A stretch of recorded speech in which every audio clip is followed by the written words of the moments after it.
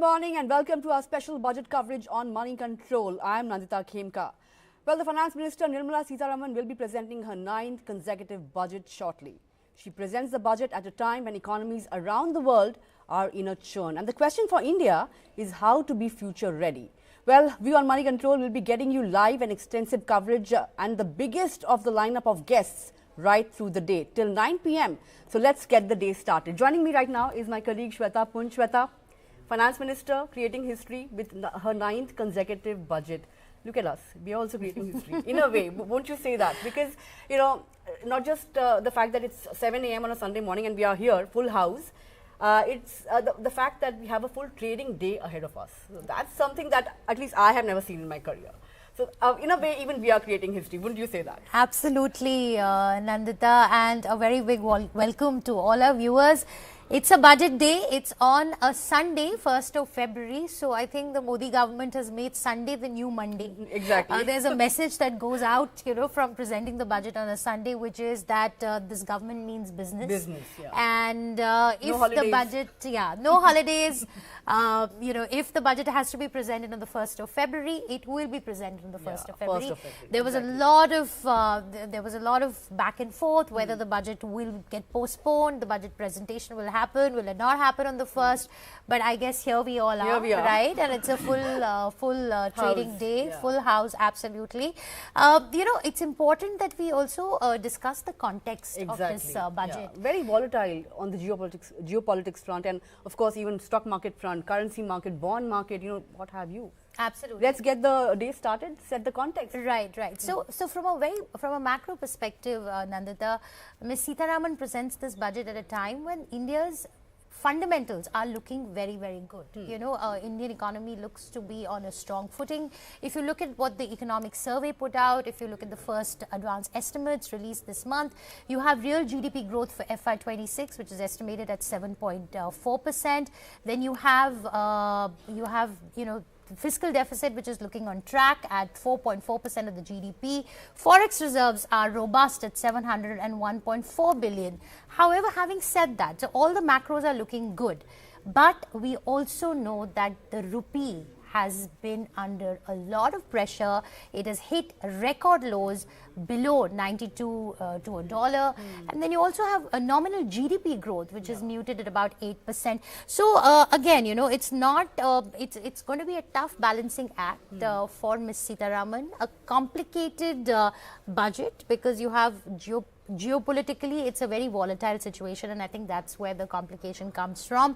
So she'll have to really walk the fine line, and I think everyone's going to be watching out for you know, what the budget does to give private investment a boost, and of course on the rupee front as well. We have Ishan Gera standing by, and we also have Gaurav Chaudhary joining us in the studio. Right here, Gaurav is consulting editor with Network 18, and we have Ishan on the data wall. Ishan is our data whiz. Ishan, the big numbers that we should be watching out for today. Hi, thanks Shweta. You made my job easier starting with the fiscal deficit part and the macro part. Let's look at the fiscal deficit number. See how it's come down from 6.45 to 4.4% within just a few years. That's a 2 percentage point drop. Now the question is, would the government be able to keep this momentum on? Would we reach a 4% mark or not? And if we drop below 4%, what would happen? Look here, 3.44% was last time in 2018-19. The big number would be the debt to GDP ratio, which the finance minister talked about the last time, that this would be the focus. The 50% mark by the end of FY31. 56.1 is what we are here. We are expecting somewhere around 55. We can go up till 54 as well, which will give us some room. The economic survey did talk about that. Gross tax revenues, the GST cut came in, the income tax cut came in. That would also be an important part. Look here, that's a all double-digit growth over the last 5 years. Would the government continue this momentum? And if it does, what does it mean for the nominal growth from this perspective? Another part here is the capex. Would the government keep up the momentum? 3 lakh crore to about 11 lakh crore, and can we go to 12 lakh crore here? Now you can all check this data on our Money Control hub, budget hub, where you can actually check the data, the total budget, compare it with, let's say, a road capex percentage of GDP, or you can see the defense capex, which is going up and up. But what happens when it is compared to the percentage of GDP, and it shows that actually it's not that high. So you can do this all by yourself, look at all the numbers in real time as the budget data comes out. Back to you, Shweta and Nandita. All right, thanks, Ishan. Telling us what the big numbers one should be keeping an eye out for in the budget. Of course, fiscal deficit, capex, defense budget, and these are some of the things that will be in focus. But very quickly, before I come to the guests, just want to put things into perspective with respect to how the markets have really behaved. The sentiment has been extremely weak. If you look at the January performance, we've shed somewhere around 3.5 to 4%, 1,000-point cut on the Nifty in the month of January itself. Although budget to budget, the Nifty is up over 7% in rupee terms. We've seen troughs and peaks along the way, but we've grossly underperformed global peers. In dollar terms, the index is up just 2%, while the Kospi is up. The South Korean Kospi is up over 100%. The Taiwanese market has been up 37%. Even the US market since last Feb, it's up somewhere around 10 to 15%. And not just that, even the currency market, as Shweta has mentioned, and even Ishan pointed out some stuff out there. The currency market has been in turmoil. The rupee has fallen to record lows of 92 to the dollar. FIIs, foreign investors, they have been big sellers in Indian markets. They pulled out over 1.6 lakh crore rupees in 2025 alone. And even this year, they are net sellers to the tune of over 30,000 crore rupees. The question is, in this budget, will the FM announce steps that could reverse, the sentiment, especially when it comes to the FII community? Will we see FIIs making a comeback? Will there be announcements to that effect as well or not? That's the key question that we are asking, and that's of course something that the market per se will be watching out for. But on that note, let me bring on board all the the battery of editors that we have in our studios this morning. Gaurav Chaudhary, consulting editor, Network 18 group consulting editor, and we have Sanjeev Shankaran, senior editor, Money Control, joining in. Gaurav, lovely to have you in the morning in our studios, and all of us are here, full house. But let me ask you, what is it that the FM will do differently this time around? Because there are quite a few moving parts, and every year, as Shweta pointed out in her opening commentary, every year we have some challenge or the other that the FM is faced with. This is a record 9th budget, but we have a lot happening globally.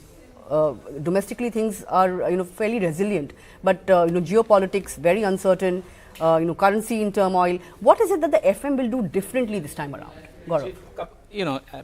The couple of things. One, of course, the economy is in a kind of a peculiar situation. We are in a Goldilocks kind of where growth is up, inflation is down. But having said that, and as Ishan pointed out, the nominal GDP remains a bit of a concern. In last year, on this day, year to date, the finance minister had projected 10.1% of nominal GDP growth, but the first advance estimate says that we are going to grow at about 8%. That's nearly a 2 percentage point drop, which can be a bit of a worry line because everything else is estimated on the basis of nominal GDP growth, and that is why, regardless of the fact that the real GDP could grow at 7.4%, one key number to watch out for is how the government is, or what are the estimates for nominal GDP growth. The other thing that I think this budget is going to be very big on is on artificial intelligence. India now will have to catapult onto the global high table of artificial intelligence, and the budget as it comes just barely 18-19 days before the AI summit that is taking place in India in terms of scale and influence and representation is almost as big as the G20 summit that's taking place right here in Delhi in about 19 days from now. If you go by what's being projected and what's being talked about, I think India is going to make some big announcement. The budget is going to contain some of those about India's plans on the AI front. This is one bust that we cannot afford to miss. There's also going to be something on the semiconductor front, that is so far as technology is concerned. But on the tax front, which is where the markets are keenly watching out for, there is an existence of double taxation on, we both now have LTCG, STCG and also STT. STT came into being in 2004. It was supposed to replace LTCG and capital gains tax, made a comeback in 2018. There is an effective double taxation in place. One of these will have to go. So there's a lot of expectations riding high on what the finance minister is going to do on this, because this is about market sentiments. This is also about demonstrating the government's intent to walk the talk so far as investment outlook is concerned, and also that India is from a regulatory and a tax point of view an easier place to do business in. Clearly there will also be a lot of focus on ease of doing business. We have seen the Jan Vishwas bill introduced in Parliament in August. It wasn't passed in the winter session. I think it's going to be accelerated in this session. So there, Gaurav has given you a complete lowdown on what you should be expecting today, and what, a quick snapshot of what the government really needs to address in this budget. I also have Sanjeev Shankaran with me. Sanjeev, as you know, you have tracked maybe 30 budgets? You feel so old, yeah. No, but he's a veteran, right? He's Absolutely. tracked so many budgets, and we've worked on several stories together on the budget, really. Sanjeev, when you look at the context in which Ms. Sitharaman is presenting this budget, what are the levers that she really has to work with? Because we know that nominal GDP is down, tax revenues have gone down, there is geopolitical uncertainty, there are sections of the economy that need support. So how do you think will she be able to really do that balancing act? What are the things that what are her options really between higher borrowing and spending restraint? So, if you were to look at the context of this budget, the global context is one of uncertainty, and India's USP at this time is that it's a beacon of stability, if I can put it that way. And there's also an important domestic context. The Finance Commission report's going to come out, and so that will decide the resource allocation between centre and states for the next 5 years. Now, we've talked a lot before the budget, and a lot of people have been talking about state borrowings. The fiscal stress states are going, are really being put under. So the Finance Commission part is also going to be important, because some of those recommendations the government has accepted will show up in today's budget. So when it comes to stability, I don't think she's going to enhance her borrowing limit, because that's a bad sign for global investors. I mean, one of the great things is that India's, in this context, India's macroeconomic parameters are very good. I mean, that is something that gives a lot of people confidence, despite what you've seen in terms of capital outflows. Now, it's not prudent for any finance minister to jeopardize that USP. So I don't think she will enhance that. In fact, this year we are moving to a new fiscal anchor. That's the debt GDP ratio. Right. The centre's debt GDP ratio has gradually begun to come down, and I expect that trend to continue. The problem is the state side, because it's been a bit sticky. They've not been able to bring it down much. I mean, it's fluctuated a bit, but it's generally in the same level. I think there will be some incentives in the budget, perhaps to help them, nudge them in the right direction. And the capital gains, as Gaurav mentioned, is an important point, and I think it's a sore point with a lot of people. I get a feeling they may put it off, though I don't think it's probably something they should address now. Yeah. Right. But, there's a very loud clamor. Yes. Yeah, just one point on borrowings, and the centre's debt to GDP ratio is projected to come down to below 50% by 2031, and that was in the last budget. The finance minister announced that we are not going to. It was probably pivoting into a completely new fiscal policy architecture, where the fiscal deficit is no longer going to be the single most important metric for determining borrowing limits. But in replacement to that was the centre's debt to GDP ratio. It's 56.1%. It was estimated for FY26, and in three scenarios where the nominal GDP growth will be probably less than 10%, then in that instance it will come down to about 51% or so. But having said that, for next year onwards, there is one big known unknown, and that is the pay commission payouts, and those will start hitting sometime in FY27. And FY28, and the areas which will be effective from January 1, 2026 will be paid out over the next 2 years. And the wage bill goes up significantly. It becomes a perpetual cost, a revenue expenditure for the government, and the state governments will have to take cue. They usually do, and also that is going to significantly raise their wage bills too. How that is going to play out in the centre's debt consolidation program and plan over the next 5 years remains to be seen. Right. Sanjeev, tell me one thing. The economic survey pegged growth at 6.8 to 7.2%. No, that's 7.2%. That's the higher end of the band. And for the medium-term growth, the forecast is at 7%. That's almost 0.5% more than what was projected last year. Do you think that narrative will continue into the budget? Do you think it will continue into the budget because that the potential growth that was enhanced to 7%. The underlying reasons for it is the capacity of the economy to produce more because of infrastructure upgrades and a lot of other things. And there's digital advancements are supposed to enhance productivity considerably, all of which gives you a potential to do more. So I think that will play into the budget. It will certainly play into the nominal growth. This year, okay, we know that the economic survey has set the benchmark 6.8 to 7.2. I would not be surprised if a lot of budget arithmetic is actually based on the higher band. That's 7.2. It's doable. I don't think it's a major. It's not an impossible target. Certainly, if anything, you could say RBI and the Finance Ministry has probably underestimated the growth for a while. RBI has again had to upgrade its forecasts. So it will play into it, but yeah, the larger point being how this point of pay commission is important because one of the highlights of this government is that the budgets are not really an annual exercise. They there's a sense of continuity there. They're looking a little ahead because politically there's no threat to them, so that's a good thing for them.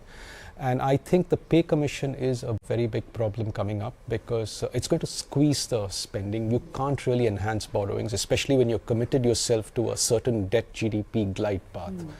And there's a lot of, it's a deck of cards remain the same, you'll have to shuffle. And the pressure on states, because there's that Me Too thing that if those guys get it, then we need to get better. And politically, this is always a very complicated. And let's not forget, a lot of states have followed the centre's revised pension scheme. They've switched there, which means that their costs are going to go up constantly. Absolutely. And these are things that you can't really roll back. Actually, talking about the politics of it, I want to bring in Gaurav and Sanjeev, both of you on this. This is also the year when we have crucial state elections coming up. You have West Bengal, you have Assam. So, how does that play out? Because every year we've seen for the past two to 3 years, either there's a general election or there's some state elections. so it's almost like that you have to boost growth. You have to keep your allies happy. You have to ensure that you have to win elections in states where you're not in power. So, no, correctly said, India is in a state of perpetual elections. And the thing about, on a lighter note, unlike many countries, India's reforms actually follows more of an electoral calendar rather than a fiscal calendar. I think that it's time to decouple that. But having said that, while 5 big state elections are coming, 4 big state elections in Tamil Nadu, Kerala, Assam and West Bengal, and the political stakes are very high both for the BJP and the opposition, please do bear in mind that this probably could be the last budget before the next biggest state election takes place in UP next year. UP is in February, March next year. So don't be surprised if there's a huge number of, there's a lot of noise around projects and programs involving UP or benefiting UP too, because this budget probably will be the last occasion where the finance minister will get an opportunity to address and create an outreach for that set of voters too. So politics clearly will remain one of the strongest towers of budget making in India. That is something that we cannot delink unless, of course, at some point in time over the next 10 years or so, or probably before that, we get into a situation of one nation, one election, where all state elections and the central election takes place at simultaneously. But until that such time, I don't think it's going to be easy at all to decouple politics from budget making, because the primary priority of a political party is to remain in power, and budget is one of the strongest vehicles to do that. Sure. Gaurav, particularly for Bengal, it's been very challenging for the government. What, according to you, could swing the voter sentiment there? Could it be execution or could it be monetary? No, so Bengal remains, if I may say, one of the final frontiers of the BJP. They have been yes, last year they came closer, not significantly closer, but they came closer with about 77 seats in with a majority mark of about 144. So they were halfway there. This time too, they would be hoping that they'll probably form the government. But politics aside, I mean the political situation aside, or the reality or the electoral prospects aside, clearly whatever the government does in the budget is unlikely to have a significant impact on the ground so far as electoral prospects are concerned, because Bengal, the political political ground situation is very, very different compared to say many other states. The fault lines are deeply divided. There is a lot of polarized politics at play there, and the budget can only do as much, even if lots of projects and programs are announced, directed towards benefiting West Bengal voters. The impact of that on the final electoral tally, in my view, could be a little limited. All right. Sanjeev, what are your thoughts on this? I'll stick my neck out on the political part. I mean, a budget is primarily, it's a political economy exercise, and you can never, at least based on my understanding, you can never decouple the politics from the economic aspect of it. Where I want to stick my neck out is that there is a certain some expenditure that's going to be there. What really matters is where and how you spend it. And I think there is a lot of, amongst all political parties, and increasingly even at the center, there's a feeling that the monthly income transfer to women works wonders politically, and also if you get the target audience right, it does stabilize their household expenses. It does play a very big role that way. And given that we've had a change, including the erstwhile NREJ bill is, now they don't have to spend as much. I would stick my neck out and say we might see an announcement on a national level monthly income transfer. For women? For women, yeah. Monthly income transfers will inevitably for because this budget is also probably going to, set a new rural welfare spending architecture. Narega is no longer going to be part of the budget for the first time in 22 years, because that's been replaced by VVG Ramji bill, and also this time it's previously it was centrally, it was 100% funded centrally. Now it has gone into a 60-40 kind of a ratio. So that how that plays out and how that architecture is designed is going to be very, very interesting to see, because Narega was a statutory spending program. This one is also a statutory spending program. So let's zoom out a little bit. So we have several moving parts to this budget, right? Yeah. You have an increased focus on rural spending. That's something they cannot cut back on. You have the pay commission payouts coming up. You have Trump tariffs to deal with. You have state elections. So when it comes to the levers, going back to where we really started, what is the big message that FM can put out through this budget? I've been speaking to some people and who've been saying that this is the budget where she needs to put out a medium-term growth strategy, because the economic survey told us that what are the things that we need to be looking at, and did not get into how we should get to those things. And I think this budget could be like a vision document. In fact, that's a story that we did yesterday as well. Yes. That this is the budget where we could see a medium-term vision coming out for India, a more visionary kind of budget rather than just a statement of accounts. No, absolutely. I think you are very right, because this is also the budget where, as Sanjeev said, politically there is no, the government doesn't feel uncomfortable at this point in time. The big state elections they have won, and it's already in the political kitty.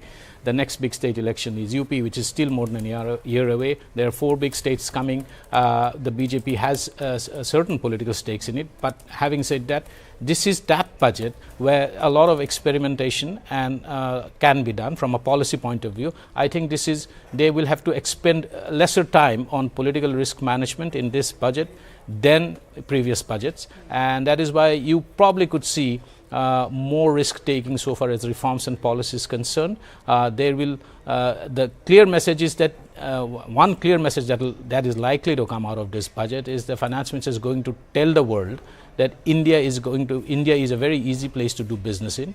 The job is to turn the whole goal is to turn India into a very globally preferred investment destination and hotspot. For that, the procedural and regulatory architecture will have to be put in place, because money always flows to the geography of highest return, and the highest return will always come from places where the regulatory architecture and the policy architecture is friendlier. Ask any businessman, any medium, small enterprise, you will the first thing that they will tell you, it's not the compliance costs are extremely high. Regardless of all that has been done over the last 10-12 years, there are many things that needs to be sorted. Absolutely. So that's going to be a big focus area, this budget. All right, thanks for that. Sanjeev, thank you so much for joining us. Nandita, over to you. Well, I just want to see if we can play out some expectations, because we've had some big voices on our, on money control, who have shared their expectations as to, what they would like the FM to do. I think you yourself spoke to PMEAC, right? And, he shared some thoughts with you. I think let's try and listen to what he had to say, and what the expectations this time around from Finance Minister. Let's play it out and let's listen into what he had to say. Happening. My wish list, I mean, obviously wish list is very long, but if I were to, and look, the government, bottom line, I like to see acceleration on a lot of the fronts that this government. All right, some market expectations as well. We will get them going. But, since we have our editors right here in the studios with us, let's focus in on some of the, areas where the FM could lay greater emphasis on. And the markets would also be watching out for that. Defense. Defense stocks have been extremely buoyant. Last week, you've seen some of these stocks rally, in double digits, etc. Bharat Electronics, HAL, a lot of these private sector names as well. Right. Of course, the expectations are that 8 to 10% higher allocation to defense. Would that be plausible, or do you think that it could go higher, given the fact that, we've had Operation Sindhu last year, geopolitics across the world, things are very volatile. We have to be, ready, of course, for any exigencies. So in that sense, could it be higher than 10%? No, clearly there is a strong chance that it could be higher than 10%. Also because, as you rightly said, this is the first budget after Operation Sindhu last year. The government will have to. It's not just about something that had happened last year. Also about building our manufacturing capabilities, and defense manufacturing has been a strong priority for this government. And over the last several years, we have built the capabilities to a certain level. That will remain a primary focus area. Defense manufacturing is also where you actually really gives you the opportunity to move up the technology value chain to a more higher sophisticated level, because as we have seen during Operation Sindoor, today's wars are technology wars more, and the wars were fought on drones rather than anything else. And that is why it is absolutely important that the government continues with the priority and focus area in defense manufacturing, because indigenization of defense manufacturing is something that is going to not just build our manufacturing capabilities, but also enable us to move up the technology value chain. All right.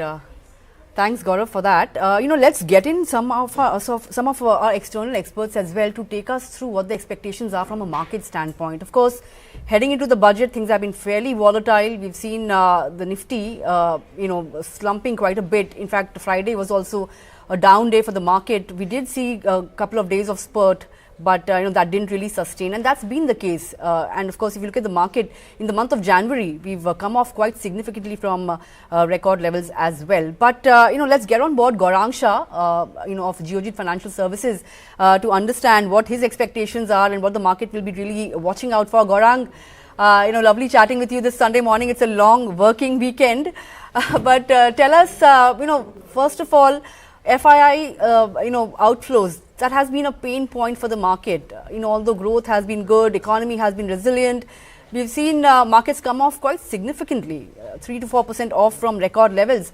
What would you be watching out for from the budget from a market standpoint? Changes in taxes, LTCG, STT, what's on top of your wish list? First, share that with us. Nandita, thank you so much for having me on the show, and it's really lovely to work this Sunday morning at 7:30 a.m. and talking to all of you all guys about. You're the only one who said it's lovely to work on a Sunday morning, Gaurang. Yeah, if you don't like it, you love it, right? You cannot hate it. That's simple as that. Point taken. So I think, look, Nandita, the thing is that when it comes to the budget list, it's never ending, right? And expectations are huge from all of us, and very few of us understand that the Honorable Finance Minister, Srimati Nirmala Sitharaman ji, has got a limited amount of, expectations to get fulfilled, right? So you have to keep in mind the fiscal prudence, and you have to at the same time give that push so that the economies get fired on all six cylinders and get to the kind of point that all of us have the expectation in terms of economic growth, in terms of corporate earnings, in terms of ease of doing business, ease of taxes for individuals like you and me, Nandita, and of course so on and so forth, defense, infrastructure, job creation. So the list is unending, but my sense, to put everything in a perspective and in short, so my sense is that defense will definitely be on the priority list, because we have two lovely neighbors sitting on our shoulders, left and right. One, there is Pakistan, other there is China, and now of course Bangladesh. So I think internal security and upgradation of technology for our armed forces is definitely going to be on the cards. And I think the budgetary allocation for defense is going to move the mark upwards north by the finance minister. Spending on internal capex or infrastructure is the second. And if you, of course, spend on infrastructure and capex, etc., then you take care of certain extent, you take care of unemployment also, because employment gets generated quite thick and thin and fast when you take these kind of steps and measures. Then, of course, my sense is that there is a little bit of disparity, not little bit, quite a bit of disparity as far as corporate tax is concerned and individual tax is concerned. So I think with the new tax regime and the fact that all of us are reading that, the old tax regime is something that the government wants to do away with, done and dusted. So how to attract more people to move into the new tax regime? I think over there would be a little bit of changes which will benefit individuals like you and me. Easing of complicated tax structure which creates hurdles for FDI to come in. And of course, with all the tantrums that we've heard from President Trump with respect to tariff, there will be a move towards, increase in consumption. This is very important, Nandita, because, wherever the corporates are right now, no businessman, promoter, entrepreneur would want to invest in more capex unless and until the existing capex reaches a particular level and there is need for further capex. So I think that is one particular point that you will definitely see on moving. And above all, keeping that number close to or at 4.4 in terms of fiscal deficit, or maybe below that. I think it will be a very pleasant surprise if we are able to go below that. But I think that is the mark that Honorable Finance Minister will be having it. But yes, and of course, long-term capital gain tax, short-term capital gain tax. There is a lot of. That's a perennial, I think. That's true. Year. Okay, Gaurang, hold that thought. Let me also introduce, in our lineup, N. Mahalakshmi, senior editor, Money Control. Mahalakshmi, I'm sorry to say that you have to see my face for the 7th day on the trot. It's a Sunday, but you have no choice. Even I don't have any choice. But, Shweta very... No choice either. So, Shweta very beautifully put things into context as to, what is the backdrop against which FM is presenting her 9th consecutive and historic budget. But, set the context for us when it comes to the market. Quite a few moving parts here as well. We hit record highs. We came off pretty significantly. FIs have not been, in the mood to make a comeback, and we've all been banking on it. It's not happening.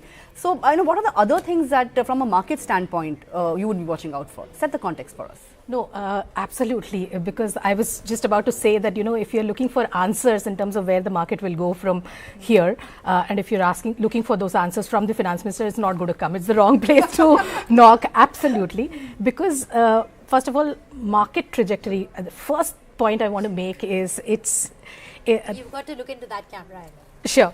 So, the first point I want to make is that the GDP trajectory and the earning cycle and the stock market cycle, that is the stock price cycle, are completely different things. So we assume that, if the GDP is strong, if the economy is going gangbusters, that means corporate earnings will be strong and therefore the stock markets will be strong.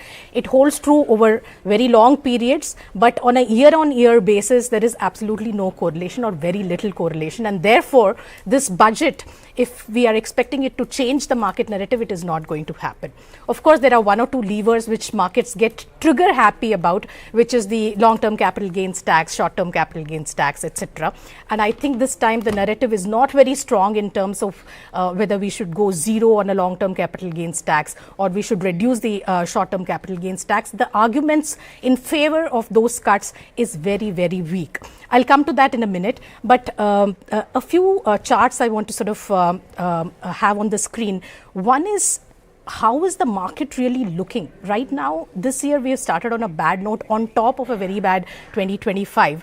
And there is a chart we have which shows the number of companies, how much they have lost in the market. What kind of correction? We always say that, last year 6% we returned on the Nifty, mid caps did worse, small caps did worse, but the number of companies that lost more than 30% or 20%, 30% were more than 50%. In fact, 60 to 65% in mid caps lost more than 30%. In small caps, the number is even more substantial.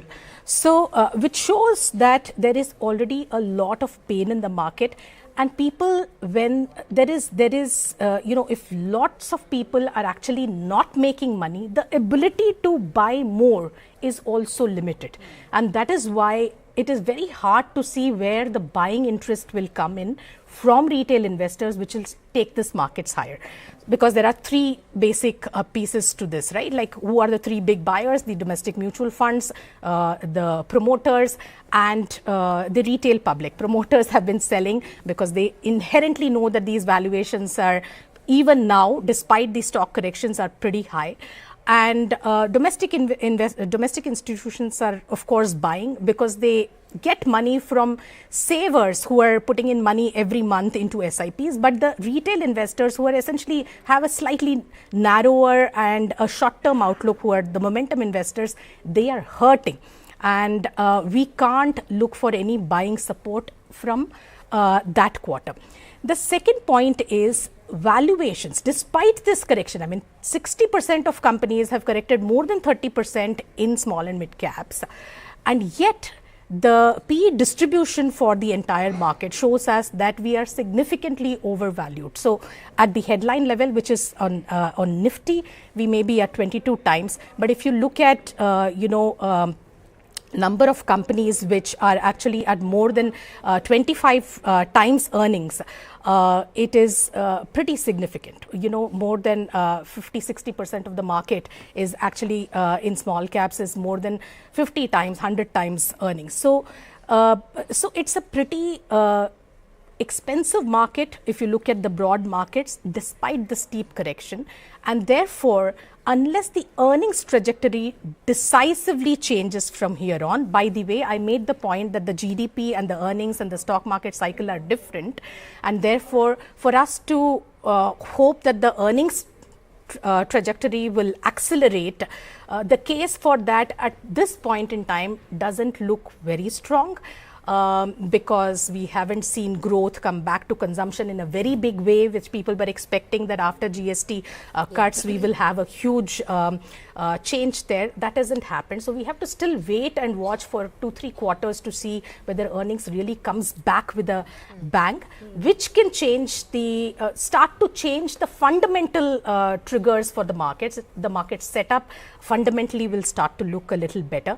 But I think it will be very difficult to change the market narrative right now, but when it comes to what can we look for from the budget and the finance minister, I think just a few things that we have been lagging on which will be a general feel-good investments in AI, which is very, very weak, renewables, which can be a very growth, a very high growth sector, semiconductors, nothing has happened on the ground.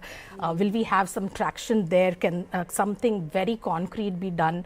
In fact, one of our guests, Prashant Khemka, also said that, since investments not come up in a big way in semiconductors, there should be like a Bharat Semiconductors. It should be a PSU that should be floated, because that PSU. Yeah, another PSU. Exactly my reaction. I think he thought the same, except that the desperation that some of these things we are really lagging behind, and therefore the government has to put the put the money and get things going on the ground is strong. But of course, the point about whether we need another PSU is let's bring in Bodhisattva Ganguly also, again a budget veteran. Bodhi, I was asking Sanjeev how many budgets have you reported, and I'm not going to ask you that. But I'm sure you would agree that Ms. Sitharaman is in a very unenviable position today, right? It's a very complicated backdrop at the moment. There's Trump tariffs, there is the private sector that's refusing to step up on the investments. You have FPIs withdrawing money from India. You have a rupee that's looking not very good at this point. Bodhi, the story that we did yesterday, that the part B of the budget speech will present an economic vision, a growth statement for India. How are you reading into that, and what are the things that you're going to be watching out for in this speech? So, I think, Shweta, the intent of the budget speech, or one of the, and it's dangerous to say these things when we're just 4 hours away from the actual budget speech. But I think what she will try to do in the budget speech is to add to the sense of momentum, which, so after perhaps because the shock of the Trump tariffs, you had the GST cuts. You had the income tax cuts some months before, which had nothing to do with the Trump tariff. So that was an attempt to boost consumption. You've had a number of FTA deals, which we have been pushing. The last one, of course, is the big one, the mother of all deals, the EU FTA.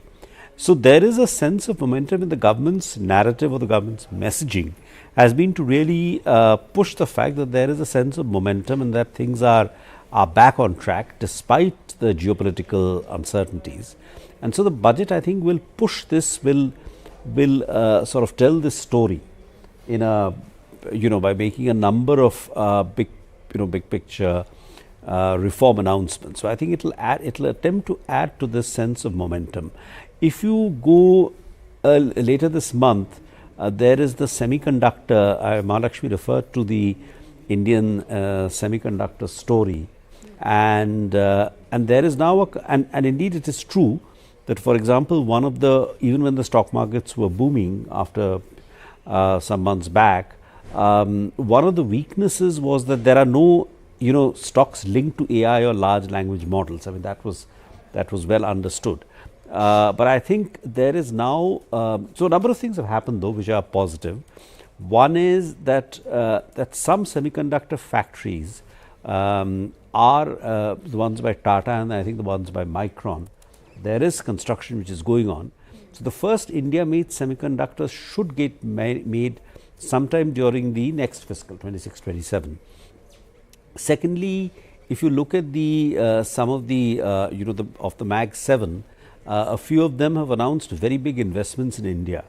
This Microsoft announced 17.5 billion, Amazon announced 35 billion, and Google announced I think the figure is about 5 billion or so. So while these investments are spread over a period of time, it added to the sense of momentum. There is an a big AI event coming up mid-February in a couple of weeks. So the whole narrative, or the whole, so I think the government is now really focused on the India reform story, and that despite the, as I said, the geopolitical uncertainties caused by tariffs and other things in Venezuela and so on and so forth, that the Indian economy is on track. It is while the geopolitical weathers might be rough, the economy is in fairly good shape. It is the world's fastest growing economy. Yes, there are issues, but the government is proactively tackling these issues by initiating a spate of reform measures. So I think that is really what the Part B story is about. I think she will announce a lot of reform measures, a lot of forward-looking stuff. Yeah. And I think, while we'll find out in a few hours, I think quite a lot of it could be about semiconductors and AI. Semiconductors, AI, advanced manufacturing. And deregulation. Yeah, so deregulation, decriminalization, etc., will be there. But I think but I think there will be a lot of stuff on the new economy, the advanced manufacturing really. Basically AI, semiconductor manufacturing and perhaps more PLI schemes, GCCs. There could be a tax incentive scheme for GCCs. See, if you look at what is the value addition that India can do for the world economy. China has rare earths and it has, of course, enormous manufacturing capacity, which is a bother to everybody else. What India has, if you look at right now, its real value addition is in the back end, is in GCCs, where multinationals are setting up GCCs all over the place, and because obviously there is great value that these bring to the table. So I think there will be, in fact, it is now GCCs along with the traditional, the INFIs and the TCSs, which are driving service exports. So I think there will be schemes to incentivize that. Of course, there is the long-term impact of AI on GCCs remains to be seen, but I think there will be incentives on GCCs and such like. Hold that thought, Bodhi. Quite a few things, and we'll also talk about the other new economy sectors that could be in focus. But let's bring on board Rajesh Palvia. We have a full trading session ahead of us. Of course, 9:15 is when the markets start trading. Rajesh Palvia of Axis Securities joining in. Rajesh, things not looking all that hunky-dory when it comes to the market. Friday as well, we saw a steep sell-off. Although moves on budget days aren't all that pronounced, there is volatility, but the band is fairly narrow. So what are the levels you are watching out for today and how are you positioned, Rajesh? Yeah, hi, good morning everyone. So looking at the volatility in the recent days, we still believe that the same kind of behavior we are going to witness in the budget day itself, and the way markets are shaped up on the near term as well. Just sort it out.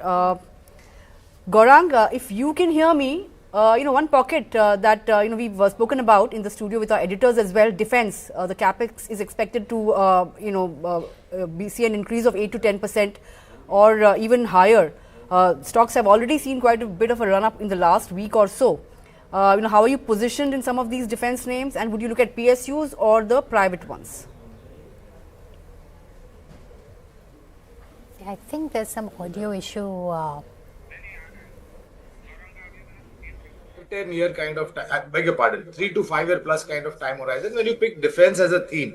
And that's because, these companies make highly complex, high precision, high technology related products, right? It's not like, for example, Hindustan Aeronautics Limited gets an order to make Tejas Mk2 aircrafts, the next 5th, 6th generation fighter jets today, and they'll deliver tomorrow. It takes time. Similarly, for whether it is surface-to-air missile, air-to-air missile, high technology combat platforms and products, etc., etc.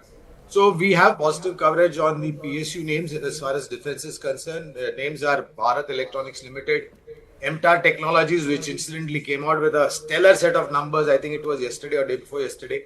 Mazgaon Docks, Cochin Shipyard, BHEL. Amongst the private players, we have positive coverage on both sides because of the historical business and the new business. Companies like L&T, Bharat Forge have a mix of both. And like I said, Nandita, it's a little bit longish kind of an investment in defense, 3 to 5 years. And I'm 100% sure that since the time the government made that shift from towards Make in India and Made in India and invite private players via FDI into defense, I think a lot has changed. Some of these companies have done a stellar run. Order book is extremely, extremely strong. So not only is the domestic market healthy for them, but even export market opens up a lot of opportunity. And then, of course, autos is there. Then you have consumption-driven themes, as I mentioned. My sense is accessing credit limits is going to be easier. I'm hoping that the Honorable Finance Minister does something over there. So you have private sector banks, public sector banks, strong NBFCs. And since we are talking about capex, investment, infrastructure, cement as a sectorial theme will also play out well. All right, cement as well in focus. Of course, infrastructure plays will also be in focus. We'll focus in on the capex, announcement as well. But let's go back to Rajesh then. Rajesh, we were talking about the levels to watch out for on the index today, and also share with us what are your budget trades for today. Yeah, hi. So looking at the index structure, index is almost trading near to its 200-day moving averages support trajectory. Even if we analyze the other indices also, like Nifty mid cap, Nifty small cap, and other indices are also trying to hold this 200-day moving average, which is very important and critical for the market for near term as well as for the short term perspective.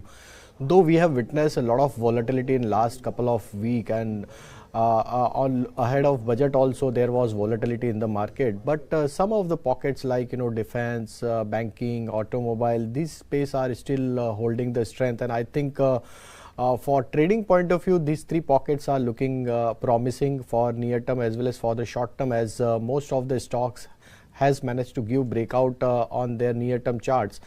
But for indices, I think we believe that 300-400 point volatility would be there on budget day itself, as if we look at the money premiums for call and put, which is clearly giving a sign that 25,000 would be the major support area, and 25,700-800 would be the major supply zone based on the call put concentration. So I think 400 point either side swing would be there throughout the session. But if we look at the bank Nifty structure, which is showing a sign of strength, so as it's continuously holding above 59,200, 300 mark, which is very important for this near term setup. So I think if it continues to trade above 59,200, I think here we could see some upward momentum and possible rally towards 60,000, 60,200 we could see, as most of the PSU banking basket as well as private bank have contributed in last couple of days to this up move. So I think banking would be one space. But for budget day, I think some of the stocks from the defense one can focus on. BEL is looking very promising, the way stock has managed to give breakout of a long consolidation on long term chart. I think Bharat Electronics can extend its gain. We are projecting target of 475 to 480 on a positional perspective. So buy and accumulate would be the strategy with stop loss of 420. And another space where we are focusing, especially for today's session, is PSU banking basket. And from that space, I think SBI as well as Union Bank, these two stocks one can keep on their buying list. We believe the way SBI is enjoying its all-time high trajectory, I think this stock has potential to extend its gain. We are projecting target of 1120, 1130. On the downside, 1050 needs to keep as a trading stop loss. Those are some of the budget trades. With that, gentlemen, Rajesh and Gaurang, thanks a lot for taking our time and joining in and sharing your thoughts. Always a pleasure, and look forward to interacting again sometime soon. All right, I think now, let's get in some perspective. I think ML and you guys had a lot of interviews going right ahead of the budget. Let's listen in to some key market experts as to what they are expecting from the finance minister this time around. Take a listen. I think Prashant Khemka, his chunk is on. So, we should just cut to it and listen to what he has to say and what is high on his wish list this time around. World, my wish list, obviously wish list is very, very long. But if I were to, and look, the government, bottom line, I like to see acceleration on a lot of the fronts that this government has been working on over the last 11 years. Particularly, if I were to highlight three areas where the Honorable Prime Minister himself has emphasized Sashakt Bharat, Atmanirbhar Bharat, and Viksit Bharat. Or in other words, Sashakt Bharat is strong, let's say strong India. This year, unlike any other year, right, I think the opportunity is there and the need is there that we should substantially ramp up our defense budget. Defense budget is stuck in about 2% of the GDP for quite some while. And while we have spent a lot on infrastructure in India, defense is the most crucial element of infrastructure. And if it wasn't so, then all that's going on in the recent years in the world should drive home that point that it is very, very crucial form of infrastructure, and it should be at least twice its share of GDP. From 2% should be at least 4-5%, which is what globally a lot of countries are moving towards. And India, with its neighbors on the north side, if anything, should be at the higher end of what other countries are. So that's one that I would like to see. Obviously, we can't double the budget overnight from 2% to 4%, but there should be maybe a roadmap provided or a strong beginning in that direction. Second, I would say in terms of Atmanirbhar or self-reliant Bharat, Atmanirbhar Bharat or self-reliance, again, linked partly to geopolitics. What the recent years have taught us is we can't be dependent on any single 2 or 3 countries on any crucial aspect, on any crucial import. If you are importing from 50 different countries, that's less of a dependence. But if you are importing from 1, 2, 3, 4 countries, are heavily dependent, that's not sustainable over time.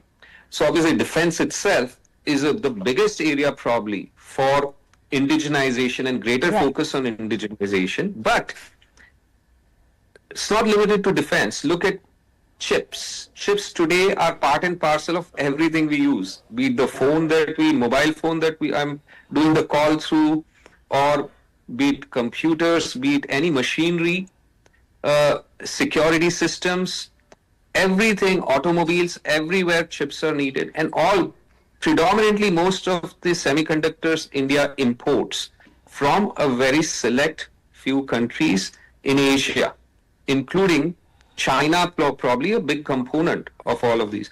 We cannot sustain, if we were to think of ourselves as a superpower, which we are and aspire to be.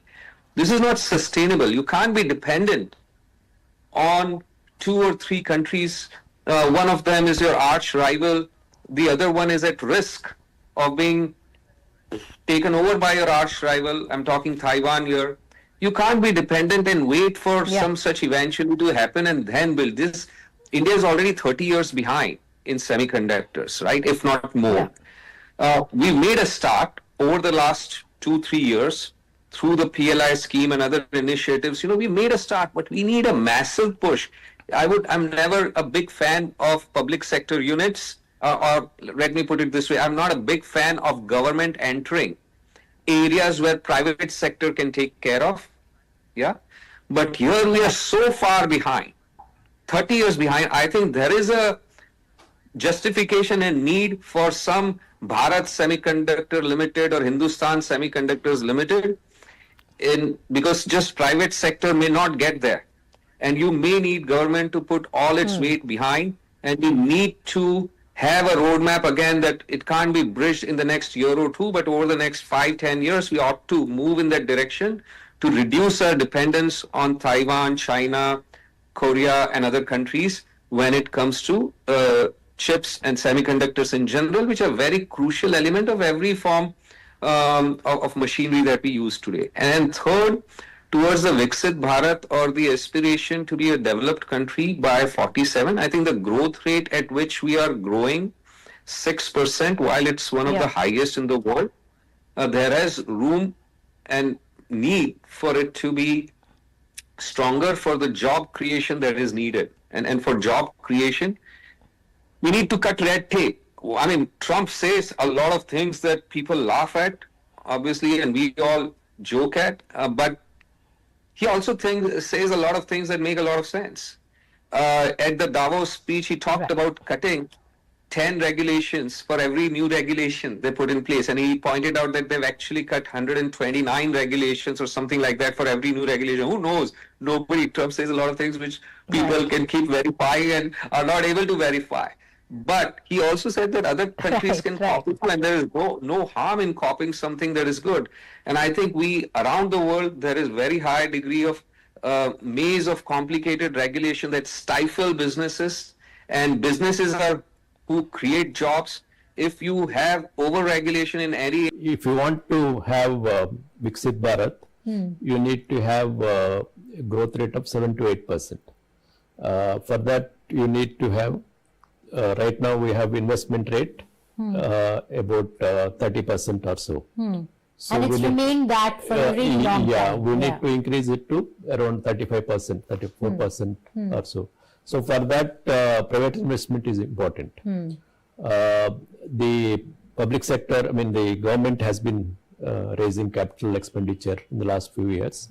So that itself will help the private sector. And several measures India is adopting. I mean GST, all the reforms India has done. The reforms in also this kind of Atmanirbharat, where competitiveness they are proposing. And then ease of doing business, the deregulation, and recently also several reforms. I mean, for example, the private sector in nuclear energy, and 100% FDI in insurance. So all this I think will help private sector to invest. And why private sector is not investing? I mean, some of the industries, they meet me. They said uncertainty and all, but uncertainty will be there in future also. So, and it's the right time because the balance sheets are very good, the corporate balance sheets and bank balance sheets are good. The so-called twin deficit problem, twin balance sheet problem is not there. So I think this is the right time they should invest. And but some of the CMI data shows that there is already some investments are happening. Some green shoots. Yeah, private sector in several manufacturing sectors. So that way I'm hopeful in the next few years with these reforms and the government capital expenditure. If you want to have Viksit Bharat, you need to have a growth rate of 7 to 8%. For that, you need to have, right now we have investment rate about 30% or so. So and it's remained that for a really long time. Yeah, we need to increase it to around 35%, 34% or so. So for that, private investment is important. The public sector, I mean the government has been raising capital expenditure in the last few years. So that itself will help the private sector. And several measures India is adopting. I mean GST, all the reforms India has done. The reforms in also this kind of Atmanirbharat, where competitiveness they are proposing. And then ease of doing business, the deregulation, and recently also several reforms. I mean, for example, the private sector in nuclear energy, and 100% FDI in insurance. So all this I think will help private sector to invest. And why private sector is not investing? I mean, some of the industries, they meet me. They said uncertainty and all, but uncertainty will be there in future also. So, and it's the right time because the balance sheets are very good, the corporate balance sheets and bank balance sheets are good. The so-called twin deficit problem, twin balance sheet problem is not there. So I think this is the right time they should invest. And but some of the CMI data shows that there is already some investments are happening. Some green shoots. Yeah, private sector in several manufacturing sectors. So that way I'm hopeful in the next few years with these reforms and the government capital expenditure will have multiplier effects on private investment also.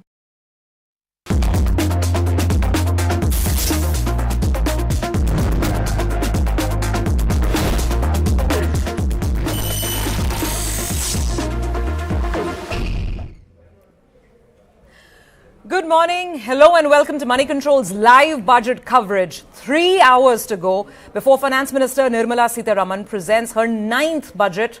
Now, unlike previous years, market expectations are actually running a bit low given the income tax and the GST bonanza that was already announced in the last 12 months.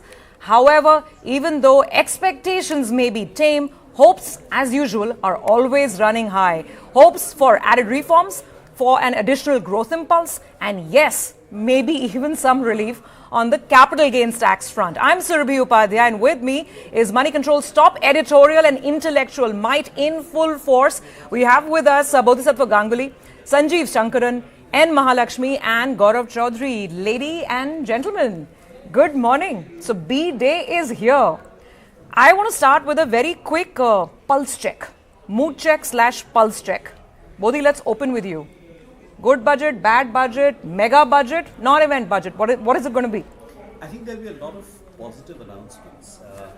I think what we are seeing is that the narrative which the government will put forward is that things are on track despite the geopolitical tensions, and you have the big FTA with the EU. So I think the message will be that the reform momentum, reform express is very much on track, and lots of things are happening. And the Indian economy is on course, is on track, going great guns. Lots of reforms are happening, ease of doing business. The government is going gangbusters. So I think that will be the messaging of this budget. So it's going to be a reform budget. It will be a reform budget. Budget. That's my expectation. ML, your sense? I absolutely second that. I think it will be the messaging has to be strong. The messaging will be strong.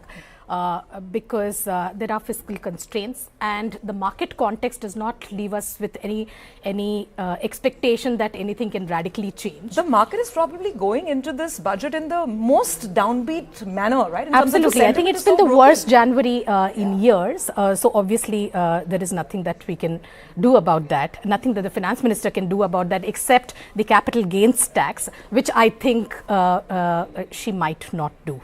Is my feeling. So, but the messaging, and that is also something the market will take cognizance of, but will not react to. Yeah, Sanjeev, that's the conundrum, right? The government technically has done everything it perhaps could and more to spur sentiment, but from a market perspective, the sentiment is just completely missing. So, what will the message be today, you think? I think it'll stick to the message. I mean, it's cautious optimism in the sense that cautious because the global situation is pretty gloomy. Optimism because I cannot think of a global situation of this kind where India was domestically so robust in terms of the economy. And I think I would second what they're saying. The messaging will be strong. It will be not just for this budget or a single year, but it will be going forward because growth is absolutely essential now, and the messaging on growth will be very, very positive. Sanjeev, will there be any, Gaurav, will there be any new recipe? Something new she can come out, pull another rabbit out of the hat miraculously? Surabhi, this is a particularly gloomy budget day here in Delhi. And it's raining actually. It's raining outside, and one would hope that by the time the speech ends around 1 o'clock in the afternoon, the mood will lift. Metaphorically and literally, but I think it's going to be a sharp, very sharp budget. She will blend immediate imperatives with long-term structural goals. It will be very heavy, in my view, on the artificial intelligence quotient, because this is perhaps going to be an opportunity to demonstrate the government's plans for artificial intelligence and how we catapult onto the global high table. But having said that, she is going to demonstrate the government's intent to walk the talk on reforms and also a very plucky drive on fiscal consolidation. That is going to be a non-negotiable so far as the fiscal glide path is concerned. Absolutely, and the fisc has been under pressure because of all the stimulus that's already been given out. So editors, just keep it with us. Give us about 5-6 minutes. We have to wrap up global cues, which actually have an overnight action. Friday onwards has been absolutely dramatic in global markets. We've got a new Fed chief announcement. Yes. We also have a global guest lined up to take note of what's been going on. So allow me to get through that, and then we'll go back to our budget conversation with the editors. So very quickly, let's tell you about the 5 most important global cues that you must be aware of. Remember, today is a Sunday, but it's a trading Sunday, and we've had heightened action Friday onwards on Wall Street. So it's very important to take cognizance of those big headlines. Let's put them up on the board. Number 1. President Trump has finally announced a new Fed chief. Kevin Warsh is going to be the new man taking over from Jerome Powell. Now, markets had a very sharp and a very dramatic reaction to this. Let's tell you a little bit about Kevin Walsh. He's seen as a bit of an inflation and monetary policy hawk by some people. He's no newcomer to the Fed. He's actually served at the Fed in some very, very critical years from 2006 to 2011. He was at the Fed during the midst of the big global financial crisis. And that is where it became very, very apparent that he's not in favor of endless loose monetary policy. So that's something that we have to bear in mind as well.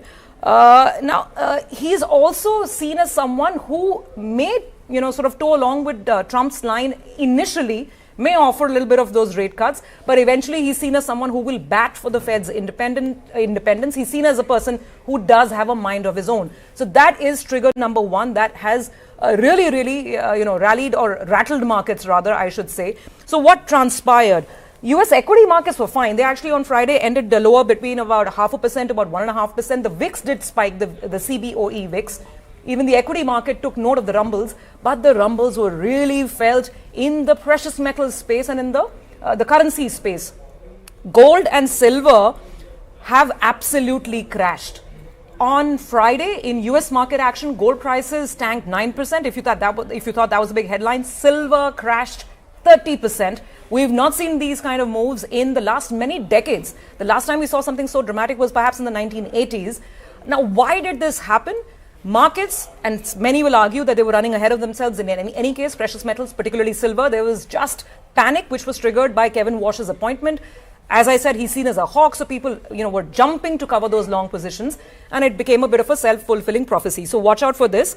We have to also watch out for a lot of the stocks relating to this, because some of that was playing out in the Indian market on Friday before this announcement. Stocks like Hindustan Zinc, etc., were down 9-10%. So watch out for the precious metal space. The dollar has taken a lift because he's seen as someone who's not going to be ultra loose in monetary policy. The dollar index has climbed on Friday, that is. It has climbed back towards the 97 handle. And last but not the least, an added worry for India is crude oil prices. As we're looking at trade today, Brent is back to the $70 a barrel mark. Let's not lose sight of that. And that's entirely because of West Asia and concerns around Iran. So these are the top 5 global cues. Let's discuss this with Matt Orton of Raymond James. Matt, great to be speaking with you. And thank you for being up and about for us on a Sunday morning. It's a big day here for us in India. And it's been a bigger, weekend, a bigger Friday on Wall Street, as I was just highlighting for our viewers. Let's start right there, actually. This absolute rumble in the precious metal space. Do you think it's a one-day event? Will it continue? What does it mean for equities overall and for India? Hey, well, first of all, good morning, Shirley. It's great to join, especially on a day like this for India. But going to precious metals to start, it was a painful day for anyone who owns gold. As you know, I've been a proponent for having gold in portfolios, and luckily I've been taking profit as the rally just seemingly continued for a lack of fundamental reasons. But I wouldn't read too much into it. I do not think it was the nomination of Walsh that caused this to happen. I think it was just a blow off top in a speculative rally that went too far too fast, and we're starting to normalize. I would expect there's still probably some more downside as some of the more leveraged long positions continue to get washed out.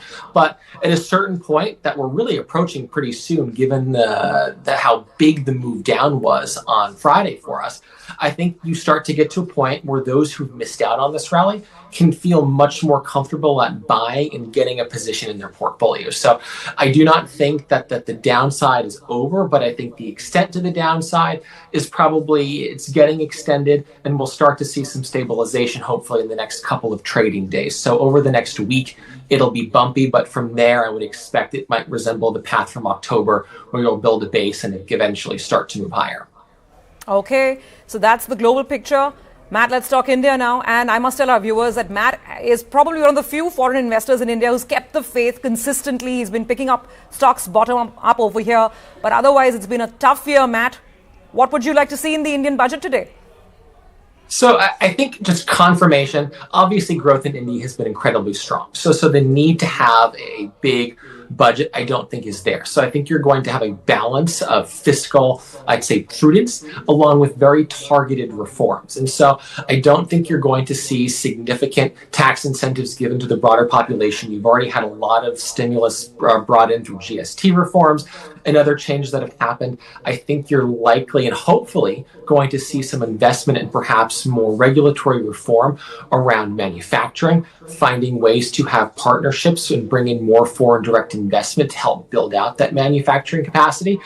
Defense is going to be a key area, though a lot of the defense stocks have already moved in advance of those expectations. So the opportunity may have passed for now for investors.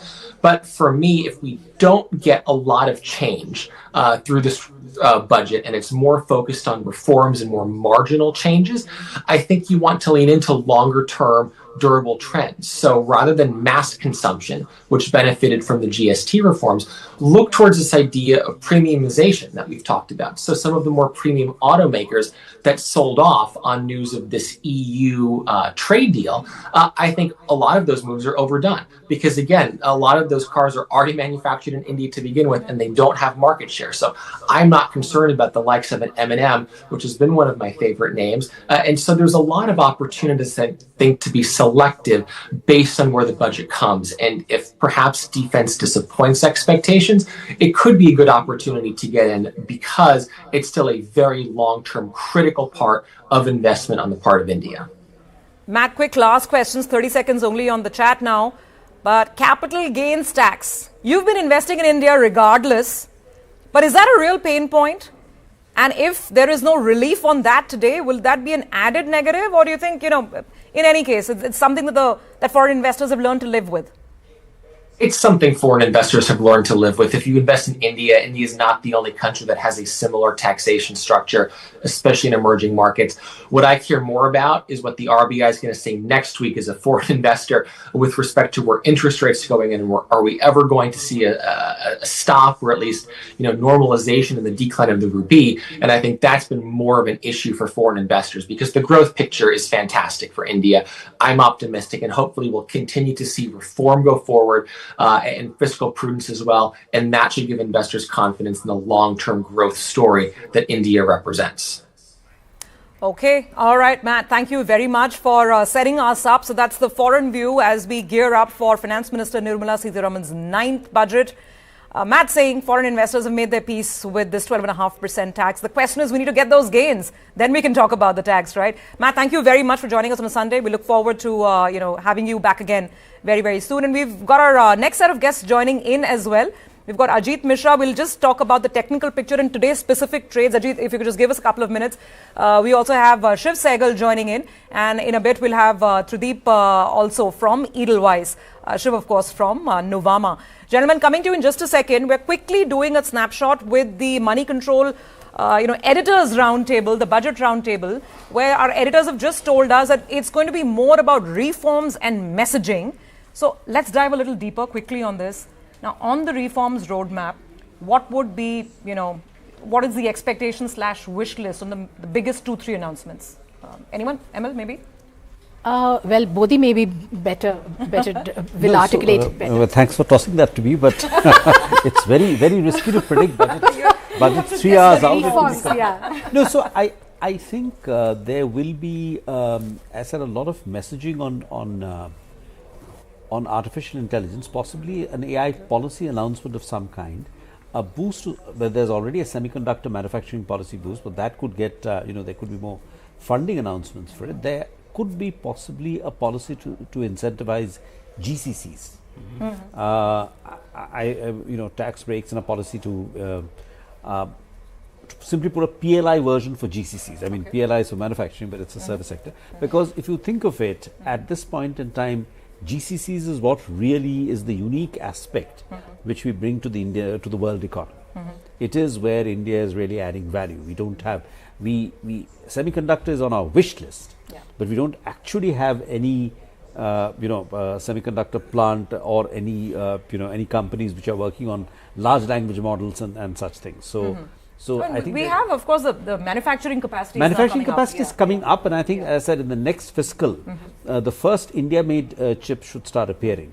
But so I think there'll be a heavy tech emphasis, tech, advanced manufacturing, GCC kind of emphasis in the budget. Hopefully, these will not be famous last words. Well, it might just be a tech budget. That's a nice one, Bodhi.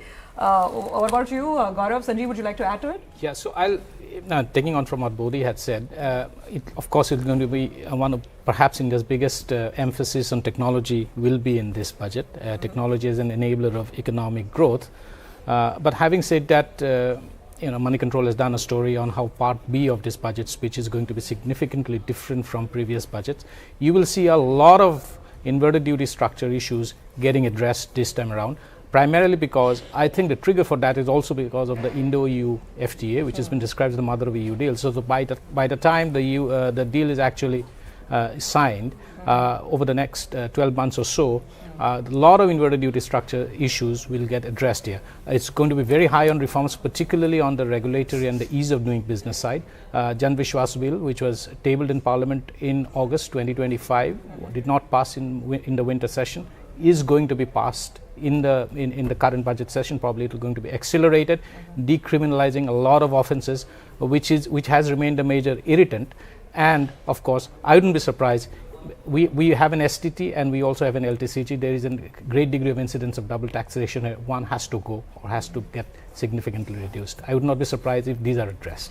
I'm going to come back to that, treacherous tax question in just a bit. But Sanjeev, I mean, from a reform perspective or just a direction perspective, Bodhi called out tech. I think a lot of people are talking about defense. What's your sense? I think from the reform perspective, something that can have an immediate impact, there will be a lot of announcements on the compliance issues. I mean, because that's let's call it regulatory cholesterol. They will address that. Now, what Bodhi indicated, and what most people do indicate, these are long-term plans where the government is willing to subsidize capital amongst other things.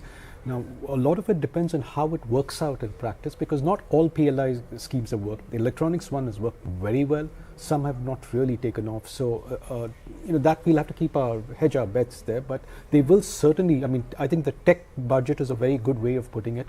I'm fairly certain, because now with the AI summit just a few days away, I think a little over 2 weeks away, there will be something very big on AI in terms of signaling.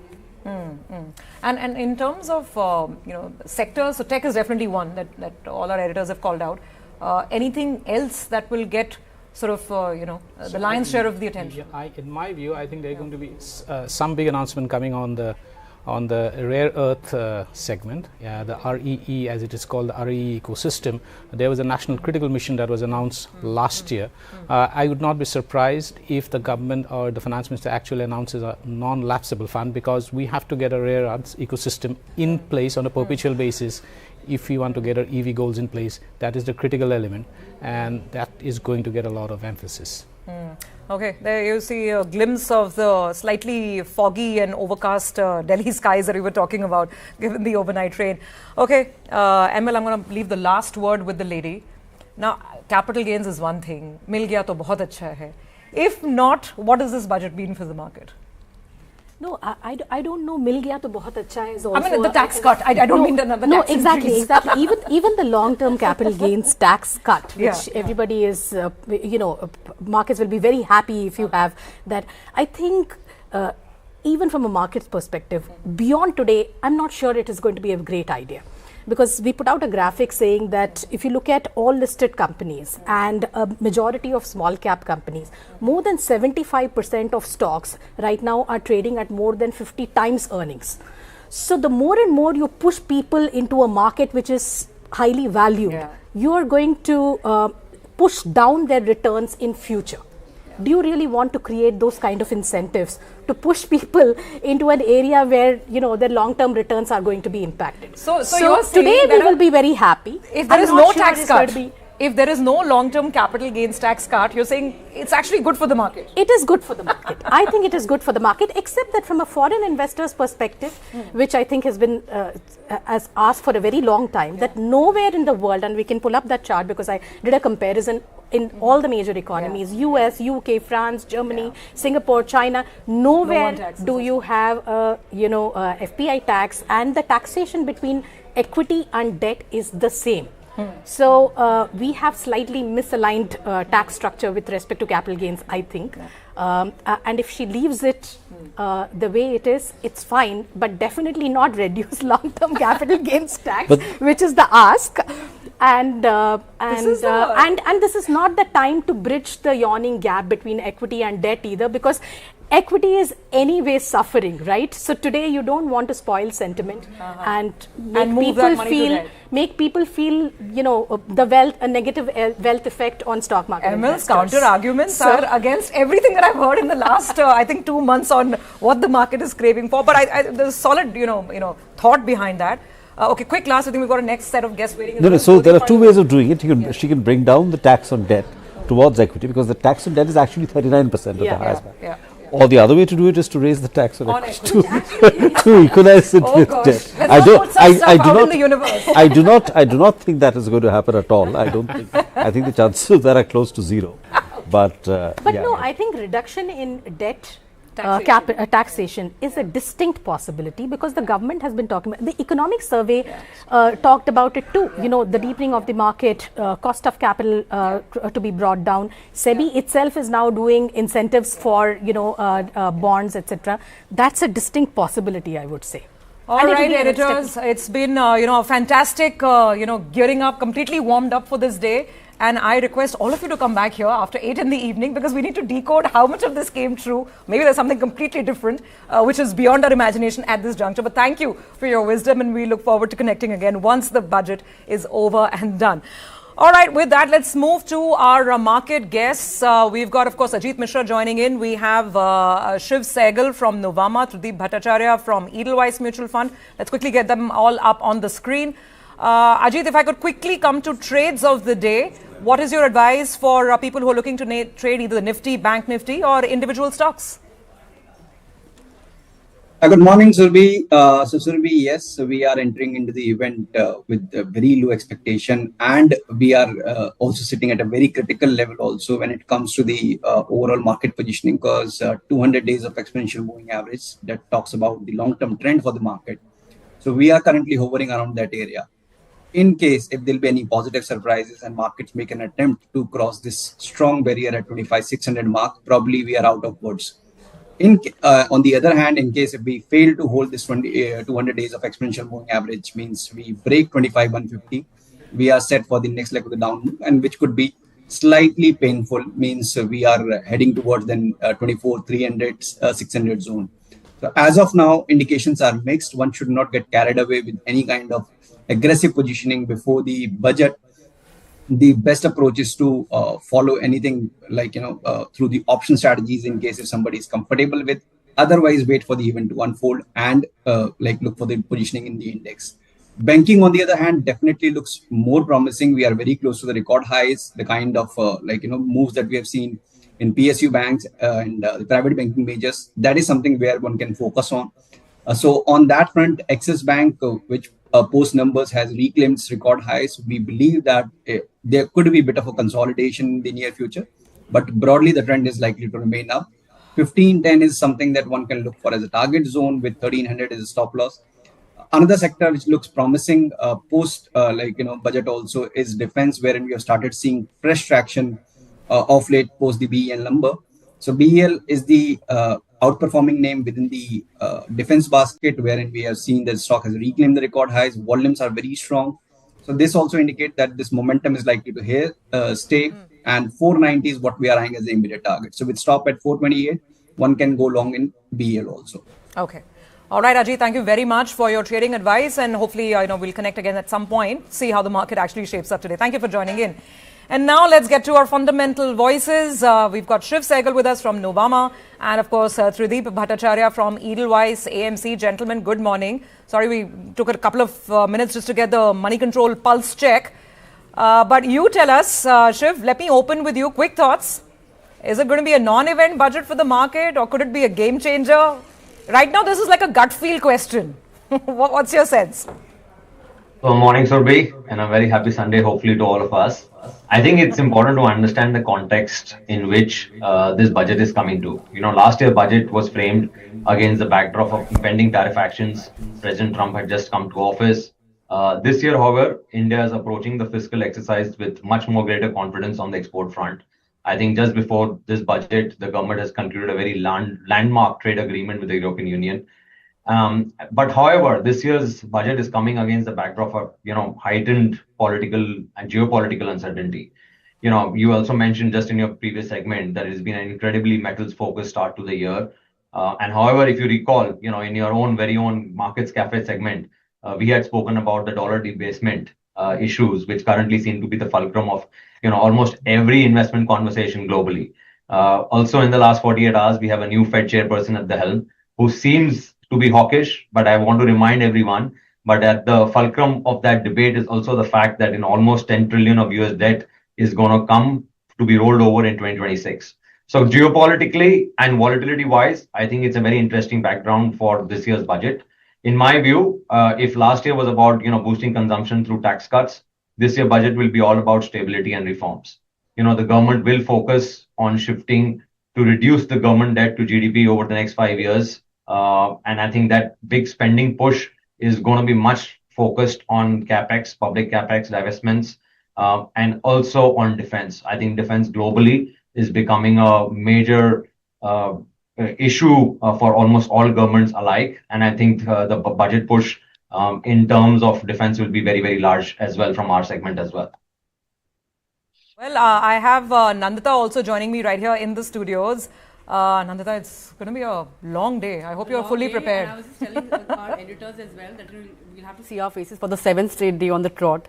No, no choice days. there. It's been a 15-day, twin working week. Yeah. But quickly, to get to Tradeep's point as well. Tradeep, morning. So again, same question. What's your feeling? What do you think will be the top 3 headlines from the budget at 12:30? Meaningful boost to capital spending on the defense side.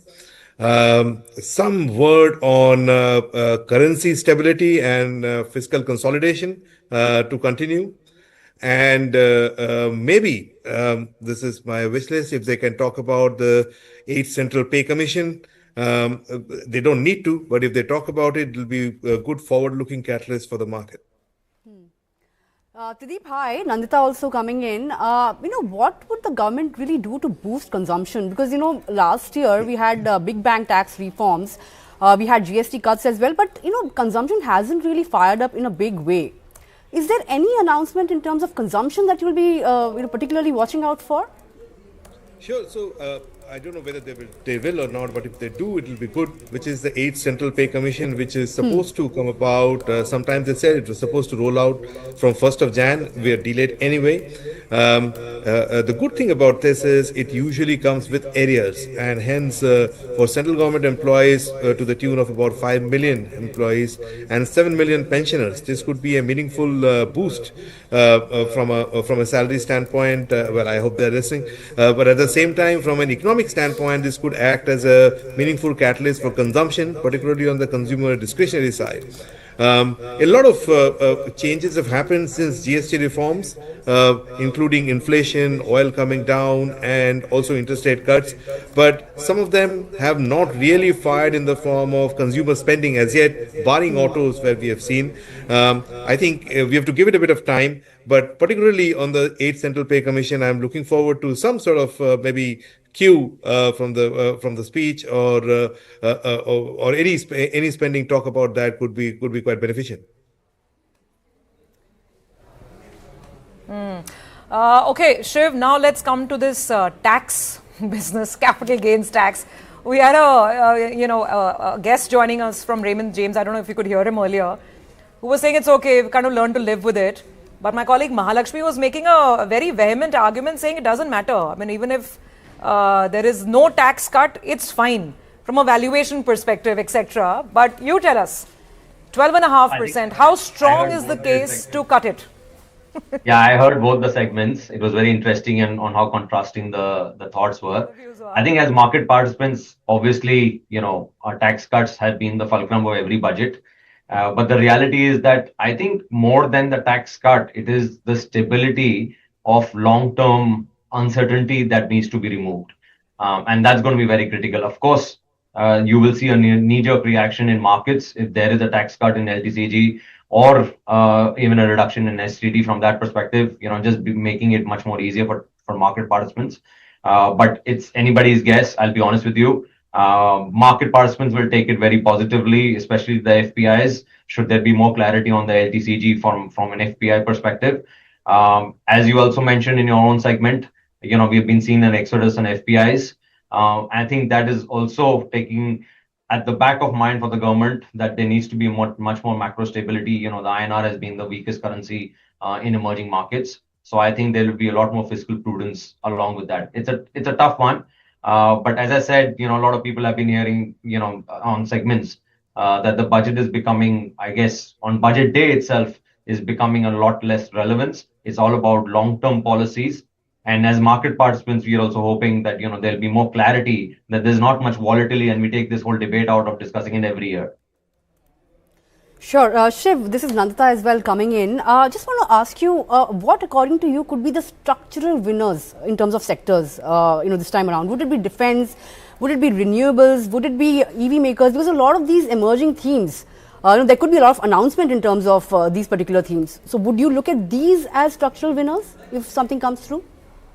Nandita, the government has been targeting policy allocations under the Viksit Bharat and, and the Make in India umbrella scheme. And I think the production-linked incentive schemes have been the bedrock of this Make in India initiative. And if you just look at the data, the PLI schemes as of end of last year in almost like 14 sectors had attracted investments about 1.8 lakh crore and generated incremental revenue of almost 16.5 lakh crores. And if you look at just the job data, there were approximately 13 lakh direct and indirect jobs created. So I would expect that the flagship announcement out of the PLI scheme would be extended to emerging areas such as AI, robotics, space, medical equipment, and any area that makes India a lot more self-reliant. I think for me, those will be the key areas to watch out for. Okay. Gentlemen, stay on. We have two ladies joining the conversation as well to bring up the debt market side of it. And of course, what this means for our macros and how is our macro picture overall. We have Shubhda Rao with us. Shubhda, great to be connected with you again. It's been a while. And we have Lakshmi Iyer also joining in. Lakshmi, good Sunday morning to you. So people want tax cuts and then, there's more spending on defense, there's, more expectations for AI. But Shubhda, you give us the math. And I was looking at some numbers, the latest data on taxes, and we know the taxes are running behind estimates. So the net direct tax collections are up about 8.8%. They've reached around 18.4 lakhs. But the budget estimates were over 25 lakhs. So do you think they'll meet the shortfall? Is there money to do more is the question. Thanks, Surbi, at the outset. It's wonderful to reconnect with you after a gap. To the questions of the budget, all of us are waiting on a Sunday morning. I think math definitely points for a shortfall in the gross tax revenue. Our own estimate is about 2 lakh crore would be the shortfall on the tax collections, purely because one, nominal GDP is low compared to what was budgeted. Two, more importantly, the steps taken by the government in order to revive consumption implies tax foregone. So these factors are definitely going to result in tax revenues coming off almost by 2 lakh crores. How does one meet it? That is the question. We believe there would be compression even in revenue expenditure to some extent, but more importantly, as we've been pointing out earlier, CAPEX would also see a fair degree of compression. Fortunately, the non-tax revenue has been the savior in the math as far as the revenues are concerned. We have seen RBI dividend support. We have seen the public sector enterprises revenue coming in terms of dividends and profits. So there there has been some cushion against that serious shortfall. But overall, we do see tax revenues, remaining pretty much below the budgeted estimate mark. Okay. Lakshmi, opening thoughts? So the borrowing, I mean, going by different estimates, is not supposed to be, too elevated. I think most people are saying maybe 11.5 to 11.6 lakh crores. But really, what do you think could be the big headline from this budget? Hi, morning Surbhi, and happy Sunday to all of you. Saturday night party had to get nipped in the bud. I was partying with my notes, with all of this. Our phones were up throughout the night. This was my party. Saturday night. Belly slept. And belly slept. Yeah. Full night party. Lakshmi, before you start, I just want to ask you: is there any song or dialogue that you would want to, dedicate to the FM as she gears up to present her record historic budget? It's history created by us as well, working on Sunday with a full trading session ahead of us. So, I mean, I know you have some great ways to connect Bollywood, markets, songs. Please go ahead. Entertain us a bit this Sunday morning. Have you seen the movie RRR, Ram Charan movie? Of course. Okay, so this budget hopefully should be about RRR, which is reform, restraint and the result. I think that's very, very critical. Point number one. And, typically market participants expect budget or, finance minister who's presenting the budget to be like the Kamadhenu, they expect everything of her. I think this is the time to be pragmatic. From the bond market perspective, to your question, Surbhi, I think, yes, you're absolutely right. Any number under 12 trillion rupees of net borrowing should not really hamper the market significantly. If you see in the last 2 months, November up until now, average of 6.5% on the 10-year benchmark has already inched up to 6.65%. So I think the lingering overhang concerns, potential slippage in FY 2026 is what the market is expecting, though I'd say that we think they will keep it well within that or just about that 4.4% mark. And of course, how is this burgeoning supply for achieving approximately 12 trillion of net supply? You need the gross borrowing is likely to be about 16 trillion rupees at about 4.2% of fiscal deficit. So I think that's going to be the mood which will probably guide the bond markets also post budget, not so much really on the announcement day. Okay, all right. Just stay on, Shubda and Lakshmi. We have some more, math and the macros to discuss. But before I free up Trideep and Shiv, quick final thoughts. Also from a market perspective, Trideep, let's come to you. Then I'll come to Shiv. It's been a tough year. The government is already, to be fair, it's done a lot. I mean, GST cuts, the right announcements on reforms, the labor codes, income tax. So are we putting too much emphasis on the finance minister again today? From a market perspective, what do you see ahead? Quick take, Trideep. Yeah, so my sense is that we should be, I think we should give the reforms that they have done a bit of time for it to percolate down to numbers. And 6 to 9 months is usually the time. So I don't expect too much of stimulus again coming the way of consumer. Maybe investment side, capex growth, they show the commitment back to manufacturing. But overall, this will be kind of, given what they have done outside of the budget, this should be a little bit of a non-event from that perspective. And as long as the earnings start to flow through in the right direction, like we have seen in autos, and hopefully it comes through in others as well, I think the market should generally pass on from here. I think one cue that all of us would be clearly watching, one is on the currency front, because we are one of the only currencies which we have depreciated. So some sort of thinking in and around what how we see stability coming through, and some confidence on the budgets, on the capex side would be good enough for markets actually, barring of course the wish list of STTs and whatnot, which will continue ad nauseum. All right, Shiv, your closing thoughts from you as well. What is that one announcement that could really fire up the markets? We know that, budget day, we haven't really seen big moves. Markets are volatile, but the moves are restricted to, 0.5% to 1% or so. But, how would you, or what would you, actually look out for budget in terms of announcements that could give an immediate, push upwards to the market? Great question. I think, our channel checks are indicating that the Indian economy itself has been bottoming out. We have seen, articulated well, Surbhi, that, nothing has worked in the last couple of months in terms of market standpoint. We are seeing, growth pick up in credit, and there are pockets of consumption getting traction. But the one thing for me, what the government can provide, incentivize is, private capex and a relief from that perspective, because that's something that's been missing in the Indian context.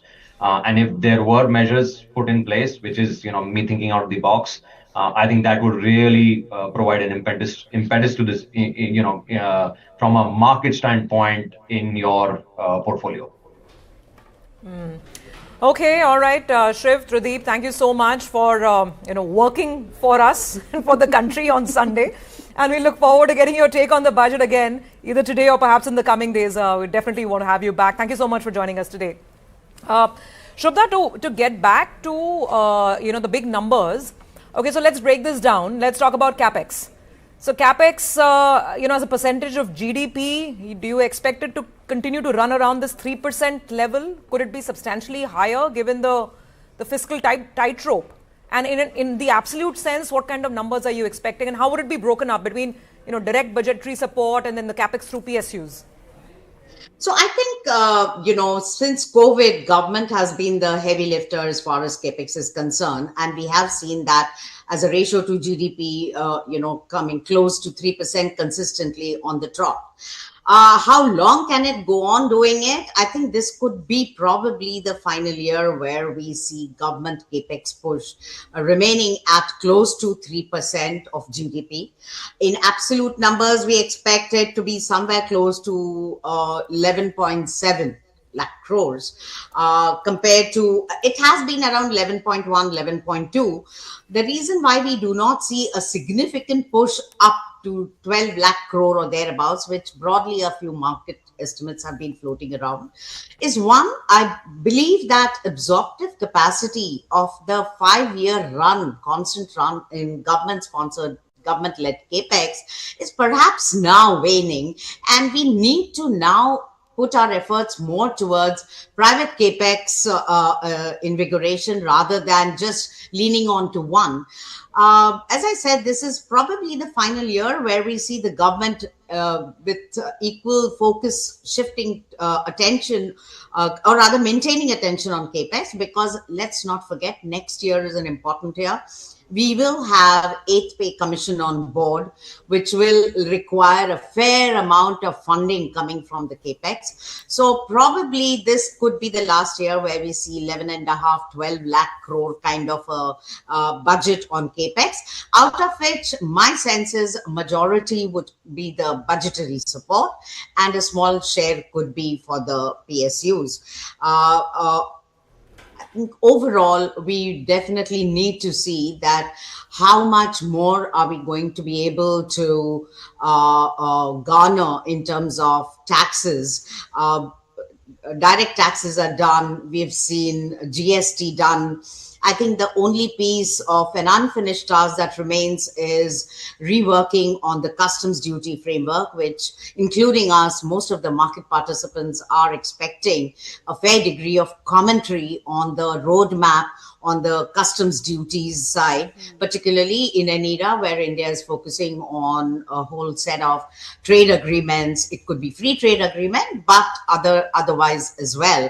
So customs duties would be one area that the government would focus on. In terms of the budgetary math, I think we are not seeing a significant increase in terms of the size of the budget from 50,650 billion rupees. We see it about 53,000 billion rupees. So overall, there are going to be some constraints on the budget. Let's not forget this budget is going to be presented under 4 shifting dynamics. One very clearly we saw is, the fiscal deficit indicator moving to debt indicator. So from 56.1, we are anticipating it to come to 55.1 as a ratio to GDP. Second would be that they will take on board the 16th Finance Commission recommendations, which need to be put into operation by 1st April. That is the second. The third would be, as I said, customs duty framework will be, reviewed very intensively. And lastly, I think more important is the math would depend on a whole set of macro parameters coming under revision. Now, we are going to see CPI upfront in February, followed by GDP, and then we are going to see IIP in May. The point I'm trying to make is the nominal GDP, actually, we are looking at, given all the revisions, probably we would look at somewhere close to 10.4% or 10.5%, so that should help some bit of tax buoyancy, tax revenues remaining relatively robust. But the government has a tightrope walk, definitely, because there are not too many free levers available from here on for the government, because debt management will be receiving a fairly high priority. Right, Lakshmi, I want to come in here and add a fourth R to the RRR that you mentioned, rupee. Very important to discuss that, because we are down to 92 now.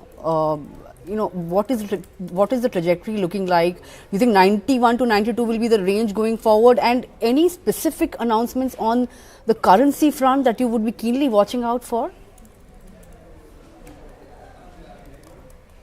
Pointed, measures for currency in the budget? Probably not. Maybe more in the upcoming monetary policy committee, which is there on 6th. But I'd say that if you look at the basket of 40 currencies now, the rupee, which has been overvalued for the longest time, now is in the realms of more like undervaluation or probably right valuation. Having said that, FPIs have been non-stop sellers in the equity markets, though I know they are marginally like 5,000 crores net buyers in the month of January itself in the bond markets.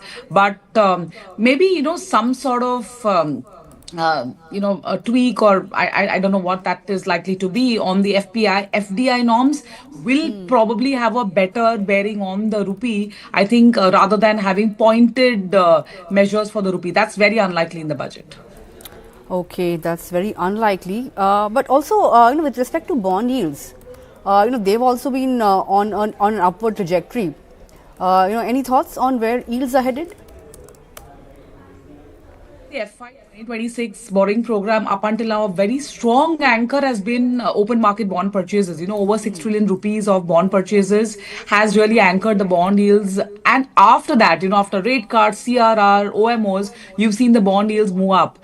There's been a small disappointment that the additional layer of index inclusion, which was most spoken by the markets, did not happen. So I think all of that will continue to weigh in on the bond yields.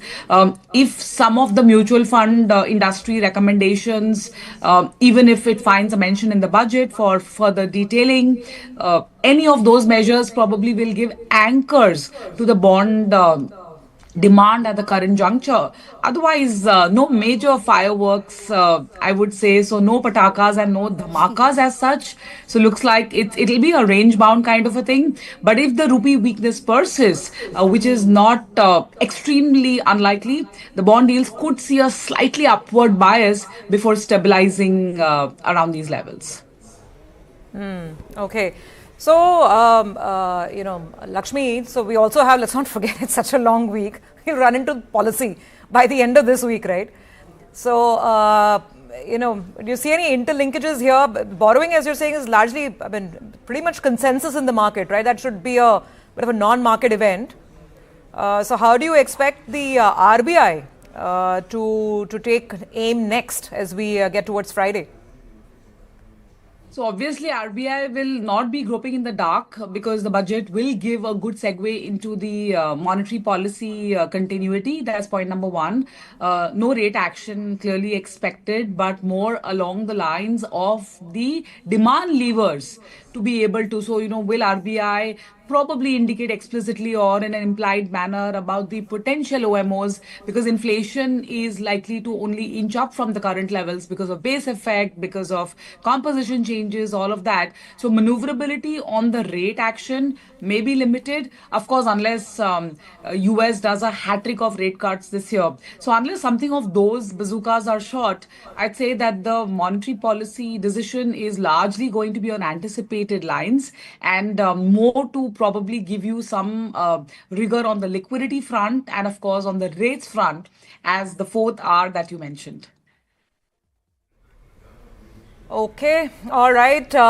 Ladies, thank you so much for getting us fully prepped up, fully geared up. Let's see what the actual numbers look like for FY26 and the projections for FY27. And once again, we'll rely on your wisdom over the next couple of hours and the next few days to make sense of the announcements that come out today. Thank you so much for joining in. Well, viewers, check out, some of the key budget expectations, the key data points that you need to be aware of as we get to the budget speech. It's just about 9 o'clock. 2 hours to go till we hear from the finance minister. We'll be back in just a bit. सबसे पहले तो जो आम आदमी और पूरी market की expectations रहती है वो टैक्स इनकम टैक्स को लेके रहती है. तो वी आर होपिंग कि जैसे लास्ट टाइम काफी मेजर चेंजेस आए थे इनकम टैक्स स्लैब्स में, सो कुछ ना कुछ टैक्स रैशनलाइजेशंस इस बार भी होंगी और थोड़ा और उसको ईजियर किया जाएगा टैक्स स्लैब्स को. दूसरा है जो कैपिटल गेन्स को लेके काफी देर से डिमांड चल रही है कि कैपिटल गेन्स जो लॉन्ग टर्म कैपिटल गेन्स है उन पे भी गवर्नमेंट थोड़ा सा अगर नजर डाले, क्योंकि उससे क्या है कि लोग ज्यादा लोग फिर मार्केट में उतरना शुरू करेंगे शेयर्स में और स्टॉक मार्केट में. एमएसएमई एक बहुत इंपॉर्टेंट सेक्टर है इंडिया के लिए. एमएसएमई की भी बहुत सारी एक्सपेक्टेशंस हैं. एमएसएमई को कोविड टाइम से भारत सरकार का सहयोग मिल रहा है, जैसे सीजीटीएमएससी है जो स्कीम्स हैं जो कोलैटरल फ्री लोन और ये सब की, और एमएसएमई में परचेज प्रेफरेंस रहती है. तो एमएसएमई को लेके भी कुछ ना कुछ बड़ी अनाउंसमेंट्स होंगी, उनका भी हम वेट कर रहे हैं. विमेन एंटरप्रेन्योरशिप के ऊपर लास्ट बजट में काफी कुछ था, तो विमेन एंटरप्रेन्योरशिप और विमेन एंटरप्रेन्योर्स के लिए भी कुछ ना कुछ अच्छा आएगा, उसका भी वेट कर रहे हैं. एग्री सेक्टर में काफी रिफॉर्म्स थे प्रीवियस बजट्स में, तो हमारी उम्मीद है कि अब टेक्नोलॉजी एडॉप्शन और फूड सिक्योरिटी को देखते हुए कुछ ना कुछ अनाउंसमेंट रहेंगी इस बजट में. क्लीन एनर्जी की तरफ पुश रहेगा, क्योंकि हम लोगों की डिपेंडेंसी हम लोग फॉसिल फ्यूल बेस्ड एनर्जी पे खत्म करना चाह रहे हैं, तो हम श्योर कुछ ना कुछ क्लीन एनर्जी को लेके भी कुछ ना कुछ पुश रहेगा इस बजट में. We have lot of expectation from the union budget and specially I think lion share will be given to the state of Karnataka. A lot of pending projects will be cleared in this budget. Especially, we are generating a lot of revenue through GST. But there are a lot of things where GST is not implemented in a very proper scientific manner. For example, for artificial limbs also, there are charging 5% GST where they are giving free of cost. In such many sectors, GST is been implemented, but it is on the officer level. I request the Honorable Finance Minister to examine and give reduction wherever possible. Especially while talking about railway budget, we have a lot of pending projects of North Karnataka, especially in this zone. The main thing is Hubli-Ankola broad gauge line. Our late Honorable Prime Minister Shri Atal Bihari Vajpayee ji had laid the foundation stone, and 20 years down the lane now still nothing has been happened. Now no new DPR has been created. I request the central government, railway ministry and Honorable Prahlad Joshi to intervene and get the clearance for Hubli-Ankola broad gauge line. There is a very big railway land available on Karwar Road. Government was trying to give it on lease out basis, but my request to the central government is to kindly establish a very super specialist AIMS model hospital for the railway employees of this part of Karnataka. We have centenary old workshop in Hubli. The workshop has to be upgraded with the modern technology. Vande Bharat train bogies has to be manufactured, and maintenance of Vande Bharat and high-tech railways has to be implemented. So infrastructure development of the Hubli workshop is very important. There was an announcement of Gulbarga division when Honorable Mallikarjun Kharge sir was the railway minister. I request all the MPs of Karnataka to strengthen Gulbarga and Yadgiri section by announcing Gulbarga division in this railway budget. That is what I request through your media. At the outset, we would like to acknowledge the strong progress achieved under the India Semiconductor Mission, ECMS, PLI, DLI, C2S and other ESDM initiatives. India has clearly moved from the aspirations to credibility and a trustworthy emerging as a serious and investable destination for the electronics and semiconductor. As the ecosystem now enters a phase of execution and scale up, it is critical to sustain policy momentum both through the forthcoming union budget and a period after that. Key industry expectations include enhanced budgetary allocation for the timely disbursement of the incentives for ongoing projects, rationalization of the inverted duty structures to improve manufacturing efficiency, PLI benefits to be linked to the value addition to support the growing ecosystem. Additional allocation for the ECMS scheme, which has demonstrated strong traction, along with the export incentives, targeted support for MSME startups, and continued focus for skilling and talent development are also equally important. Next phase of Design Link Incentive Semicon India program under ISM 2.0 is highly anticipated, whether announced during the budget or shortly thereafter. Collectively, these measures will consolidate recent gains, accelerate execution of the approved projects, deepen domestic value addition, and further position India as a globally competitive and a trusted hub for electronics and semiconductor manufacturing.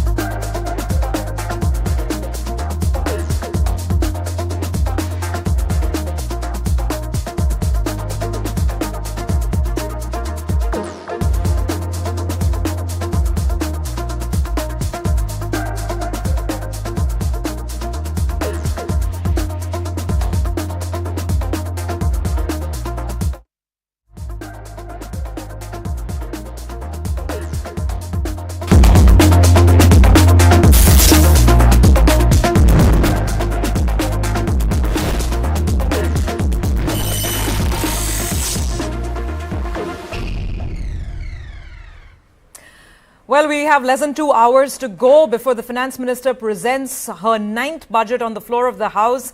And it's going to be all about taxes. Lots of changes have already happened, whether it's GST or income tax. But could there be more in store?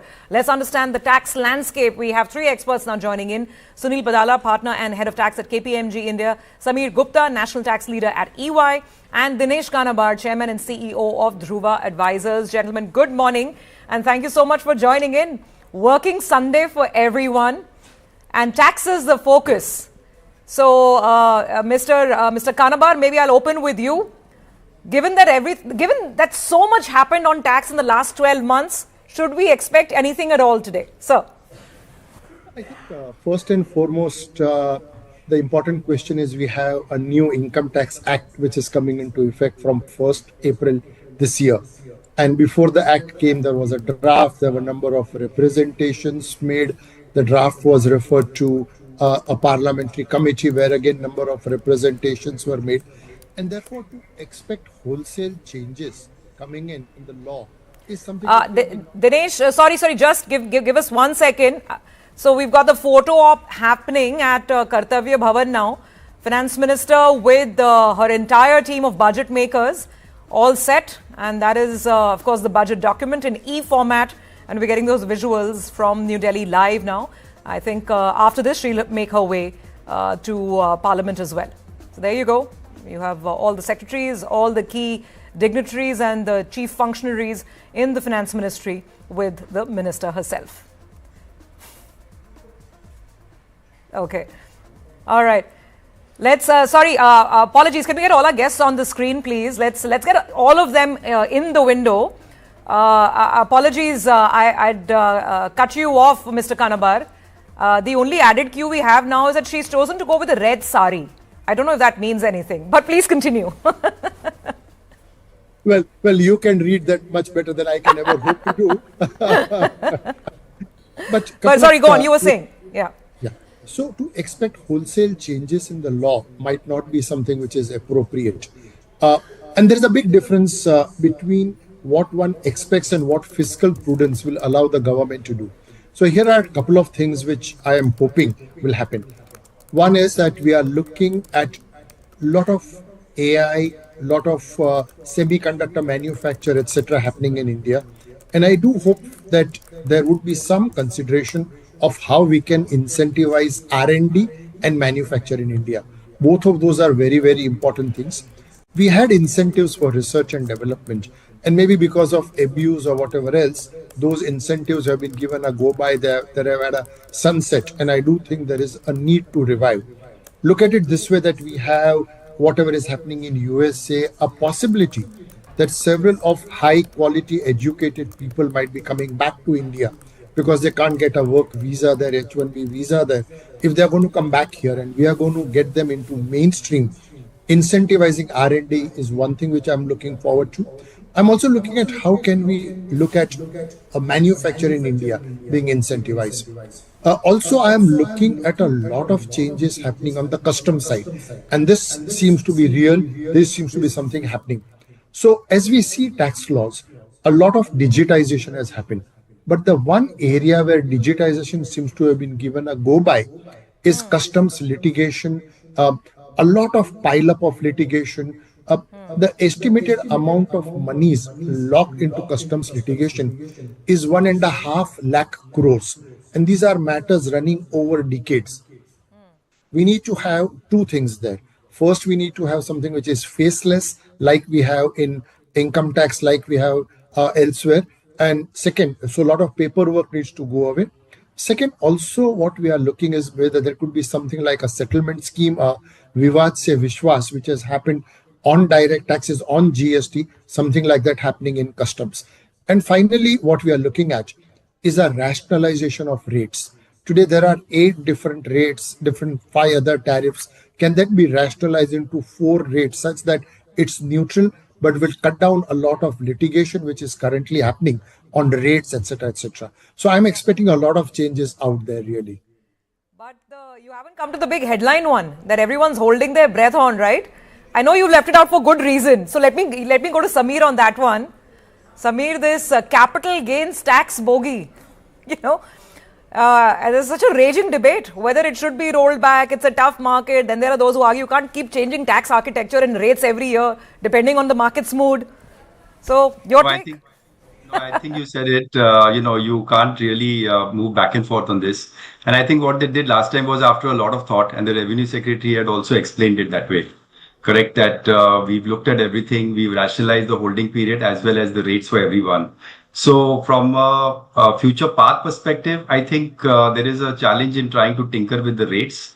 But I think fundamentally the duality of levy of long-term capital gains and STT, and we've discussed this earlier also in your show, Surbhi, I think that's definitely something that needs a serious relook at. And to your point on FPI exits, and we've seen, I'm sure there are several structural reasons why FPIs may be exiting. But I think one of the things that they've always struggled with is the duality of the levy, both LTCG as well as STT, because in many markets, like we've already discussed, there is no capital gains tax per se on portfolio investments. So I think that's definitely one area where there are some expectations. Which way they will go, that's going to be speculative. But that's one area I think definitely that one needs to really look at. Okay, so capital gains is one part.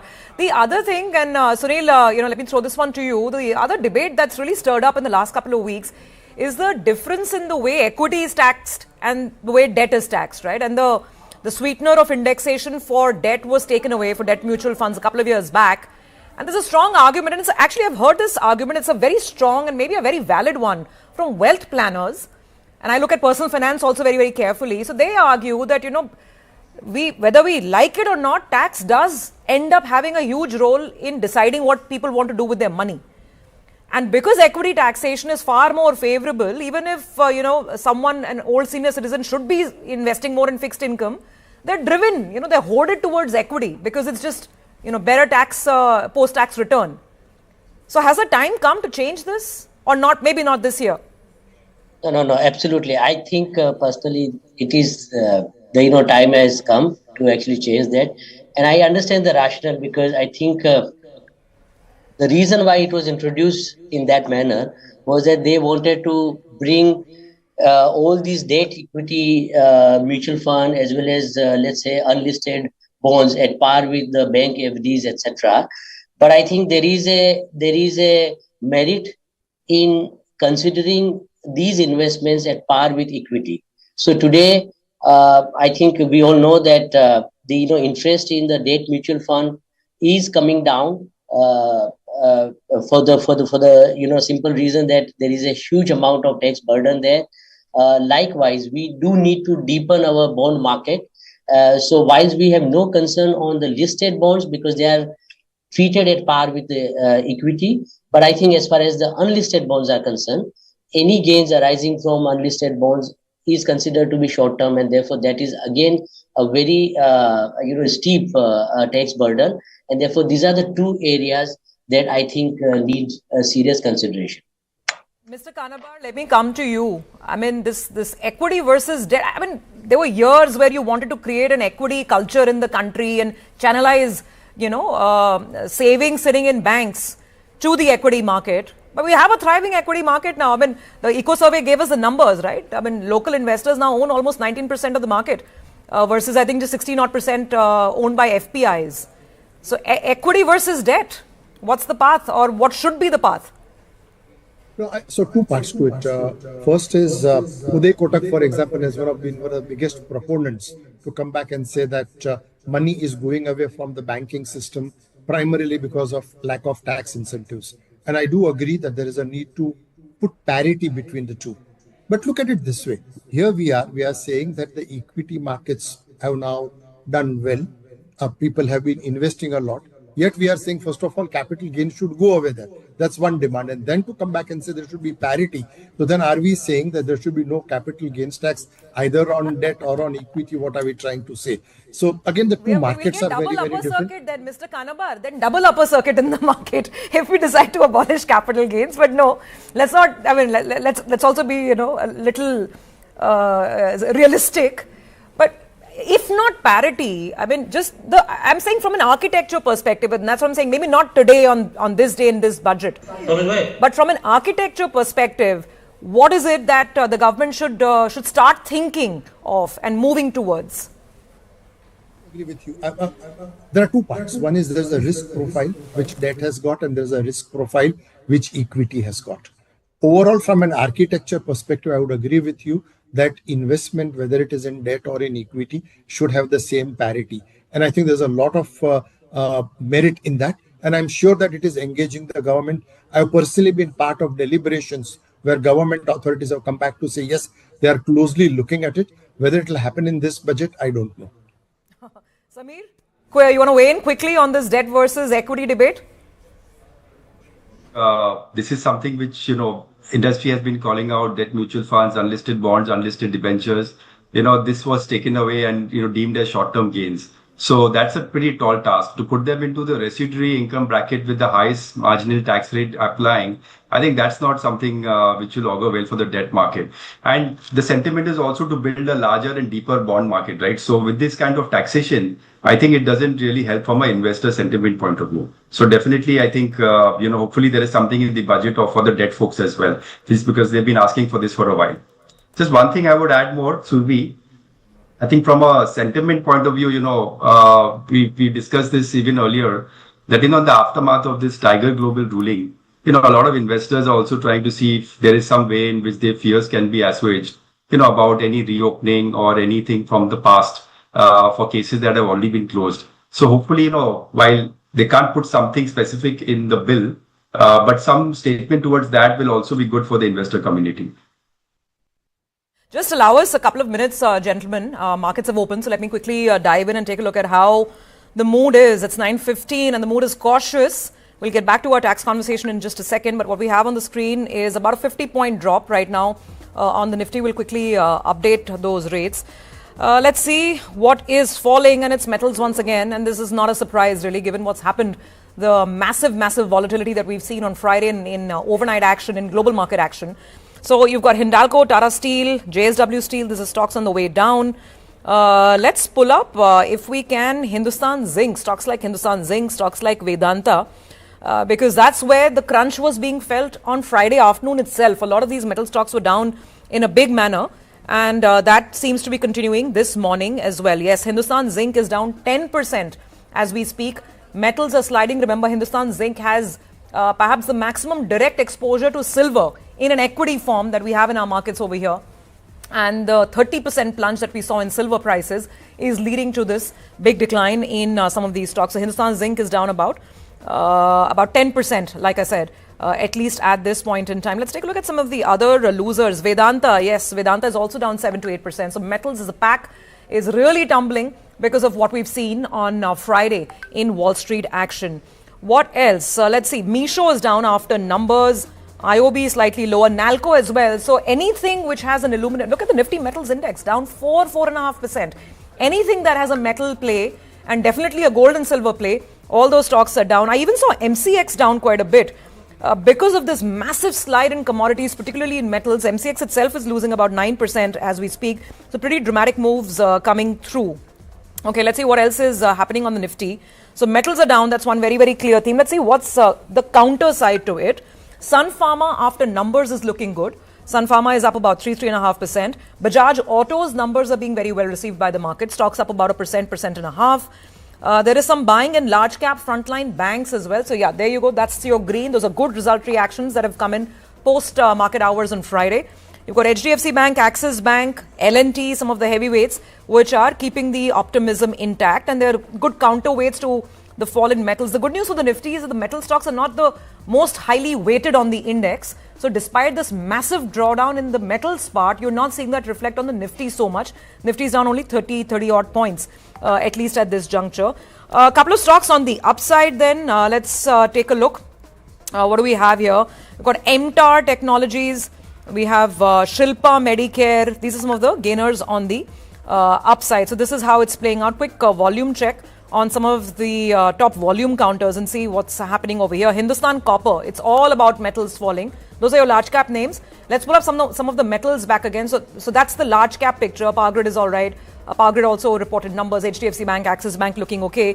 The highlight of the morning is the absolute slam dunk in metal stocks. I'm going back to the individual names here. Hindustan Copper should come up for you. 15% down on Hindustan Copper. Metal Index down 4.5%.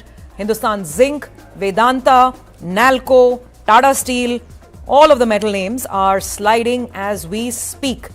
The Bank Nifty is showcasing a little bit of green, but that's the big story. Metals down about 4%. We'll get to this with our market experts in just a bit, but let's go back to our tax experts to complete the conversation. So, gentlemen, quick final thoughts. Sunil, if I could come back to you. Okay, we've discussed capital gains at great detail. Mr. Kanabar made the point about dispute resolution. Maybe, we see something like that on the customs side. Anything else outstanding? I mean, there have been changes in buyback taxation, for instance. Is there any further clarification needed anywhere? From a tax rate change perspective, beyond capital gains, would you watch out for anything? Surabhi, not really. Actually, our corporate tax rates are quite moderate. I don't think we are expecting anything major there.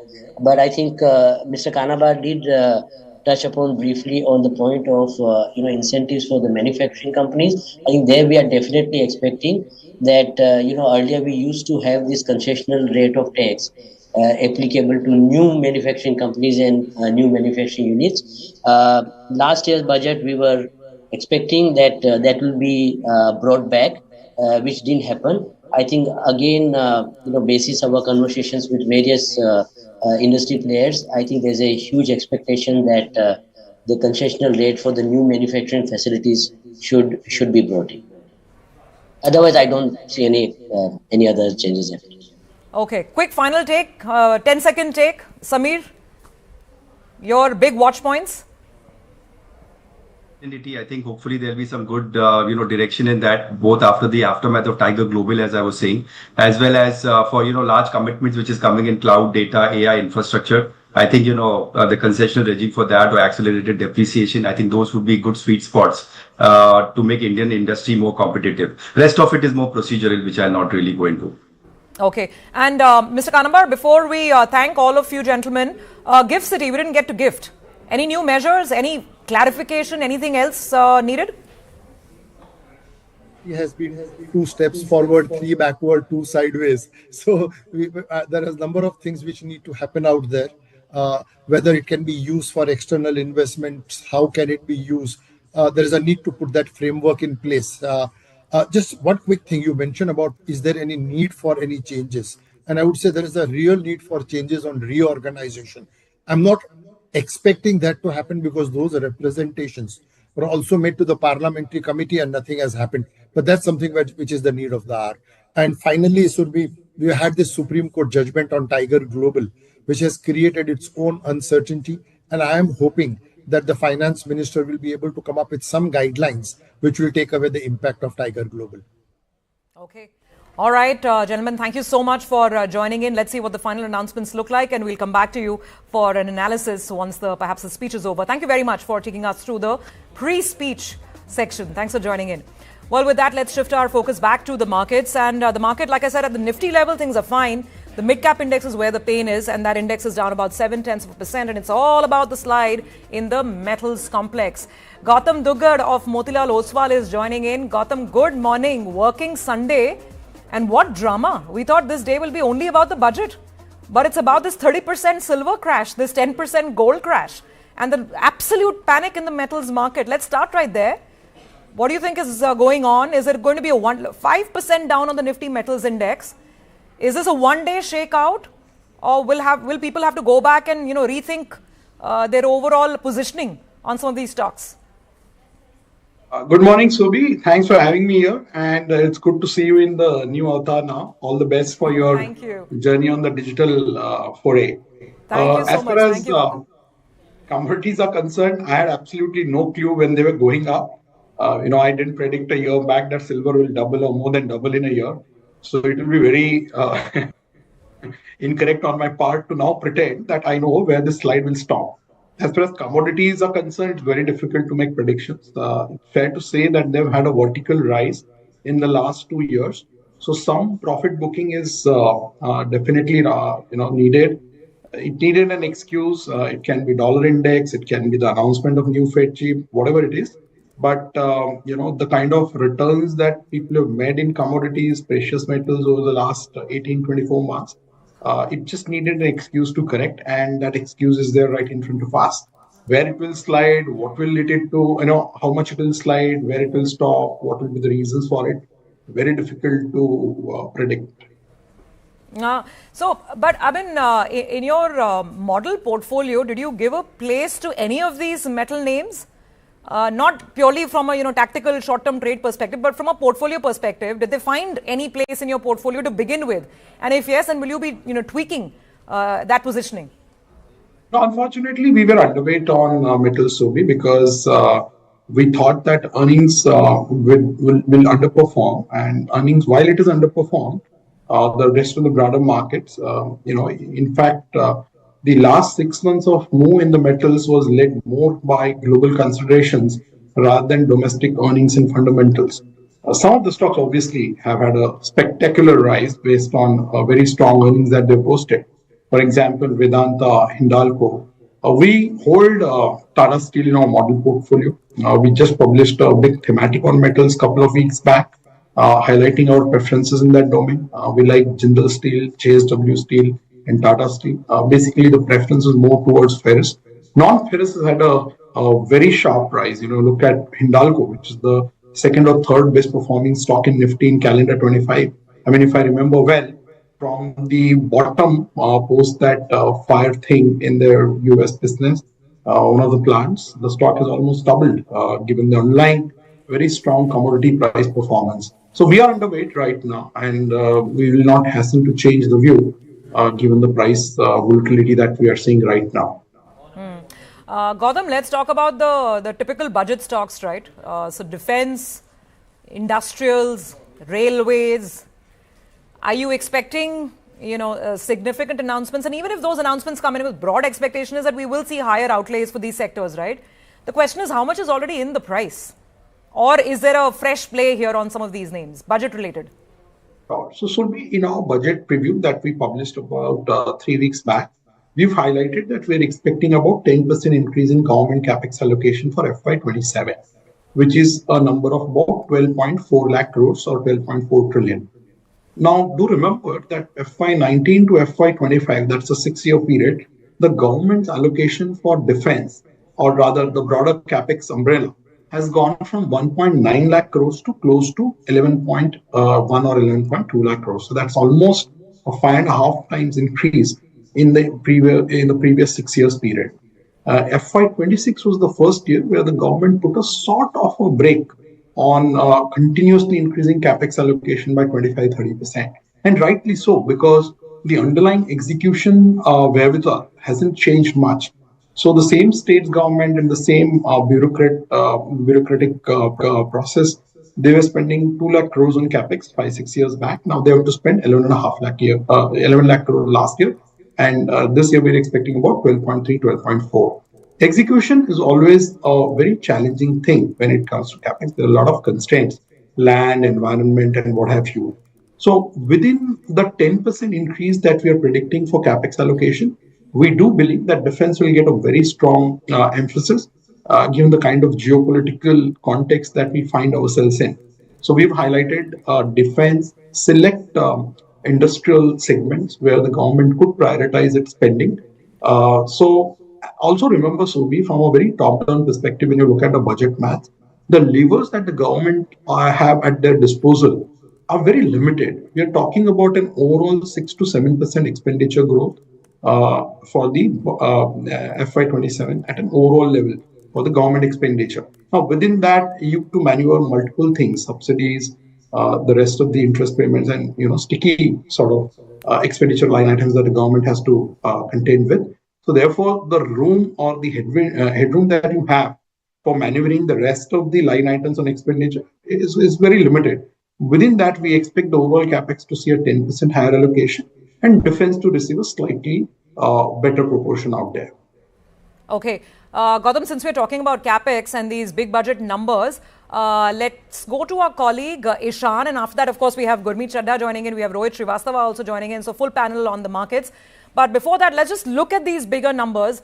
What were some of the projections for the year that's closing out, which is FY26, and perhaps what could be the likely increase in some of these heads or under some of these heads in FY27? We have Ishan joining in with his budget diary, so to speak, with all the key macro numbers. Ishan, over to you. Hi, Subi. As Gaurav was talking about 12.3 lakh crore capex, we are at 11.2 lakh crore. If you look at it, that was about 10% increase over the last year.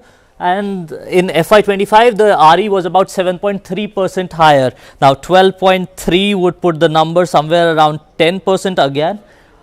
Highly unlikely in the sense that what the economists are projecting is about 12 lakh crore. That was our money control poll, which is about a 6 to 7% increase. That would be the lowest capex increase in the few years if you look at it from 39, 25, 28 and 10.1. Similarly, on defense capex, Gaurav also mentioned this part. 12.9% increase. We see a jump here, a big jump here again coming from Operation Sindoor and other aspects as well. So this may go up. On the subsidy side, this is where the government has the room to cut actually. It came down to 5,77,000 crore, coming down to about 426. That's about a 0.4% decrease. The government has space there to cut. Although in the fertilizer subsidy, they will have to see what they can do. The main part here is the gross tax revenue. How much can the government ramp up from this? So from FY22, it was about a double-digit growth for the 5 years that you see. Can the government continue that double-digit growth given that it has given cuts on income tax and GST? And finally, the debt to GDP ratio. What is it? 55.2% is what our poll projected. Can the government go that low, or will it go lower to 53 or 54%? Similarly, on the fiscal deficit front, that would be another interesting aspect. There was about a 0.4 percentage point increase in fiscal deficit, decrease in fiscal deficit. Would that continue? Will we reach the 4% mark, which would be the first time since FY19? You can check all these numbers on our Money Control Budget Hub. You can compare data here. You can actually, for instance, here I'm comparing defense capex with defense as a percentage of GDP. And you see how it's flatlined here, and government would want it to move up. Back to you, Surbhi. All right, Ishan, thanks very much. Remember, viewers, you can go on to the Money Control Budget Hub for all of those numbers, and they'll be updated in real time as the budget announcements are made. Okay, so some more visuals coming in, and that's the finance minister with the president before making her presentation on the floor of the House in the Parliament. So some more visuals, customary budget meetings ahead of the presentation of the document itself. All right. Well, let's get back to our panel of experts. Gautam Dugar, we also have Gurmeet Chadda joining in, and Rohit Srivastava to give us some sense in the technicals of a lot of these stocks which are absolutely sliding. Very quickly, Rohit, let me ask you about metals. People who've got open positions have probably had a completely sleepless night, and not because of the budget, because of what happened with Kevin Walsh and what happened with silver in the US, right? What's your advice? Looking at these 7, 8, 9, 10, 15% cuts on metal stocks. Stay put, let this shakeout happen, or cut your longs. What should someone be doing? Well, for those people, they are lucky that the market is open on a Sunday when we don't have global markets reacting further to that news flow. So I would say that the opportunity today is to really get out of those positions and not suffer further losses as the metals unwind. We've had a spectacular rally in the metal space, and that has started to unwind, and we should not be caught holding on to a falling knife. So the simple advice is get out of that one segment at least for now. Okay. All right. Gautam, before we let you go, what would your sort of final take be in terms of your budget expectations and your sense on the market itself? I mean, earnings season practically is now drawing down, last 2 weeks to go. How do you rank it? Are we going to get towards that 12-13% mark for FY27? I mean, how much of optimism does this third quarter give you? So you asked, let me answer them one by one. On budget expectations, we are keeping it very modest given the kind of maths that the government has to work with. However, we do hope that government will make some positive announcements on the capital market related issues that have been discussed ad nauseum for last 1 or 2 months. Insofar as market direction is concerned, we are quite constructive now after 15-18 months of time correction and in some cases price correction as well. Because if you look at NSE 500, the median stock is down anywhere between 20 to 30% from the recent highs, right? The most heartening thing right now that we are seeing is a slight pickup in corporate earnings. We do expect that the second half of FY26 will be better. And the corporate earnings that have been declared so far, about 170 or rather 154 companies that have come in till Friday or Thursday, we've seen about 15% earnings growth versus expectation of 14. So that is broadly in line. For the 26 Nifty companies that have declared numbers, the earnings growth is about 7-8%, which is also in line. The pace of earnings downgrade has come off clearly. We are seeing much lesser downgrade now than what we've been witnessed to for the last 2-3 quarters. Also, the cumulative positive impact of the steps that the government has already announced in the last 9 to 12 months, which is interest rate cut, the income tax cut, and the GST rate cut. I think they will start manifesting themselves in the next 6 to 12 months. So we do have a very good positive backdrop for corporate earnings now. Low base because FY25 corporate earnings were flat at about 3-4%. FY26 also we will end at about 7-8%. So our expectations of FY27 earnings being anywhere between 15 to 16% still stays intact. And even if we see a 2-3% cut out there, and if we get a 12-13% earnings growth for FY27, within that, we are expecting the mid-cap cohort to continue to outperform on earnings. It's a separate thing that mid-cap as a cohort, if you look at the index, the valuations are still very expensive. So as earnings catch up with those valuations, we would see some select bottom-up opportunities emerging if they have not already emerged. So we are quite constructive and we are looking at opportunities in this correction. And there are dime a dozen opportunities which are now emerging. Sectors where we are overweight are consumer discretionary. Technology, we've bet overweight in November. We are overweight on select PFSI, which is the capital market stocks, the NBFC lending names, and also the PSU banks, which has helped us a lot in calendar year 25. Aside of that, we have a positive view on EMS companies, select industrials, and we continue to stay underweight commodities. We have missed the last 6 months of upside, but we are not chasing it anymore. So just a quick follow-up, Gautam, and that was a very comprehensive summary. Thank you for that. on specific sectors, defense, because you'll always have the accidents. I mean, for instance, look at Bharat Dynamics, quarterly accident. The numbers were not that great, though otherwise we know the story, we know the order book is swelling, and we probably know that they'll keep getting orders. So on defense, what lens are you putting now? Stocks are off the peak, but which kind of stocks are you willing to, buy at these levels? We are very positive on Bharat Electronics. We have it in our model portfolio. It was also part of our top ideas list for calendar year 2025. We are continuing with that, and they've declared a fantastic set of results last week. We've seen an earnings upgrade in that name. Very rarely have we seen in this quarter big earnings upgrade in big stocks. So Bharat Electronics falls in that bucket. So that's the name we like. Apart from that, we also like Hindustan Aeronautics. So those are the two names we are positive on, out of which BEL is in our model portfolio. Got it. Okay. All right, Gautam, thank you very much for being with us this morning and giving us your sense on the budget, the market, some of these important earnings, and how things might shape up. Great conversation. We look forward to chatting up again soon. Okay, quick check on the market as we get to our next set of experts. The Nifty is flat, and that's the interesting story of the day. But don't go by the Nifty. All the drama is going on beyond the Nifty. On the Nifty, by the way, some of the oil and gas names are also perking up and climbing higher. Remember, Brent oil prices are at $70 to the barrel. And you're seeing some of that play now on an ONGC, for instance, 2% up. Sun Pharma continues to react well to the numbers as BEL, Bajaj Auto reacting well to the numbers as well, and L&T and Reliance. So your big boys on the Nifty, they're keeping the balance in place even as the metal slide continues. On the downside, beyond metals, there's also Infosys. There is Nestle and Eternal from the consumer pack as well. So watch out for some of these names. Okay, we've got Gurmeet with us as well. Gurmeet, thank you for waiting by patiently. I first want to start with the metals question again. And really, I mean, people who are watching this are just, I don't even think they're focused on the budget. They're wondering what to do with the stocks in their portfolio. So whoever caught this metal rally and this huge move in, for instance, in a Hindustan Copper or Hindustan Zinc, good for them. But what have you made of that massive shakeout on Friday and what we're seeing today? I think Surbhi, it was due. I think, if you move up vertically, I think you should expect, the other side also. I think the best thing probably was Vedanta doing the OFS for Hindustan Zinc just at the right time. So you got to be more tactical, especially when you see sharp moves like this. I think a lot of things played out. It was getting overheated.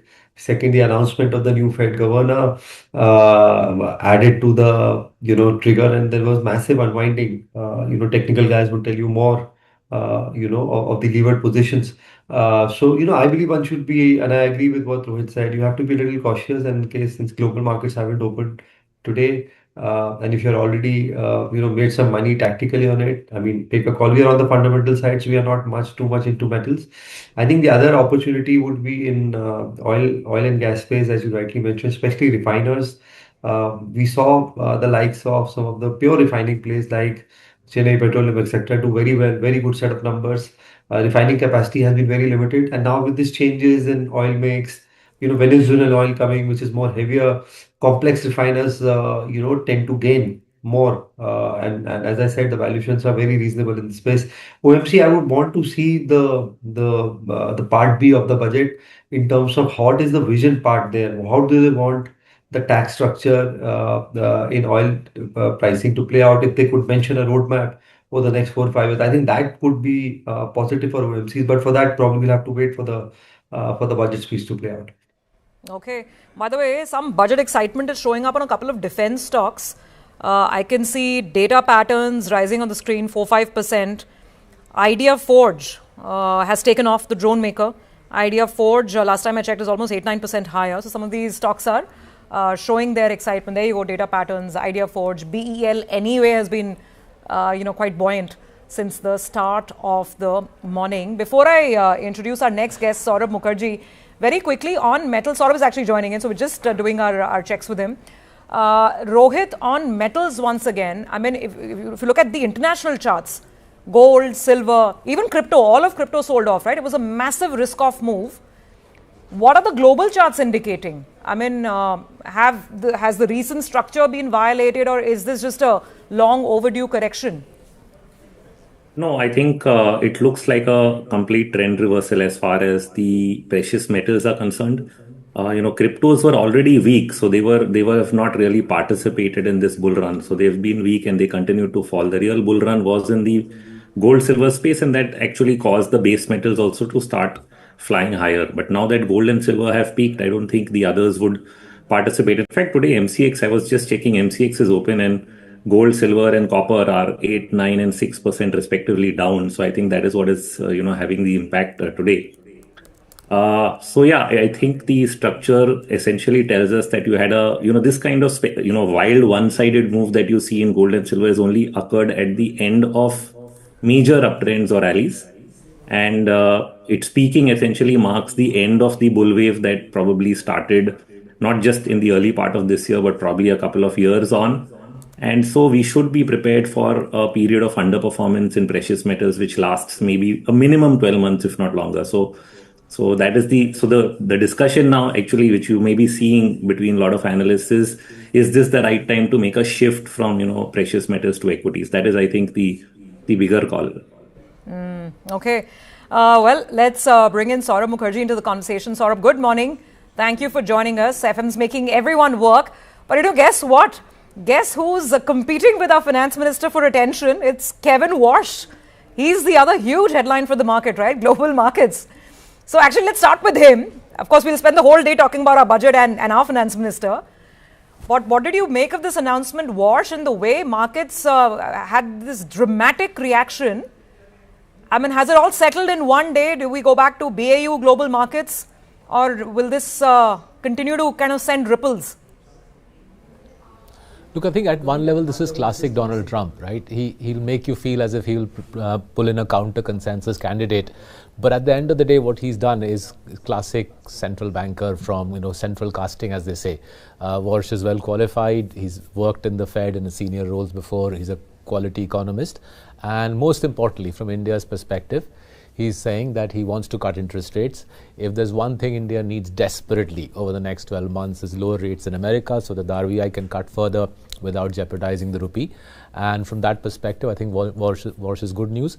And from perspective of the American bond market as well, I think they'll like a governor like this who's qualified, knows his stuff, credible figure on Wall Street. So all around, I think good news for us. I think we as Indians should look forward to Walsh expediting heavy rate cuts over the next couple of years so that the RBI can cut in India and give room to the economy to expand, because the biggest challenge we face in India today is 3 to 4% tax revenue growth. There's very little any government can do anywhere in the world if your revenues are growing at 3 to 4%. Central Bank in Mint Street and the FM in Delhi will have to pull out all the stops to revive tax revenue growth and earnings growth in our country. So on that, Saurabh, that's really the big question, right?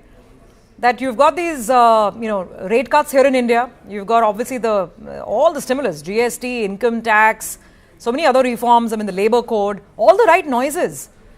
It's not really showing up in consumption in a very big way yet. It's not entirely showing up in corporate earnings. So when will it show up? That's the first question. And how much more of an impetus would you expect the finance minister to deliver today? So I think it's actually the reverse. I think what the Indian bond market is telling us, and I think the bond market is sending a very clear message to both people like me in the stock market and the bond market, I think is sending a very clear message to North Block, is that look, you guys are borrowing too much money. Both the state governments for fiscal populism and the central government for capex. The government borrowing numbers are through the roof. The bond market is tightening. So in spite of the RBI cutting rates, the cost of money is rising in our country because between state and center, the borrowing is at such an elevated level, right? And therefore, I think the big to-do for the FM today is not so much to impress the equity market. I don't think impressing the equity market is going to achieve too much. I think impressing the bond market will achieve a great deal. So if we want cost of money to reduce in India, and the chief economic advisor is on the money when he says high cost of capital is a big challenge for India. If we want cost of money to go down, we should hope that the FM fiscally consolidates today. Ideally, to fiscally consolidate, she should cut capex and, if possible, give some relief to debt investors. Debt investors have been hurt in the last 4 or 5 years by paying far higher capital gains tax than equity investors. So give some relief to debt investors, get the cost of debt down, and at the same time fiscally consolidate by cutting capex. If she pulls off all of that by noon today, I think the bond market will be a happier place, and that will help the Indian economy. Okay. Gurmeet, let's come down to budget stocks, if there is such a thing. So, the usual suspects, right? Railways, defense, electronics manufacturing, and we've discussed some of these in the past many months. Now, where do you, and assuming that there will be favorable announcements for these sectors, where do you think there is still some valuation comfort, where people can still build fresh positions and add them to the portfolio, where there is a compelling valuation and fundamental case to buy stocks? Thanks, Subi. So, a couple of pockets which we think, the price correction has been quite severe. In fact, I think 50% of the stocks in my view in small mid-cap space are in COVID kind of a valuation. The kind of, time and price correction we have seen. I think defense looks good, not just because of the budgetary allocation. If you see in last few weeks on exchange updates, a lot of defense orders coming our way. So something like Solar Industries, for example, yesterday got almost 1,500 crores worth of defense orders. One of them was a large export order. And we've seen so many FTAs being signed. The UAE came for a couple of hours, large defense deal happened. We have a defense framework now with EU as well, and EU is going to rearm, led by Germany. So it opens a huge opportunity. Plus they've allowed 75% FDI in defense. So you will see a host of things playing out there. Obviously, Bharat Electronics on radar, sensors, communication systems stands out.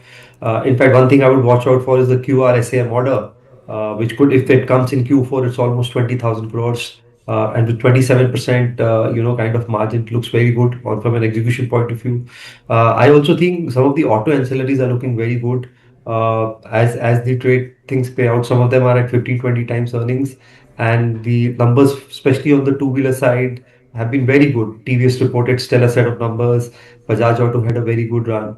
So we like, something like an Uno Minda, Sandhar Technology, really available at good valuations. And I think some of the consumer discretionary names will make a bit of a comeback, considering that the GST impact and overall things it takes time to play out and reflect in the numbers, and will gradually start reflecting. And fingers crossed, I'm expecting something on, I maybe it's a little more optimistic, but I think something will come on capital markets. I think what they do to get FIIs back, I think capital outflow is a huge concern. Whether it is withholding tax, whether there is any tweaking required in either STT, LTCG, maybe that's wishful thinking for now, but something will be done. And I think, and that's why capital market plays, in my view, is something I'll be very keenly watching. I checked the latest numbers, Gurmeet, on STT collections. I was writing down my numbers yesterday, and those collections are looking so handsome at a time when income tax and corporate tax is trending below estimates. STT, they've managed to garner over 45,000 crores already, budgeting of course 70,000 crores plus this year. But let me ask Saurabh. Saurabh, are you hopeful? Any kind of reduction in market-linked taxation? I'm hopeful that they give bond investors relief. I think India missed a trick by putting bond investors on marginal tax rates for capital gains tax, and by giving equity investors a more attractive tax structure. We swung enormous amounts of money from the bond market into the stock market. The result of that is what we have lived through in the last couple of years, which is heavy OFSs, promoters coming into the stock market, selling their stakes without raising primary capital, and in many cases taking the money out of the country. And in the meantime, the cost of debt, the cost of bonds is going up, which is resulting in an elevated cost of capital. I think we missed a trick there by skewing the tax structure in favor of equities and against bonds. And I'm hopeful in the budget today, the FM remedies that mistake. I think that it was a big miss on all our parts. I think even I, as an equity investor, didn't quite realize how profound the consequences are of shifting money from the bond market to the stock market. I think it's high time we swung flows away from the stock market back into the bond market, get the cost of debt down, so that both for the government itself and for corporate India and for the banking system, cost of money comes down. So that's the big debate, and we were discussing exactly this with our tax panel earlier, and I think most were in agreement. And now you're the fourth voice saying the same thing, that the time has come to look at some sort of tax parity between equity and debt and not be so pro-equity. I don't know if equity investors would like the sound of that in a tough environment, in a tough year. But gentlemen, Saurabh, just allow me 2-3 minutes. Let me take some final trading cues and calls with Rohit. Now, Rohit, the Nifty, 25,300 thereabouts, range bound. What are you forecasting for the next couple of weeks and maybe months? I mean, just looking at this range and the really rocky start to 2026 so far. So if I just look at the setup, stepping out of that today's budget day and they can, break things either way. The setup itself indicates that as long as we are below 25,500, we are in a downward path. And we may probably attempt to break the lower end of the range in the coming days, which is close to around 24,940. And if we do break that, then we go and test 24,491. So these are the levels with a downward bias on Nifty. The surprise element could be that, yes, if you have something outsized in the budget, which I don't think anyone's anticipating, then probably it bounces back and goes towards the 25,800. For that, of course, we need to get past the 25,450 mark that I spoke of. But since we are below that, we are maintaining a negative bias for the days ahead. Okay. And Rohit, in terms of your top bets on the long side, in terms of stocks, and this is not an intraday question, but just looking at it from a positional portfolio standpoint for at least the next couple of weeks. Are there any 2 or 3 names that you'd like to call out here, mid caps or large caps? So out of all the investment calls that we had open and have typically been bullish on metals, we closed those out in the early part of January. The only thing we have open, what you spoke about some time back, is in the defense space. So it's Hindustan Aeronautics, which has sort of held its, channel price action and is sticking up a little bit in the last couple of days along with the rest of the group. So that probably remains, the singular area where we can find some kind of a defensive bet, because defense spending generally continues. And also we know that globally there's a trend towards increased spending by various countries that were doing less of it. And that will also get us, global demand for these companies. So I think the technical setup is not broken for this sector. It looks good. And probably the only one that we can still bet on in what looks like a pretty weak market. Okay, so defense is the only long. Got that point. Rohit, thank you very much. We'll let you go on that note. I know you're coming back in the afternoon because let's see which way this market swings after that speech, and we'll require your expertise and advice there as well. Gurmeet, let me take this opportunity of thanking you as well. Many thanks for your views and your analysis this morning. Now, Saurabh, just to come back to complete, some overall thoughts. And I'm sort of getting down to brass tacks now. The deeper issues, those ugly questions that we don't want to raise, but we have to, right? FPIs have not shown any reason to come back to the market here. Let me know if you think that that's going to change anytime soon. And if we have this change in domestic taxation favoring debt, then we're talking about, a very, very different kind of a scenario purely with respect to flows, aren't we? Yeah. So let's take the issues one by one. I think the FPIs, and many of them are Marcellus's clients, the FPI's main bone of contention is that India has always been expensive. India is still expensive relative to other markets. The challenge today is India doesn't grow faster than other markets, right? In dollar terms, Surbhi, we are barely growing earnings in India. Profits of Indian corporates have barely grown in the last couple of years. In a world where, for example, the S&P 500 is growing dollar profits at 11%, right?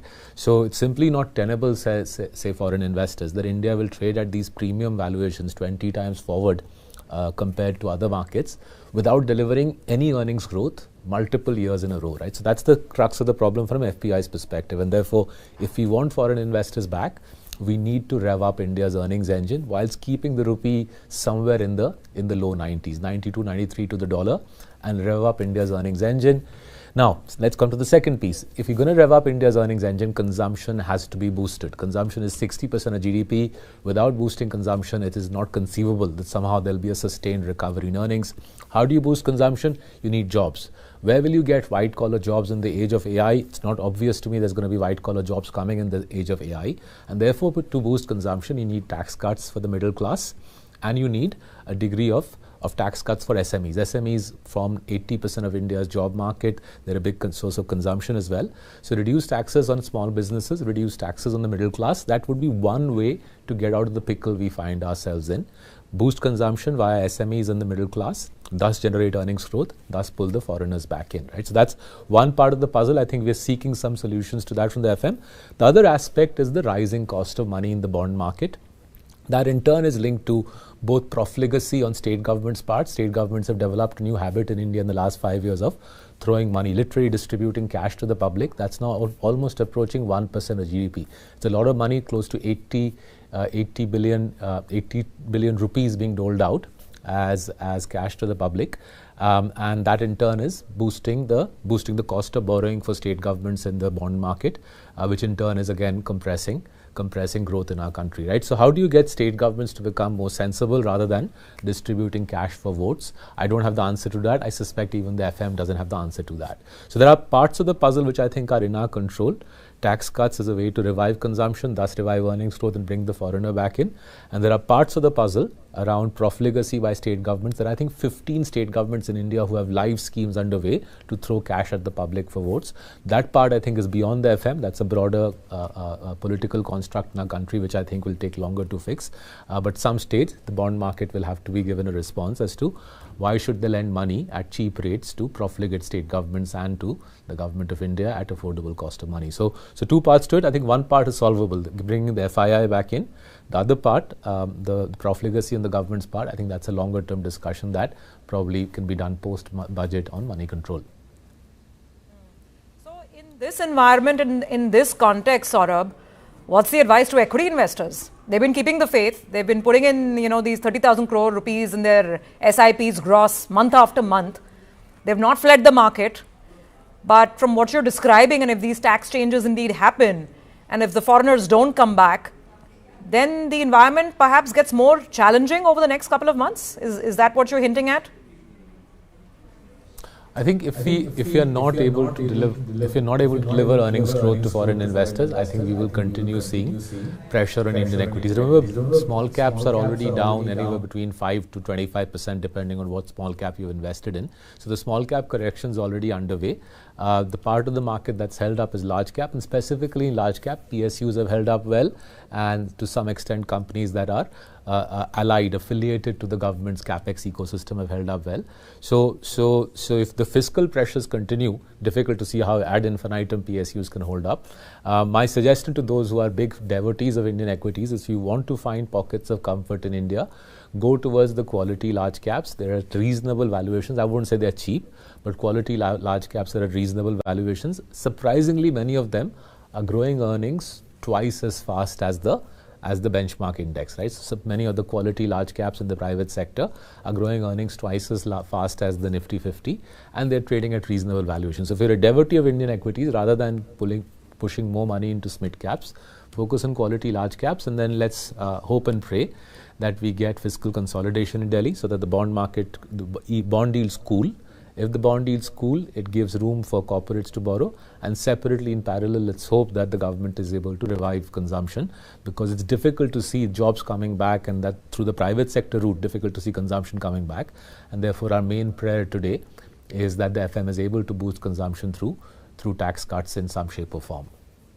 More tax cuts at a time when you're also saying that the government should manage to walk that fiscal tightrope. It's not an enviable position to be in. You need to boost consumption, and you need to ensure that the fisc does not slip. But that's the tall ask ahead of the finance minister. Very well explained, very well put, Saurabh. Great to have you on as always, and we hope to have you back, perhaps in the coming days, to decode what this budget really means for the market, for consumers and for investors. Thank you for joining us today.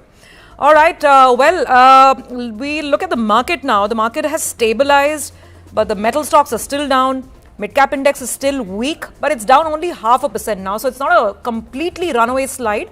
things have kind of stabilized. So take a look at some of the market trades, take a look at the key expectations, and of course some of the visuals that we had earlier of the finance minister meeting the president, and of course with her, her team from the finance ministry. We'll come right back, and then we'll have our panel of experts joining in on the macros, on the big picture, counting down 1 hour to go before the finance minister's speech.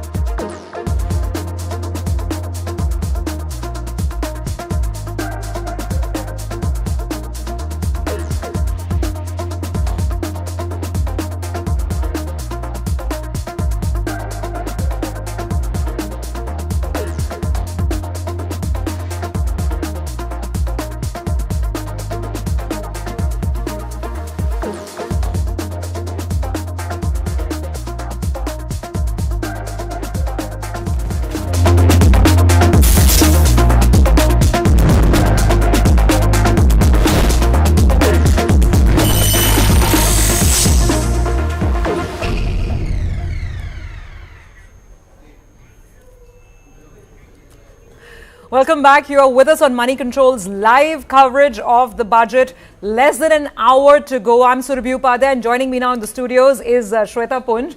Shweta, great to have you in. Lovely to be here. And we have our panel of experts ready. So let me quickly introduce our guests as well. We have Sanjeev Krishnan joining in from PwC for the big picture. And then, of course, we need to go back to the macros, go back to the drawing board on those big numbers. And for that, we have Madan Sabnavis of Bank of Baroda joining in. And we also have with us Radhika Rao of DBS. Thank you very much, ladies and gentlemen, for being with us. Let's get our guests on the screen if we can. Yeah, there we go. Now we can see everyone's. Good morning and happy Sunday to all. Sanjeev, let me open with you. So, the consensus so far this morning on Money Control with all our guests seems to be that, if not more tax cuts, but perhaps more reform, stronger messaging to get those animal spirits going. What would you want the finance minister to do? I mean, in the next 1.5 hours or so, I'm actually looking forward not so much on the collection side of it, because a lot of that already has happened during the course of the previous year, but as to how the money is going to get spent. And really, the economic survey, if you look at the economic survey as well, I think 3 things. I'm so glad that it talks about some of those things. One is that, we do a lot of, small experiments, sandboxes or whatever. Now it's a question of scaling. We need to scale things. And we need to make sure that the economies, the factor costs really need to come down. The second one is really about productivity enhancements. And I'm so glad again that economic survey has multiple times spoken about it, that we need to focus on productivity enhancement, and the ROI on the spend will go up if the productivity is higher. And that also comes with value addition. And there's a lot of things that need to be done to make sure that happens. And finally, to continue to harness the strength that we have always had, which is services. With all the technology disruptions that are coming in, continuous upskilling. So spending on upskilling of our people to make sure that they feel more confident to take on what's coming to them is important. And that will make sure that the incomes continue to rise and private consumption, which has been, the bedrock of Indian economic growth, sustains. Right. So, we're seeing lovely visuals of the finance minister also, and she's wearing a South silk sari. It's a Kanjivaram sari. She uses her saris really to put out a strong message. And last year we saw a Madhubani. She was wearing a Madhubani. It was before Bihar elections. So I'm glad you're getting to the finer nuances of the fabric and the style, because in the earlier morning markets panel, we just noted the color.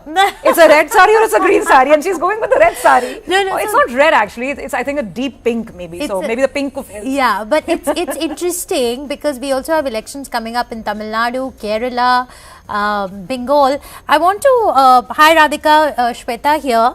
Very quickly, Radhika, we know that the 16th Finance Commission report will also be tabled today. How do you see this playing out in terms of, grants to the states? Because state finances have been tricky. Until now, there's been substantial pressure on state finances.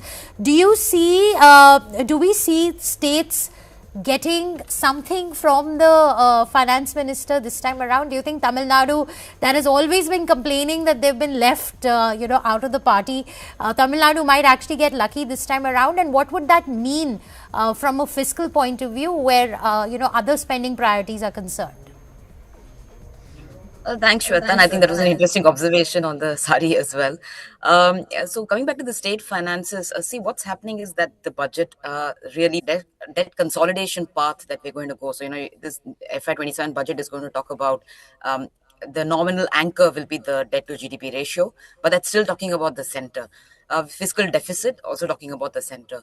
But what you're seeing is that at the state level, the ratios are actually going the other way, which is that if you see the budget projections for state budget, it's expected to be above 3% of GDP, for the second, third consecutive year. And if you talk about the debt levels have also been stagnating to going up slightly. So net, what is happening? The consolidation on the centers center's end is kind of being offset with what's happening on the states. So for ideal consolidation purposes, both of them should move in the same direction. Yes, to your point about by May, there are about 4-5 states that are going to go into elections. And I think all of that certainly will play a part into, I would say that will be part of the political framework. But coming back to the math, state finances in terms of the revenues that are being made up are certainly not enough in light of the expenditure commitments. Capex has been slowing a bit slower than expected. You've got more revenue pressure, RevEx pressure, mainly because wherever there have been elections, there have been a bit of populist spending, and I think there is more to come. So net, I think when you talk about the state finances, the central point is it's going the other way, not so much the consolidation path. And I think that pressure is certainly showing in the bond markets to begin with. Higher premiums are being built, borrowings have been going up, and in fact, state borrowings now are making a bigger portion of the total borrowings in the country. Center and state put together, the proportion is going up. So all these are pipeline risks. I think what we expect from the budget today is to show how much of the revenues are going to make its way to the states. GST nuances have also changed. But to my mind, I don't think we will see a huge jump from the current 33 to 35% of the share that states have been typically seeing in the past few years. On the point of the pressure in the bond markets, I just want to also highlight the biggest debate that we've been having, of course, today here and throughout the last couple of weeks, I think, in the country, is this whole taxation piece. And before we get to Madan on the macros again, Sanjeev, just weigh in on this. Now, I think from a tax perspective, there have been two big headlines. One is, how does India want to tax foreign investors? That's one part.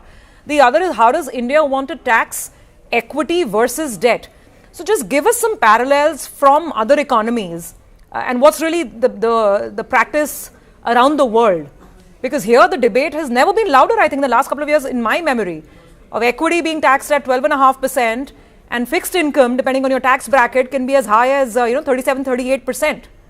So is there a case for a change? And if yes, then what is the path India should take? And is there a global precedence, perhaps, that we should keep in mind?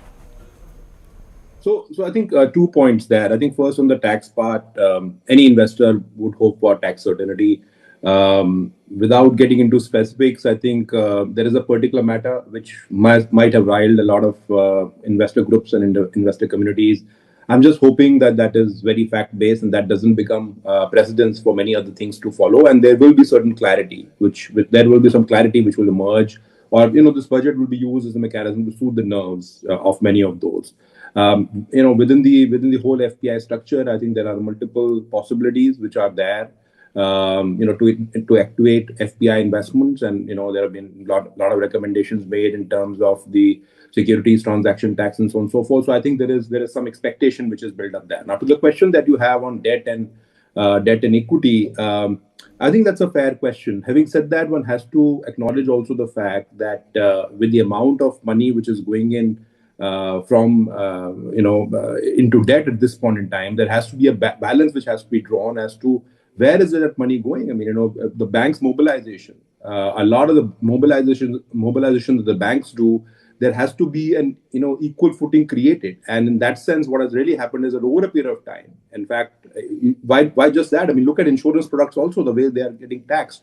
Over a period of time, what has happened is that the taxation on those have become far more intense than you would like, because it otherwise the savings mobilization, the savings bank account mobilization, which is very, very important for the banks to fuel future growth, is getting compromised. So I think it's a fine balance now. As to where one should peg it. And in my mind, I think we currently have a mechanism where the tax rates, particularly I think last year they did a lot to sort of streamline a lot of the capital gains tax. I do believe that there is a possibility also to put a little bit more income in the hands of the Indian investors, which have been keeping the market steady, to sort of moderate them a little further. I certainly do believe so. But again, as I said, it's a fine balance, particularly when it comes to debt gains, because you need to keep the bank mobilization also steady. Yeah, absolutely. Let me bring Mahalakshmi back into the conversation as well. I think she's a lucky charm. She's come back. The market is recovering. And she told us in the earlier part of the conversation that even if there is a capital gains tax hike on equities, it will still be good for the market. So no, I didn't say it will be good for... I didn't say, let me clarify, I didn't say it will be good for markets. I said it will be good for investors in the long run, because you are not taking a decision based on tax today and piling on, because today, you know, anybody you talk to, most of the advisors will tell you equities are slightly overpriced, but if you look at post-tax basis, equities still look a lot more attractive. So people are taking on higher risk only because they feel that post-tax they're still going to make money. I think we have to differentiate between what creates market moves in the short term versus what is good investor behavior, which will make them money, and we'll all, you know, save enough and make enough money, and we'll have enough money during retirement. So that's a different conversation altogether. So for markets, touching it will be bad. There is no question the market will sell off. You know, today you have 15% long-term capital gains tax. I think it's a no-brainer. The markets will there'll be pandemonium. So there is no getting away from that. But the larger point I'm saying is that if already you see that an asset class historically, in the historical context, is at an elevated level, do you really need to incentivize? By the way, after we spoke in the morning, a few markets editor, and you're saying this, and also that you're just picking on small caps. But the fact is, if overall markets are higher, any stock that is coming into the market via IPO, QIP, everything is benchmarked against elevated valuations, right? Everything that is coming to the market, they do a peer comparison, say, hey, this guy is trading at XYZ PE, we are 10%. And you know, just to add to that argument, and actually if I could, you know, be pragmatic. And also, Surabhi, I just want the PCR to, you know, pull up that chart of comparison between equity and debt taxation, which I put through, you know, which we have for pretty much all the main countries, and I couldn't see one case where there is a real gap between such a huge gap between equity and fixed income. And I take your point. Yes, on a valuation basis, you have more and more money being pumped into equities to build this equity cult, and it's fully built. I think there's no two ways about it. The equity cult is here. But you do more and more of that, valuations get inflated. You have stocks trading at 100 PE, gives all the more reasons for FPIs to say, you know, they market chhod do, let's look elsewhere. Exactly. So there's a full fundamental, you know, basis in what you're saying. I completely understand. But Shweta, let's get back to the macros, you know, maybe with Madan as well, because whatever they do on taxes, even if they, I mean, the question is, do they have any room for any further impetus, stimulus in any shape or form? Absolutely. No, that's what Surabhi, this time around, there's very little fiscal room available for Ms. Sitharaman to really do much. Madan, thank you so much for joining us. You know, how are you reading into the tax situation? We were looking at a tax buoyancy of over 1%, but at the moment it's come down to about 0.6. How much pressure would that put on the budget, and how do you think will she be, will she manage her spending priorities? The way I look at the way in which the budget is going to be formulated is that you will start off with what should be the fiscal deficit ratio, which will also have bearing on the gross borrowing program of the government, and that's how the market is going to react, the bond market. And then you go back to saying as to how much of revenue can be garnered. So I think this is going to be contingent on the GDP forecast which is made, which we expect to be around 10%, which was similar to what was last time. Looks more credible today because of the fact that low base effect is going to make sure that the nominal GDP growth will be around 10% with the minimum amount of inflation. So I think then comes the challenge as to how exactly are we going to garner these resources in terms of taxation? Can there be any more concessions given? To my mind, there's very limited room out there. I think whatever has to be done was done last year, and we should admit that there would be time lags before the fructification of higher revenue on account of the buoyancy in overall growth in income. And then it's a challenge about how do you actually allocate these resources. So I think that's going to be the thrust of the budget, to my mind, because we've had these external pressures. We've seen the fact that MSMEs, exporters, they're the ones who've been under pressure. So therefore, there would be certain allocations made, maybe some kind of a PLI for exporters or for the MSMEs, something where you're picking up certain thrust areas in the economy, probably the ones which need to be protected on account of the adverse external environment. And I think that's where there would be more concentration of resources. And there could be economy savings in terms of certain social welfare programs on employment, maybe for a farmers scheme. I think that's where I think there is better delivery, which the government has managed so far. So in terms of economies, in terms of outlays on subsidies as well as social welfare is something which I would be looking to. And maybe those resources would be reallocated for the thrust sectors which require this kind of support from the government given the overall economic environment. See the capex push to continue, because I know that the industry is seeking for a higher capex allocation this time around, but the absorption capacity in the economy, I think it's fairly exhausted now where capex is concerned. Do we see that getting diverted to say more new economy sectors? Radhika and Madan, this is for both of you. If I could just continue out here, because I feel that what you said is very pertinent about the absorptive capacity of the economy. There's an extent to which the government can increase the capex. So this year, to my mind, there will be more focus on defense and partly on roads. So and in the pecking order, it will be defense, roads, and then probably railways, because the absorptive capacity is a challenge for all governments, not just the center, but also states. It's one thing to announce certain projects, but the ability to implement these projects in this period of 365 days is always an issue, given the processes which are involved, and also the administrative capability of the respective departments. So it will be more on defense and followed by roads and railways. I don't think there's any new area where the government has that kind of capability of entering at this particular point of time. Okay. Just to get back to the bigger questions, and Sanjeev, this is going back to you. Aside of tax changes, which obviously will be a big headline, the other question is, where should the money be spent? What the priorities should be? And our, panelists earlier spoke about certain areas like, say, GCCs, rare earths, of course, other strategic sectors. So in terms of just the government's priority list, would you expect additional incremental changes, increased allocation to many of these sectors? Would that be a better way to go? Or would you want to hear of, newer headline schemes, bigger schemes, and, something big, so to speak, big bonanza or big bazooka to be announced today?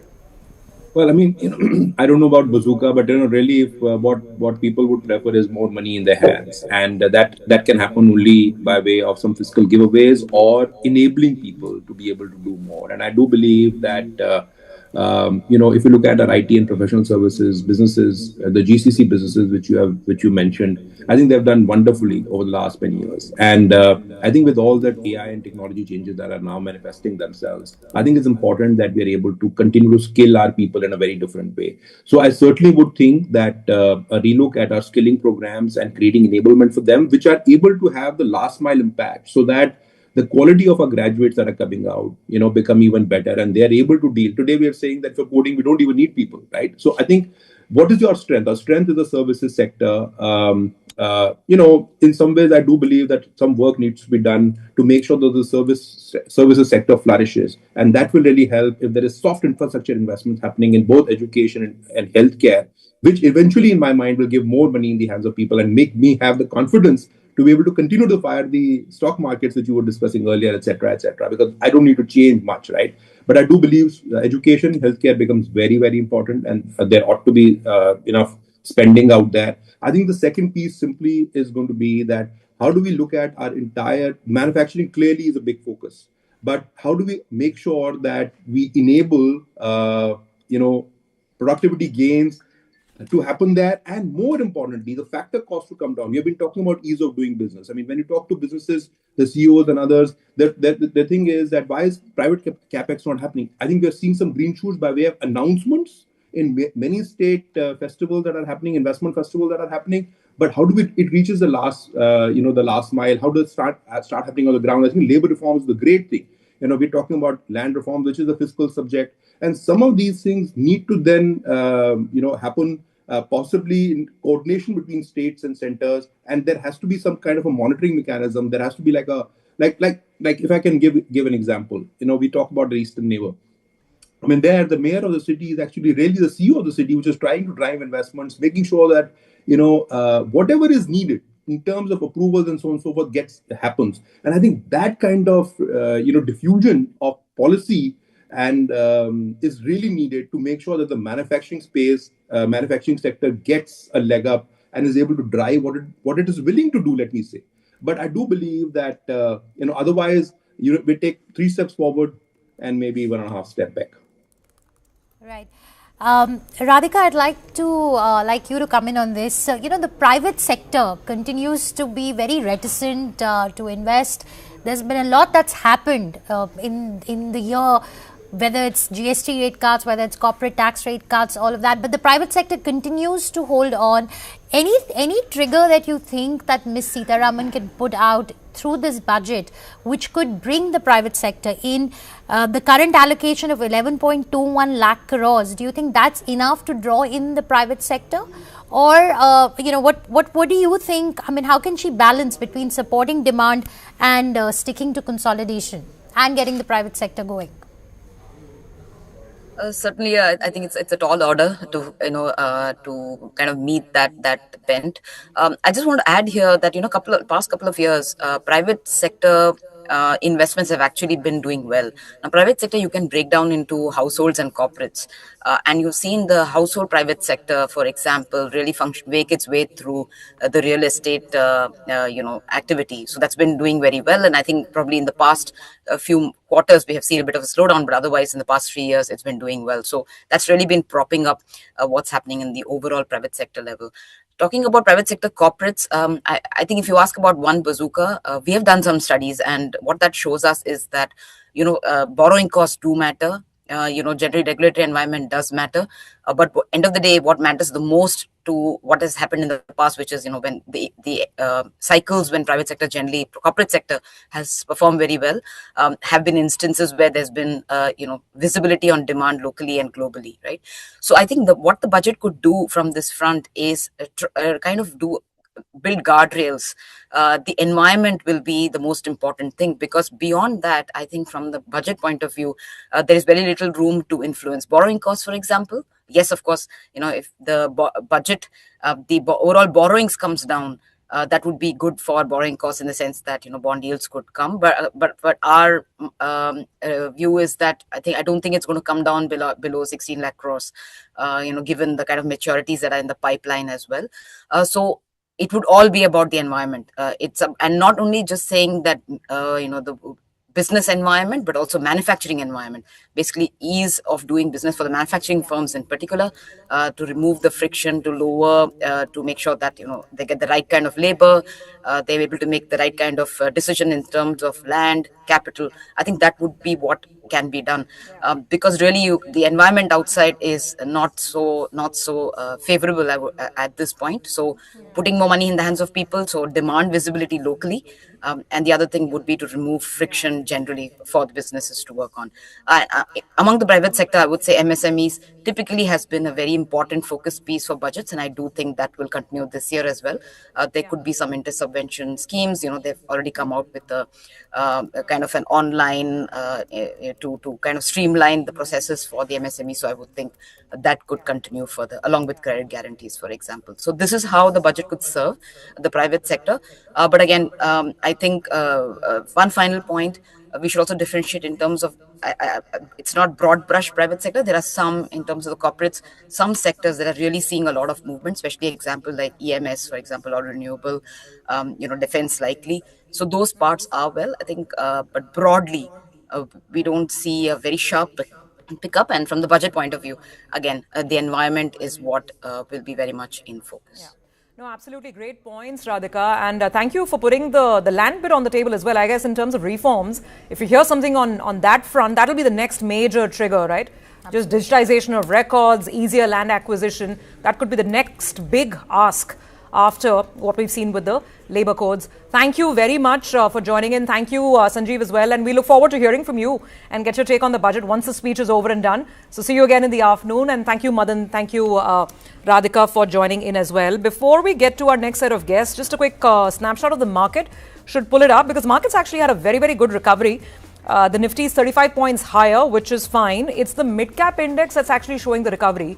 When we opened at 9:15 this Sunday morning, sounds very strange to even say that, market opening at 9:15 on a Sunday morning. But at 9:15, the mid-cap index was sliding quite a bit. From the lows, there you go, it's on the screen right now. It's looking much, much better. We'll soon get to, I think, Mr. DP Singh of SBI Mutual Fund. But Mahalakshmi, I mean, from a market perspective, I guess if this is a no headline budget in the sense, from a tax perspective or changing the status quo perspective, you think the market will kind of take it in its stride and just move on because the market has enough other headaches to deal with in terms of global headlines, this commodity crash, what's been happening otherwise, with the rupee, with earnings. So the market doesn't seem very nervous, at least at this stage.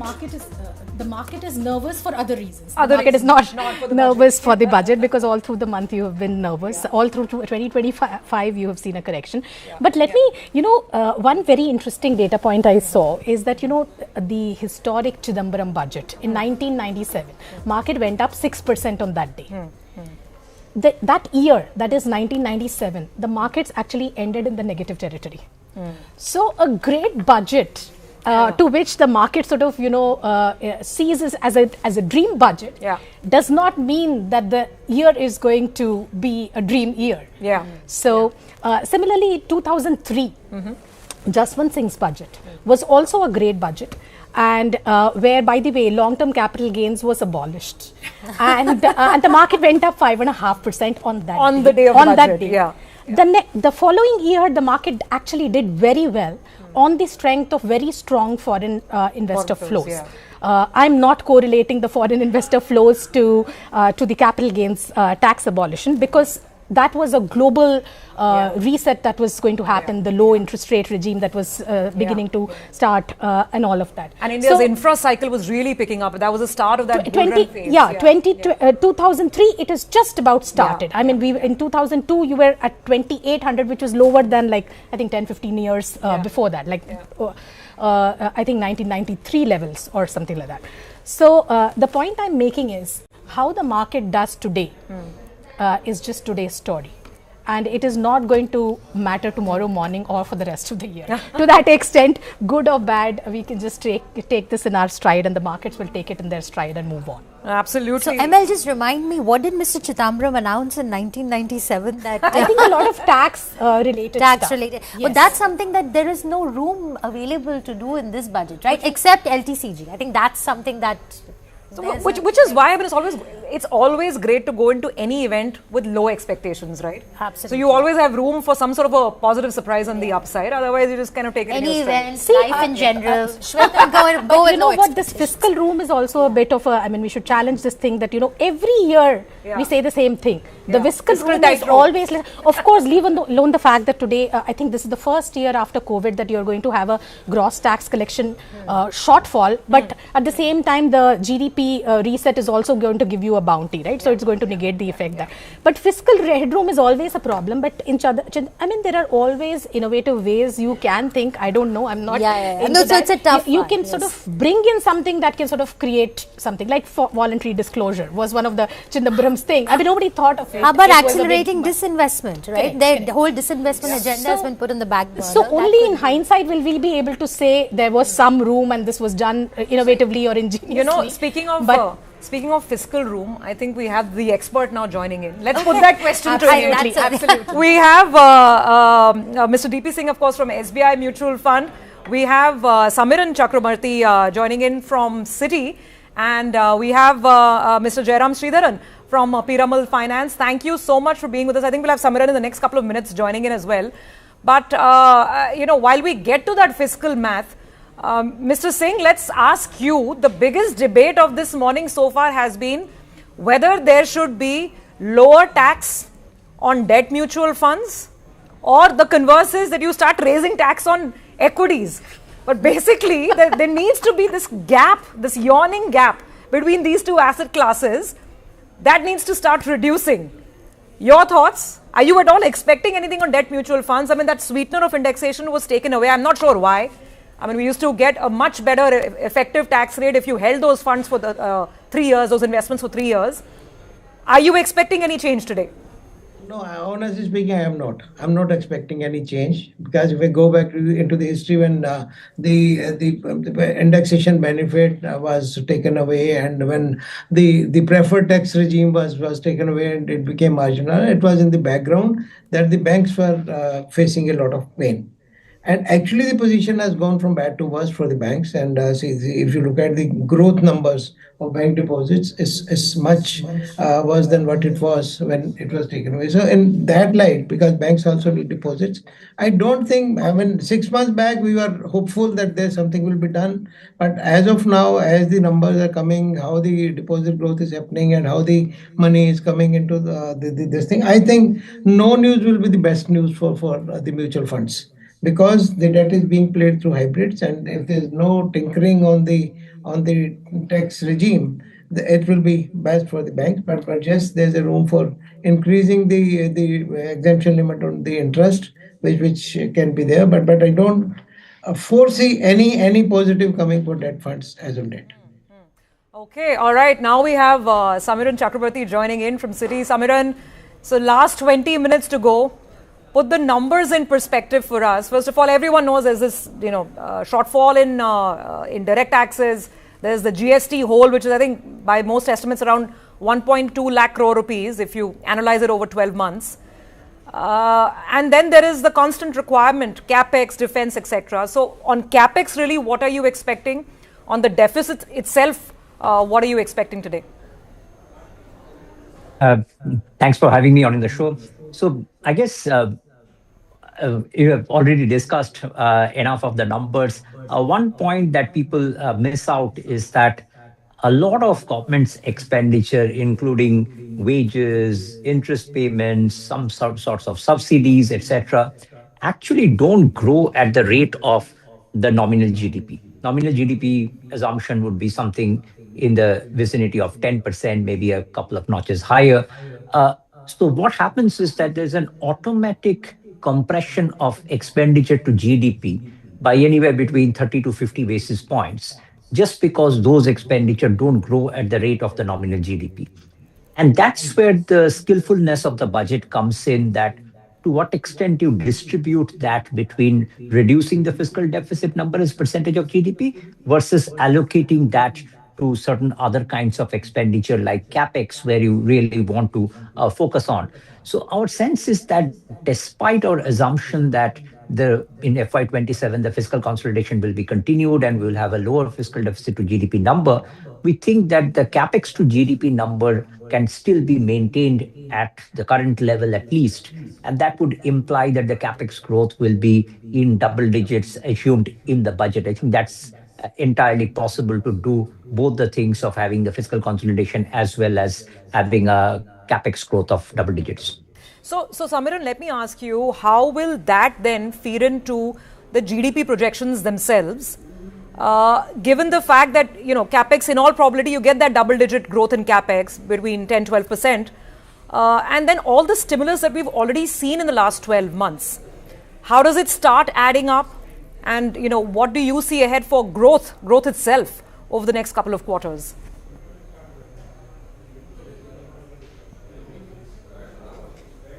Samiran, I think you might have gone on mute.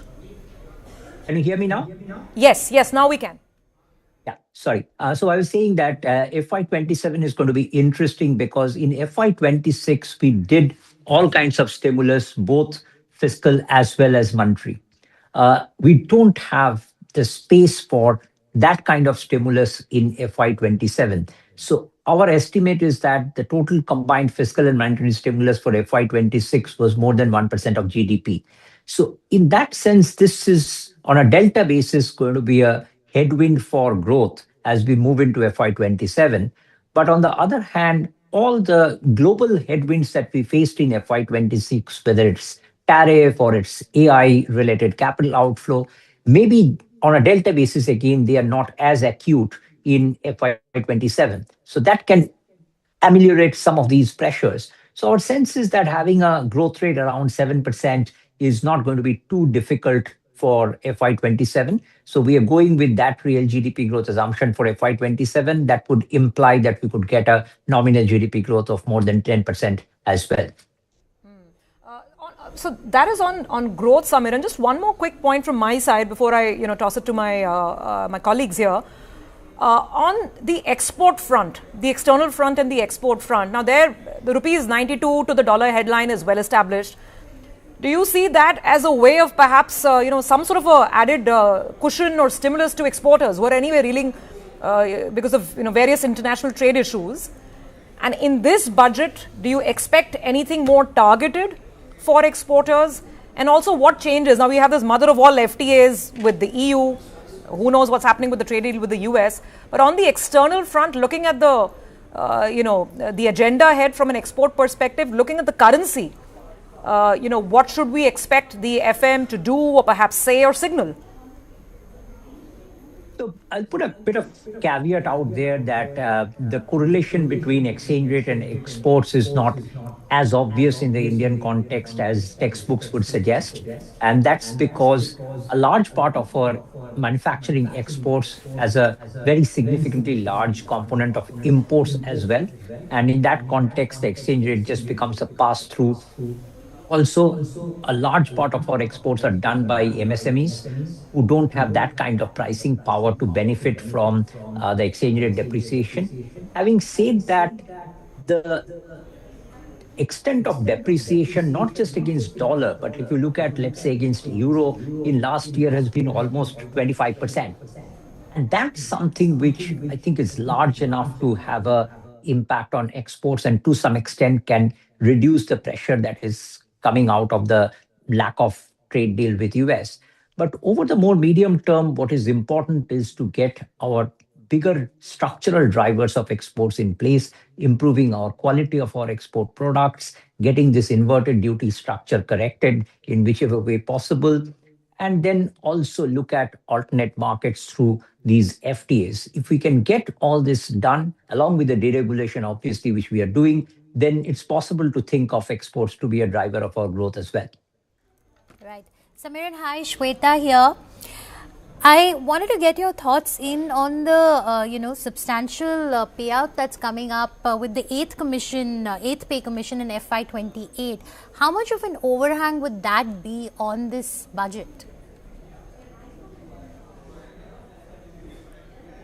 A position to announce anything related to the pay commission in this budget itself or account for it in our budget maths. Having said that, one part which has to be appreciated is that there are some cushions on the revenue side as well.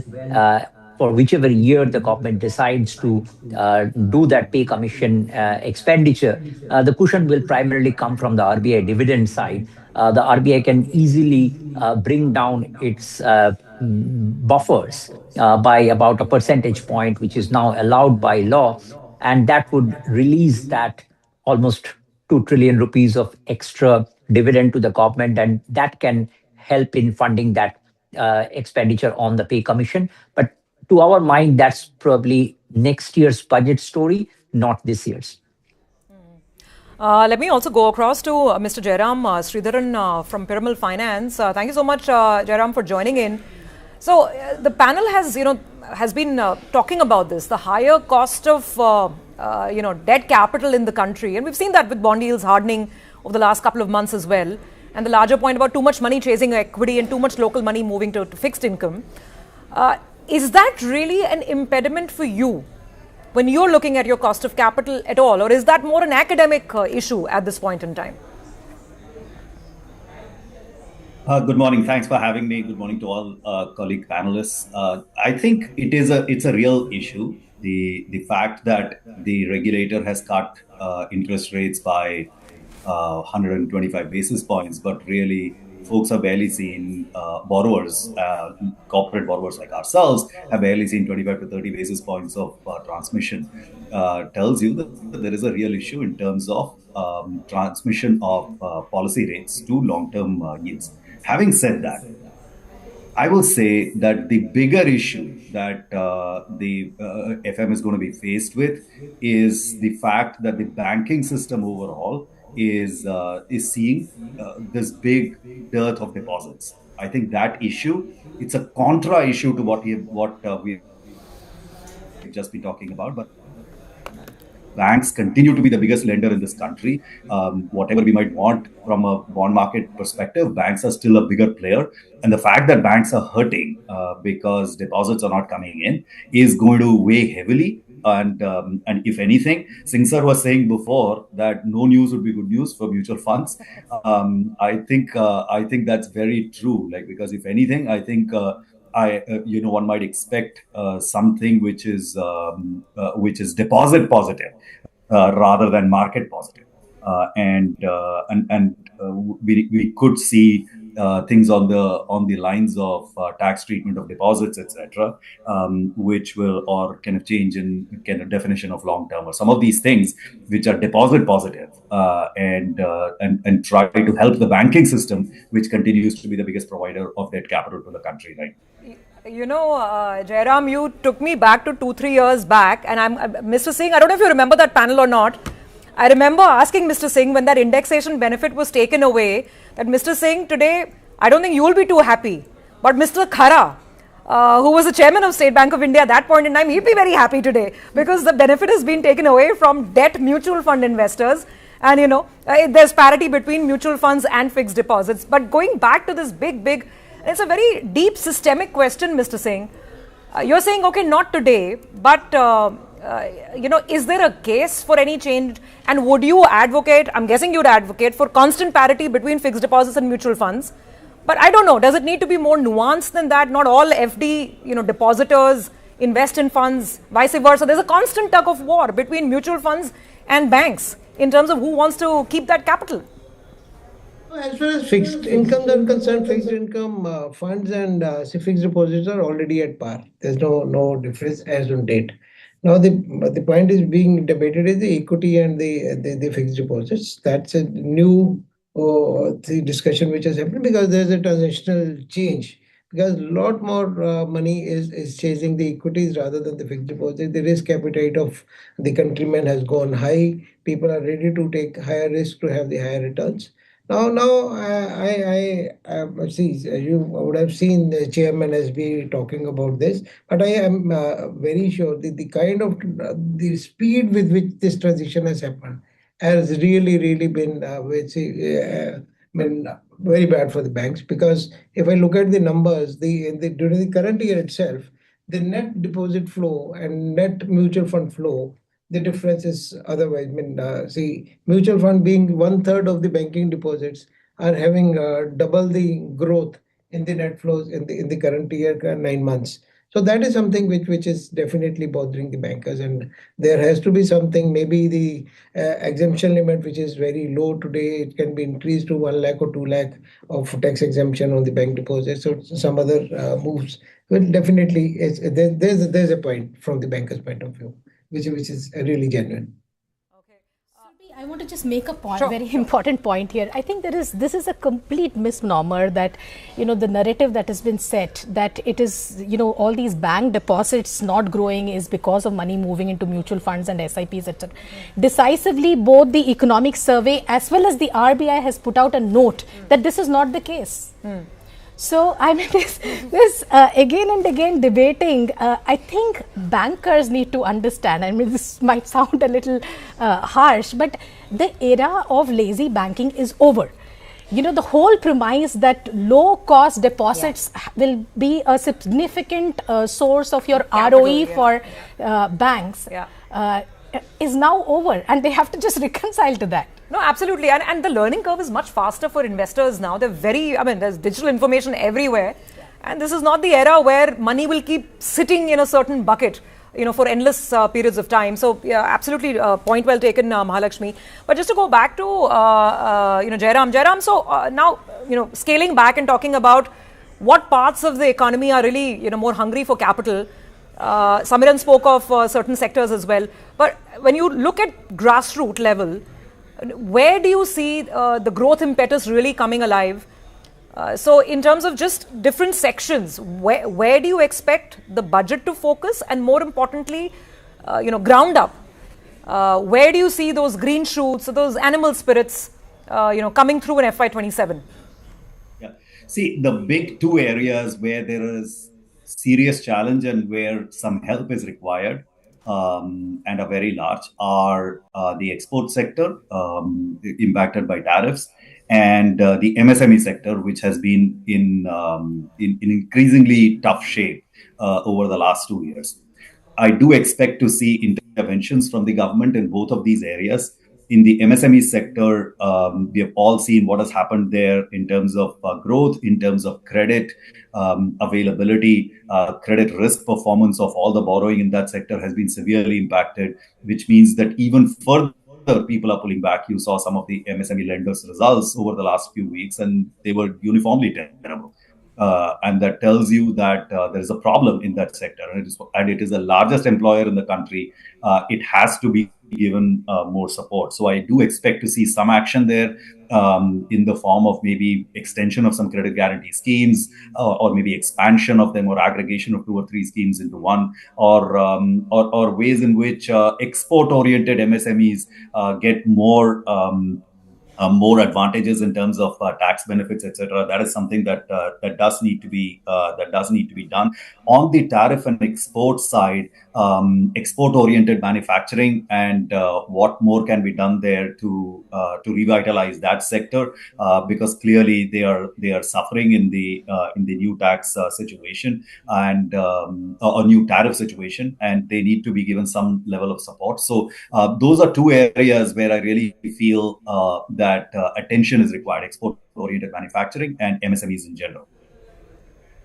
Right. Samiran, I'd like you to come in here. We are barely a few minutes away from the budget speech, and I want you to do a little bit of crystal ball gazing. We pushed out a story yesterday, which we got from very credible sources, that the Part B of the budget speech will place strong emphasis on both short-term and long-term goals, and that it will reflect India's economic vision and priorities, and it will be something that economists and experts in India and around the world will get a lot of attention from. So you're an economist from India and you're with a global back. What's coming in Part B? So what's Part B going to look like? So historically, economists have always focused on Part A and not on Part B. Part B is the matter of tax experts. So I don't know whether what is going to change this time around. Maybe the nomenclature itself has changed. But on a more serious note, I think the thing that we are all expecting is that now the corporate tax rationalization is done, the personal income tax rationalization is done, GST rationalization is also done. So what is left is the import duty rationalization. So that comes under Part B.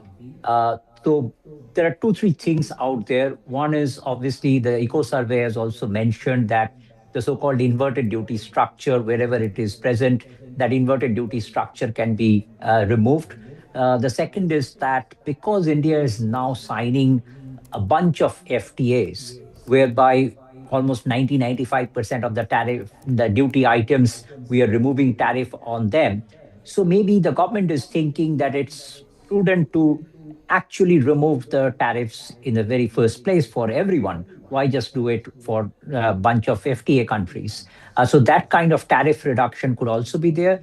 And the third is that this segment, the import duty segment, also requires a lot of simplification. Like we did the simplification on the GST side, there could be a whole bunch of simplification as well. So if I have to guess, I think the Part B, if at all that is the more important part of the budget, then it has to do with the import duty. Okay, so Part A, Part B, let's see. This is a first, right? This is a first. We've never seen a leak like this coming like one day before the budget, actually one night before the budget. This is the first time. So they've really set the stage. And so, Ruby, do you think the markets could get disappointed if it does not live up to the hype, the Part B? So I don't think the market is working with much hike. Okay. If the market doesn't get another tax hit, the market will be happy. Like Mahalakshmi said, the market has way too many other worries on its head right now beyond the budget. But very quickly, I think last 3 minutes, so one minute each to our experts in terms of, what could be the key wish list, though it's too late for wish list, but still we can all hope, right? So from the corporate perspective, lending, corporate India, just, India Inc. at large, Jairam, what would be your key wish list? The country is good for corporate India. I don't think we should look for anything very specific. Sectorally, as I mentioned, support for MSMEs and the housing sector which for the last 2 years has not been a big focus area. Those two would be probably good to have. But in general, just from the country's perspective, the big numbers, we all know what we are watching for. We should continue to see consolidation on fiscal deficit in the 4.1, 4.2 range, and maybe government borrowing not going past 15.5, 16 lakh crores. Sure. If anything more than that, it will be quite tough for us. Sure. Samiran, very quickly, would you be disappointed if the FM decides to make a big splash? If for 1 year she says, okay, fiscal deficit is not that important, I'll touch that red line because I need to stimulate more. Will that be really such a bad thing? If you had asked me this question last year, I would have said yes, it's not a big problem. This year, it's more complicated. The bond markets are already under more pressure than what they were last year. So to announce a higher deficit number this year could have more wider repercussions. Okay, all right. So she needs to walk that fiscal tightrope. That's Samiran's clear message. Mr. DP Singh, coming to you. Finally, for the common taxpayer, investor, when it comes to our investments, just our sense of well-being and wealth creation, what would your top ask or hope or wish list be? Mention of mutual funds at all. Party is going on, let it continue. And there should be appreciation for small investors who is creating a lot of wealth for the country and bringing a lot of money for the capital markets. I think that this is something which is something appreciable for the small investors, because DIIs have hold on the market capitalization, everything. The small investors have done a great job and they should be appreciated and nothing should be done. That's my wish list. I think this is the simplest request. Just no mention of his, industry or sector. No mention of mutual funds. That will be the biggest help, so to speak. The big number, Samiran. The big number. Let's just go with the big numbers. Last 30 seconds. Yeah, the big number you'll be watching out for. The fiscal deficit number, which we think should be lower than 4.4, maybe 4.3, 4.2, and the borrowing number, which Jairam was mentioning, somewhere below 16 trillion of gross borrowing would be a positive for bond markets, but it could be slightly higher as well, according to us. So that's something that we'll see. And then obviously the tax rates will be something that people will be watching. And capex growth, we are thinking a double-digit capex growth. So that will also be watched very closely. As a percentage of GDP, capex trajectory, Samiran? Is what we are expecting. 3.2. Okay, I think that's what he mentioned. That capex is a percentage of GDP. Hopefully, we'll keep tracking in that vicinity of 3.1, 3.2%. And that is something that will get the budget a thumbs up from the economists. I think we're counting down. In the next couple of minutes, we'll start getting visuals from Parliament as Madam Finance Minister makes her way and gets ready to present her 9th budget. What a run for the Finance Minister herself, right? Remarkable how she steered the Indian economy through many, many years. Consistency, at least in policy making, in terms of the only finance minister to present 9 consecutive budgets. Since we have Samiran with us, okay, start.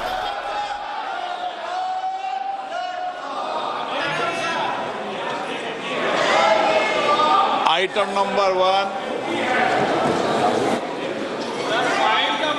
माननीय वित्त मंत्री श्रीमती निर्मला सीतारमन जी.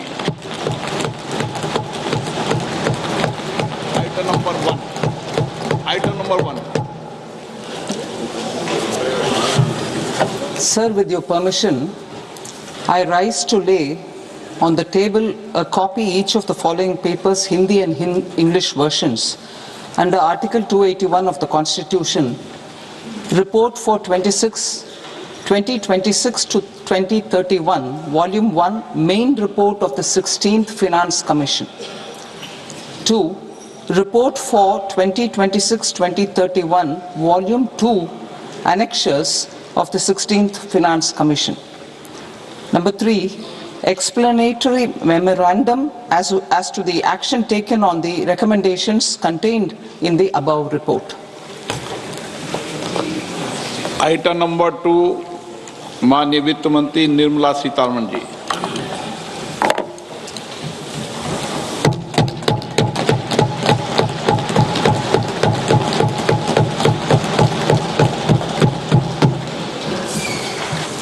Honorable Speaker, sir, on the sacred occasion of Magh Purnima and the birth anniversary of Guru Ravidas, I present the budget for the year 2026-2027. Since we assumed office 12 years ago, India's economic trajectory has been marked by stability, fiscal discipline, sustained growth, and moderate inflation. This is the result of conscious choices we have made, even in times heightened uncertainty and disruption. Our government, led by Honorable Prime Minister Modi, has decisively and consistently chosen action over ambivalence, reform over rhetoric, and people over populism. We have pursued far-reaching structural reforms, fiscal prudence and monetary stability, whilst maintaining a strong thrust on public investment. Keeping Atmanirbharta as a lodestar, we have built domestic manufacturing capacity, energy security, and reduced critical import dependencies. Simultaneously, we have ensured that citizens benefit from every action of the government, undertaking reforms to support employment generation, agricultural productivity, household purchasing power, and universal services to people. These measures have delivered a high growth rate of around 7% and helped us make substantial strides in poverty reduction and improvement in the lives of our people. Today, we face an external environment in which trade and multilateralism are imperiled and access to resources and supply chains are disrupted. New technologies are transforming production systems while sharply increasing demands on water, energy, and critical minerals. India will continue to take confident steps towards Vikasit Bharat, balancing ambition with inclusion. As a growing economy with expanding trade and capital needs, India must also remain deeply integrated with global markets, exporting more and attracting stable long-term investment. As I begin Part A, I want to express my gratitude to the people for standing firmly with us as we forge our way together towards becoming one of the largest economies of the world.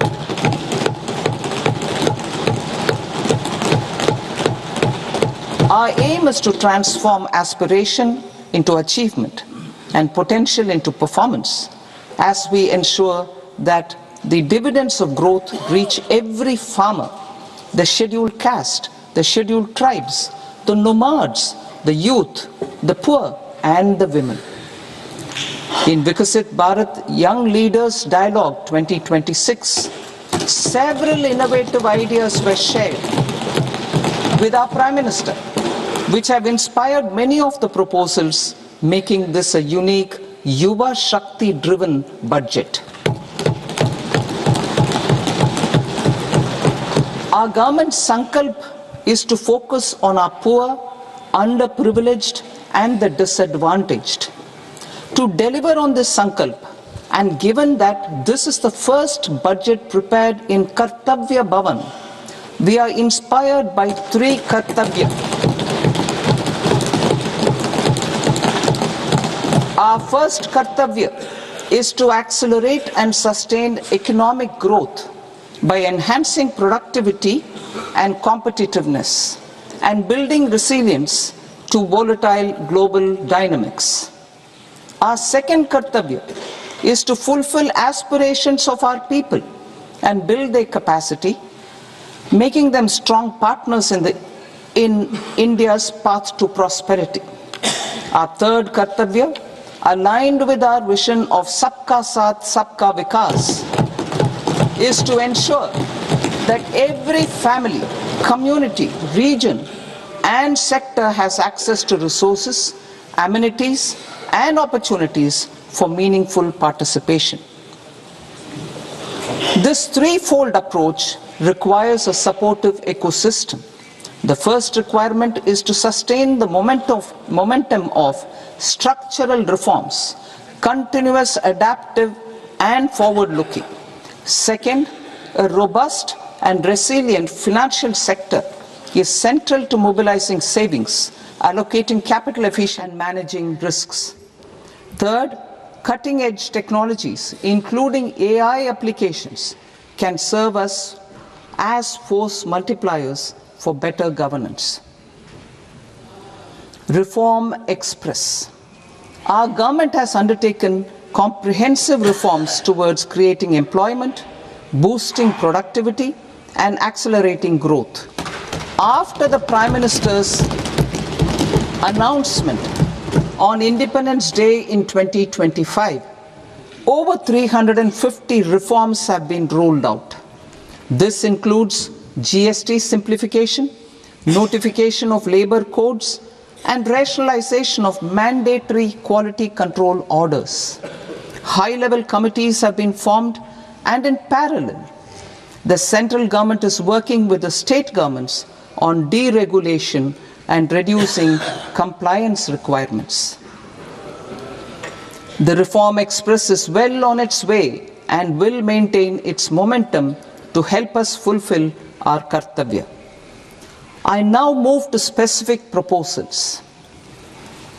Under our first kartavya, to accelerate and sustain economic growth, I propose interventions in 6 areas. 1. Scaling up manufacturing in 7 strategic and frontier sectors. 2. Rejuvenating legacy industrial sectors. 3. Creating champion MSMEs. 4. Delivering a powerful push for infrastructure. 5. Ensuring long-term security and stability. And 6. Developing city economic regions. Scaling up of manufacturing in 7 strategic and frontier sectors. Biopharma Shakti, meaning biopharma strategy for health advancement through knowledge, technology, and innovation. India's disease burden is observed to be shifting towards non-communicable diseases like diabetes, cancer, and autoimmune disorders.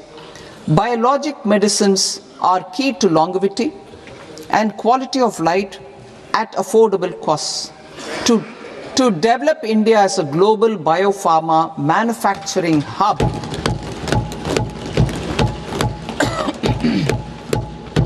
I propose the Biopharma Shakti with an outlay of 10,000 crores over the next 5 years. This will build the ecosystem for domestic production of biologics and biosimilars. The strategy will include a biopharma-focused network with 3 new national institutes of pharmaceutical education and research, popularly known as NIPERs, and upgrading 7 existing ones. It will also create a network of 1,000 accredited India clinical trials sites. We propose to strengthen the Central Drug Standard Control Organization to meet global standards and approve timeframes through and approval timeframes through a dedicated scientific review cadre and specialists. India's Semiconductor Mission 1.0 expanded India's semiconductor sector capabilities. Building on this, we will launch ISM 2.0 to produce equipment and materials, design full-stack Indian IP, and fortify supply chains. We will also focus on industry-led research and training centers to develop technology and skilled workforce. The Electronics Components Manufacturing Scheme, launched in April 2025, with an outlay of 22,919 crores, already has investment commitments at double the targets. We propose to increase the outlay to 40,000 crores to capitalize on this momentum.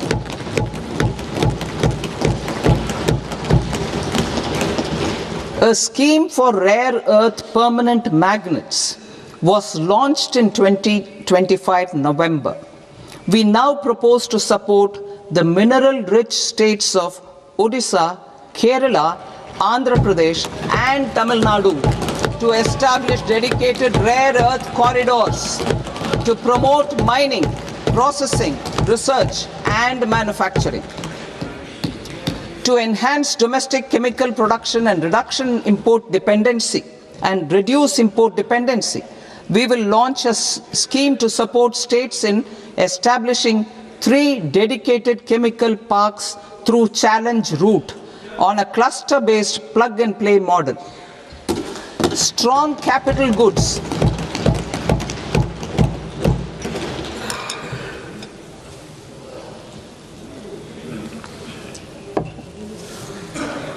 Strong capital goods capability is a determinant of productivity and quality across different sectors. Towards building this capacity, I propose the following. High-tech tool rooms will be established by central public sector enterprises at 2 locations as digitally enabled automated service bureaus that locally design, test and manufacture high-precision components at scale and at lower cost. 2. A scheme for enhancement of construction and infrastructure equipments will be introduced to strengthen domestic manufacturing of high value and technologically advanced CIE.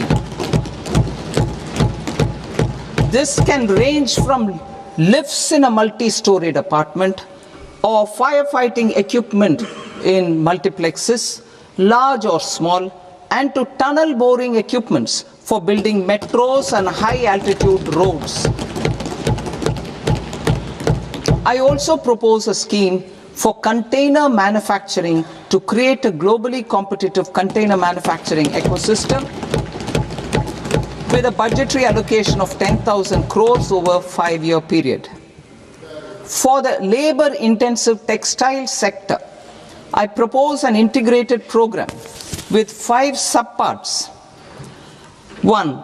The National Fiber Scheme for self-reliance in natural fibers, such as silk, wool and jute, man-made fibers and new age fibers. Textile expansion and employment scheme to modernize traditional clusters with capital support for machinery, technology upgradation and common testing and certification centers. 3. The National Handloom and Handicraft Program to integrate and strengthen existing schemes and ensure targeted support for weavers and artisans. Tex Eco Initiative to promote globally competitive and sustainable textiles and apparels. Samarth 2.0 to modernize the upgrade the textile skilling ecosystem through collaboration with industry and academic institutions. Further, I propose to set up mega textile parks in challenge mode. They can also focus on bringing value addition to technical textiles. I propose to launch the Mahatma Gandhi Gram Swaraj initiative to strengthen khadi, handloom and handicrafts. This will help in global market linkage and branding. It will streamline and support training, skilling, quality of process and production. This will benefit our weavers, village industries, One District, One Product ODOP initiative and also our rural youth. India has the potential to emerge as a global hub for high quality, affordable sports goods. I propose a dedicated initiative for sports goods that will promote manufacturing, research and innovation in equipment design as well as material sciences. Rejuvenation of legacy industrial clusters.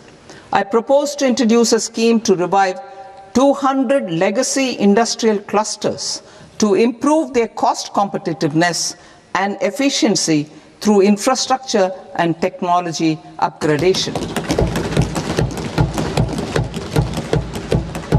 Creating champion SMEs and supporting micro enterprises. Recognizing MSMEs as a vital engine of growth, I propose a three-pronged approach to help them grow as champions. Equity support.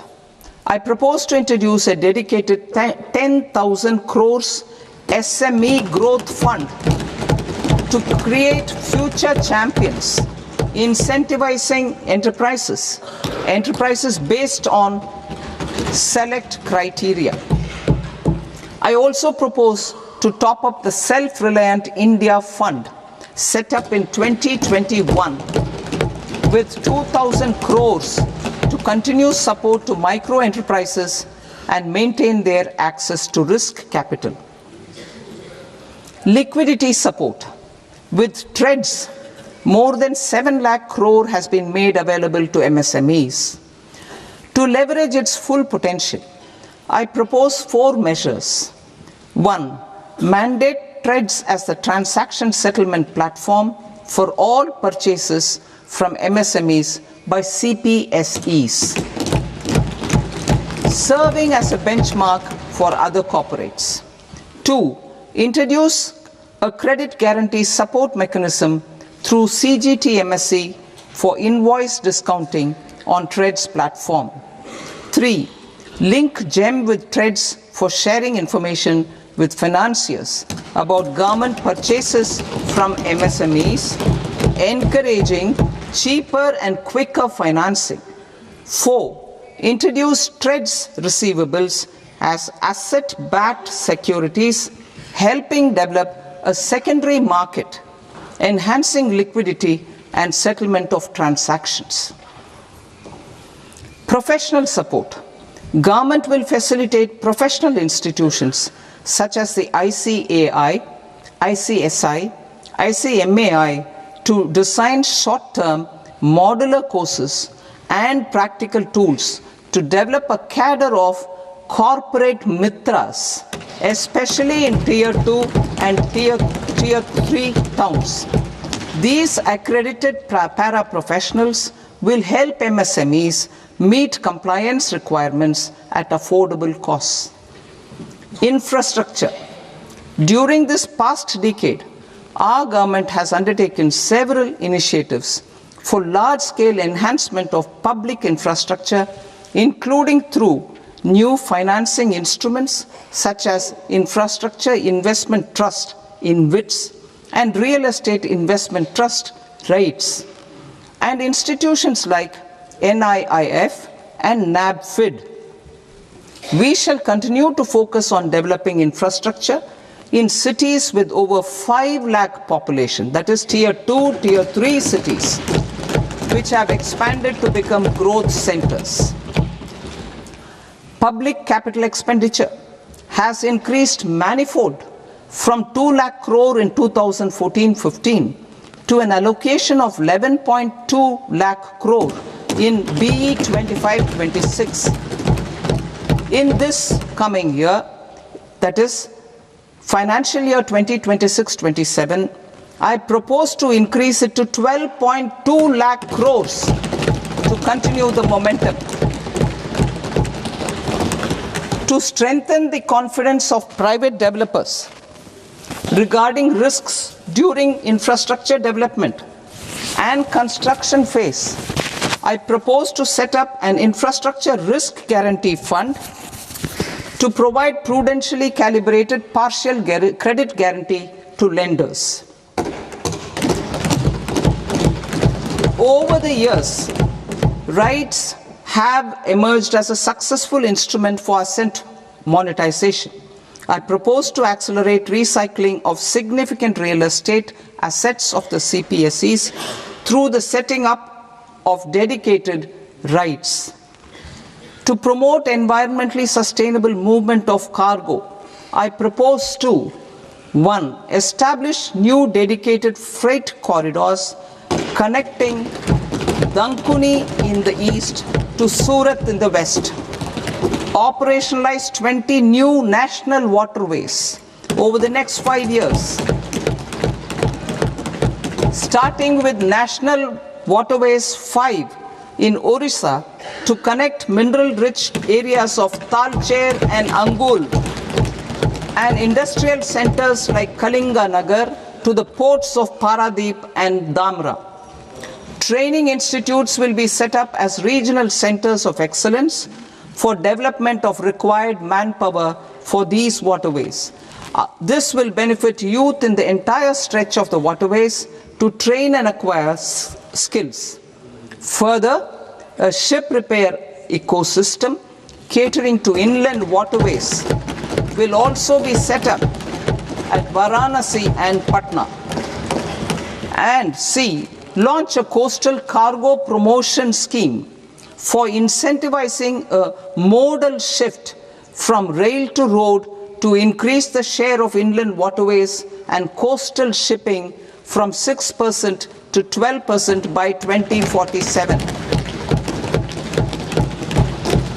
To enhance last mile and remote connectivity and promote tourism, I propose to give incentives to indigenize manufacturing of seaplanes.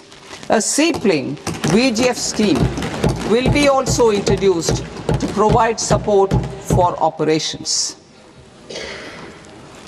Carbon capture, utilization and storage. Aligning with the roadmap launched in December 2025, the carbon capture, utilization and storage technologies at scale will achieve higher readiness and in end-use application across 5 industrial sectors, including power, steel, cement, refineries, and chemicals. An outlay of 20,000 crore is proposed over the next 5 years for this purpose. City economic regions. Cities are India's engines of growth, innovation, and opportunities. We shall now focus on Tier 2, Tier 3 cities, and even temple towns, which need modern infrastructure and basic amenities. This budget aims to further amplify the potential of cities to deliver the economic power of agglomerations by mapping city economic regions based on their specific growth drivers. An allocation of 5,000 crore per CER over 5 years is proposed for implementing their plans through a challenge mode with a reform-cum-result-based financing mechanism. In order to promote environmentally sustainable passenger systems, we will develop 7 high-speed rail corridors between cities as growth connectors, namely Mumbai to Pune, Pune to Hyderabad, Hyderabad to Bengaluru, Hyderabad to Chennai, Chennai to Bengaluru, Delhi to Varanasi, Varanasi to Siliguri.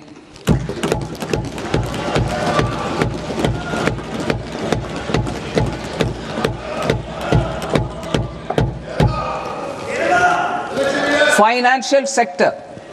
The Indian banking sector today is characterized by strong balance sheet, historic highs in profitability, improved asset quality, and coverage exceeding 98% of villages in the country. At this juncture, we are well placed to futuristically evaluate the measures needed to continue on the path of reform-led growth of this sector.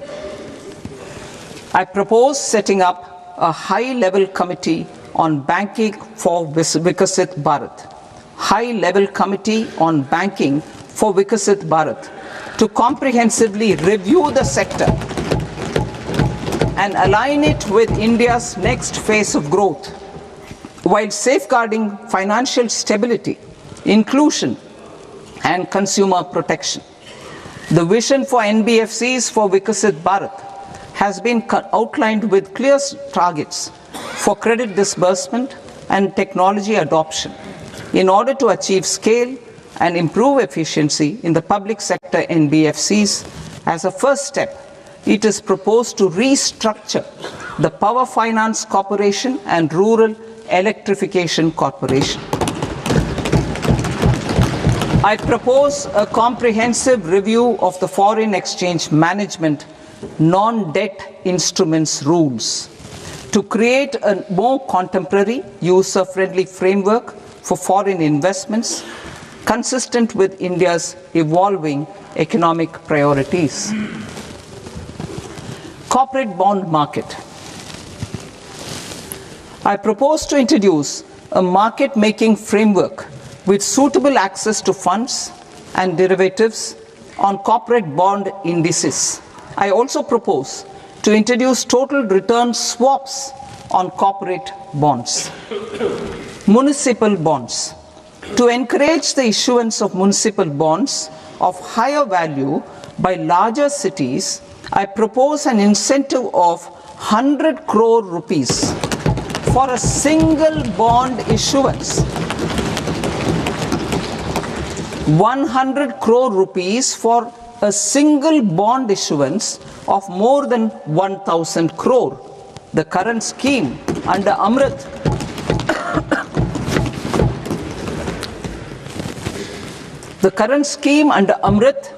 which incentivizes issuances up to 200 crores only, will also continue to support smaller and medium towns. That will also continue to support the smaller and medium towns. Ease of doing business.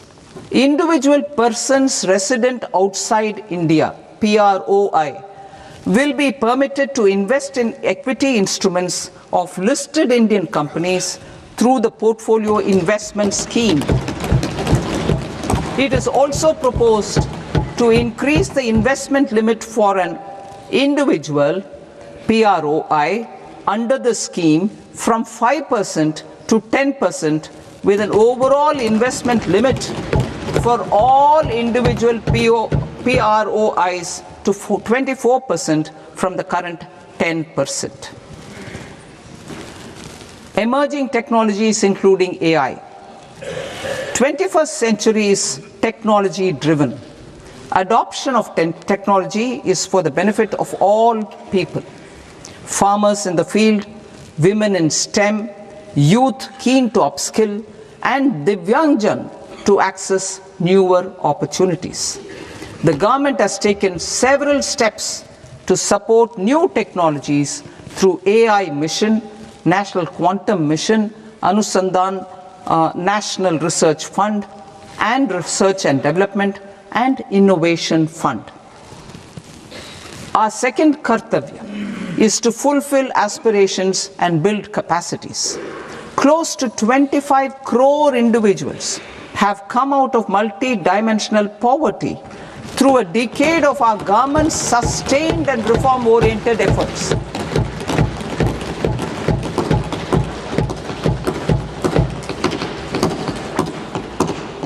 Our government has therefore decided to place a renewed emphasis on the service sector to provide a pathway to fulfilling aspirations of a youthful India with the following measures.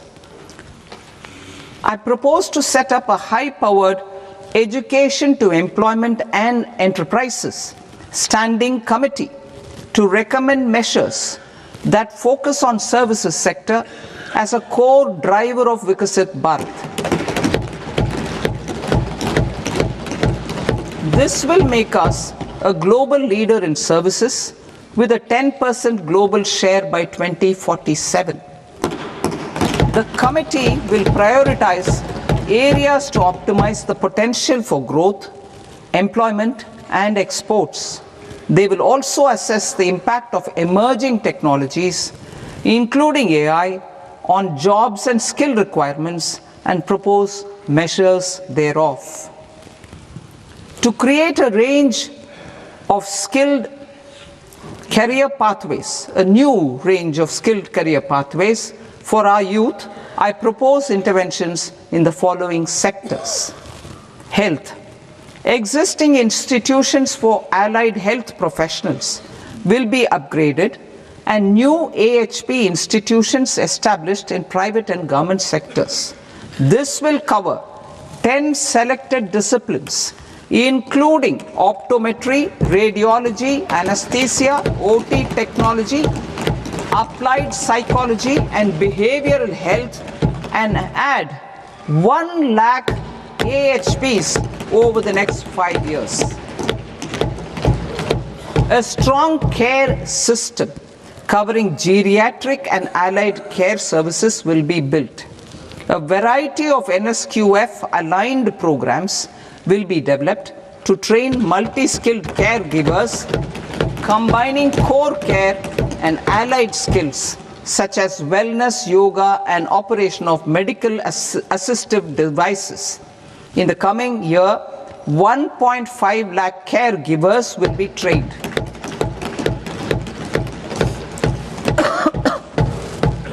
Hubs for medical value tourism.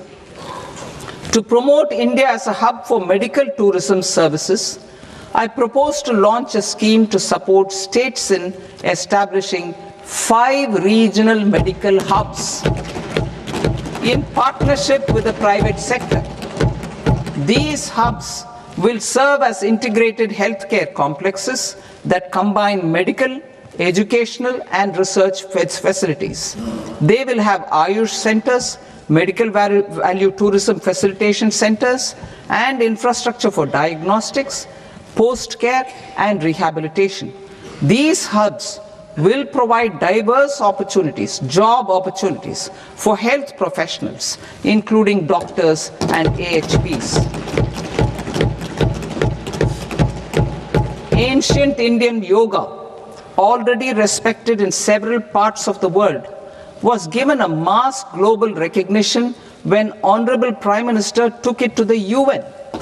Post-COVID, Ayurveda gained a similar global acceptance and recognition.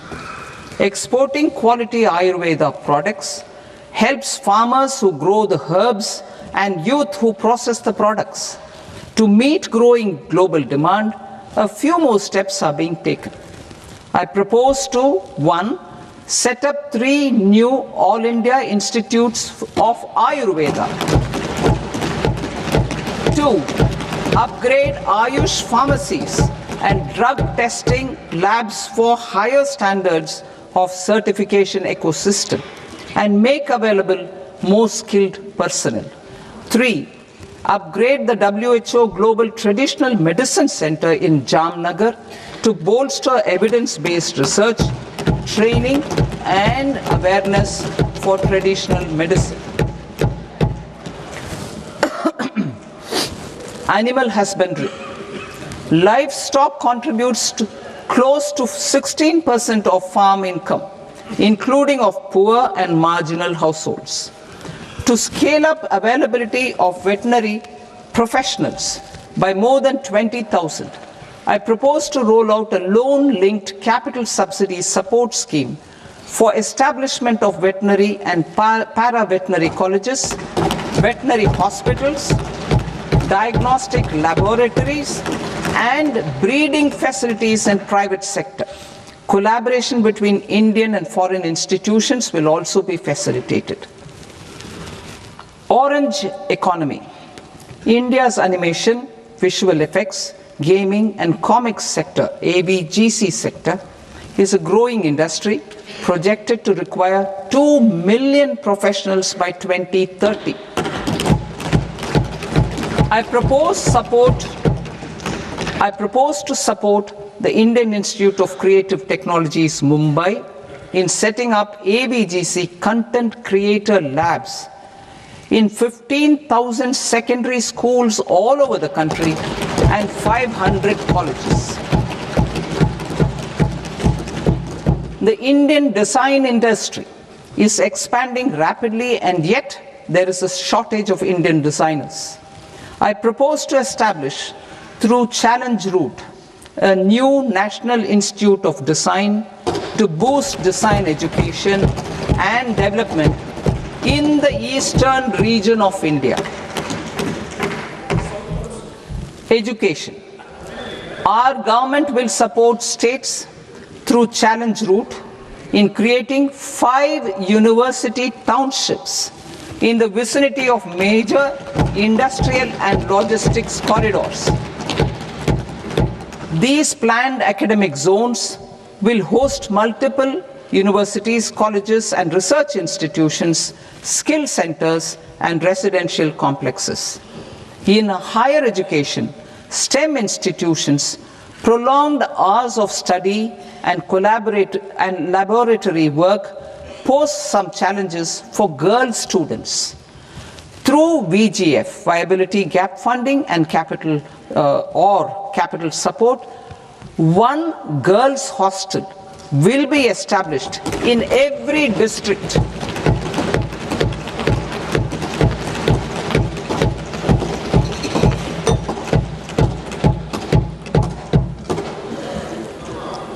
To promote astrophysics and astronomy via immersive experiences. 4 telescope infrastructure facilities will be set up or upgraded. The National Large Solar Telescope, the National Large Optical Infrared Telescope, the Himalayan Chandra Telescope, and the Cosmos 2 Planetarium. Tourism.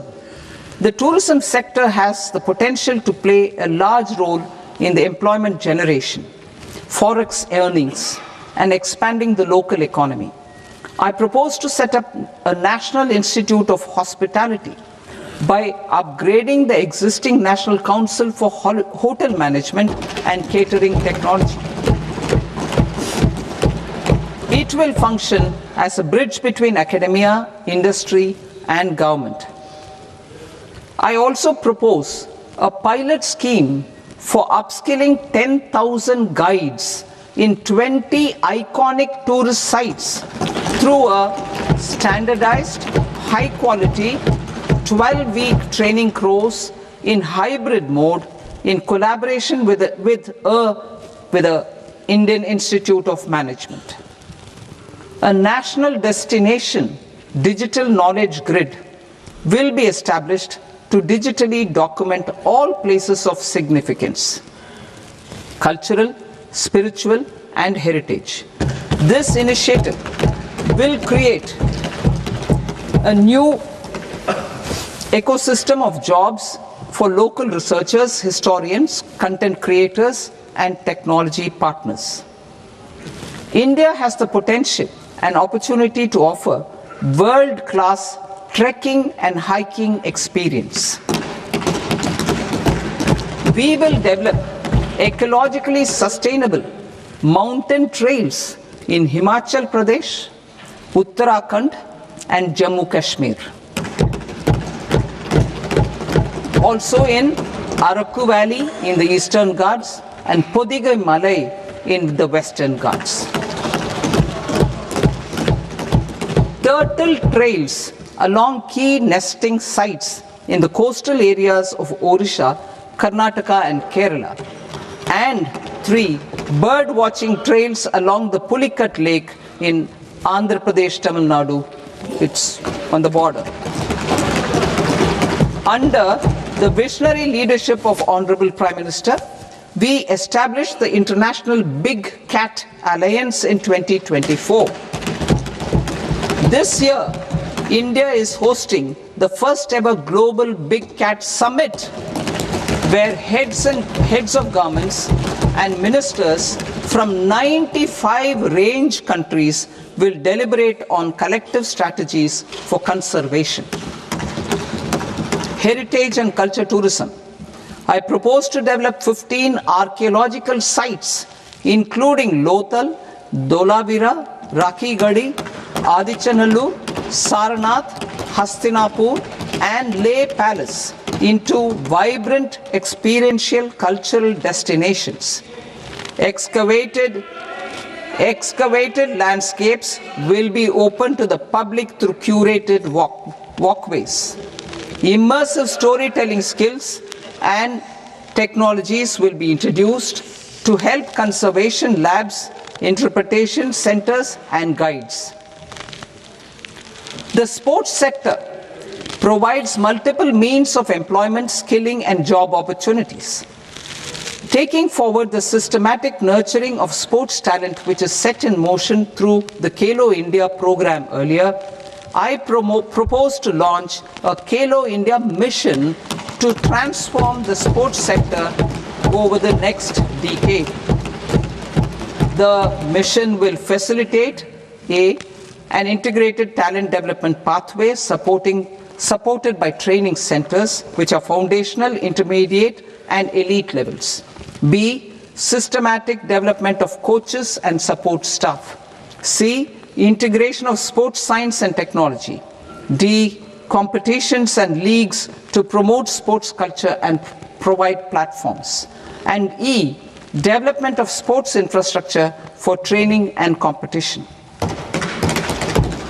Our third Kartavya aligns with our vision of Sabka Saath, Sabka Vikas towards Vikasit Bharat.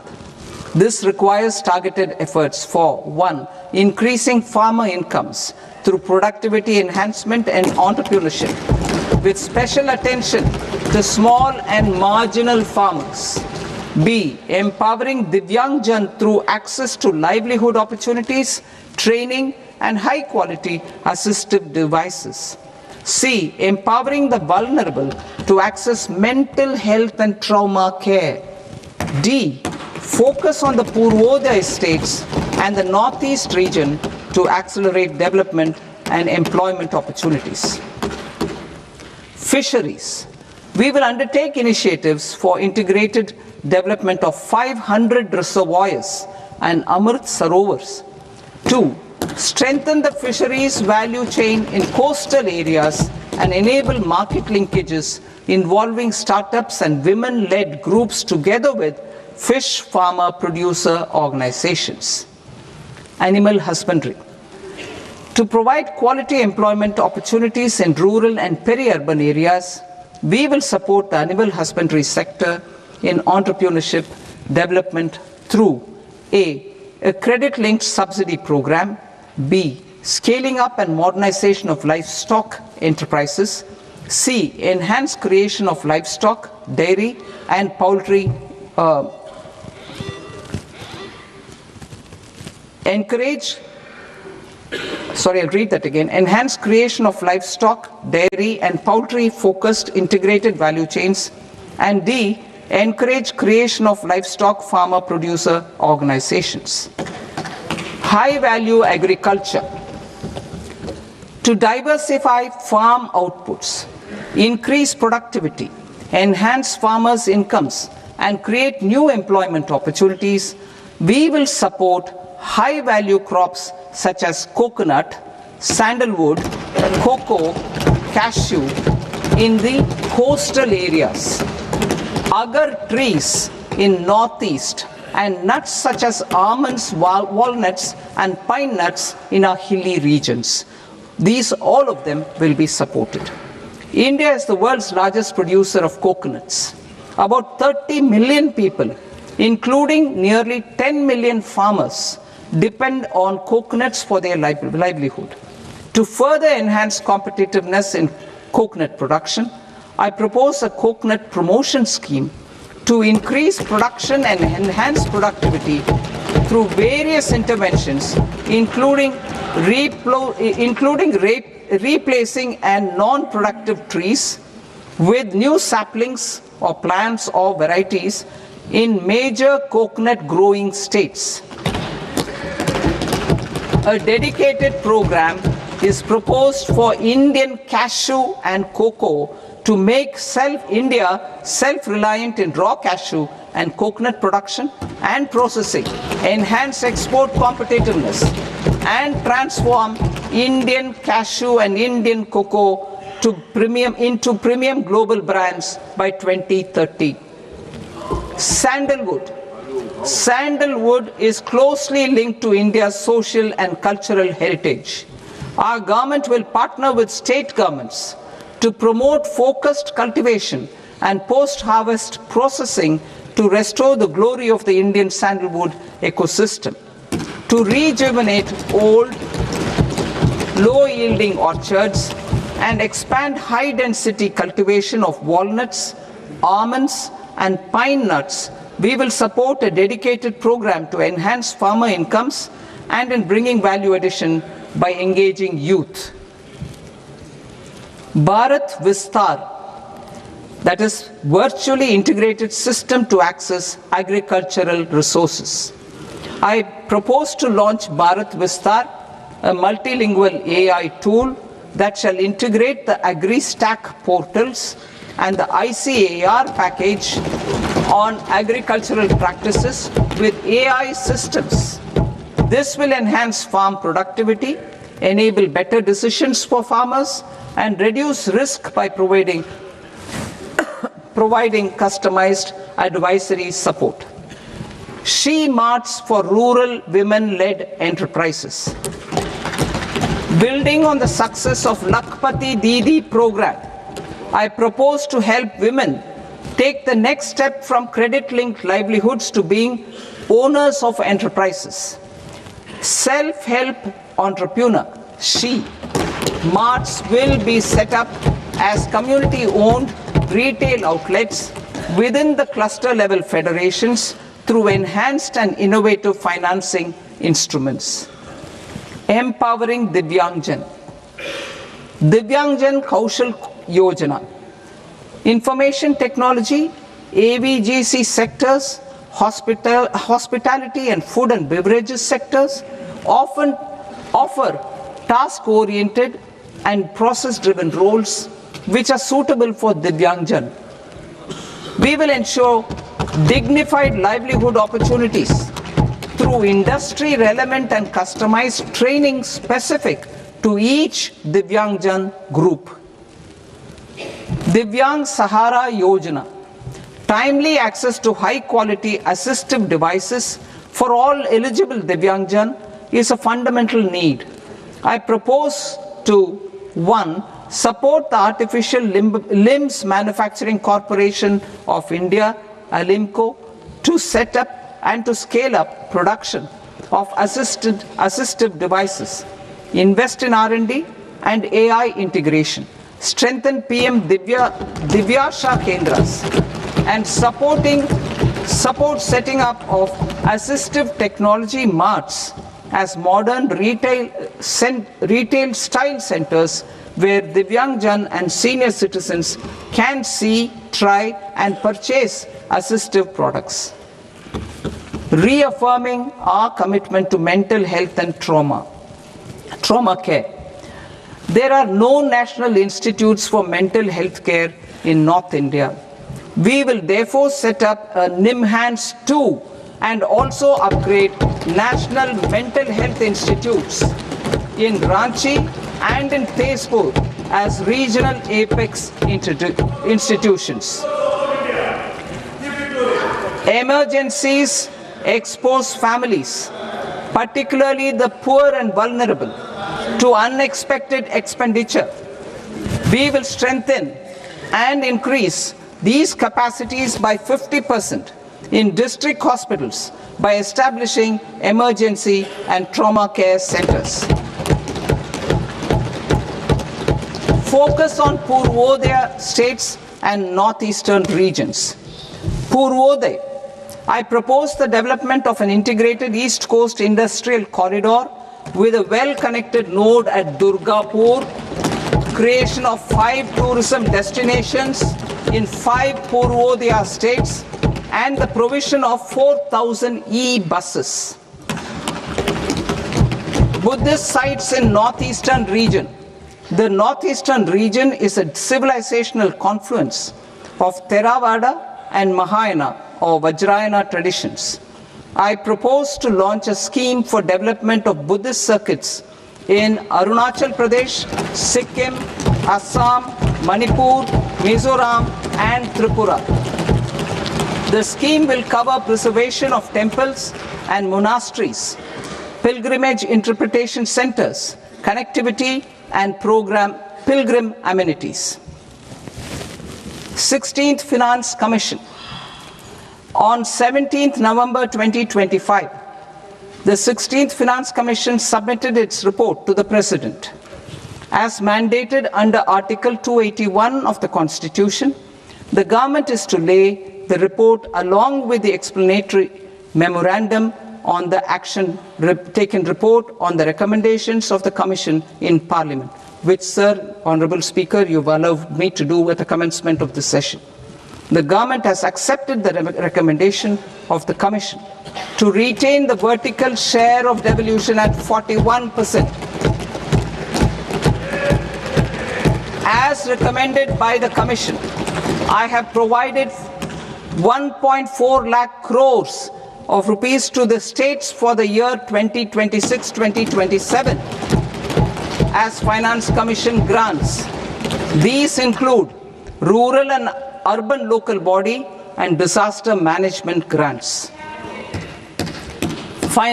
Fiscal consolidation.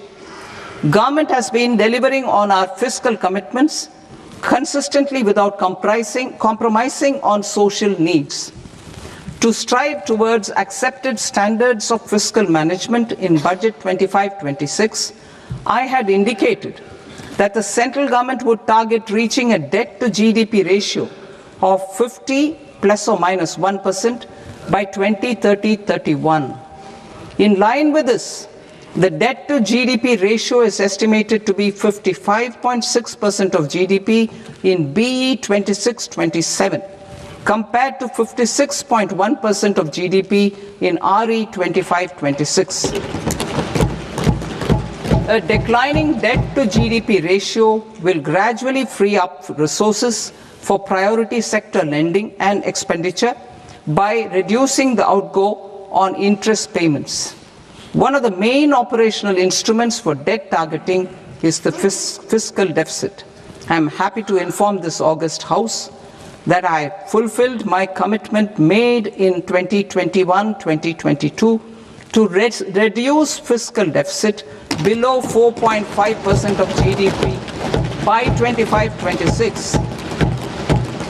In RE 25-26, the fiscal deficit has been estimated at par with BE of 2025-26 at 4.4% of GDP. In line with the new fiscal prudence path of debt consolidation, the fiscal deficit in BE 26-27 is estimated to be 4.3% of the GDP.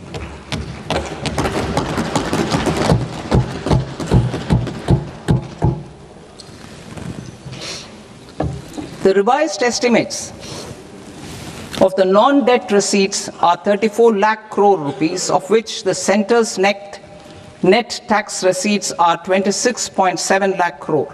The revised estimate of the total expenditure is 49.6 lakh crore rupees, of which the capital expenditure is about 11 lakh crores. Budget estimates 2026 to 2027. Coming to 26-27, the non-debt receipts and the total expenditure are estimated as 36.5 lakh crore and 53.5 lakh crore respectively. The centre's net tax receipts are estimated at 28.7 lakh crore rupees. To finance the fiscal deficit, the net market borrowings from dated securities are estimated at 11.7 lakh crore rupees. The balance financing is expected to come from small savings and other sources. The gross market borrowings are estimated at 17.2 lakh crore rupees. I'll now move to Part B. Part B, direct taxes.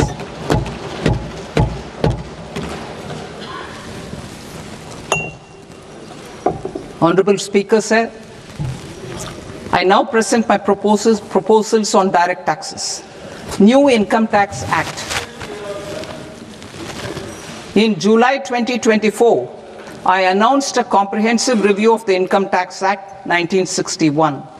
This was completed in a record time, and the Income Tax Act 2025 will come into effect from 1st April 2026. The simplified income tax rules and forms will be notified shortly, giving adequate time to taxpayers to acquaint themselves with its requirements. The forms have been redesigned such that ordinary citizens can comply without difficulty. Ease of living. I propose that any interest awarded by the Motor Accident Claims Tribunal to a natural person will be exempt from income tax, and any TDS on this account will be done away with. I propose to reduce TCS rate on the sale of overseas tour program package from the current 5% and 20% to 2% without any stipulation of amount. I propose to reduce TCS rate for pursuing education and for medical purposes under the Liberalized Remittance Scheme, popularly known as LRS, from 5% to 2%. Supply of manpower services is proposed to be specifically brought within the ambit of payment to contractors for the purpose of TDS to avoid ambiguity. Thus, TDS on these services will be at the rate of either 1% or 2% only. I propose a scheme for small taxpayers, wherein a rule-based automated process will enable obtaining a lower or nil deduction certificate instead of filing an application with the assessing officer. For the ease of taxpayer holding securities in multiple companies, I propose to enable depositories to accept Form 15G or Form 15H from the investor and provide it directly to various relevant companies. I propose to extend time available for revising returns from 31st December to up to 31st March with the payment of a nominal fee. I also propose to stagger the timeline for filing of tax returns. Individuals with ITR 1 and ITR 2 returns will continue to file till 31st July, and non-audit business cases or trusts are proposed to be allowed time till 31st August. TDS on sale of immovable property by a non-resident is proposed to be deducted and deposited through resident buyers and his or her PAN-based challan instead of requiring a TAN, which is a temporary accounting number.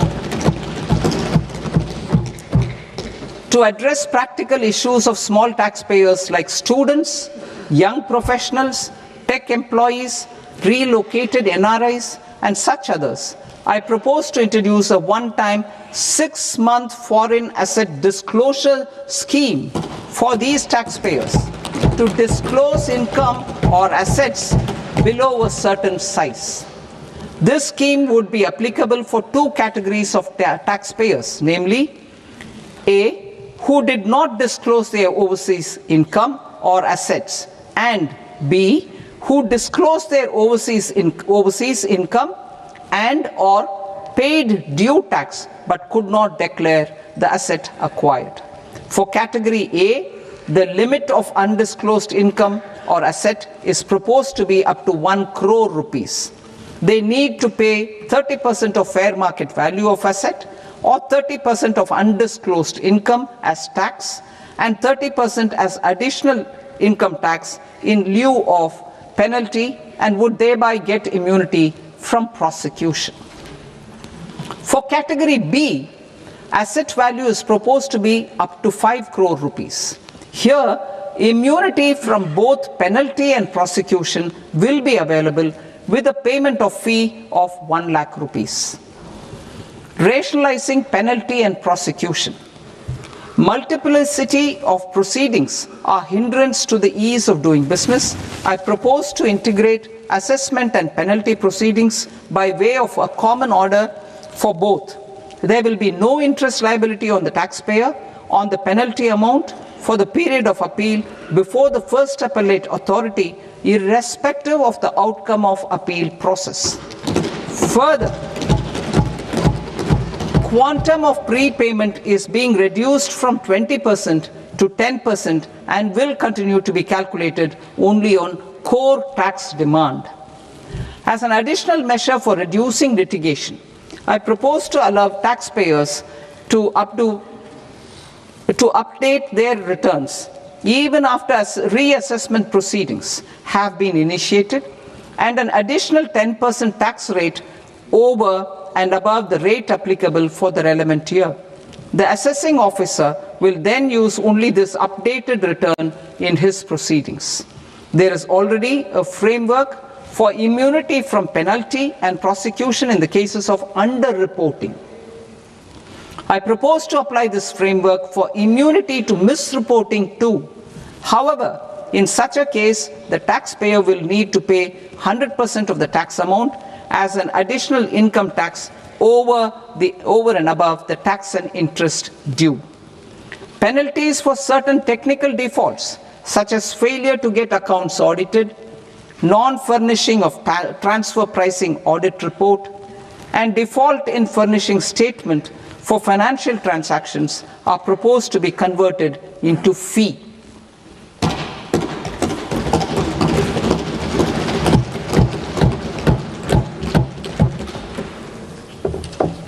I propose to rationalize prosecution framework under Income Tax Act while maintaining a careful balance for deterrence in some serious offence. Non-production of books of account and documents and requirement of TDS payment where payment is made in kind are being decriminalized. Further, minor offences will attract fine only. The remaining prosecutions will be graded commensurate with the quantum of offence. They will entail only simple imprisonment with maximum imprisonment reduced to 2 years and power to courts to convert even those into fines. There is no penalty. There is no penalty presently for non-disclosure of non-immovable foreign assets with aggregate value less than 20 lakh rupees. I propose to also provide them with immunity from prosecution with retrospective effect from 1/10/2024.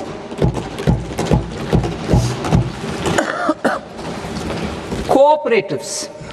Deduction is already allowed to a primary cooperative society engaged in supplying milk, oil seeds, fruits or vegetables raised or grown by its members. I propose to extend this deduction to also include supply of cattle feed and cotton seed produced by its members. I propose to allow inter-cooperative society dividend income as deduction under the new tax regime to the extent it is further distributed to its members. I further propose to allow exemption for a period of 3 years to dividend income received by a notified national cooperative federation on their investments made in companies up to 31/1/2026. This exemption would be allowed only for dividends further distributed to its member cooperatives. Supporting IT sector as India's growth engine. India is a global leader in software development services, IT-enabled services, knowledge process outsourcing services, and contract R&D services relating to software development. These businesses and their segments are quite interconnected with each other. All these services are proposed to be clubbed under a single category of information technology services with a common safe harbor margin of 15.5% applicable to all. The threshold for availing safe harbor for IT services is being enhanced substantially from 300 crore rupees to 2,000 crore rupees. Safe harbor for IT services shall be approved by an automated rule-driven process without any need for tax officer to examine and accept the application. Once applied by an IT services company, the same safe harbor can be continued for a period of 5 years at a stretch at its choice. For IT services companies who want to conclude advanced pricing agreement, APA, I propose to fast-track unilateral APA process for IT services and endeavour to conclude it within a period of 2 years. The period of 2 years can be extended by a further period of 6 months on taxpayers' request. I propose to extend the facility of modified returns available to the entity entering APA to its associated entities also. Attracting global business and investment. Recognizing the need to enable critical infrastructure and boost investment in data centers, I propose to provide tax holiday till 2047 to any foreign company that provides cloud services to customers globally by using data center services from India. It will, however, need to provide services to Indian customers through an Indian reseller entity. I also propose to provide a safe harbor of 15% on cost in case the company providing data center services from India is a related entity. To harness the efficiency of just-in-time logistics for electronic manufacturing, I propose to provide safe harbor to non-residents for component warehousing in a bonded warehouse at a profit margin of 2% of the invoice value. The resultant tax of about 0.7% will be much lower than in competing jurisdictions. To provide fillip to toll manufacturing in India, I propose to provide exemption from income tax for 5 years to any non-resident who provides capital goods, equipment, or tooling to any toll manufacturer in a bonded zone. To encourage vast pool of global talent to work in India for a longer period of time, I propose to provide exemption to global, non-India sourced income of a non-resident expert for a stay period of 5 years under notified schemes. I propose to provide exemption from minimum alternate tax, the MAT, to all non-residents who pay tax on presumptive basis. Tax administration. I propose to constitute a joint committee of Ministry of Corporate Affairs and Central Board of Direct Taxes for incorporating the requirements of income computation and disclosure standards, the ICDS, in the Indian Accounting Standards, Ind AS itself. Separate accounting requirement based on ICDS will be done away with from the tax year 27-28. To support Prime Minister Modi's vision of homegrown accounting and advisory firms to become global leaders, I propose to rationalize the definition of accountant for the purposes of safe harbor rules. Other tax proposals. Change in taxation of buyback was brought in to address the improper use of buyback route by promoters.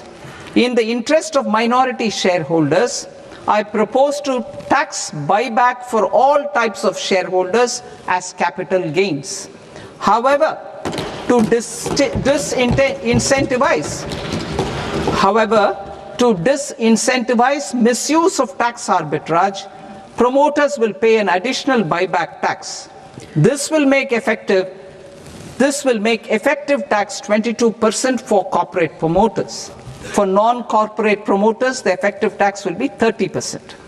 TCS rate for sellers of specific goods, namely alcoholic liquor, scrap, and minerals, will be rationalized to 2%, and that on tendu leaves will be reduced from 5% to 2%. I propose to raise the STT on futures to 0.05% from the present 0.02%. STT on options premium and exercise of options are both proposed to be raised to 0.15% from the present rate of 0.1% and 0.125% respectively. We reformed the taxation landscape for corporates in 2019 by providing them a simplified regime with lower tax rate so that they could productively focus on business rather than on claim of deductions and exemptions. To encourage companies to shift to the new regime, set-off of brought forward MAT credit, minimum alternate tax credit, is proposed to be allowed to companies only in the new regime. Set-off using available MAT credit is proposed to be allowed to an extent of 1/4 of the tax liability in the new regime. MAT is proposed to be made final tax, so there will be no further credit accumulation from 1st April 2026. In line with this change, the rate of final tax is being reduced to 14% from the current MAT rate of 15%. The brought forward MAT credit of taxpayers accumulated till 30th March 2026 will continue to be available to them for set-off as above. Indirect taxes. I shall now take up proposals related to indirect taxes. My proposals for customs and central excise aim to further simplify the tariff structure, support domestic manufacturing, promote export competitiveness, and correct inversion in duty. To continue weeding out long continuing customs duty exemptions, I propose to remove certain exemptions on items which are being manufactured in India or where the imports are negligible. Similarly, to further simplify the process of ascertaining the rate of duty applicable on a particular item, I propose to incorporate certain effective rates in various customs notifications to the tariff schedule itself. I shall now take up sector-specific proposals. Promotion of exports of marine, leather, and textile products. I propose to increase the limit for duty-free imports of specified inputs used for processing seafoods for export from the current 1% to 3% of FOB value of the previous year's export turnover. I also propose to allow duty-free imports of specified inputs, which is currently available for exports of leather or synthetic footwear, to exports of shoe uppers as well. I propose to extend the time period for export of final product from the existing 6 months to 1 year for exporters of leather or textile garments, leather or synthetic footwear, and other leather products. Energy transition and security. I propose to extend the basic customs duty exemption given to capital goods used for manufacturing lithium-ion cells for batteries to those used for manufacturing lithium-ion cells for battery energy storage systems also. I propose to exempt basic customs duty on import of sodium antimonate for use in manufacture of solar glass. Nuclear power.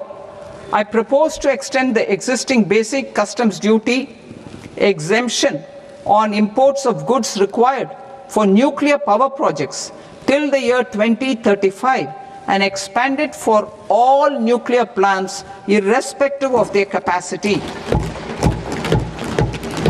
Critical minerals. It is proposed to provide basic customs duty exemption to the import of capital goods required for the processing of critical minerals in India. Biogas blended CNG.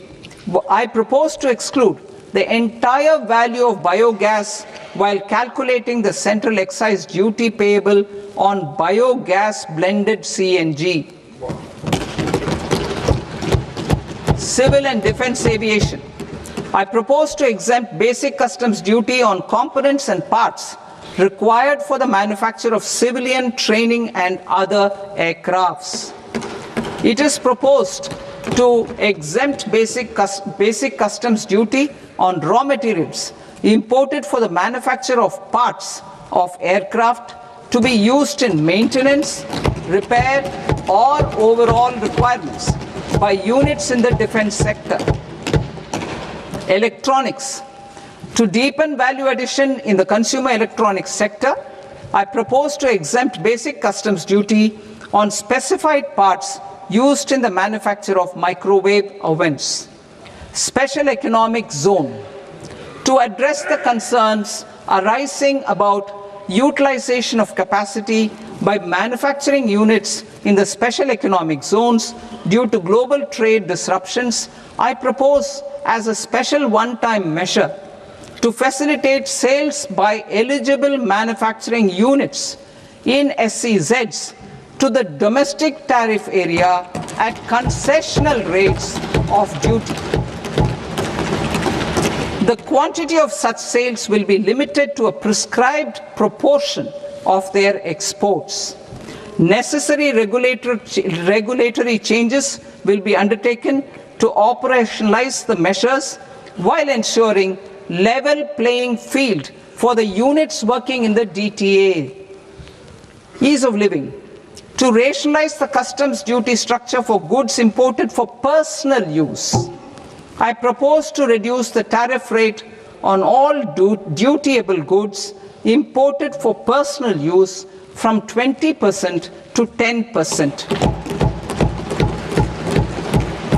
To provide relief to patients, particularly those suffering from cancer, I propose to exempt basic customs duty on 17 drugs or medicines.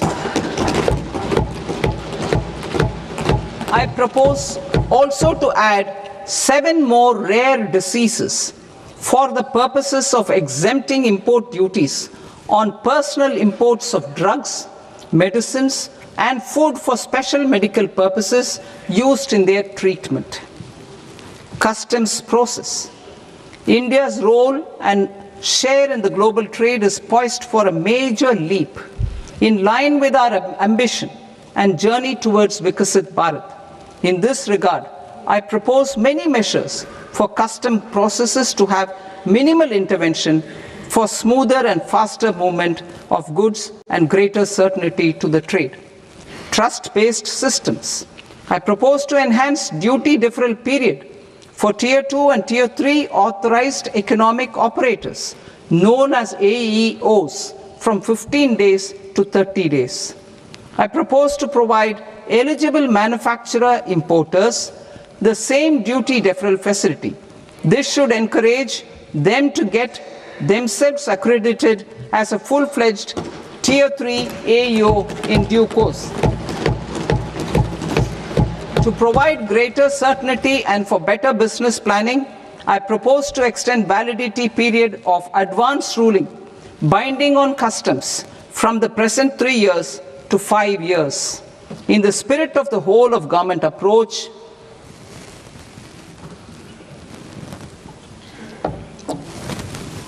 government agencies will be encouraged to leverage AEO accreditation for preferential treatment in clearing their cargo. Regular importers with trusted long-standing supply chains will be recognized in the risk system so that the need for verification of their cargo every time can be minimized. Export cargo using electronic sealing. Export cargo using electronic sealing will be provided through clearance from the factory premises to the ship. For import of goods not needing any compliance, filing of bill of entry by a trusted importer and arrival of goods will automatically notify customs for completing their clearance formalities. This will enable goods to be released immediately on arrival. The customs warehouse framework will be transformed into a warehouse operator-centric system with a self-declarations, electronic tracking, and risk-based audit. These reforms will move away from the current system of officer-dependent approvals and reduce transaction delays and compliance costs. Ease of doing business. Approvals required for cargo clearance from various government agencies will be seamlessly processed through a single and interconnected digital window by the end of the financial year. Processes involved in clearance of food, drugs, plant, and animal and wildlife products, accounting for about 70% of interdicted cargo, will be operationalized on this system by April 2026 itself. For goods not having any compliance requirement, clearance will be done by customs immediately after online registration is completed by the importer, subject to the payment of duty. Customs integrated system will be rolled out in 2 years as a single integrated and scalable platform for all customs processes. Utilization of non-intrusive scanning with advanced imaging and AI technology for risk assessment will be expanded in a phased manner with the objective to scan every container across all the major ports. New export opportunities to support Indian fishermen to fully harness the economic value of marine resources beyond our territorial waters. The following measures will be taken. A. Fish catch by an Indian fishing vessel in exclusive economic zone or on the high seas will be made free of duty. Landing of such fish on foreign port will be treated as export of goods. Safeguards will be put in place to prevent misuse during fish catch, transit, or transshipment. To support aspirations of India's small businesses, artisans, and startups to access global markets through e-commerce, I am pleased to announce complete removal of the current value cap of 10 lakh rupees per consignment on courier exports. In addition, handling of rejected and returned consignments will be improved with effective use of technology for identifying such consignments. I propose to revise provisions governing baggage clearance during international travel to address genuine concerns of passengers. The revised rules will enhance duty-free allowances in line with the present-day travel realities and provide clarity in temporary carriage of goods brought in or taken out. There are honest taxpayers who are willing to settle disputes by paying all their dues, but they get deterred due to negative connotation associated with penalty. They will now be able to close cases by paying an additional amount in lieu of penalty. Honorable Speaker, sir, with this, I commend the budget to this august House. Jai Hind.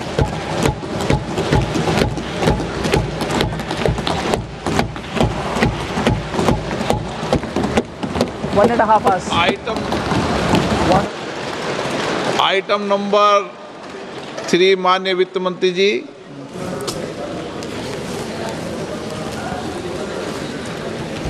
Item number 2, sir. 3. Sir, with your permission, I rise to lay on the table of the following statements under Section 3, 1 of the Fiscal Responsibility and Budget Management Act of 2003. Medium-term fiscal policy, fiscal policy strategy statement, and macroeconomic framework statement. Item number 4, माननीय वित्त मंत्री जी. Sir, with your permission, I move for leave to introduce the Finance Bill 2026. प्रश्न ये कि विधेयक को पुनर्स्थापित करने की अनुमति प्रदान की जाए. जो सदस्य इस पक्ष में हाँ गए, जो सदस्य विरोध में ना गए, मेरे विचार में निर्णय हाँ वालों के पक्ष में, हाँ वालों के पक्ष में अनुमति प्रदान की जाती है. माननीय मंत्री जी, अब विधेयक पूरे स्थापित करें. Sir, I introduce the bill. माननीय सदस्यगण, आपको सूचित किया जाता है कि माननीय मुख्यमंत्री जी के बजट भाषण की कॉपी पब्लिकेशन काउंटर पर ली जाती है। बजट भाषण और बजट से संबंधित दस्तावेज आपके मोबाइल फोन और मेंबर पोर्टल्स पर ही उपलब्ध है। सभा की कार्रवाई कल सोमवार दिनांक 2 फरवरी 2026 को प्राप्त 11 बजे तक के लिए स्थगित की जाती है।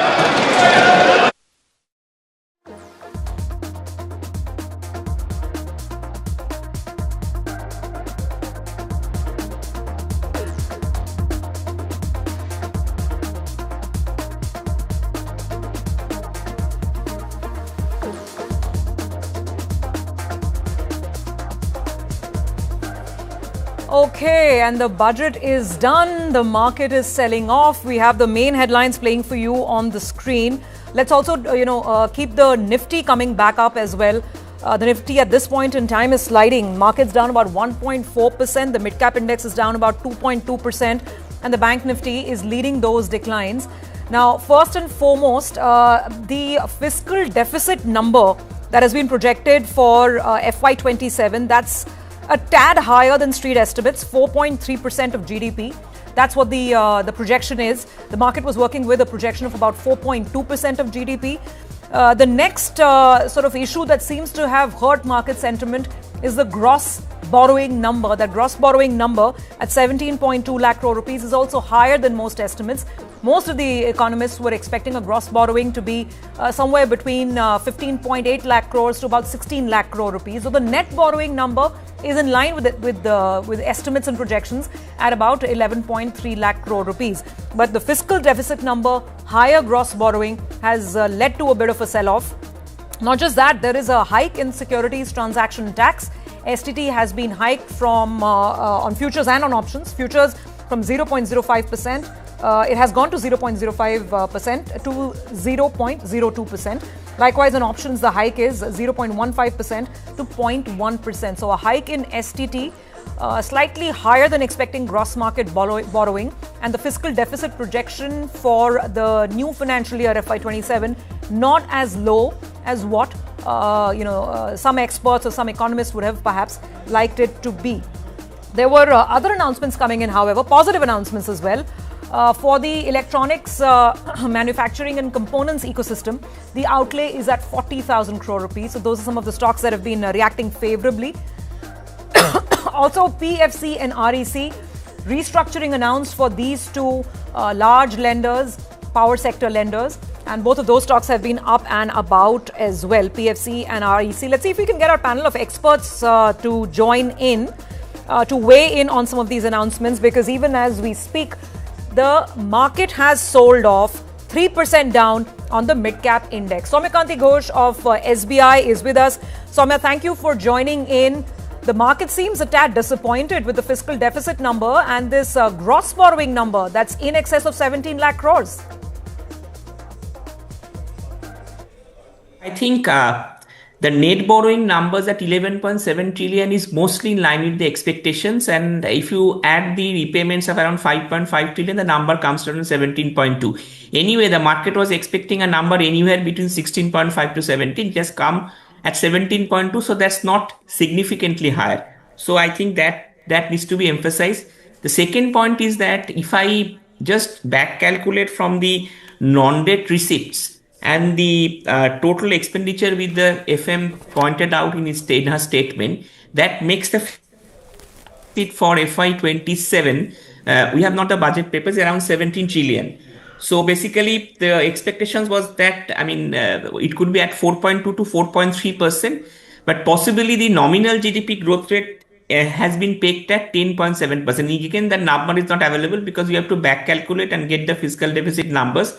And as a percentage, if it is 4.3%, the nominal GDP comes at 10.7%. So I think the numbers are mostly in line with the expectations, and gross market borrowing numbers are marginally higher and net market borrowings are almost in line with the expectations. So I don't think that there should be too much concern about in terms of the budgeted numbers, because fiscal deficit anyway, people were expecting 4.2 to 4.3%. and we need to meet the fine prints to see how much has to be mobilized to the short-term borrowings. It is possible that a higher percentage could be mobilized to the short-term treasury bills. And the other important point, Surabhi, I wanted to mention, I think this is all, we need to look the final numbers. The gross borrowing numbers could also include the GST compensation sales of around 87,000 crore. So that's why it could look a little higher.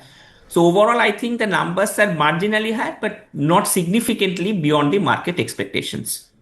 Soumya, so okay, I take your point that slightly higher, but it's not exactly like breaking the bank. I think the stock market is selling off for other reasons as well, because of the hike in securities transaction tax and so on. I mean, in case you managed to pick up, there was no specific mention of divestment. That's another reason why maybe the market is selling off. I mean, no big picture announcements on how to monetize, public sector assets. And no specific mention of big, allocation or a big mention on defense, which is again an expectation that the market was going with. Your thoughts? No, I think, Surabhi, defense anyway, given the tight budget constraints we are working with, and defense, normally we are also not expecting a significant high because that has to come from the overall considerations. So I think that the market may be a little disappointed in terms of, I think, the other reasons like the security transaction tax, also then tax disclosure scheme, which has come in for assets which are not disclosed abroad and other things. But if I see that the FY disinvestment target, they have given it around 80,000 crore. So against around 35,000 crore last year. So I think they have plans for that one, but the market possibly was expecting some sort of an disinvestment, maybe roadmap. But if you look into the government projections last several years, I think they are not giving out any specific disinvestment target. Yeah, and they're missing the target they're giving out as well, which is what happened, I think, in the previous fiscal. I mean, we're going to be missing that disinvestment target by a wide stretch. FY27, you're saying it's pegged at 80,000 crores from the first. Some of the where estimates is coming at 80,000 crore. 80,000 crores. So, Soumya, how would you rank the budget on the overall fiscal tight balance that she's had to walk? There are a couple of schemes, for which outlays have gone. For instance, electronic components, she's earmarked 40,000 crores. A couple of other announcements for, setting up these partnership hospitals for medical tourism, so on and so forth. I mean, a couple of sectors have got a mention. What is your overall take on the way in which spends have been, laid out for FY27? No, I think in terms of the overall budget, I think the FM has been quite conservative in terms of the numbers, because I think getting to some of the markets, some of the markets were thinking that it could be taken down to 4.2% or so. I think she has not walked that path. She has kept it at 4.3%, which is very pragmatic in an uncertain world. And also regarding the disinvestment, I think that the markets are very uncertain across the world. So any disinvestment target or something will be difficult to set and then achieve that. And as has been the case in the last couple of years. So that's point number 2. The third point is that I think whatever the numbers has been given out in the budget, in terms of the in terms of the borrowing numbers, in terms of the net borrowing numbers, and I think the FC recommendations also suggest that the tax devolution remains at the same level. And also I think the FC had suggested maybe there is no RDG grant. So overall, I think the budget has specific objectives which it has set aside. I think some of the announcements which came in the budget regarding the SME sector in terms of the trades receivables are quite positive. That will free up a lot of liquidity position for these sectors. Some of the other sectors, healthcare, tourism, sports, have also got attention. So overall, the budget has tried to maximize the stakeholder interest and ventured into areas which were earlier not there, addressed significantly. So overall, I think it's a budget, and the impact of this will actually be felt over some time. It is not immediate, because if you are increasing the STT, obviously that will be a negative impact on the stock market sentiments. But I believe overall it's a good budget in terms of the overall objective. Anyway, I was not expecting any significant increase in the defense budget also, given the constraints. Okay. All right, fair. Soumya, would you say that the STT hike is directly perhaps linked to the fact that finances are tight for the centre. I mean, there is a shortfall on direct tax revenue. There is the 1.2 lakh crore rupee cut thanks to the GST rationalisation. And STT has been the only steady source of, at least tax revenue over the last couple of years. To that extent, the equity market seems disappointed. But, in terms of meeting the fiscal deficit target for next year, will it be the same story, that it's going to be non-tax revenue, which will basically get the finance minister through? Should be some small corrections. I think the nominal GDP numbers is coming at 10%. I think it's 357.1 trillion, 393 trillion. And the fiscal deficit estimates, if I can see, it's the 16.95 trillion. So I think overall it's not, so it's higher than what it was in FY26. FY26, it was 15.58 trillion. So it has increased in absolute amount, but given the fact that we are going, that GDP, the nominal GDP estimates are also quite rational. So 10% means I think is quite rational. So I don't see too much of a downside to the estimates, which the markets could be selling off. And hopefully after, there will be greater clarity on the numbers once the entire number is out. Defense also, I think the increase has been very marginal. Yeah, absolutely. And I think that is one part of the market's disappointment, that the defense outlay does not seem to be like a big bazooka number. And then the gross market borrowing that you spoke of, and the fear that higher government borrowing will keep pressurizing perhaps bond prices. We've got Indranil Pan joining in the conversation as well. Mr. Natarajan Srinivasan also joining in to give us the India Inc. perspective. Mr. Srinivasan, there was a fair amount of, a lot of announcements for, say, the electronics manufacturing sector, announcements for data centers. A full tax holiday to global companies who want to, use Indian data centers to provide cloud services. What did you make of some of these, highlight announcements? So I think the budget will continue to support growth. There is a big push for manufacturing, good allocation for electronics, semiconductors, rare earth, which are actually quite topical today. They have been really taken care. There is also something to do with capital goods. The infrastructure allocation continues to be about 12 lakh crores. And then for the railways also, there's the 7 high-speed corridors. Actually, there has been an announcement. Then as regards disinvestment, of course, there is something has been mentioned about the divestment of real estate assets by the PSUs. This could be quite huge. If they want to garner everything, this could be quite huge. Of course, considering the enormous amount of investment that is being projected to happen in the data center, this announcement of tax holiday will give a big impetus. Overall, I feel the budget has really strengthened the manufacturing and then infrastructure. As you rightly pointed out, we have no good idea about the allocation in defense, though I think we have to get into details. Once we know the details, probably we'll get into some idea. Right. Indranil Pan is also joining us in this conversation. Indranil, if you can hear me, we were just discussing with Soumya whether this fear around the higher gross borrowing number, whether that is well placed, and what did you think of the overall fiscal deficit projection and the math?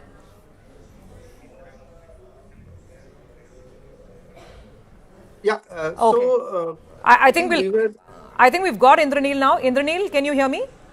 Yeah, I can hear you. Yes. Yeah, so please go ahead. Indranil, I was asking about this fear around the higher gross borrowing number, because most of the estimates that I saw didn't see that gross borrowing number, absolute number, go beyond 16 lakh crores. The FM is talking 17 lakh crores plus. How much of a worry is that? So more than the supply side pressure, it is the demand issues that are there. So first of all, I think deposit growth of the banking sector is on the weaker side, which necessarily means that the SLR requirements or the how the SLR stacks up for the banking sector going ahead on an incremental basis will probably be lower. So that's one issue. In this budget, I was hoping to see some tax relaxations in terms of foreign inflows. That has not really come through. We were also expecting some benefits in terms of the taxes on the savings of the banking sector to enable them to garner more savings, which has not also sort of come through. So from a sort of a year's perspective, I think definitely you have a problem in terms of how the supplies get cleared by the market. Let us not also forget that from the regulatory standpoint, from April 2026, we will have the new LCR rules, which also will reduce the requirement of the banking sector to significantly hold HQLA assets. So that's also a negative. And I think the final point that I need to make is on the state borrowings. And states have been relatively more fiscal indisciplined than the center. And we will have to watch out incrementally what the state fiscal deficits look like to take a holistic view in terms of how the yield curve in India looks like. Yeah. Very quickly, Indranil, did you pick up the actual increase in defense? Because the market was hoping for a number between 12 to 15% growth in the defense outlay. Did you pick up finally what the projection is for FY27?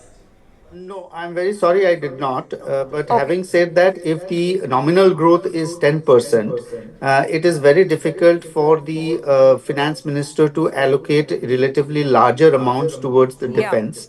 Yes, to a certain extent, capital expenditures, the allocation would be larger because the overall capital expenditures has gone up by around close to 1 trillion rupees, which is an 8.6% growth that is there, lower than previous years. But overall, I think it is quite a tight budget for the finance minister, given also the fact that there are larger outgoes to the states from the finance commission. Absolutely. Well, let's get to the market now, which is disappointed to say the least. Shankar Sharma is with us. Shankar, so a hike in STT, not much of a bazooka spend on either defense, capex number modest. Pretty higher, gross borrowing number. The market just doesn't like the sound of it, at least right now, in the immediate term. But what's your take? I mean, anyway, I didn't expect the budget to have much leeway or room to do any miracles because the revenue side has been very constrained. I did not pick up any revenue numbers, what is actually now going to happen for the current fiscal, which ends in March. But whatever numbers I had seen prior to the budget was that there was a revenue decline on the personal taxation side of 3.2%. I don't know what the full year number is going to be for the current year, but I suspect it's not going to be much better than that. It might be even a bigger decline because of far lower capital gains and STT collections. So obviously anybody with basic understanding of fiscal math knew that there was no chance that the finance minister was going to pull out some rabbit out of the hat, give you major giveaways or tax concessions and all that. People were hoping that FIIs will get some concessions or overall the capital gains taxes will come down. But that's ridiculous. I mean, the fact is that as far as my numbers went last year, I mean, for the current budget, when the previous budget was announced for this particular current year, 5.5 lakh crores or so coming from LTCG, STCG, STT, dividend tax.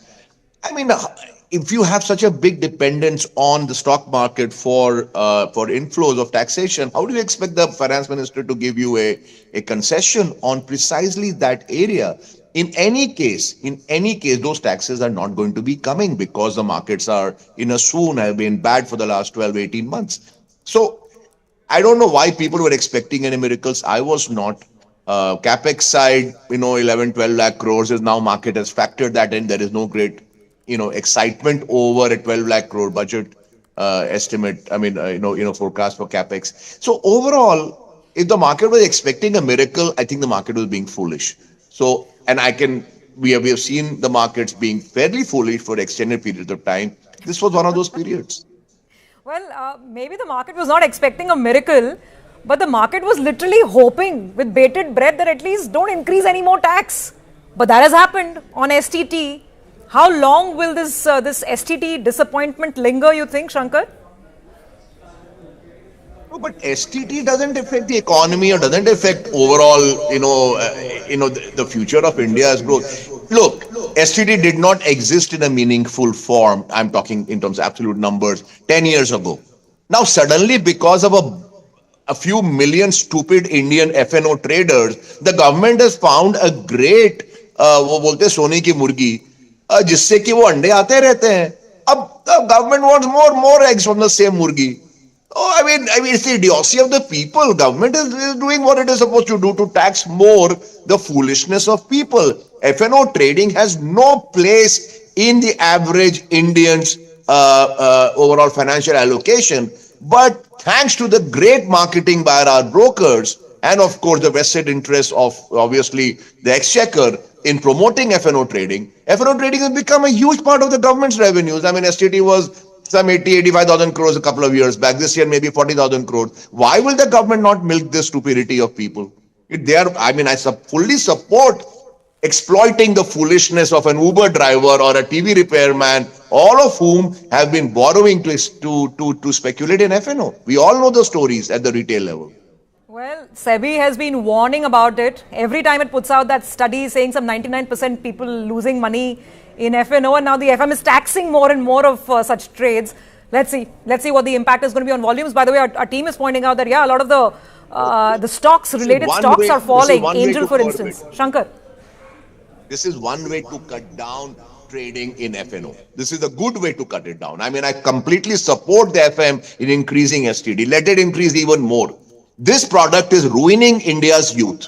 100%. All FNO brokers are making money hand over fist, which is a direct wealth transfer of the people's losses as commissions to the various brokers. This is ridiculous. This has to stop. But it cannot stop, so at least tax the hell out of it so that it becomes unviable for people to do FNO trading.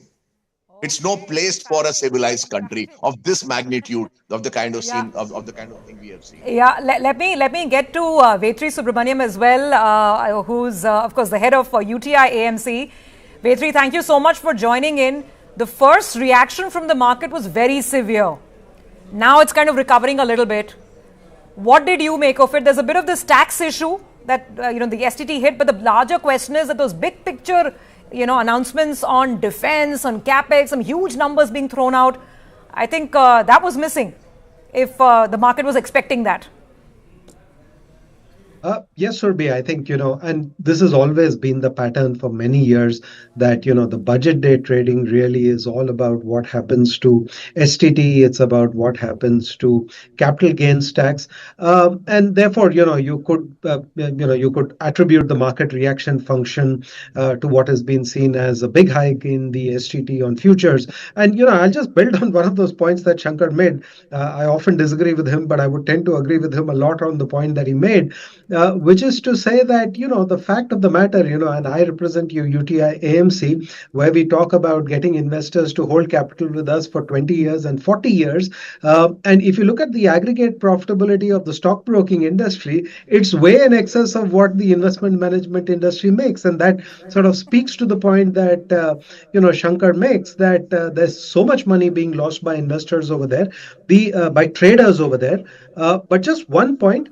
There will be a point at which if you overtax futures and options, you will take away liquidity from the market. That's a fine point. I'm not suggesting we've reached over there, but I'm sure that's something the policy makers would be seized about. To your other point, Surbi, about, big picture announcements, I think the big picture, the big vision has already been laid out for us, right? It's about getting to Viksit Bharat in 2047, which requires us to grow at the sustained levels of growth over a long period of time. That will not be possible unless you ensure macroeconomic stability. And I think we underestimate the value of tax stability and tax policy not being changed from one budget to the other. So I think when you look at it in that context, overall, it's a very pragmatic budget. It keeps its vision on that long-term goal and tries not to disrupt too much for business and industry in the short term. And remember, the on the interest cost of government, which means there will eventually be more discretionary resources available to government to spend where it needs to. And finally, it frees up resources for the private sector. So I think, in those big touch points, the budget does its job. Okay, so you don't sound too perturbed overall on some of the macros. This is the kind of long-term orientation the country needs, and I'm glad to see it. Okay, Shankar, do you agree that if we go beyond some of these headlines, this is not necessarily a market negative budget? If we just go beyond the first hour hiccup. Okay, I think we've just lost that line with Shankar.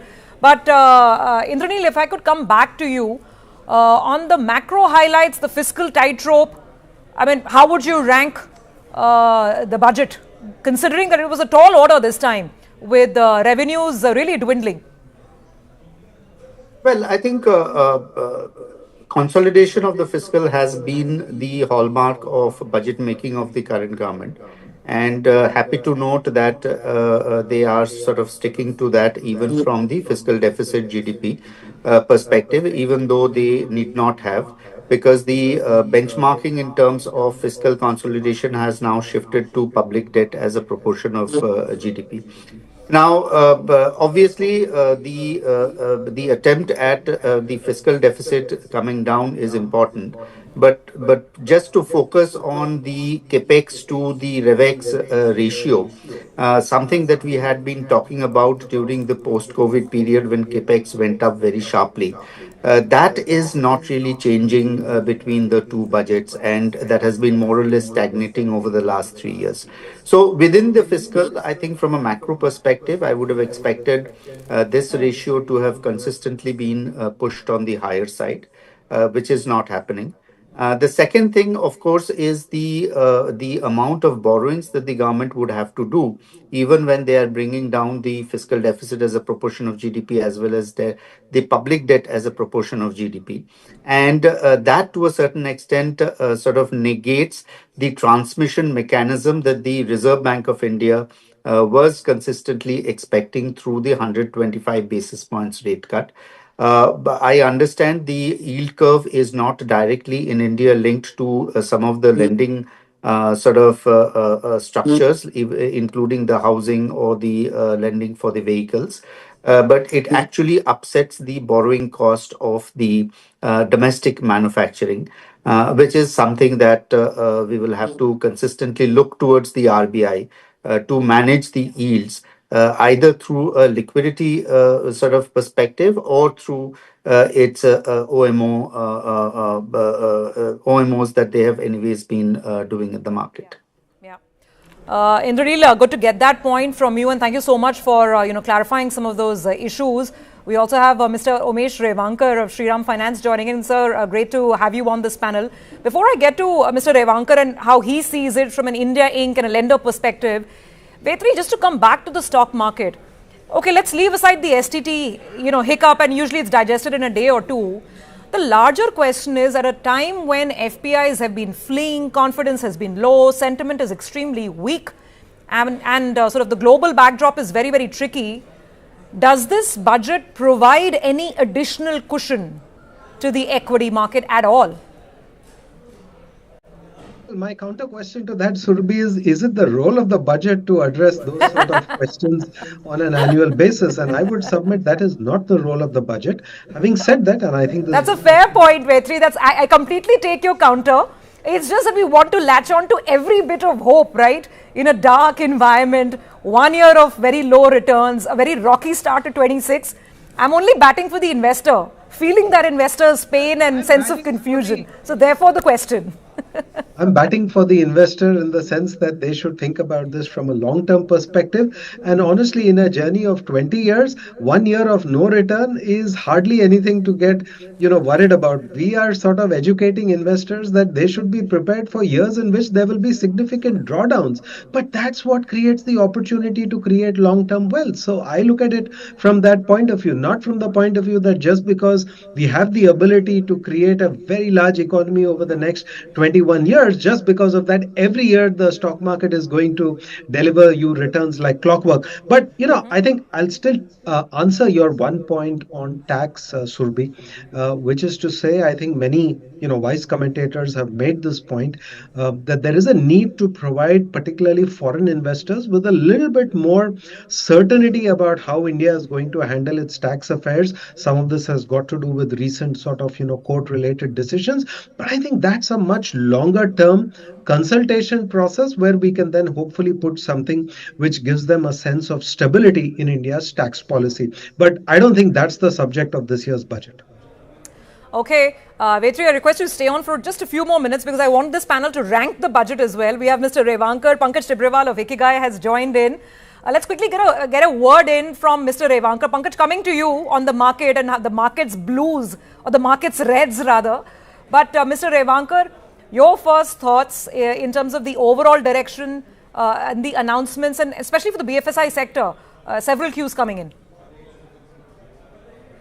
Yeah, I think we as per the expectation, because I did wanted some focus on the infrastructure, even though the capex allocation have not increased substantially, but reiterating the infrastructure and logistics, addressing the issue of logistics, and making manufacturing in India much better, creating a bigger market for manufacturers in India by giving linkages to the coastal and having them easy access to the international market.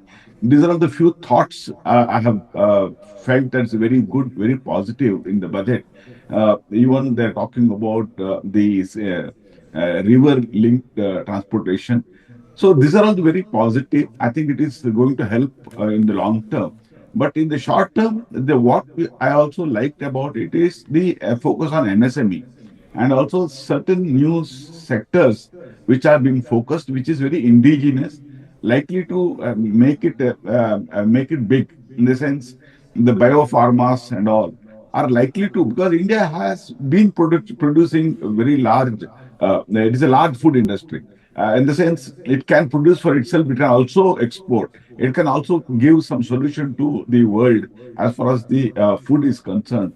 I think these are all the few things are very good, likely to help the rural India. And MSME, yes, the equity, 10,000 crores of equity support, which has been talked about, and how it is going to be executed is something to be seen. But I think that's a lot of positives which I see both in terms of infrastructure and MSME sector. So very quickly, Mr. Revankar, on the point of cost of borrowing, for a large financial conglomerate like yours, there's a bit of a concern now with the higher gross borrowing number. And then there are other elements, right? Because we're still waiting for, for India to be added in the Bloomberg, global indices. So will cost of capital, local cost of capital at all become a concern? Because overall, with higher state borrowings, anyway, we've seen that pressure on bond yields. How do you see it from your perspective in terms of just your raw material costs over the next couple of months?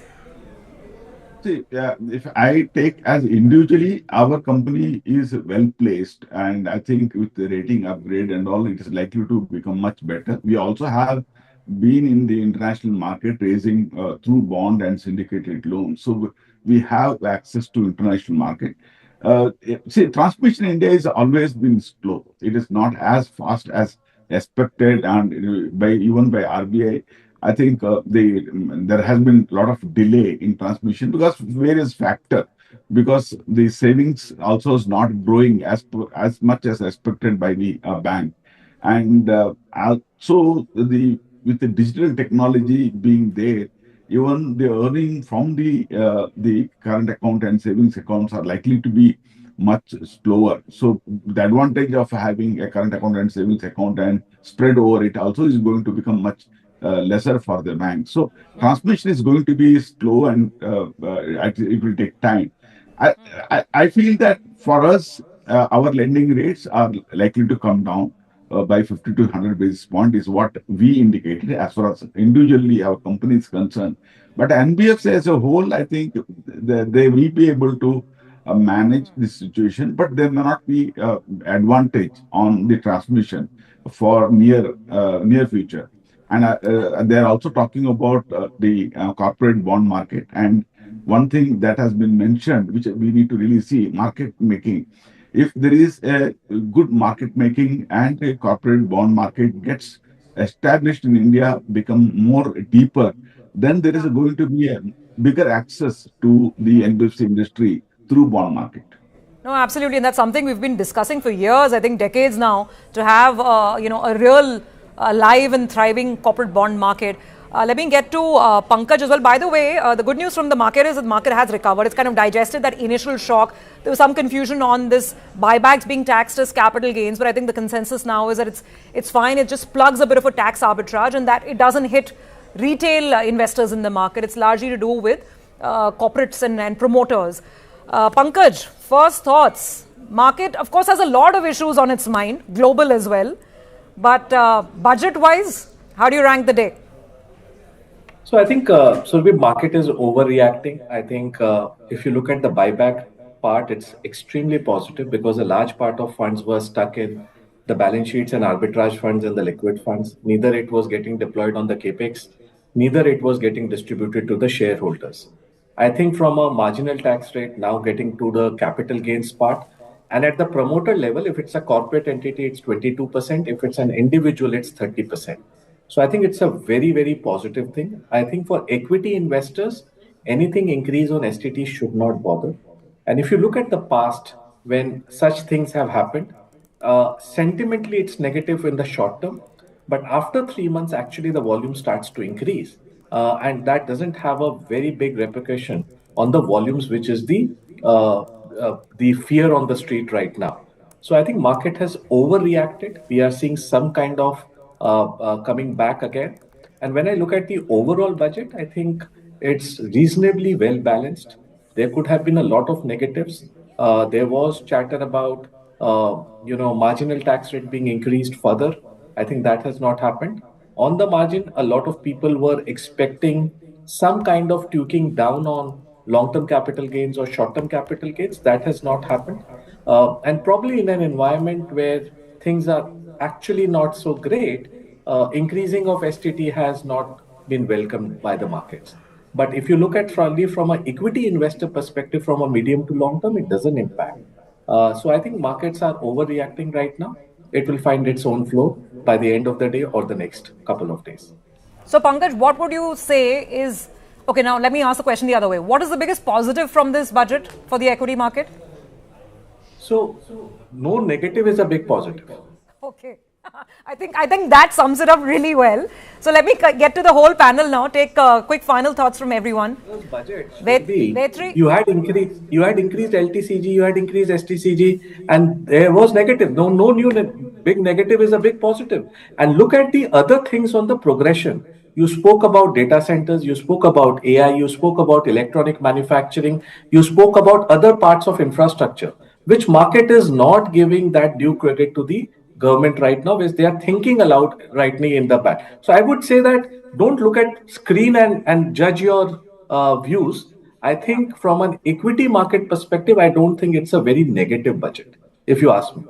Okay, good to hear that. And you remind me of a conversation we were having with Mr. DP Singh of SBI Mutual Fund just before the speech. And he was like, as long as they don't mention mutual funds, I'll be very happy. That's all I need. They should not mention mutual funds. And she didn't mention mutual funds, at least specifically, right? Okay, let's get the panel to give their final thoughts and maybe some sort of a ranking. Vetri, you go first. I think Pankaj has made his view very clear that this is actually a very, very okay budget for the market. Whether it's debt markets or equity markets, what's your final take and maybe your report card / ranking? Well, I would say, first of all, we should not be doing this ranking exercise. This is part of that continuity. But I think, what we are underappreciating is the discipline the commitment this government is continuously reiterating to bringing down the quantum of fiscal deficit as well as debt to GDP. I'm sure you have so many investors come on your channel, Surbi, and talk about, oh, this company is reducing debt. They are preparing themselves. It's a great, indicator of a company trying to do a turnaround. Well, India is doing the same thing. So, why should it be any different? And that is the elephant in the room. 80% of your fiscal deficit for the year is nothing but the interest cost on your debt. And then we fight about, is the budget more capex heavy or is it more revenue heavy? The elephant in the room you're not talking about, which is the interest cost. So I think, I have no complaint against this budget. I think it's very well thought out in terms of being long term. It's pragmatic. It may not have the buzzwords that people normally like to hear. But remember the finance minister's opening comments that she is committed to ensuring sustainability and an acceleration of growth. I think this budget, keeps that macro platform very, very steady, and you need a strong platform if you want growth to sustain and accelerate. So I think a job well done. Okay, so we need to look at the pragmatism and not just focus on buzzwords. And you're sounding fairly optimistic, actually, on just the way the finance minister has walked this tightrope. Final word with Mr. Revankar. Very quickly, 10 seconds. Your sort of ranking or your final take on the budget. I really felt very comfortable because the finance minister stressed on or underlined the NBFC's role as the credit reach to the last mile. I think that is something which is stressed, which is very positive for the NBFC industry. And also she talked about a panel to be created for a banking reform.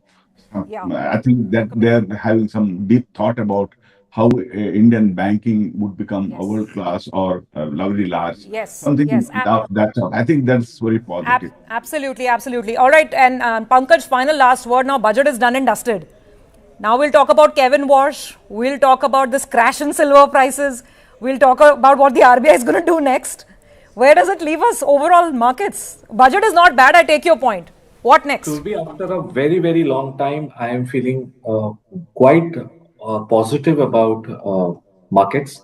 I think 16, 18 months of time and price correction has happened. And last 20 days, I am on ground, meeting corporate industry leaders across the country, across sectors.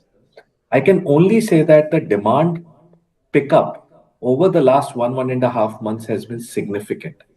And this, I am getting sound bites across infra names, cement name, steel name, auto sector, consumption.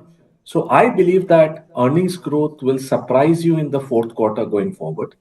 And market is divorced right now, the way it was on the opposite side in 2024. If you remember, stock prices were high. The actual economy was in a problem. Now it's the reverse. Actual economy is doing extremely well. And after 15th of December, every corporate is saying we don't know what has happened, but demand has started to pick up significantly. And that, I think, is a very, very big positive. Maybe in the next couple of months, you will get this opportunity when the global noise is too high to buy stocks at your own prices. But I believe this is a time to accumulate on equity side rather than be fearful. I think it is time to be greedy rather than fearful. Well, you gentlemen have definitely filled me up with optimism and hope. And I'm sure all the viewers who are listening into your views as well. It's time to focus on what's really important and not get perhaps distracted by a lot of the noise. Thank you very much for joining us and decoding the budget impact first cut. Vetri, Pankaj and Mr. Revankar, thank you very much for your time and of course for the wisdom that you have shared. Well, as we look at the screen now before Mahalakshmi takes over with the next set of guests, the Nifty's actually recovered quite nicely. Let's just pull up the indices. The mid-cap index at one point in time was down 3%. But now that's also recovered. The cut is only about 1.25%. And I think some of the views that the panelists are also sharing that it's not really a bad budget. You have to go beyond the big headlines. It's not a negative market event. I think that's showing up in prices on the screen as well. So let's do one thing. Let's hear some of the FM top highlights and headlines. And we'll be back with our next set of experts. Was to set up a National Institute of Hospitality by upgrading the existing National Council for Hotel Management and Catering Technology. It will function as a bridge between academia, industry, and government. I also propose a pilot scheme for upskilling 10,000 guides in 20 iconic tourist sites through a standardized, high-quality 12-week training course in hybrid mode in collaboration with the Indian Institute of Management. A national destination digital knowledge grid will be established to digitally document all places of significance, cultural, spiritual, and heritage.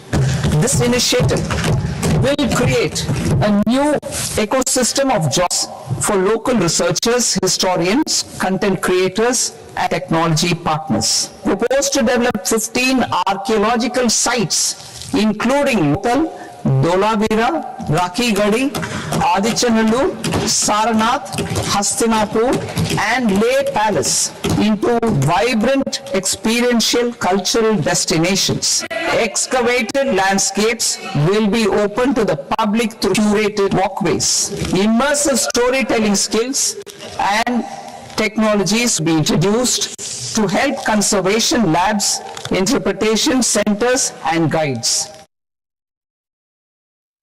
India's semiconductor mission 1.0 expanded India's semiconductor sector capabilities. Building on this, we will launch ISM 2.0 to produce equipment and materials, design full-stack Indian IP, and fortify supply chains. We will also focus on industry-led research and training centers to develop technology and skilled workforce. The Electronics Components Manufacturing Scheme, launched in April 2025 with an outlay of 22,919 crores, already has investment commitments at double the targets. We propose to increase the outlay to 40,000 crores to capitalize on this momentum.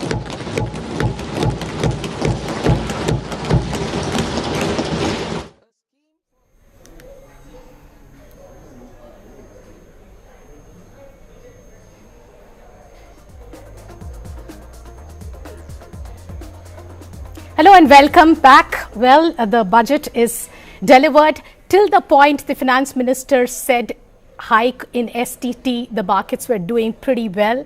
At least there was no huge loss. Till that time, every single thing that the market that we have been talking for so many days, expectations on, new economy sectors, new age sectors like semiconductors, rare earth materials, all of that. Something we talked about in the morning, the global IT services, all of that was taken care of. The capex number came in exactly as expected. The fiscal deficit number was met, but this STT hike has completely taken everybody with surprise. We have with us Rashesh Shah to decode this budget and how do we decode this from a stock market perspective. Thank you so much, Rashesh, for joining in. What is your first reaction to the budget? I think it's a steady, steady budget. More, I would call business as usual. The things on fiscal consolidation are BAU. Obviously, stock market always expects a lot. The STT has been, but I think FNO has really been a large part of the concern. So increasing STT on that would also is not something I am completely taken by surprise. I think the good thing I liked was this emphasis on bond market, especially corporate bond, doing the repo, doing total return swap, the municipal bond market. I think this is a sign that we are moving away from just an equity market as capital market to an equity plus bond market as capital market. So that's a good sign. We obviously have to see the details and implementation, but I think there is a little bit of everything and there is no real big bang on anything, which is also okay because last few years this has been more business as usual. Right. Rashesh, it's interesting because this whole muni bonds REITs that she talked about, I mean, it is an effort that has been, policy effort that has been going on for some time, but somehow that market doesn't seem to be picking up. And even in the economic survey, there was talk about deepening the bond market. It's been a conversation that has been happening for quite some time.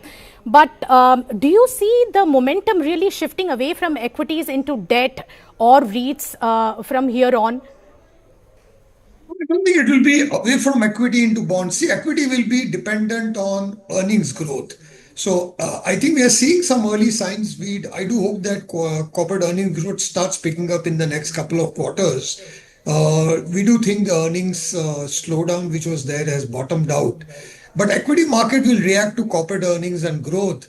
I think the bond market, because banks deposits have been slowing down, a lot of money is flowing into capital market, into AIFs, into mutual funds, into REITs and InvITs, but a lot of that is going towards equity only. And in any economy, what we need is equity plus credit. Now, either credit comes from banks or they come from the capital markets. So I think trying to start credit flow through the capital market is a beginning. I think this was a long-awaited one, as you said. Economic survey also spoke about that, because we need to go from this, single-engine equity capital market to a double-engine equity plus bond kind of capital market. I think it's a start of that.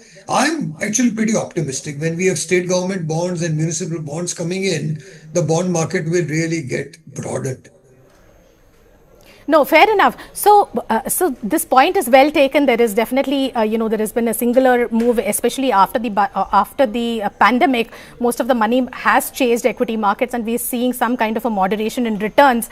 And this conversation that it is becoming very skewed towards equity is well taken. What does it mean for the market trajectory itself? Because in terms of policy, in terms of having more capital diverted to debt markets, REITs, etc., is well taken. But in terms of momentum, what is your own sense? Because you have built an enterprise which is founded in equities also, right? A significant part of your business itself is equity. You are pretty much conversant with, what creates the conditions for equity markets to thrive and give you returns.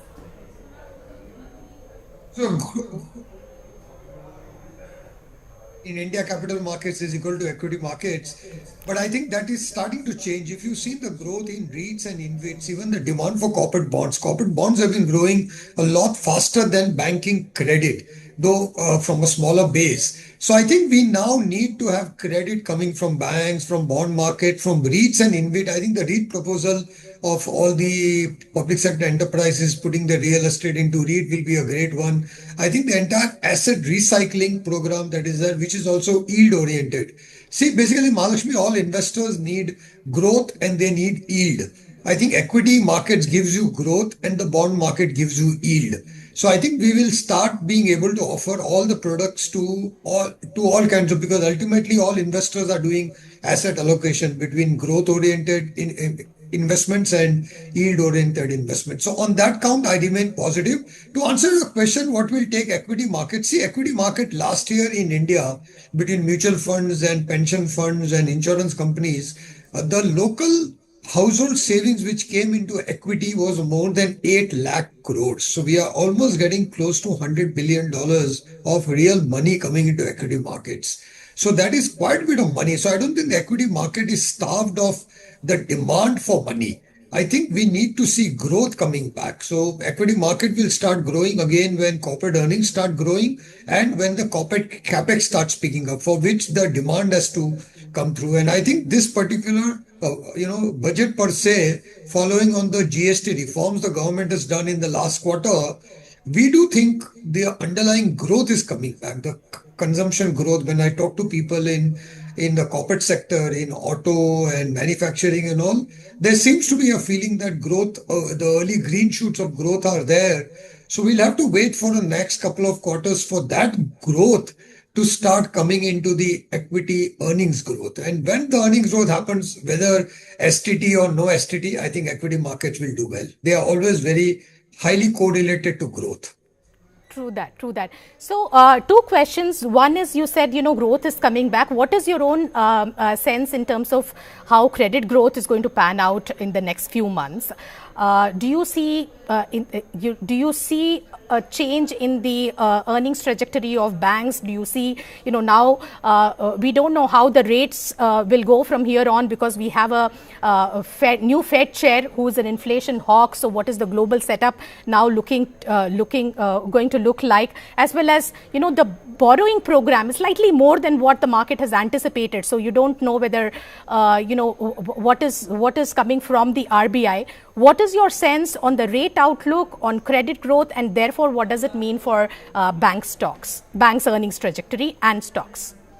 So see, in order to maintain growth, since the government is maintaining the fiscal consolidation path, which means the government is not in a fiscal expansionary mode, I think monetary expansion will be a requirement. As I said, about 5-6 years ago, India started on three things. We did monetary tightening, fiscal tightening, and regulatory tightening. Now, I think the fiscal consolidation is still going on, but I'm hoping we'll see a lot of deregulation. The regulatory loosening up will happen and the monetary loosening will happen.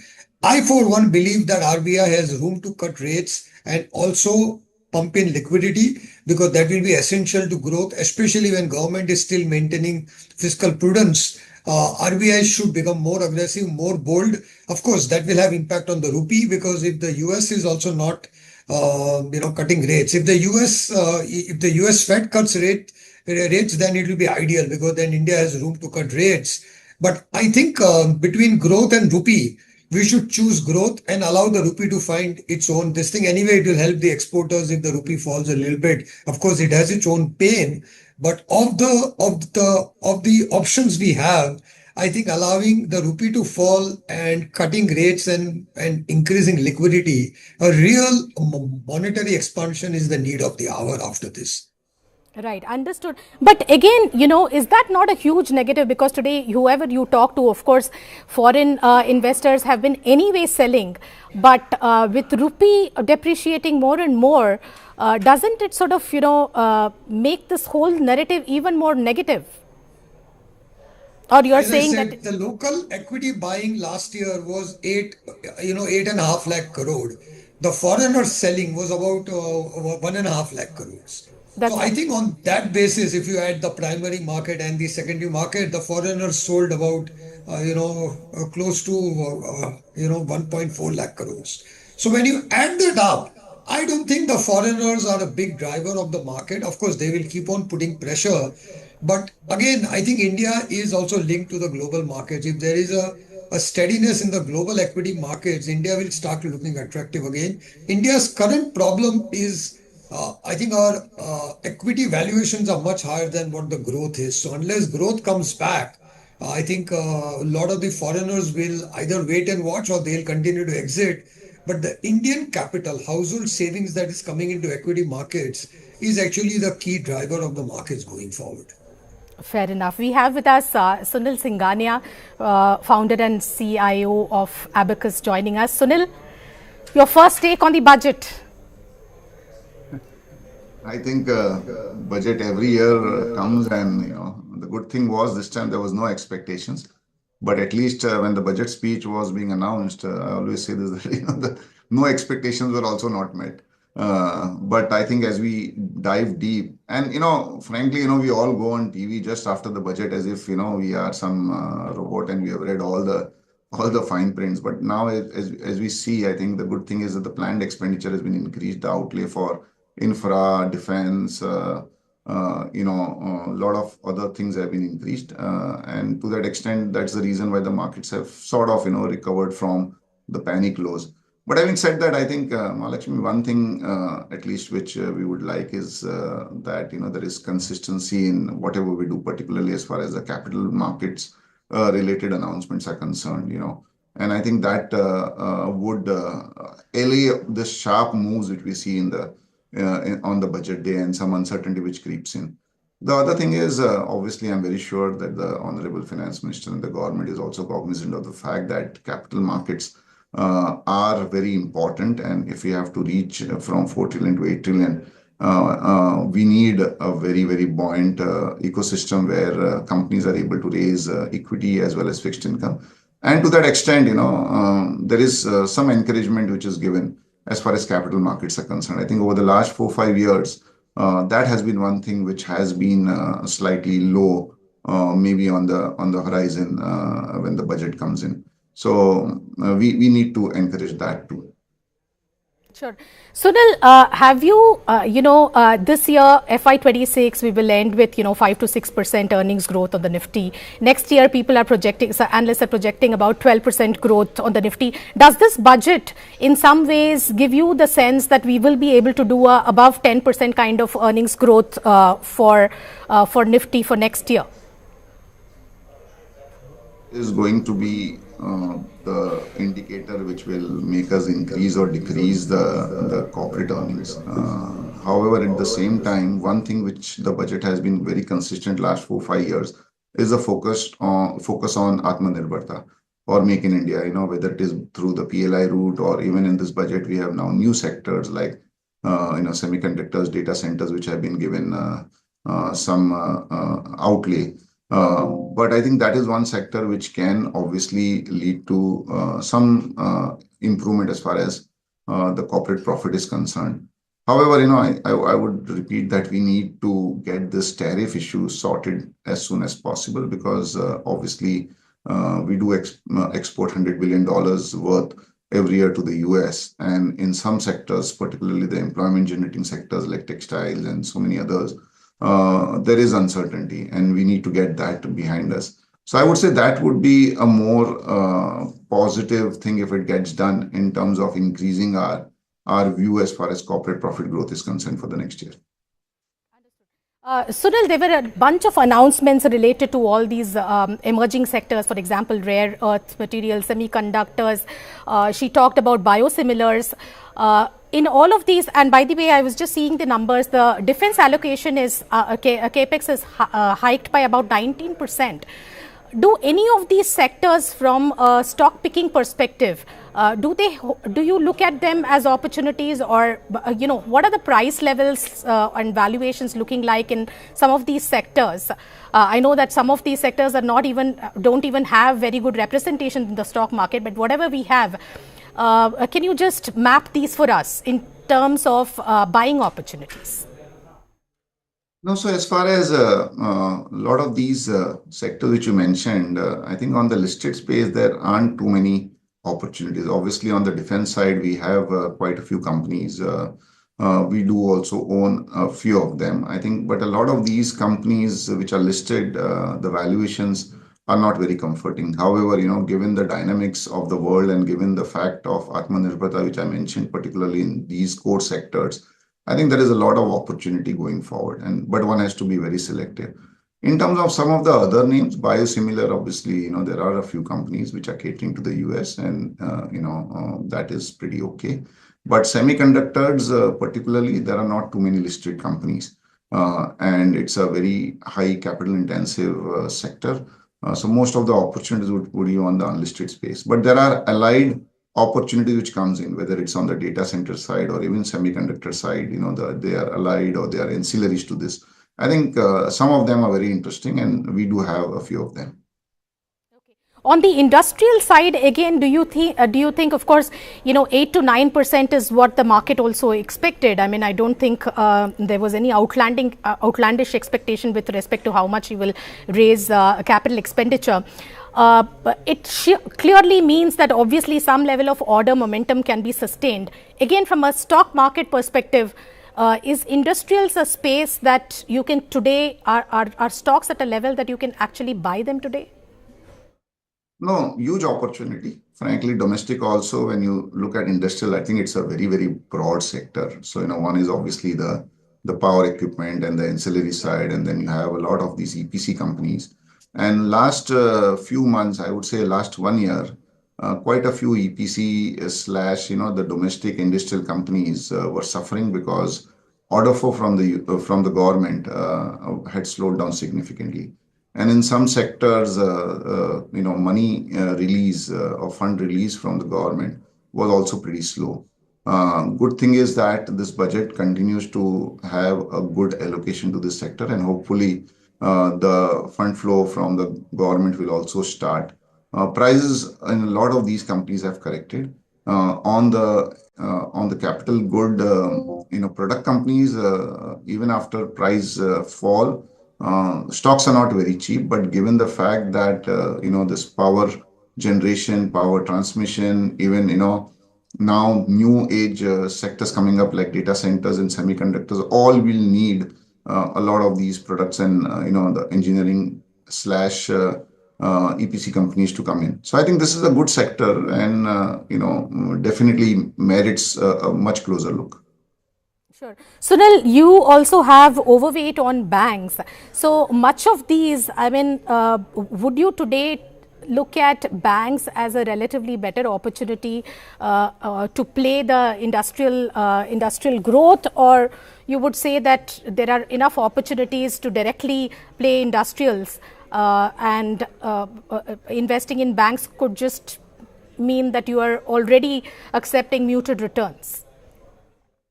I think banks, the good thing about banks in the near term has been that this is one sector where earnings growth has been much more predictable, and I think to that extent banks have done well also. But I don't think banks can be a proxy to playing the industrial. Yes, capex is a big, I would say, driver of credit growth for banks. But increasingly, I think if you look at any banks, whether private or public, I think now their advance side is pretty much spread across corporates as well as retail and even some of the sectors like agri and so on and so forth. So I don't think they're direct proxy. Yes, there will be a little bit of incremental credit growth which might happen if industrials do well. But banks should be treated more as a diverse economy related sector with slightly more earnings predictability in the medium term. So quickly, what are your top 3 trades from a slightly, next quarter or two? What do you think will be the best place? Mahalakshmi, I don't think things change for us because of the budget. Financials as well as financialization of savings will continue to be good. Pharma has been, I would say, a boring sector for the last 1.5 years, but that is again where we are putting in incremental energy. Yes, engineering sector merits a look, but it's not that one would like to buy everything today. I think there is still some way to go before there is clarity in terms of capex picking up, as well as some of these companies also export, particularly to the US. So on the tariff front also we need clarity. But I would say that these would be the sectors. I think metal stocks have corrected much sharper than was warranted because obviously there was a little bit of euphoria being built up, particularly in the precious metals. I would say metal stocks at these prices also merit enhanced, I would say, allocation. Okay. One last question for you, Sunil. Capital market stocks, because this STT sort of is not something that investors were budgeting in at all. Did it come as a surprise for you? And what do you see as the, collateral damage? Does this mean any kind of collateral damage? I think the logic was pretty good. A lot of retail investors are dabbling in derivatives, and to sort of discourage them, this STT has been increased. But having said that, I mentioned earlier, I think whatever needs to be done once and for all. And then, you can make a statement that for the next 3-4 years, there will be no tweaking.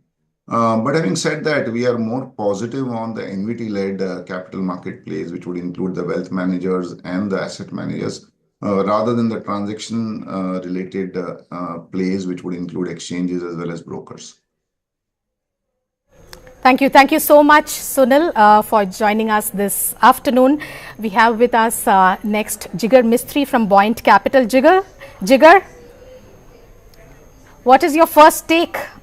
Has anything changed for you in terms of, how you look at, how you map the market from 3 hours ago?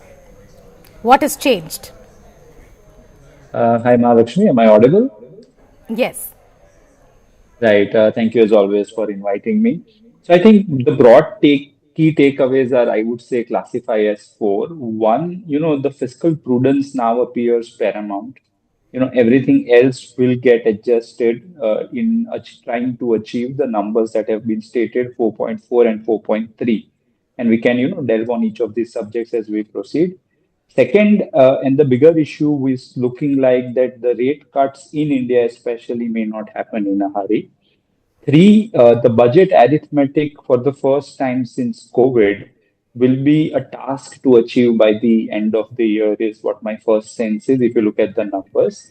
And lastly, I think government is also now looking at capital allocation in the right way, the way in which sort of the buyback versus STT has been arranged and what Sunil sir was also mentioning. So I would say these are the four broad takeaways. We can expand on all of them if you like. But I think on an overall basis, it's not as relevant a budget as sort of market is making out to be, as bad or as good. I think it's par for the course. Cool. Hold that thought, Jigar. We also have with us Sushil Kedia. Sushil ji, your first reaction to the budget, did you expect this sell-off? Whatever may be the reason, because you're not looking at announcements, you're looking at the, chart formations to see what could surprise the market. Was this part of your equation? No, I definitely look for all the information as well as the chart formations. When the chart formations broke down, because the finance minister did not choose to pamper the capital markets. So like, a rotten, spoiled child, we all sold off. But after that sell-off, the kind of smart recovery that has happened, it's fair and justified. See, we have already had such a strong downtrend for a good while. And maybe today is that cathartic moment. And then sense returns back to the markets that, if fiscal deficit has been pruned down further, there's a generous increment, 20% in defense, 15% in railways, capex has been enhanced. So there's been pretty much a matured macro doling out. If because of the US trade deal still not out of the woods, if this government has chosen to play poker better than we would have expected, and it has not gone down giving us sector by sector breakdowns, because one major part of the global trade structure, the US trade deal, because of which our current account deficit also collapsed so much. So I think given the very tight geopolitical headwinds and such other factors, it's a very smart and tactful layout of maintaining some stoicism on policy details. So net, great budget for the country, and capital markets as usual have been going through pain, and maybe we went through our catharsis. In a day or two, I'll come to know when, if markets actually start trading about 25,500, if the worst is behind us. But it looks like this is not the moment to go short across the board, except maybe PSU banks that were extremely overbought, and metals, of course, have gone through the roof and the global correction has set in. So except those two, we are pretty much waiting to find firm buy signals across the board in all other sectors. So you're saying that we have to still wait for another 2 days to really see where we go from here? It's too early to take a call on where markets go from here? Traders will have to wait to find good structure for stop losses. But I think for investors who don't care about 2% fluctuation, when the Goras will come back tomorrow, the FPIs come back tomorrow. So those who are playing for a 40-50% haul, I think today was a field day for doing some bargain shopping. But for trading where stop losses are important, maybe, the formations will get even stronger once we are out and back above the intraday high of today. Okay, from a medium term, let's say, if you're just talking about next quarter or two, what do you think? You talked about, it's a great day to go around shopping. What are the pockets that are looking actually strong to you? I mean, where should we shop? To say last month or so, the theme that we've been maintaining, and if 20% increment has come in defense, so across the board, there will be buys in defense. Same, we've been betting big on railways.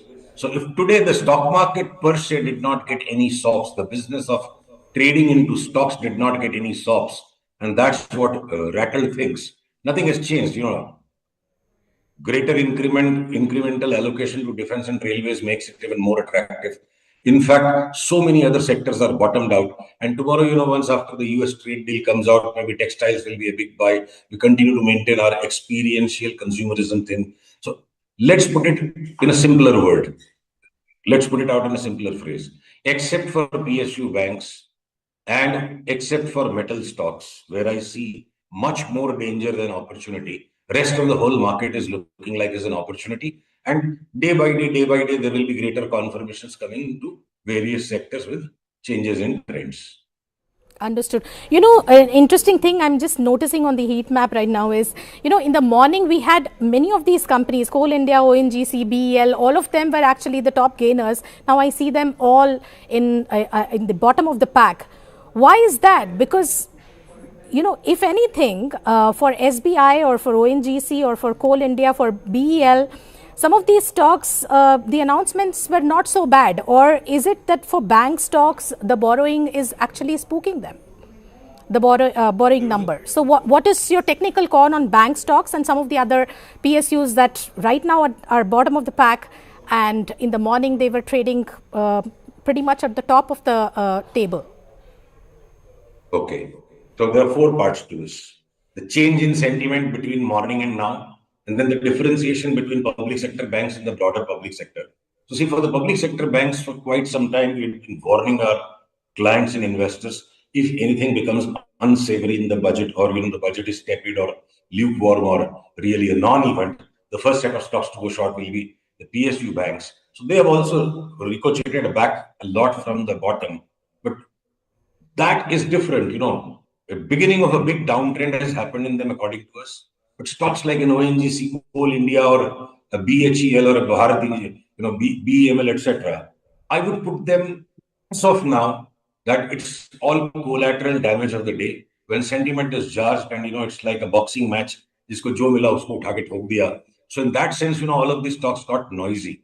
But for the day's noise, to club all the PSU banks and all other PSUs together for the next 1 month or next 3 months or next 6 months is what we are not willing to do. We are looking to buy into all the energy stocks, not the refineries, of course, not the oil marketing companies, but the oil companies.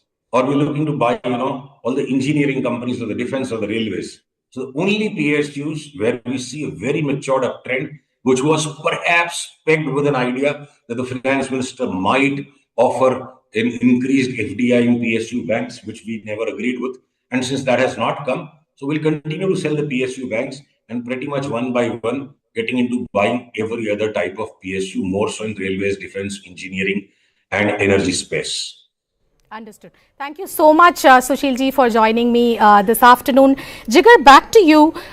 Anything that stands out from a stock opportunity in some of the sectors that she mentioned? For example, biosimilars. There are a bunch of stocks. Again, in power, in data centers, all the stuff that sort of was mentioned by the finance minister in terms of either a allocation, higher allocation, or some special scheme. Anything that stood out for you in terms of a sector or stocks that are ignored could now sort of get revitalized? I think, this is sort of a broader policy framework for what has been under implementation for a while now. And if you look at the capex, data centers is one of the priority areas. And sadly, the amounts that are mentioned is not something that will make or break a sector. But from a direction standpoint, this is where the country was heading, and the budget simply reinforces it. Understood. One last question on metals. What is your take on metals? Because that's been really at the receiving end. Even right now, I'm seeing that, most of the metal stocks are actually in the red. Otherwise, also, they've been under pressure. Right. I think the precious metals sort of, metal per se run through their own demand supply, except to an extent, precious metals is something that doesn't really have a cost curve to go through, and the belief in the prices is what drives the prices either directions. So if the belief is shaken, which looks like to be the case with the movement, then there is a common thread connecting those metals, which is the presence of the futures and options in the international markets. And then when they correct, they all correct together. So I think that is about it. We have some amount of exposure, but not a very large one. So it's not something which is out of the ordinary. Thank you so much, Jigar, for joining us this afternoon. I have with me Navneet Munot now, CEO of HDFC Mutual Fund. Navneet, are you disappointed or are you elated? The global environment, where the only thing I can say with certainty is uncertainty. We are dealing with Trump, tariff, and turbulence. I think the government has shown tenacity that will continue with the reforms momentum, continue to support be it consumption or the investment, and continue to make life easier for its citizens as well as ease of doing business for its entrepreneurs. So I'm overall positive. Of course, in a country like India, where we are at $2,500 per capita and a long way to go, the expectations are very high from all corners of the society. But I think Finance Minister has to juggle many balls, and she has done a very, very good job at that. All right. Why is it? Were you surprised by the government borrowing number? Why is it that SBI has seen a 4% cut? As I see the screen, it's a 4% cut. Why is it so disappointing?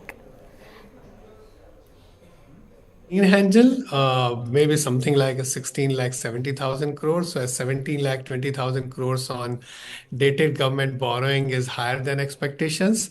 On the net side also, it's few thousand crores higher. I hope that as the year progresses, the overall budget numbers, the projections are reasonable and government has a scope to cut down on borrowing in the second half. That will soothe the nerves of the bond market. All right. We also have with us Nilesh Shah from Kotak Mutual Fund.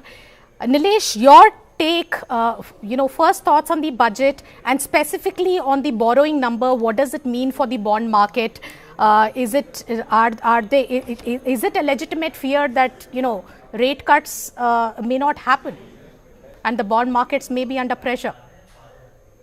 So we do expect interest rates to inch up a little, not substantially, but by few basis points here and there. This is primarily driven by the fact that the borrowing program has come at the upper end of market expectation. More importantly, there is a significant drop in small savings borrowing from 4 big handle to 3 big handle. There is also increase in treasury bill issuances by about 30,000 crore. Net, there is likelihood that debt market will react by taking yields little higher. But a lot will depend upon RBI. For debt market, more than the size of the borrowing program, day-to-day liquidity is more important. Fair enough. Navneet, one of the big concerns from a FII, standpoint is that, there was this long-standing conversation around, capital gains tax, if it should be done away with for FPI. And a bigger pain point has been the rupee, right? How do you see this trajectory moving forward? Given that now we have a large borrowing program, the yields will strengthen. How do you see all of this playing out? And what is your take on, will FIIs continue to be large sellers in the market? Will it stabilize? Your thoughts on this? So you said the rupee depreciation is a pain point, but actually it improves the entry point for an investor today.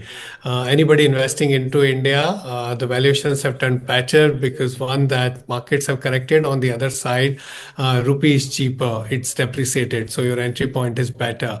Also, I think it helps exporters in a way to hedge against the challenges that have come in the form of higher tariffs in US in particular. Rupee has become undervalued, and I think overall it's going to be positive for the economy. Incrementally, flows turn both on the FDI side because of certain reforms that have been taken, and the FPI flows at some point in time. We would see an appreciation in the rupee this year. Sure. Nilesh, anything else that stood out for you from the budget from a stock market perspective? And I have another question on, this REITs, this has been a constant thrust even from SEBI's perspective. Finance Minister has talked about it. I think the economic survey has also been talking about it. Do you see any substantial issuances from here on? could that be a big portion of mutual fund? I mean, will future products from mutual fund stables like you and HDFC be around REITs? How do you see that opportunity evolving? About this budget, which is truly commendable, is that the capital expenditure at 12,10,000 crore is more than the net market borrowing program at 11,70,000 crore. This has been narrowing for last few years, but now capex is more than the net market borrowing program. I hope one day our capex is more than the net market borrowing program as well as small savings borrowing. Coming to the REIT, we all know Government of India is the largest landowner. They are sitting on huge amount of real estate. Some of the PSU company like MTNL is sitting on prime properties. These properties today are getting dilapidated in absence of maintenance. REIT will be a structure by which PSU's land real estate can be recycled. This is an acceptable instrument in many countries, bigger than the overall market capitalization or becoming very substantial part between saver and commercial real estate. SEBI, our regulator, has been innovative and encouraging us to invest in REIT and InvIT. Very recently, REIT were included in the benchmark indices also. I'm sure as the government pushes REIT for PSU enterprises, SEBI as a regulator will allow mutual fund to channelize retail savings into appropriate REIT. Right. Navneet, how do you see this evolving? Because, all these policy changes are happening around REITs now, the, equity status and so on also. But somehow the issuances have not really taken off in a big way. And with anything with government, there is always a lag between, what is the regulatory intent or the policy intent versus how quickly things change on the ground. In this year, do you see the landscape for REITs really changing? So it took mutual fund industry to reach a size of 10 lakh crores after like 25 years or so. And from 10, we have become 18 last 10, 11 years. I think REITs are where mutual fund industry size was 10, 11 years back. They've crossed 10 lakh crores in assets. REITs and InvITs put together. And over a period of time, I agree with Nilesh Bhai that if you look at the experience in many other countries where they reformed to make this asset class more popular, I think India will have a similar journey. Particularly the government's move today to unlock the value of land with the public sector enterprises will go a long way in monetizing that assets. And over a period of time, I strongly believe that both REITs as well as the infrastructure investment trust are going to be a significant asset classes. There's large amount of household wealth which is locked into real estate, gold and silver. I would be happy at some point in time we also find ways to monetize the gold and silver and bring that into more productive usage in the stock market, into the capital market. Right. I have a question for both of you, Nilesh and Navneet. And Navneet, you can go first. Essentially, this whole ecosystem now, increasingly both SEBI and now the finance minister also are indicating that, this F&O, excessive investment in F&O should actually go down. So all the policies that SEBI has made to sort of rein in the speculative element there and retail participation there, they have done their bit. In this budget, the FM has also done a little bit to rein in that. What does it mean? So increasingly, because of these measures, the models for, let's say, broking houses, for exchanges, they are bearing the brunt of it. Do you see somewhere conversion of those people who are acquainted with equity markets through trading will get at some stage turn to mutual funds? Will that create some additional momentum for fund flows into mutual funds, or am I reading too much into it? So, Mahalakshmi, you have covered the SEBI reports that I think the first report said that 89% of the investors or traders lose money in F&O.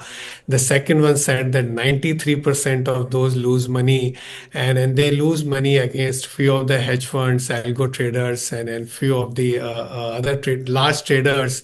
And I think over the last couple of years, government has taken a lot of steps to ensure that money gets channelized into productive assets, get channelized into the markets for long run, and how to curb the volatility, how to curb the speculative interest. And I think this is also a step in that direction.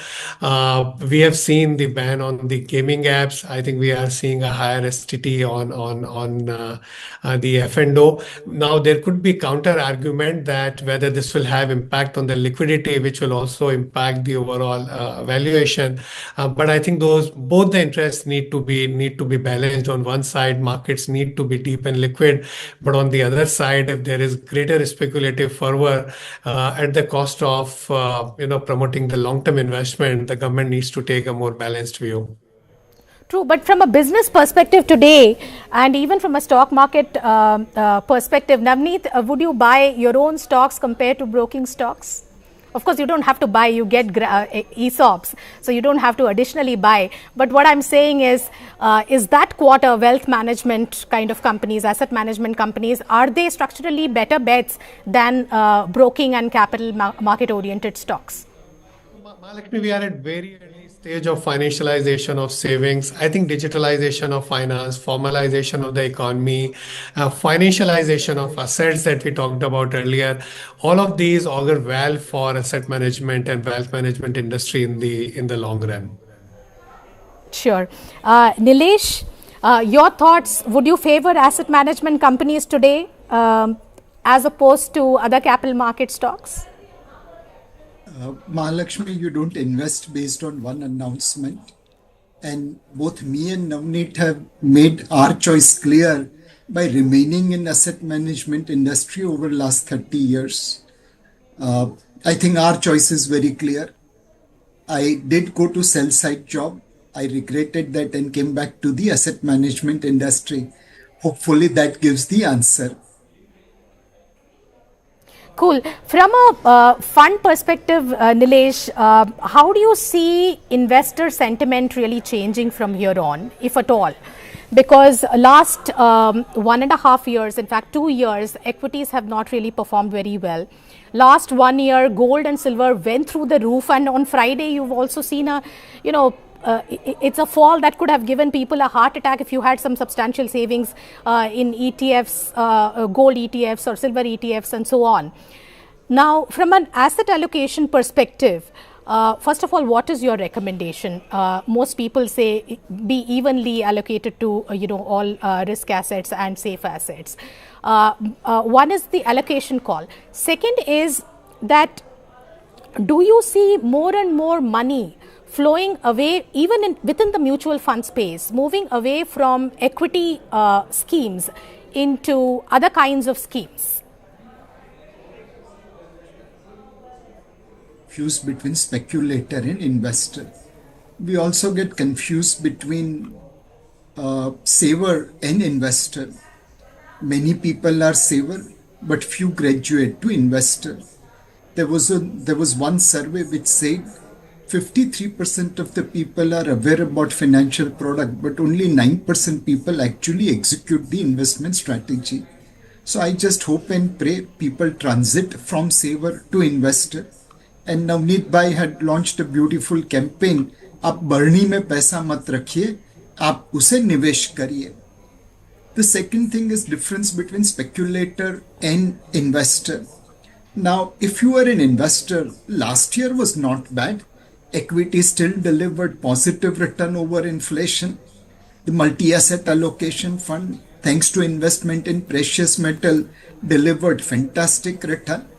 Now, people are not willing to consider that every year can't be 4s and 6. When they go to watch even T20 match, they are happy if Ishan Kishan hits 10 sixes. But they don't complain that he didn't hit a 6 every ball. He didn't hit a 6 every over, 6 sixes in an over. The appreciation which is given to a batsman for hitting few sixes is not reserved for market when it delivers, normalized return. For 10 years in a row, Indian markets have delivered positive return. Very few markets in the world will be in that range. So my only request is please follow your asset allocation principle. At this point of time, Indian equity markets are fairly valued. You have to moderate your return expectation. If you are expecting central budget तो जो path breaking reforms किए गए वो aspiration से भरे हुए भारत के साहसिक टैलेंटेड युवाओं को उड़ने के लिए खुला आसमान देते हैं। ये बजट ट्रस्ट बेस्ड गवर्नेंस और ह्यूमन सेंट्रिक अर्थरचना के विजन को साकार करता है। एक ऐसा यूनिक बजट है जिसमें फिस्कल डेफिसिट कम करने, इन्फ्लेशन कंट्रोल करने पर फोकस है और इसके साथ ही बजट में हाई कैपेक्स और हाई ग्रोथ का भी समन्वय है। साथियों, ये बजट भारत की वैश्विक भूमिका को नए सिरे से सशक्त करता है। भारत के 140 करोड़ नागरिक फास्टेस्ट ग्रोइंग इकोनॉमी बनकर ही संतुष्ट नहीं है। हम जल्द से जल्द दुनिया की तीसरी सबसे बड़ी अर्थव्यवस्था बनना चाहते हैं। ये करोड़ों देशवासियों का संकल्प है। दुनिया के एक ट्रस्टेड डेमोक्रेटिक पार्टनर और ट्रस्टेड क्वालिटी सप्लायर के रूप में भारत की भूमिका लगातार बढ़ रही है। हाल में जो बड़ी बड़ी ट्रेड डील्स भारत ने की है, मदर ऑफ ऑल डील्स, उसका मैक्सिमम बेनिफिट भारत के युवाओं को मिले, भारत के लघु और मध्यम उद्योग वालों को मिले। इस दिशा में बजट में बड़े बड़े कदम उठाए गए हैं। साथियों, इस बजट में मेक इन इंडिया और आत्मनिर्भर भारत अभियान को नई रफ्तार के लिए महत्वाकांक्षी रोड मैप प्रस्तुत किया गया है। इस बजट में नई उभरती इंडस्ट्रीज यानी सनराइज सेक्टर्स को जिस मजबूती के साथ समर्थन दिया गया है वह अभूतपूर्व है। Bio pharma Shakti mission, semiconductor mission 2.0, electronic component manufacturing scheme, rare earth corridor का निर्माण, क्रिटिकल मिनरल्स पर बल, टेक्सटाइल सेक्टर में नई स्कीम, हाईटेक टूल मैन्युफैक्चरिंग को बढ़ावा, चैंपियन एमएसएमईज तैयार करना, ये फ्यूचरिस्टिक है, देश की वर्तमान और भविष्य की आवश्यकताओं का ध्यान रखती है। एमएसएमईज को, हमारे लघु और कुटीर उद्योगों को जो समर्थन इस बजट में मिला है वह उन्हें लोकल से ग्लोबल बनने की नई ताकत देगा। साथियों, बजट में इंफ्रास्ट्रक्चर को मजबूत करने के लिए कई बड़े कदम उठाए गए हैं। डेडिकेटेड फ्रेट कॉरिडोर, देश भर में वाटरवेज का विस्तार, high speed rail corridor, tier 2 और टियर 3 शहरों के विकास पर विशेष ध्यान और शहरों को मजबूत आर्थिक आधार देने के लिए म्युनिसिपल बॉन्ड्स को बढ़ावा, ये सारे कदम विकसित भारत की यात्रा की गति को और तेज करेंगे। साथियों, किसी भी देश की सबसे बड़ी पूंजी उसके नागरिक होते हैं। बीते वर्षों में हमारी सरकार ने देश के नागरिकों के सामर्थ्य को बढ़ाने पर अभूतपूर्व निवेश किया है। हमारा प्रयास स्किल, स्केल और सस्टेनेबिलिटी को निरंतर बल देने का रहा है। जैसा कि आज पार्लियामेंट में निर्मला जी ने कहा है, यह युवा शक्ति बजट है। उसमें युवा की सोच भी है, युवा के सपने भी हैं, युवा का संकल्प भी है और साथ साथ युवा की गति भी है। बजट में जो प्रावधान किए गए हैं उससे अलग अलग सेक्टर्स में लीडर्स, इनोवेटर्स और क्रिएटर्स तैयार होंगे। मेडिकल हब्स के निर्माण से, एलाइड हेल्थ प्रोफेशनल्स के माध्यम से, ऑरेंज इकोनॉमी यानी ऑडियो विजुअल गेमिंग को बढ़ावा देकर, पर्यटन को प्रोत्साहन देकर और खेलो इंडिया मिशन के माध्यम से युवाओं के लिए नए अवसरों के द्वार खुलेंगे। भारत को दुनिया का डेटा सेंटर हब बनाने के लिए टैक्स में बड़ी छूट की घोषणा भी की गई है। मैं भारत के युवाओं को विशेष तौर पर इस बजट की बहुत बहुत बधाई देता हूं, क्योंकि इससे एम्प्लॉयमेंट जनरेशन को बड़ा बूस्ट मिलेगा। मुझे बहुत खुशी है कि इस बजट में टूरिज्म और विशेषकर नॉर्थ ईस्ट में टूरिज्म को बढ़ावा देने के लिए भी ठोस कदम उठाए गए हैं।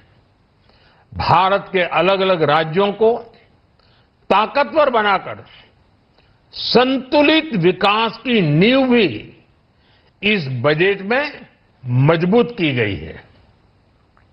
साथियों, हमारे देश में 10 करोड़ से ज्यादा महिलाएं सेल्फ हेल्प ग्रुप से जुड़ी हैं और बड़ा सफल अभियान रहा है। महिलाओं द्वारा निर्मित, महिलाओं द्वारा संचालित सेल्फ हेल्प ग्रुप्स का आधुनिक इकोसिस्टम बने, बजट में इसे प्राथमिकता दी गई है। कोशिश यही है कि हर घर लक्ष्मी जी पधारे। हर जिले में छात्राओं के लिए नए हॉस्टल बनाने का अभियान भी शिक्षा को सुलभ बनाएगा। साथियों, भारत की कृषि, डेयरी सेक्टर, फिशरीज, इन्हें हमारी सरकार ने हमेशा सर्वोच्च प्राथमिकता दी है। इस बजट में भी नारियल, काजू, कोको और चंदन की पैदावार से जुड़े किसानों के लिए अनेक अहम कदम उठाए गए हैं। भारत विस्तार एआई, इस टूल से किसानों को उनकी भाषा में जानकारी मिलने से उन्हें बहुत मदद मिलेगी। फिशरीज और पशुपालन में उद्यमिता, उसको बढ़ावा देने से गांव में ही रोजगार और स्वरोजगार के और ज्यादा अवसर बनेंगे। साथियों, ये बजट एम्बिशियस भी है और ये बजट देश की एस्पिरेशन को भी एड्रेस करता है। मैं एक बार फिर निर्मला जी और उनकी पूरी टीम को इस फ्यूचरिस्टिक बजट के लिए, संवेदनशील बजट के लिए, गांव, गरीब, किसान का कल्याण करने वाले बजट के लिए बहुत बहुत बधाई देता हूं। बहुत बहुत धन्यवाद। Okay, I think the Prime Minister is listing some very important positives in the budget. Clearly, the encouragement or the incentives promised to biopharma companies, to electronics, to rare earths, to semiconductors are all very important. Likewise, data centers invested in by foreigners will not attract tax if they sell the data outside or send the data outside. CDMO companies, who just import, value add and export, SEZ kind of companies, they also get a longer tax holiday. So all these are very good for investments, but the market is looking at the near term. The market is worried that it has to pay more for trading, and therefore I've got some market experts with me right now. Deepak Shenoy of Capital Mind is with me, Harendra Kumar of Elara Capital, and in a bit we also have Sanjeev Krishan, the chairman of PwC with me. Let me first go to Deepak. Deepak, market in a big sulk. Will it get over this STT increase in a bit and move on once we get to Monday or Tuesday? Thanks, Lata. I think, one of the biggest problems in this is just understanding the impact of it. I think retailers aren't as badly impacted right now. Honestly, the market is a aberration today because most institutions aren't participating. If you look at the participation rates, we're looking at there's almost no mutual funds participating. Most insurance companies or even FIIs may not be participating. So the moves may be exaggerated because of the lack of participants. But also these are the participants that perhaps don't participate as much in futures. They do in options.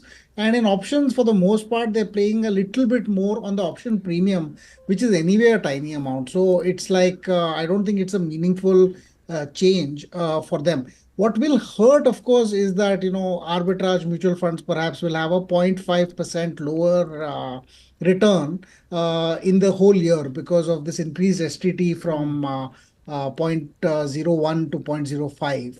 Effectively, this is a 60 basis point or a 50 basis point of approximately hit in the whole year on selling their futures. So that, that will reduce arbitrage fund returns.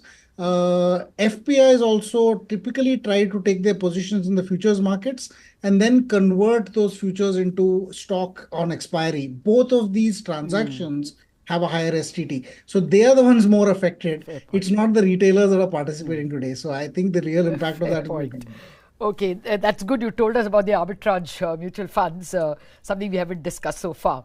Harendra, if what Deepak says is right, and when we come another day, we are going to be less worried about the STT and the market will be deeper. What may be the pockets of attraction because of this biopharma, electronics? You think there is some buy element? Will FPIs buy? And if they do, what? So I think 2-3 aspects that you should consider is, if you would have seen the economic survey, Mr. Nageshwaran said that the potential growth rate of India has moved up to 7%, right? And with the organic capital that we generate out of taxation, we could grow only so much. So for us to grow at 8 to 9%, it's a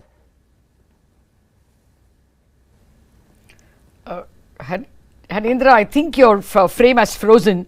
We'll come back to you in just a minute. Let me get to Sanjeev Krishan. I'm actually waiting to go to him. Sanjeev, this is not a budget for the immediate market trader. It is a budget for the long haul. Mr. B.V.R. Subramaniam of Niti Aayog called it the services budget. Your thoughts, which sectors of the economy are getting a boost? No, so first of all, I would agree. I think there is, I think when we talk about long-term sustenance of the Sanjeev, I think you're on mute. Okay, now we can hear you. Go ahead.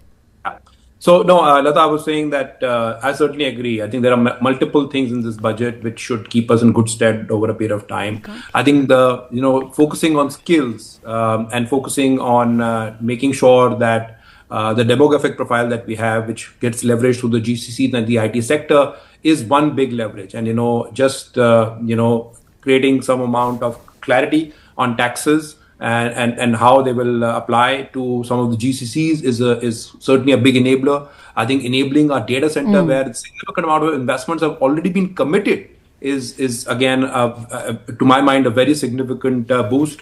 The one thing which was said earlier, and I completely agree, while we're focusing very significantly on what we do with our STEM graduates, we also talk about how do we make sure that the non-STEM kids that come through our colleges and schools, they get employed. And I think the focus that we have on tourism, on medical, and so on and so forth, I think these are areas which are very, very critical, because some of these areas also cannot get impacted by AI, right? And, we always believe that India could be a huge tourism hub. We see the amount of foreign exchange also that it can generate for the country. So, and likewise, medical tourism can do for India as well. So I think the focus on some of these things are very, very critical. Then the third thing that I would like to call out is a focus on development of the cities, because urbanization has been a key thing, and we need to make sure that more and more people are able to move towards cities so that we can make towns cities, and in some ways make sure that the movement of the people is for inclusive development. I mean, with the aim of Viksit Bharat, we need to be able to get more and more cities and the infrastructure in them to be a top class. And I think that focus which has come through is also something which is standing out for me. I think the whole I agree with you. Yeah, I think Sanjeev, I'll just come back to you. I take your point on the positives in terms of deepening of the infrastructure and development of the human capital that India has in abundance is well taken. But there are areas of worry. Deepak, on that point, see, the excise duty, if you look at the number, the union excise duty is applicable largely to petroleum products, and that has gone up by 6%, the total BE of next year compared to RE of this year. It seems to signify that they're going to increase excise duty on petroleum products. It usually goes up by about 2-3%, but 6% is making me a little worried and making the market worried. Your thoughts? Would be an increase in the price of crude oil that they might be expecting, because the price of crude oil is already up a little bit compared to perhaps the earlier parts of this year, right? So there's maybe that part has played a little role. I hope they don't increase it even more, because I think, we never got the benefit of the big fall. So if there's an increase of crude prices here, I hope the bill at the petrol pump does not increase for us. And that will stoke inflation. That will, the government's interest costs today. If inflation goes up, interest rates will go up. The government's interest cost today 14 lakh crores. This is more than double the second highest cost, which, by the way, has now moved from defense to transport. So it's a good thing we are investing, but it's like 5.5 lakh crores or 5,70,000 crores which are spending on transport, and 14 lakh crores being spent on it. We have to get inflation under control. And getting the rupee slide and having crude prices increase and therefore petrol prices, I don't think this is going to help us too much. Okay. Yeah, one hopes that at the pump there isn't much of a difference. But let's wait and see. Harendra is back with us. We just lost your voice, Harendra. I was looking for pockets of where you may look to buy, or FPIs may look to buy. Yeah, I think first and foremost is what we should look at is the tech sector. Valuations are reasonable, and the government is enabling, the data center piece. Now, obviously, you have the tech stack, the last stack being the application stack, which is already picking up momentum with the Indian IT services companies. Now, with the government also locking up the buyback, escape route for promoters to buy back, I think they'll be compelled to invest in data centers in areas out there. So if all in all you look at that, large sector, liquid, good valuation, where you're compelling them to reinvest and generate more returns, and an AI trade, which India was missing, will come into play here. So I think all in all, the IT sector as one large sector becomes attractive at this given point of time. That's one. Second, of course, we've spoken about textiles. Then you have the aquaculture industry. I think the whole ecosystem is developing really well in India. The government has been infusing a lot of capital into this space. So again, all sectors underlying focused on the FTAs have been catalyzed. I think that's where one has to look at very closely for your opportunities. Okay, fair enough. Sanjeev, on you mentioned this in passing, and I wanted your greater attention on that, because you must be handling this GCCs. The very fact that this safe harbor is extended to companies up to 2,000 crores, do you see a bunch of GCCs coming? As well, this data center, it is the tax holidays are available for a very long period, 2047, but only if the data is sold outside, from what I understood. It will be taxed if you sold, if you kept the data center, rented it to domestic companies. Your thoughts on both? Should we expect inflows? No, certainly. I think on the GCC side, I certainly think so. I think we're at least following the value creation which is currently happening. And I think this was an ask from the industry, and I certainly think that it'll add to the 1,600 GCCs or the 1,900 GCCs that we already have. We already see now even financial sponsors and others setting up their data centers and back offices in India, and not just doing limited cost arbitrage work, but maybe value additive work, which is making them very more respected in their global headquarters. So I think the GCC thing is certainly going to help. And I do believe that we will see more and more of those, which is going to enable the demographic profile of India to come through. I think as far as the data center piece is concerned, I'm a bit unclear yet, because it's a very long exemption period which has been given, and in some ways, not only is it too long, but as to what extent will it apply? I mean, obviously there is a lot of data center capacity which is being set up in India, and there are a lot of commitments which have come in from the hyperscalers. The fact is that will it enable them? Will it enable the whole ecosystem to make sure that if the data is hosted in India, and why not? I mean, it can happen. It can very well happen, and there are many parts of the world which can be served by Indian data centers. So the first thing really was to make sure the data center investments come to India and do not go to other geographies, maybe at times which are geographically better located next to the sea and so on and so forth. So the India data center story is enabled. I think that's the first thing. But I think the fine print on where the exemption will apply, I am not yet clear at the moment. Okay. I'll take you up on that when things become a little more clearer. We will be speaking to the secretaries in a bit, and maybe we will get more clarity at that time. Thank you very much, Sanjeev Krishnan, for joining with your first thoughts. I'll take a rain check from you to invite you for more questions as we understand these nitty-gritties better. Deepak, the same question like I asked Harendra. At the moment, because of the budget, are you attracted to any sector, like chemicals, special chemicals and semiconductors? CG Power is doing very well, or these tolling companies where there is a longer tax holiday, or any of them. I mean, biopharma, any sectors you are attracted to? The budget's actually very, very positive on a very broad swath of sectors that involve domestic manufacturing. The increase in focus on building more capacity inside in India, the whole rare earth supply chain, the semiconductor focus, the focus on changing the chemical infrastructure also. I think these are all very attractive sectors, and we'll have to actually go down a little more in detail into what some of these things actually mean. But they've already reduced the customs duties on a lot of imports related to parts required to build these industries. The domestic industry itself, the capex plans, both at defense and some of the other elements as well, will actually promote a lot more domestic manufacturing. So high precision manufacturing, I think semiconductors, some parts of nuclear. You may buy any of these stocks. Sorry, could you say that again? You may buy any of these stocks now? I mean, we will consider those. Of course, there's, I think, some of our portfolios will have to, go through the fund managers going through all of this stuff in some more detail. But these actually sound very interesting, especially with outlays. We didn't expect this level of interest, especially in rare earth. And in rare earth, we haven't seen any announcements yet, other than the PSUs, right? So now you can do the private. Yeah, so that is where I think the announcements in at least from now going forward will be very interesting. We do have India is the third largest. We have a lot of rare earths.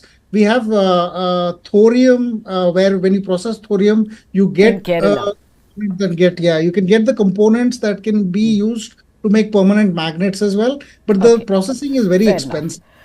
So, that's where Deepak, I'll have to come back to you because an all-important person has joined us, Shailendra Jingan, the head of Treasury at ICICI. And I'm saying all-important because the market is not quite sure how to interpret the borrowing number. The net borrowing number has come exactly as my poll said, 76 lakh crore. But the gross borrowing number at 17.2 lakh crore has kind of surprised people.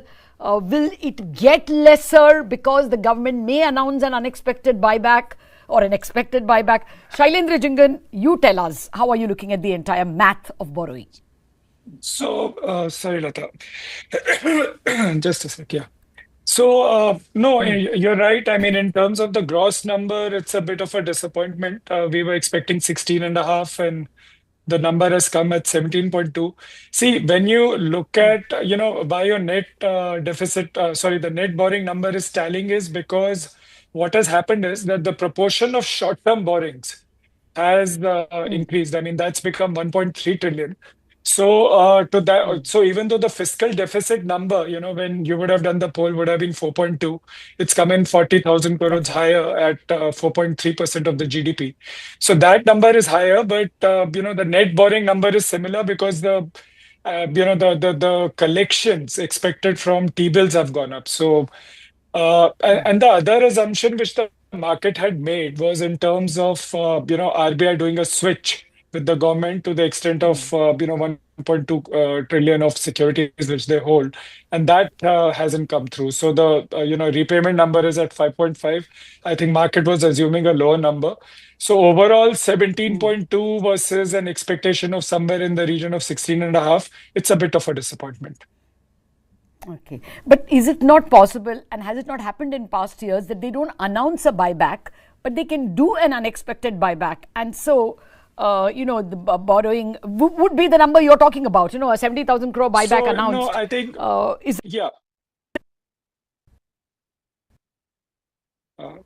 can you hear me? Hello? Yes, Shailendra, go ahead. Yeah. No, so I think, recently what's happened is that RBI has been doing the market operations as and when the securities mature in their, in their books. So, we saw 40,000 crores of secondary market buying when, one of the papers had matured in the month of December.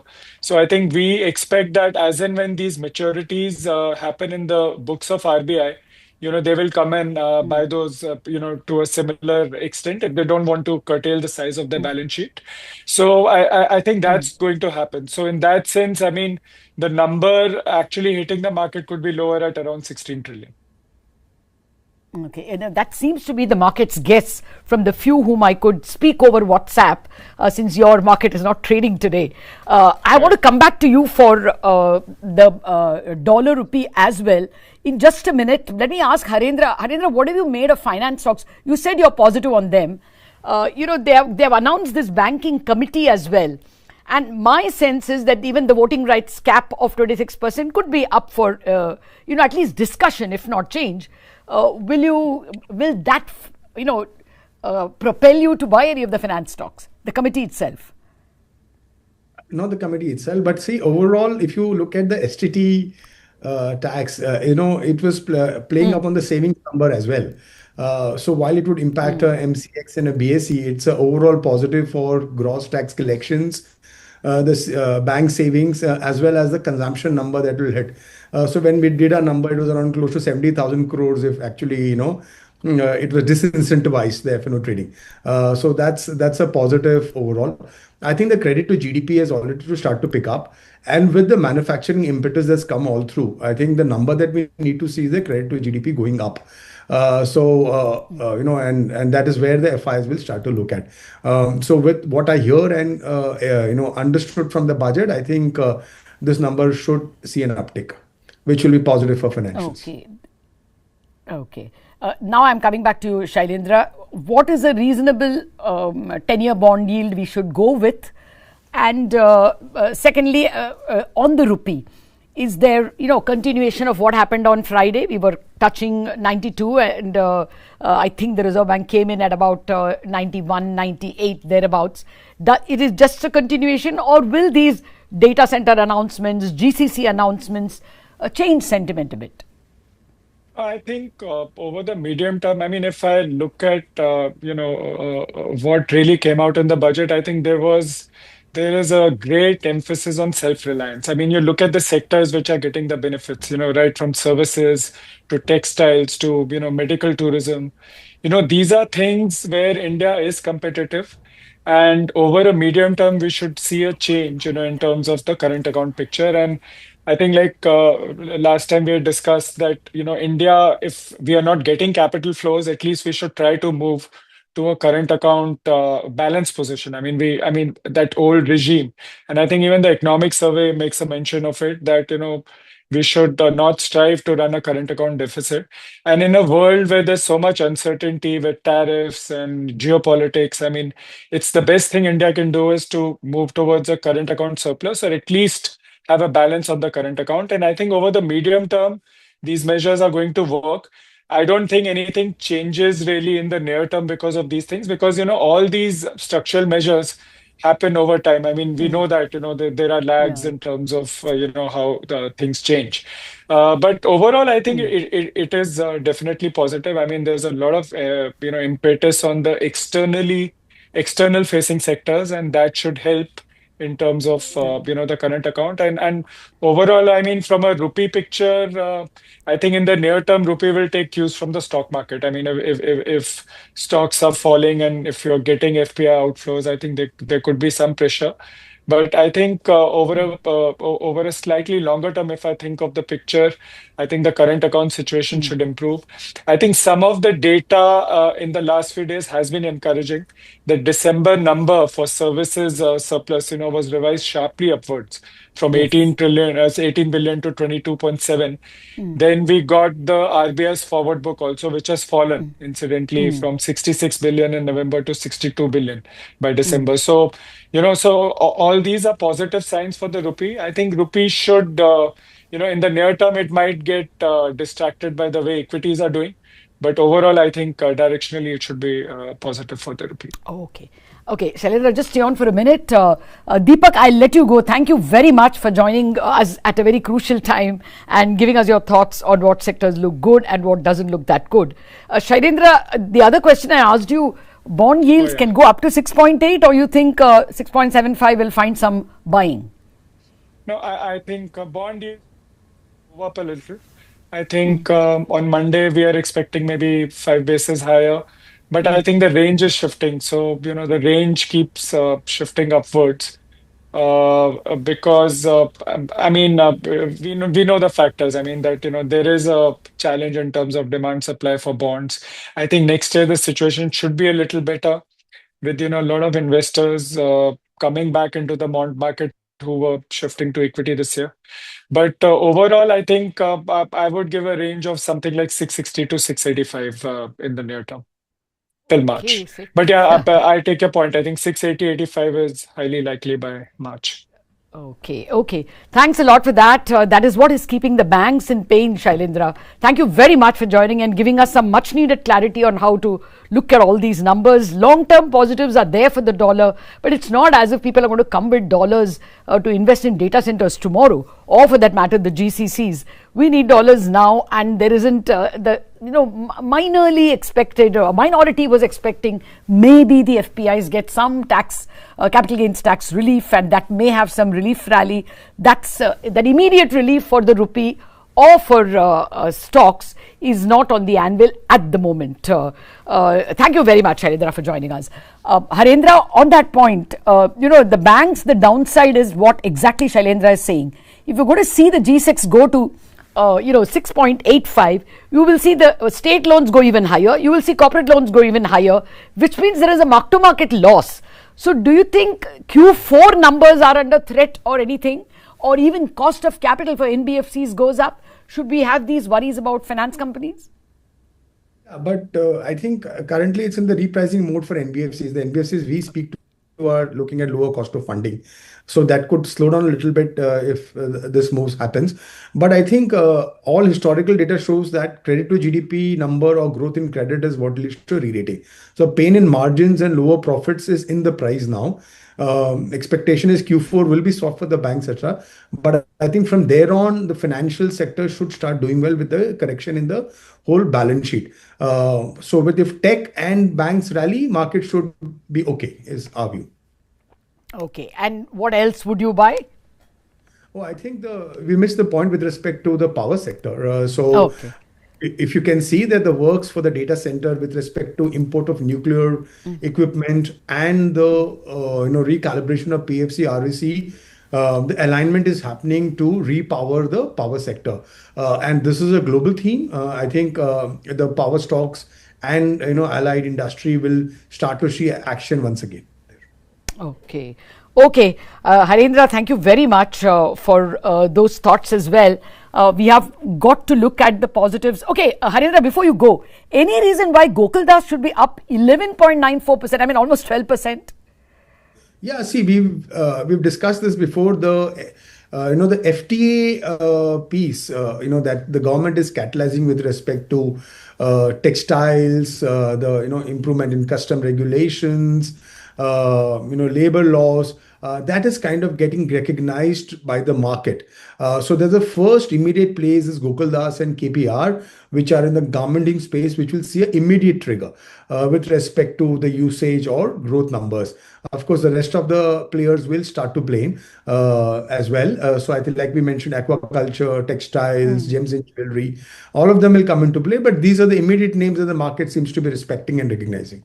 Okay. All right. Thank you very much, Harendra, for giving us some exact names and for what to look forward to in the days to come. Thank you very much for joining us at a crucial moment. We have two more experts joining us. Nilesh Shah of Envision Capital is with us. Nilesh, deeply grateful for your time on what should be a busy day for you. I know all of us journalists are trying to grab your time. You refused to get into sectors when we asked you earlier in the morning. You said that overall manufacturing should improve, and they have done a lot for overall, biopharma, for chemicals, for semiconductors, rare earths. What are you taking home in terms of the feeling for earnings growth? So clearly, I think from an earnings growth point of view, it's going to be this budget plus all the other policy reforms which have happened over the last year or so. So continue to believe that with a targeted nominal GDP growth rate of 10%, that to me is a great starting point. And the fact that the fiscal deficit is targeted to be at 4.3%, I think that augurs well for cost of capital. So we have growth inching up. We have cost of capital coming down. And then we have some engines of the economy which will continue to fire, like consumption, capital goods, infrastructure spend. So these are some of the key things which will ensure that the earnings growth, which has been in the single digit, will start kind of looking more like kind of the mid-teens to the double digit kind of earnings growth. So I think on the whole, it's going to be back to micro fundamentals, and it's going to be back to essentially the business as usual mode for the economy and for earnings. No, fair enough. Max Healthcare has done well, I would assume, because of the profuse pronouncements on healthcare. But Sun Pharma is doing well because Sun Pharma has done well. The numbers that came on Friday were very good. So, I mean, would you want to point out? I know you don't talk stocks, but if you can mention any, or if you can mention sectors that you would be very happy about, or you would look at the micros of those sectors a little more carefully. So obviously textiles is something which looks to be well poised. It's going to be a very big beneficiary for this. The whole focus on having more high-speed rail corridors is going to be a very big positive for any company in the railway value chain. In addition to that, some of the other infra plays will also be big beneficiaries of this. So these are some of the sectors which clearly stand out. In addition to that, there was something along the lines of basically probably the ER&D companies in IT services, which is the engineering R&D services companies within the IT services space, which possibly are likely to also benefit from this. And then the whole data centers who seem to have got a tax holiday as well. So there's been a variety of sectors on infrastructure, on textiles and manufacturing, critical minerals, and then ER&D, product development in IT services, and the data centers pack. So it's basically a whole gamut of sectors which will benefit because of various provisions of the budget. Okay. If you could stay on for a minute, I've got Sajid Chinoy with me, and he'll perhaps be able to clarify something on the macro setup as well. Sajid, the first question I want to ask you is, nominal GDP is a nominal assumption, modest assumption of 10%. We are going to have a new CPI series which clearly looks like pushing up the CPI by about 20-30 basis points, and we have a new GDP series coming where also the expectation is that maybe if we have put it at 395 trillion, it may come at 397 or 398 trillion. That's seen as a likely expectation. If that happens, do you think that the government will actually at the end of February or on March 1st actually have more elbow room and a higher nominal GDP? Lata, I think that's possible. So if you think of where we are this year, nominal GDP is at 8%. But if you look at gross taxes and adjust for the compensation cess, that's really important, I think, because comparing year across year, you have to clean out the compensation cess, which goes into both the tax numbers as well as the revenue expenditure numbers. We're looking at gross taxes growing around 9.5%. So that's reasonable in a year where you've got tax cuts where buoyancy was, 1.1, 1.2. Now, next year, 10% I think is achievable. I'm not saying it's in the bag, because you can also be in a situation where if this year's GDP is marked up, you've got a higher base to work with. If CPI numbers in the next few months are marked up, you've got a higher base to work with. But 10% is not impossible to get next year. I think what the government's been to be quite conservative is gross tax collections, ex-GST compensation cess, are growing up, slated to grow at 10.4% next year. So the buoyancy is less than 1. And so they've left a little bit of room so that even if nominal GDP undershoots 10%, the tax collections, will not be that ambitious. I'll just say one more point. If you look closely at the fine print, I won't be shocked when the final accounts come out that this year's fiscal deficit number of 4.4 could actually even be lower. Because in the next 3 months, the asking rate on expenditures is slated to be very high, much higher than the expenditure rate so far. So we could be in a situation where we can't spend so much, and so the starting point itself from a fiscal deficit perspective is lower this year. Okay, then that definitely will be a positive. Also, if you can tell us about cost of capital. I just had head of treasury with me, and the expectation is that this 7.2 trillion borrowing was not something the market was prepared for. My own poll was actually 16.2 trillion gross borrowing, and I was prepared for 16.5 because there was a wide range even when I polled people, but there was no 17.2 actually, there was 17. So will that kind of rattle? The expectation from that expert was that we could even go up to 6.8, 6.85 on the 10-year. So is that a kind of a negative for growth? So a couple of things, Lata. I think the spot reaction could be one of disappointment because, as you rightly said, I think this was on the upper end of what was being expected. So, the initial reaction could be that this is higher, but there are at least a couple of known unknowns here. The first is, that we don't know if the RBI at some point can come in and do a switch, right, which will take that number down. Secondly, if you look at the small savings assumptions, they're very conservatively budgeted. I understand that, rates have begun to inflect. So you could be in a situation later in the year where, if small savings, outperforms, then there'll be less gross and net borrowing. So there are two caveats over here. There's a third way to look at this is to step back. I know there's been a lot of hand-wringing about how bond yields have evolved in the last 3 months or so. Yeah. But if you just step back and look historically, what has been the difference between the 10-year bond yield and the 1-year treasury bill or the 3-month treasury bill? And if you take the COVID period out, that difference is quite normal levels. At the end of a monetary easing cycle, these things tend to go up, and we're not completely out of whack just as yet. So while in absolute terms, yields may go up, if you take a bigger, broader view of things, things are not completely out of whack.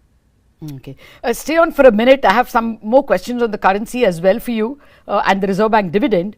Nilesh, from what you're picking up on how the bond markets may react and the cost of money may behave, what would your attitude to finance companies be? Banks, non-banks, everyone? I think it's going to be a combination of both banks and non-banks as well. Non-banks are going to be, of course, more the specialized plays. They focus on specific verticals, domains. But I guess it looks like that probably the banks will benefit more because what I see is essentially is companies getting back into an investment mode. I see more working capital cycle getting a little elongated. Working capital requirements are going to increase. So on the whole, it looks like that banks would benefit probably more than just pure play NBFCs here. Oh, okay. In banking, the big issue is this banking committee they are appointing. Is that something that's whetting your appetite, Nilesh? I mean, even the 26% cap on voting rights could be up for grabs. I don't know what they will advise. But, the market, the government, the RBI and the market and the banks themselves are feeling very confident in terms of their quality. Even discoms have turned profitable this year. I mean, in my career, in your career, have you heard that? As a whole, of course, there are pockets of loss makers. So do you think that we can expect some dramatic changes over there? And that would be a very good sector to look at, private sector banks and even PSUs. No, absolutely. I think clearly banks is the way forward. And they are very well placed. You talked about discoms, and yes, that's I think a great place. I think that's where they would be encouraged to basically lend more.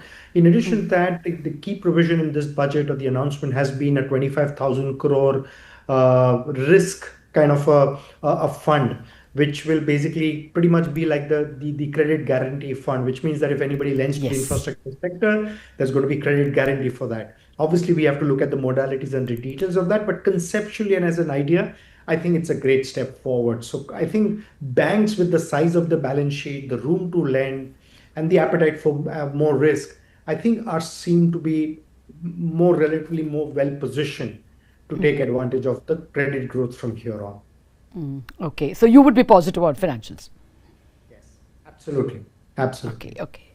Sajid, I know this is a slightly out of syllabus question for you, but banking and this committee being appointed, what is your ecosystem telling you? I mean, the entire JP Morgan ecosystem. Does it look like it's pointing out to some possibly brave reforms that will come? Maybe even for public sector banks. I mean, they've been mollycoddled, they've been kept under control. I have this vision that one day they will move from this Nationalization of Banking Companies Act and be pushed under Companies Act. Then, there will be independent directors and the works. The CEO is no longer appointed by the government, but appointed by the board of directors. I envision when I see a committee like that, are you hearing brave or are you, what's your ecosystem guessing? Well, it's very similar to what you're saying, Lata, which is that it's very early days, so it's not right to speculate so early. But I think the finance minister did emphasize a couple of times the high-level banking committee, which suggests that these could be deeper, more structural reforms. And I think that is the zeitgeist at the moment, right? That we cleaned up income tax. There were a lot of efforts today at customs taxes. I hope that also gets more holistically cleaned up. But I think there's a sense now that we have to plan for the next 5 or 10 years. I think that was the leitmotif also of the economic survey, that the world has changed. Only economic reforms can shield us. We have to start doing bigger things. So I'm hoping that the setting up of this committee is a harbinger towards that. Okay. Yeah. And the fact that, it's not been set up at the Reserve Bank, which means the law is given and they will only tinker with, directions. It has been set by the government, which means the very grammar of, what you allow private sector banks to do and how you design the public sector bank, command structure. I always give this example. The, RBL Bank and Yes Bank were not really the best of banks. But with, because they are in the private sector, you put two public sector bankers in charge of it. And one of them got 26,000 crores capital and the other one has got some 10,000 crore capital. Whereas the government has not been able to sell IDBI. Some things is done well in the private sector is always my belief. Some things the government does better. But okay, that's just my editorial value. Sajid, I wanted a view on the rupee. We continue the way we did till Friday? As I said, there's just so many things going on globally, Lata, that a lot of currencies in the world are, impacted by what's happening with the DXY. We saw the DXY move again after the announcement of a Fed chair. But I think the broader issue is, this is the customary press conference that we hold with all the secretaries. You've heard the entire budget being presented in the Parliament. So as opening remarks, I'll just highlight some of the points which we want to draw your attention to. But subsequently, of course, we'll answer all your questions. All the secretaries are here with me. So this budget being the first one, as the Honorable Prime Minister said 2 days ago, this being the first one for the second quarter of this century, also leading towards Vikasit Bharat 2047. We are laying the path and giving a push to the economy to maintain the growth momentum. And for that growth momentum or sustained economic growth, which we want to ensure, primarily we are looking at building the ecosystem with structural reforms which will go on. Reforms have been carried out. We are continuing to do the reform activities, so it will continue with an aim to make sure that we create enough environment for improving productivity and making sure employment is generated. Also, technology, 21st century, this century is completely driven by technology. So we will ensure that technology is brought in to benefit the common man, to make sure common man benefits in the sense of ease of doing living, or for his businesses to prosper, or for farmers for greater productivity, or better logistics, whatever. So technology for benefiting every common man. And above all, with all this, inclusive development. Sabka Saath, Sabka Vikas, and that is why you heard me bringing in schemes which have good allocations for bringing better health facilities, creating a cadre of people, not cadre in that sense, but a bulk of people who can come in as health workers. Also making sure we are able to provide dignified opportunities for Divyangjan. Mental health has also received a lot of attention. So these are the side for Vikasit Bharat and making sure Sabka Vikas hoega. But the idea is the advantage and the momentum that we gained since after COVID by increasing public capital expenditure will continue. We've announced that 12.2 lakh crores are coming through public expenditure this time. It is 4.4% of the GDP. I'd like you all to please notice that, which is the highest, at least in the last 10 years. It could even be highest if you were to take data earlier. No increment in capital expenditure, sustained fashion, has happened ever before. This one marking 4.4% of the GDP. Then what are the kind of things which will happen through it? You will have dedicated freight corridors. I've named Dankuni in the east, Surat in the west. Then I've also highlighted that 20 new national waterways, not national highways, national waterways are being planned. Orissa, where the mineral-rich state, you have the waterways taking it to the port, and the two ports have been identified, Paradip and Dhamra. Similarly, we are also making sure that the coastal cargo movements will be enabled through a cargo route, so that through the coastal area we are able to cut down on cost of movement of goods. City economic regions, developing them is a very big new measure that we are coming up with. And for that, an allocation of 5,000 crore per city economic region. Imagine the amount, 5,000 crores in 5 years, 1,000 crore per year per city is being given, and the emphasis is going to be largely on tier 2, tier 3 cities. And then talking of infrastructure further, with the capital expenditure coming with the big number, you're having also the high-speed rail corridors. 7 of them announced. The destinations are clear, so that they become the bridge for all these economical robust centers. So those are for making sure that the infrastructure and the capital expenditure are getting tied up and the country benefits from the ripple effects that these can bring in. The 7 strategic and frontier sectors in which we've highlighted that will increase productivity and also have new investments come in and give emphasis for India's own brand on those things is on the biopharma sector. I think that's going to be a big change in the way in which we are looking at giving capacity for those who are able to research, who are able to undertake research and development. So 10,000 crore initiative again over five years for domestic biologics and biosimilar production. This is a clear message and backed with enough substance that India's lead in the pharmaceutical sector should be kept intact, but at the same time bring in newer ways of helping the pharma sector, and also because it has an impact on human health. Semiconductor mission had 2 major announcements that will improve the India stack and also the IP related matters. Electronic components manufacturing scheme for 40,000 crores is a major encouragement for electronics to become self-sufficient. We have also announced establishing rare earth corridors so that India can face and be able to meet its own requirements with its materials.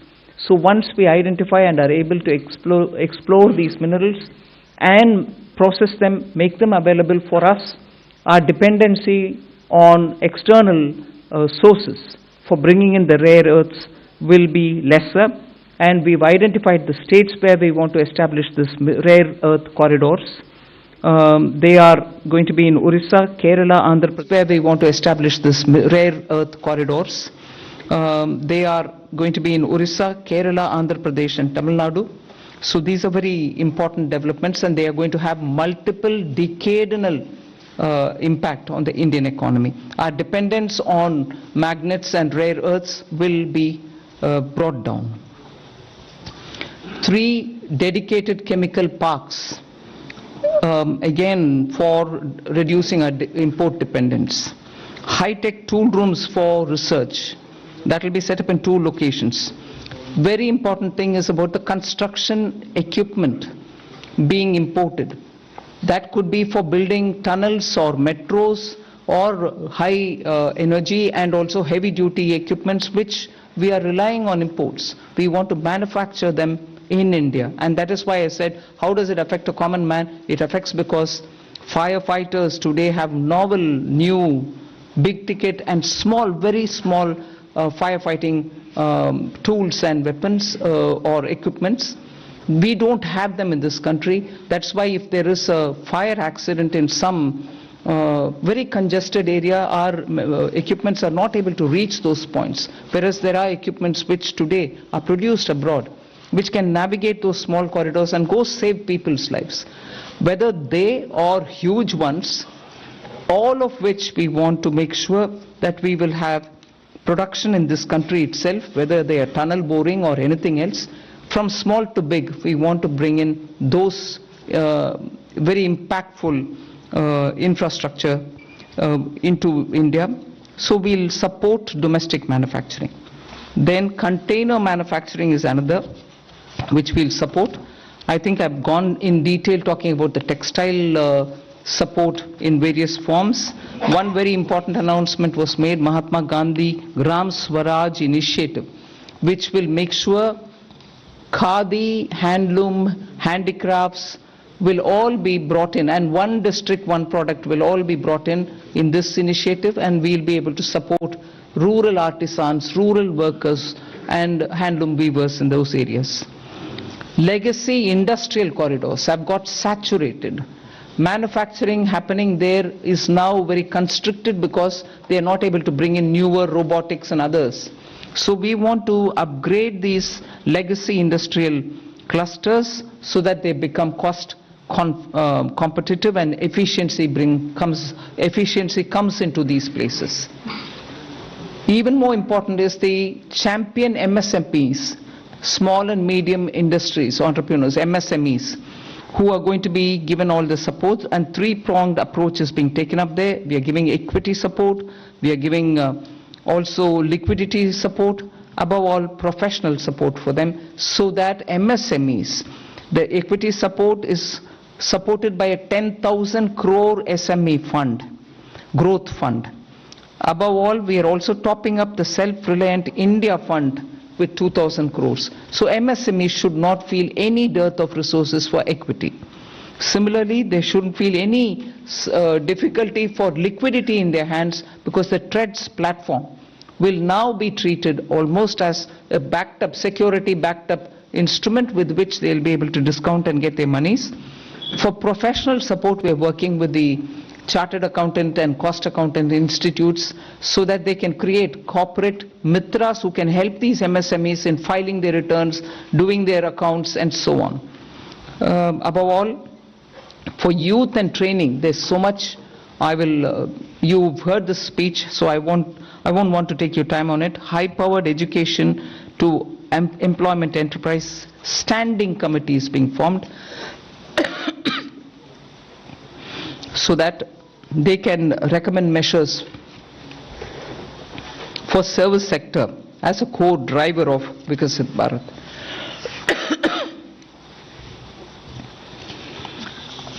Part B concentrated a lot on tax and related concessions that are being offered. More importantly is the process simplification which has been announced. So elaborate measures have been taken. You will be able to also seek clarification if you want.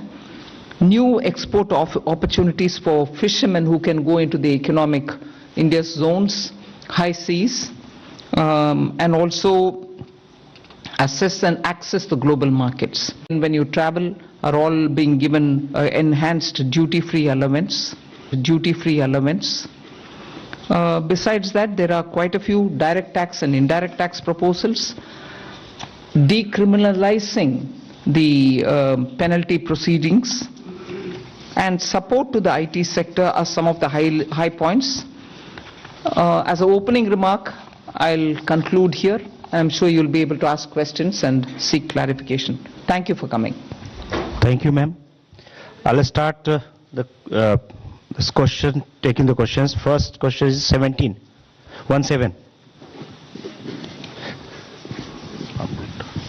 Good afternoon, ma'am. Shishir here from Hindu Business Line. Ma'am, my question is that under the miscellaneous capital receipt, the provision is 80,000 crore rupees. And last year, the provision was 47,000 crore, which has been reduced to 37,000 crore rupees now. Does this mean that there will be more equity monetization this year, or there will be more focus on the asset monetization of CPSEs? So you've got it rightly. The intent is that we will have a very strong asset monetization plan in place. Last year, ma'am had announced in the budget that there will be a pipeline prepared, which is being done. So we hope to reap the dividends from that.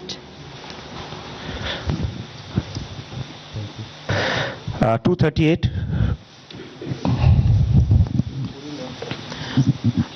Ma'am, Timsi Jaipuria, this side from CNBC TV 18.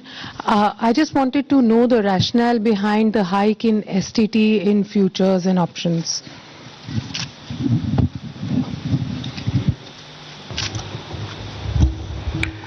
So, first of all, I believe some confusion. In fact, the question that you have asked rightly reflects the announcement itself, that the only change made in STT is in the future and options. All the other STT rates remain the same.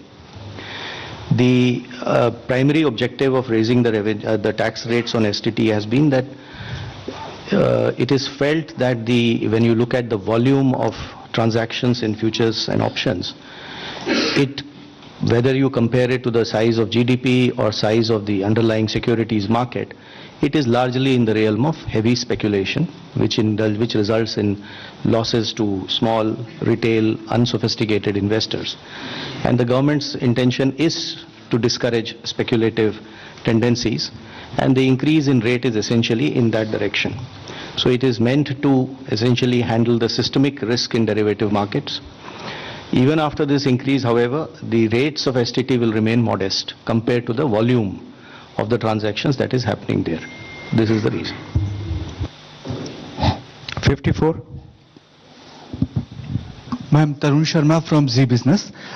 Ma'am आपने पूरा budget जो है वो new emerging sector पे बड़ा focus रखा है। Ma'am मेरा सवाल आपसे दो हैं यदि आप अलाउ करें। एक मैम आपने जो एक्साइज ड्यूटी का कैलकुलेशन किया है वो पिछले बजट एस्टिमेट से इस बजट एस्टिमेट में तकरीबन 22% की ग्रोथ देखने को मिली है। दूसरा मैम जो आपने एमएसएमई के लिए कहा कि जो ट्रांजैक्शंस होंगे उसके लिए आप एक्सचेंज प्लेटफॉर्म का यूज करना होगा, तो क्या मैम ये सीपीएसईज के लिए कंपलसरी होगा जो डिस्काउंट ट्रेडिंग की जो बात है? Thank you. I'll take the second question, ma'am. So, हाँ, ये CPSEs के लिए मैंडेटरी होगा कि discounted as well as non discounted bills दोनों को ही ट्रेड्स पे करना होगा ताकि वो 45 दिन में भुगतान एमएसएमई को कर पाएं, और ये हर तरह से चेक कर लिया गया है कि ये हो सकता है। So we want to make CPSEs as pioneers. We hope, like ma'am has said in her speech also, that other corporates will also follow.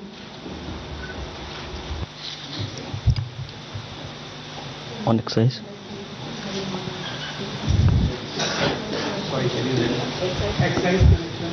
Increased by 22%, sir, from last year B to this year B. Because there is from 1st of February, all the tobacco products have come back into excise, and all those revenues will account for the increase of the next year.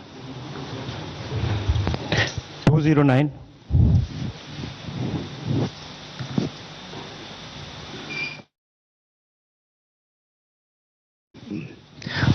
Ma'am, Prakash Predashi from ET now. The budget has announced restructuring of PFC and REC. What will this restructuring look like? And does this also mean that these NBFC will be merged going forward? What is the later part of your question? That these NBFCs are not going to merged going forward? Yeah, I've said we are rationalizing it. You will get to know as we go forward. We want to streamline it, and therefore we will be taking some steps. We'll let you know the moment we decide how to cope with it. 234.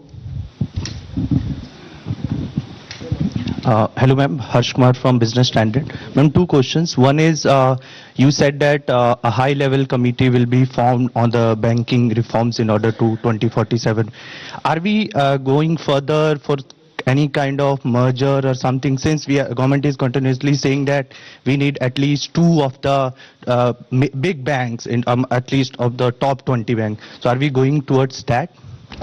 No, first of all, when I say that it's going to be a high-level committee which is going to look into it, the terms of reference will be prepared, and we are looking at committee to go into the entire expanse of the banking sector so that they come up with recommendations which help us to plan for banking for 2047.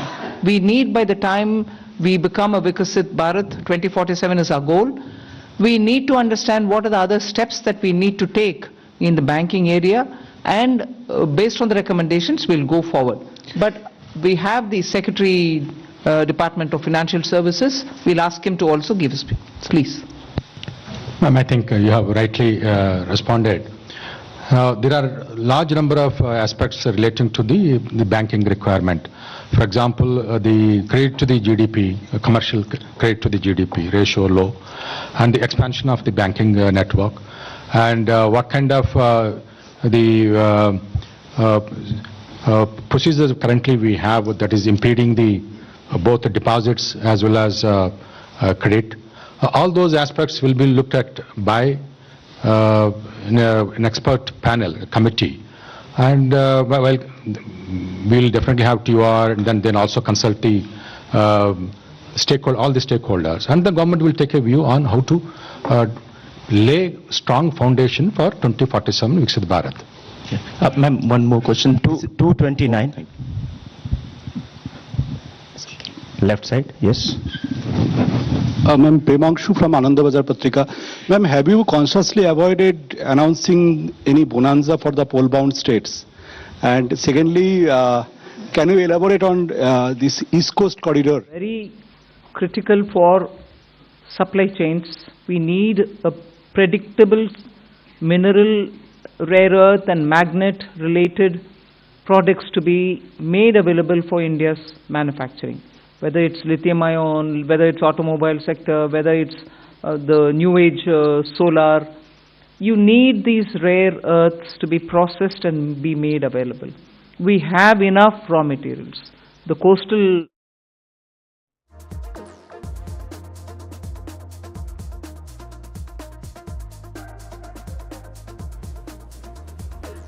All right, that was the Finance Minister and, of course, the panel of secretaries answering the press's questions. And, of course, the market continues its roller coaster trajectory. Let's pull up the indices once again, because it seemed like things were stabilizing. But now, as we are in the final 20 minutes of trade, there's a bit of a slip and slide underway again. Well, we have our next set of guests joining in, Prashant Khemka of White Oak, and we have Ashish Gupta of Axis Mutual Fund joining in. Gentlemen, great to have you both with us. So, we thought it was very bad. Then, then market experts and tax experts said it's not so bad, it's pretty okay. Now the market's falling again.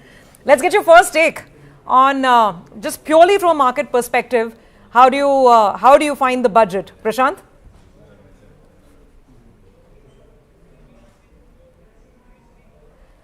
Prashant, I think you're on mute. Sorry about that, Subi. Thank you for having me on the show. See, I think it's a expectations thing. Sometimes when even if a company reports earnings that is in line with what it has been delivering, still the stock can take a beating.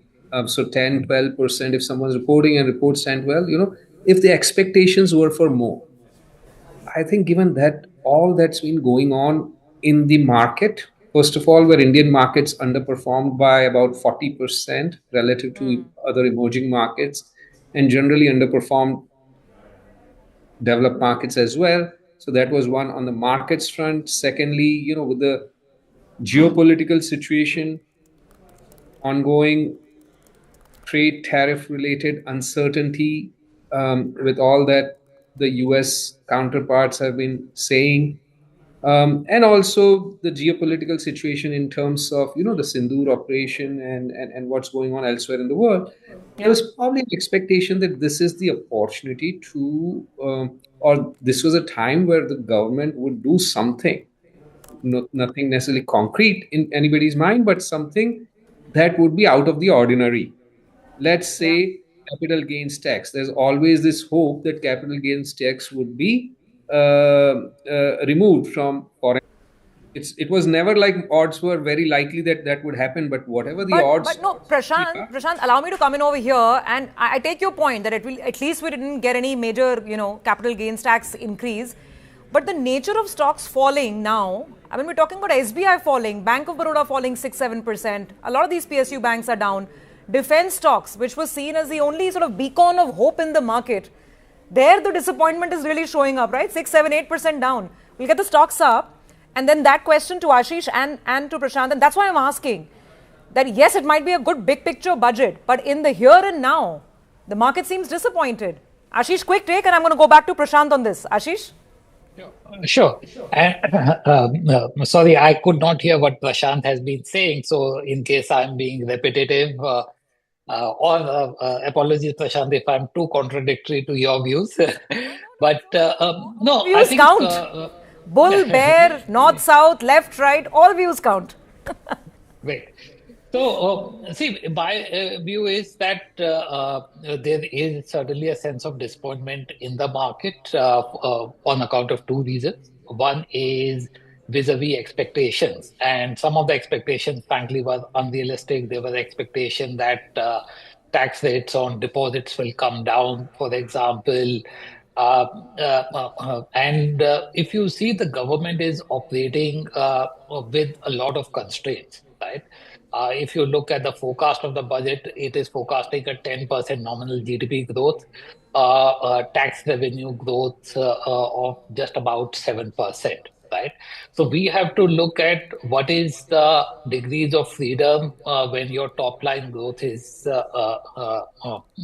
relatively modest. And therefore, to expect any major tax benefit, whether on deposits or on debt instruments, was unlikely, and probably some of the reaction in the market is to that. I think the F&O part is also the disappointment, given that the market was already weak and sentimentally this is negative. And really, in the secretary's press conference you had, they laid out their strategic rationale for that, but the market is disappointed with the timing. And while the cash market, there's no change in STT, but in India there is a lot of cash market volumes are relatively thin. And frankly, the concern is that if F&O market volumes come down, what is the cascading impact on the cash market where the volumes are also relatively thin to start with? So I think those are a couple of concerns, but I think if there was a big expectation of some consumption stimulus or a stimulus to the stock market, and that has not come through, and probably that's why the market is down the way it is. No, okay, fair point. I take your point, but Prashant, that's what I'm asking. I mean, I don't think anyone was expecting a very big consumption stimulus. We've already had those tax cuts, right? But the fall in bank stocks, particularly a lot of the PSU banks, that's telling us that at least for now, the market is uneasy with the fisc and with the gross borrowing. Now, either the market is getting too worried for no reason, or there is some justification for this kind of a fall. What would you say?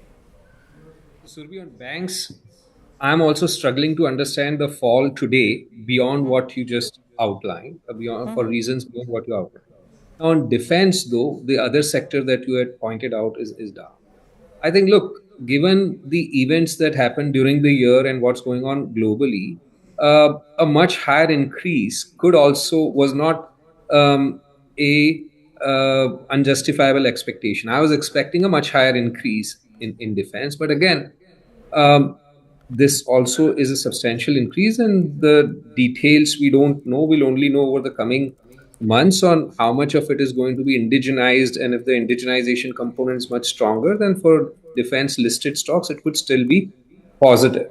Just one thing I do want to point out on this STT, I don't believe, and sorry, Ashish, I'm somewhat of a contradiction here to what you're saying or what I'm hearing on media. I don't think much of the fall or any of the fall today is related to the STT on F&O. I'm personally actually very much like this way of regulating or controlling, if you will, rather than coming with non-tariff, if you will, or non-tax measures that suppress the speculative activity, let's call it. Speculation is a very basic to human nature. So just like you taxed smoking, we haven't banned smoking as a country. Like, we've taxed it, and that raises revenue for the government.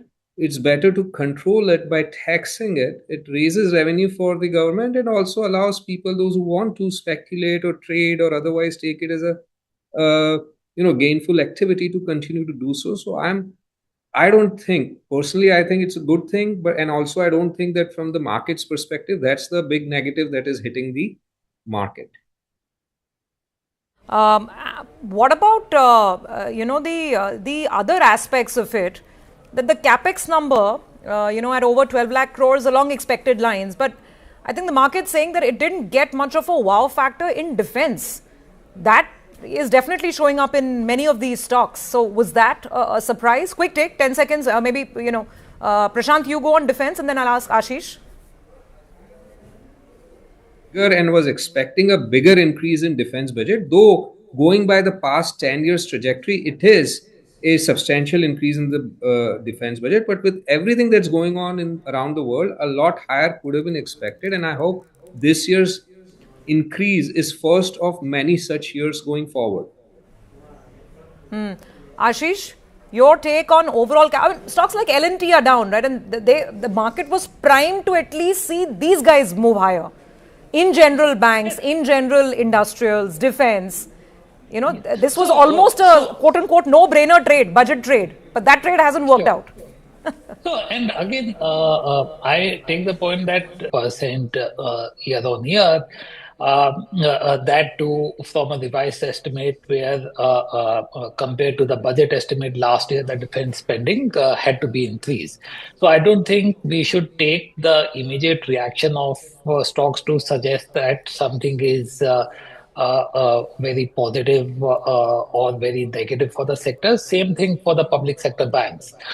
Because even if we take the view that at the margin, given the borrowing number is probably a bit higher than where the market was, these banks' earnings are not that predicated on profits or losses from bonds. So yes, at the margin it might impact, but their core profitability is much, much stronger, and it will not move the needle in any meaningful way in terms of their EPS estimates. So I think we have to disaggregate the market reaction that we are seeing in some of stocks versus really what the budget entails for them. Fair point, fair point. I mean, one day's reaction cannot be the judgment on a policy statement for the whole year. I take that point. Gentlemen, just hold on, because we'll have two titans from the auto sector joining in for a very quick take as well. Hyundai India and BMW. Let's see if the manufacturing giants are happy with what they've heard so far. Before I get to them, Ajay Srivastava is with us. Ajay, now for those people, so see, whatever trades were working in the market, right? Metals was working, that's been torpedoed because of external factor. Now defense, people were hoping it was going to work, but again, there is no special surprise. Likewise for industrials.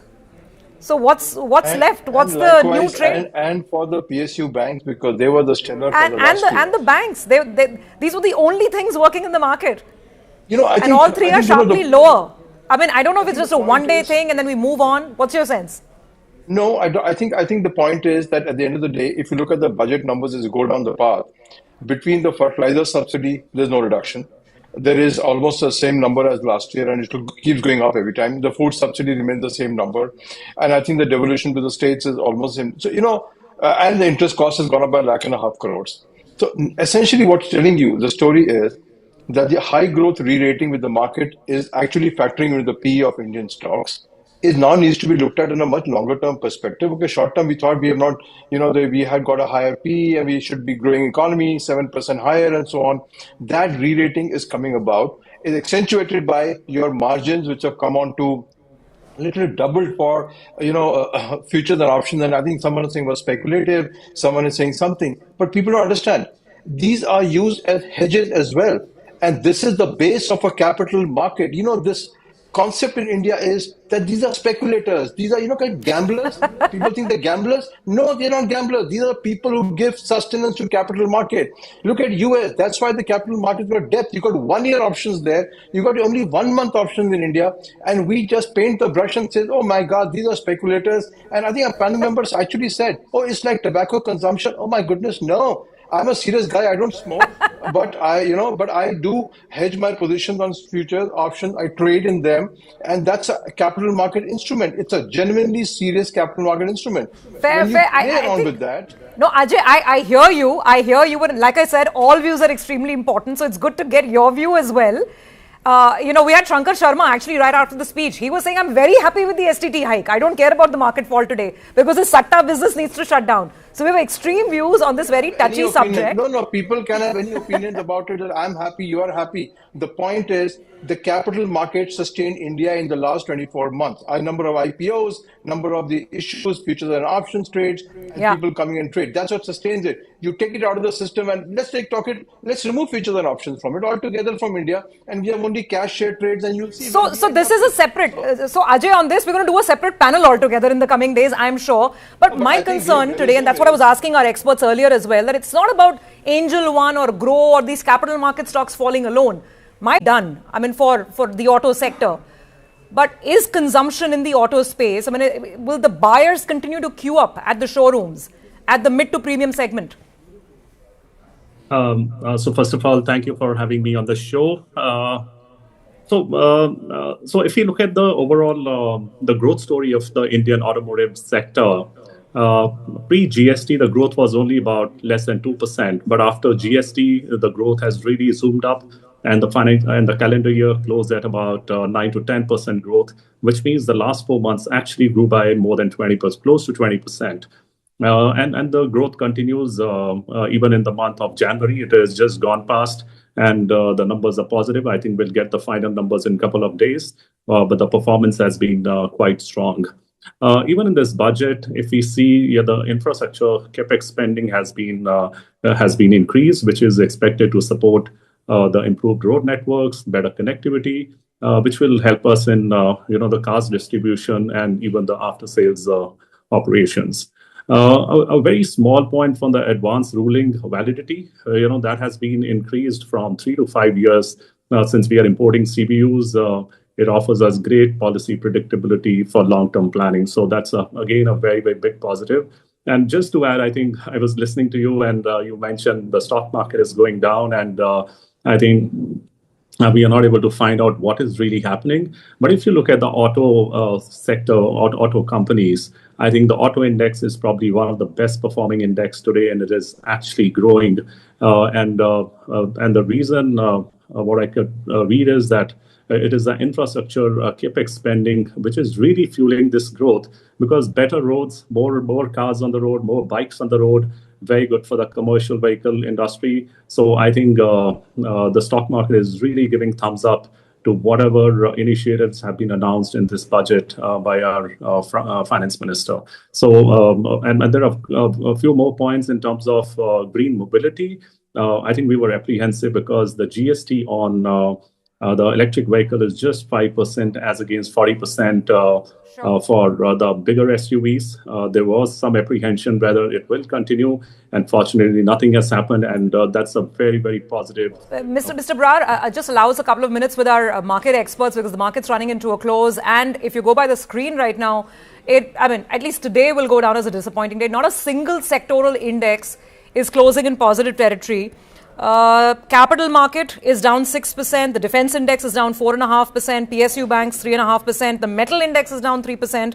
So all in all, it's turned out to be a damn squib. The Nifty, by the way, has lost. Let's put up the hot boards once again very quickly as we are running into the close. The Nifty has lost the 25,000 mark, and the close is going to be around 24,750 thereabouts. So that's the kind of market that we are in the midst of. So now, Prashant and Ashish, I want to come back to you, because investors are going to be watching this, and they've anyway been tested. They've kept the faith and kept the patience. I'm talking about local retail, right? What would be your message to them, Ashish? The message has to be that we have spoken about the stock market volatility. I think most investors last few days have been worried about the volatility in the metal sector. And the message is that you have to keep yourself diversified. Don't chase return, and just don't chase only momentum. So I think that is the lesson that is reinforced to us every few weeks, and I think last few days have seen that play out again. But you're not really putting it out there. Lower markets ahead, or time correction, flat, or what? Directionally. See, I think I think the challenge for this year is going to continue. I think last year was a challenging year, and the challenge will continue this year as well. We haven't really seen any change in sentiment towards Indian equities now for the last 14-15 months. And I think unless that sentiment changes, it's difficult for the Indian market to perform, even if domestic flow stays robust. There is very large pipeline of IPOs ahead of us in the next few months as well. So I think the outlook for the market in the near term is going to remain challenging. Prashant, coming to you now. And this is just Sunday done. Now we wake up tomorrow. The bell is just gone, by the way. I'll just quickly recap. Let's put up the final rates on the Nifty. 553 points lower today. That's the Nifty. The Sensex is lower by almost 1,800 points. The mid-cap index is down about 2.3%. And no surprises here. The advance decline ratio is quite negative, of course, for the market today. Let's keep showing our hot boards as our experts speak. So, Prashant, now This is just Sunday done, imagine. And I already feel like we've been going through the whole working week, right? Tomorrow we have to react to what global markets are making of this whole Kevin wash and dollar rising and this huge sell-off in metals. That's the next headache now. So, what are we in for? It's been probably the worst January, and the start of February, at least the start, has been ominous, to say the least. So generally, Surbhi, I must caveat that I'm always, whether markets are down 2-3% or up 2-3%, my view, I don't think has changed in the past basis such events, that equities remain the best asset class for a passive investor. Now, they can decide how much, what allocation to make, but that should be a structural decision, not changing or flip-flop with such day-to-day, moves in the market. I personally remain 100% in equities. Yeah, and no precious metals, no debt or nothing. So I'm biased, you can say, but these, if you look at past such events, be it budget days, be it election outcome days, and so on, there is volatility, heightened volatility around such days. Sometimes they're up 2, 3, 5, 10%, sometimes they're down. But from next day onwards, there's no predictive power of the move on that day on future direction of the market. Just because the market's gone down 2% today did not mean that it sets a negative tone for the days to come or months or years to come. It can, sometimes it would set a positive. I mean, it would turn out to be positive, sometimes negative. Net between positive and negative, post such events, the markets, if you were to do the analysis, I haven't done, but I'm very sure it would show that markets deliver double-digit return on an annualized basis, even following days like this. And that's where I would put my money, which is to stay invested in the market. No better time than right now. Okay, all right. In the stock market and in life, we have to be optimistic, right? What else can we be? But Ashish's advice is also well taken, that maybe diversification is not a bad idea. That's what 2025 taught us. Though diversification also with care and caution, not with FOMO, because we know what FOMO leads to. We saw that overnight in silver prices, right? Thank you so much, Prashant and Ashish, for joining in and giving us some very important context on a rather important day for the stock market. I can't say enjoy your weekend or enjoy the rest of your Sunday, maybe, whatever is left of it, and we'll connect again soon. Thank you for joining in. Thank you very much. Okay, well, we've got Mr. Brar with us. I think Mr. Tarun Garg of Hyundai is also joining in the next couple of seconds. So, Mr. Brar, you made an important point, and I agree that I think the auto sector, the impetus that we've seen post those GST cuts, that remains one good story at least to speak about. Also throwing some context on the EU FTA on whether that changes anything on ground, because those duty reductions only come in for completely built up units, right? So what does it mean for consumers and for competitive intensity here in the Indian market? Yeah, before we get on to the CPUs, the first important thing is that for at least next 18 to 24 months, nothing is going to happen, because EU has to go back to all the 24 countries, get them on board, and then get the FTA ratified. I think the earliest I expect is mid of 2027, or it can even go up to end of 27. So nothing is going to happen for the next 18 to 24 months. And when it starts to happen, yes, as you rightly said, it is going to impact CBUs, which is just about 5% of the overall industry today. It may, because there are a lot of cars which we are not able to import because the taxes are 110%. Once it gets implemented, the taxes will reduce from 110 to 40%. And that's when we will see some of these big cars coming at a lower price. And maybe this 5% can increase to 7 to 8%. But largely 90 to 92% is not going to get impacted. In fact, I expect the prices to go up over the next 2 years, because the way Indian rupee is behaving versus euro, the forex fluctuation is really putting a lot of pressure on the pricing, and we are taking a while we don't want to take any price increase given the GST reduction, but the Forex is really pushing us hard to take this price increase. Okay, I think, we will get Mr. Tarun Garg in just a bit. In the meantime, we've got Jay Bala of Cash the Chaos also joining in. As we wait for Tarun to join in, Jay, what a day. Market went in with low expectations, but it's still, disappointed to say the least. What's your sense looking at the fall today?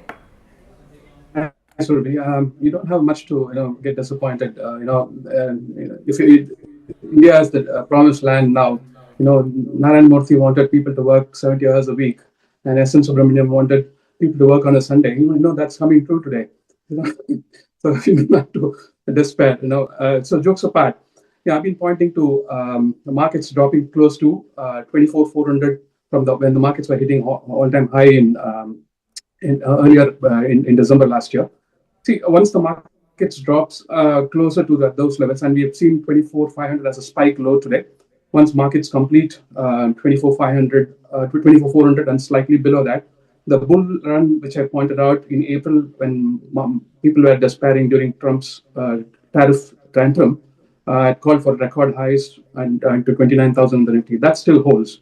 So we just are looking for the markets to take out the low of today and then possibly bottom out and resume the uptrend that began in April 2025. Okay. I think we also have Vinny Mehta from the Automotive Component Manufacturing Association. Vinny, thanks so much for being with us. Your quick take from a manufacturing ecosystem perspective. What were the highlights that you noted? Well, I think first of all, from our perspective, the focus on infrastructure spend is really very, very critical.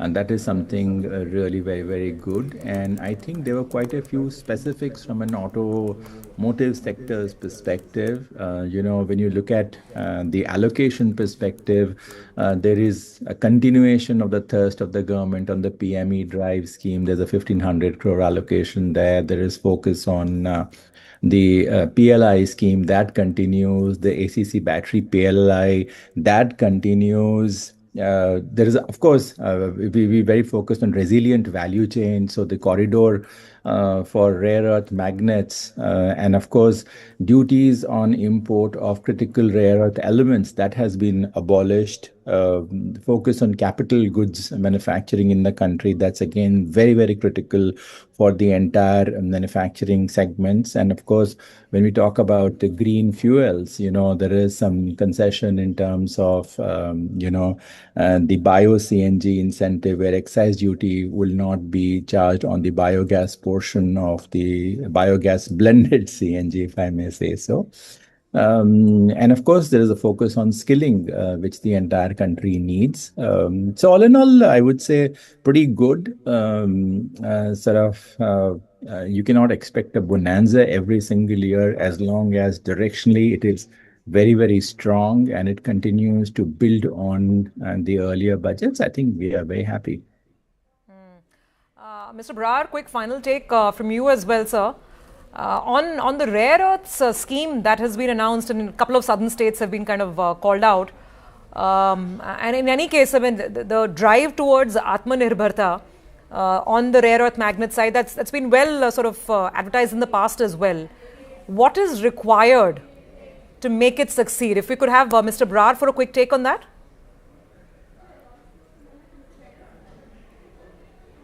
Okay, I think we don't have that line with him. But Vinny, again, that question to you as well. Announcing the scheme is fantastic, but what will make it work?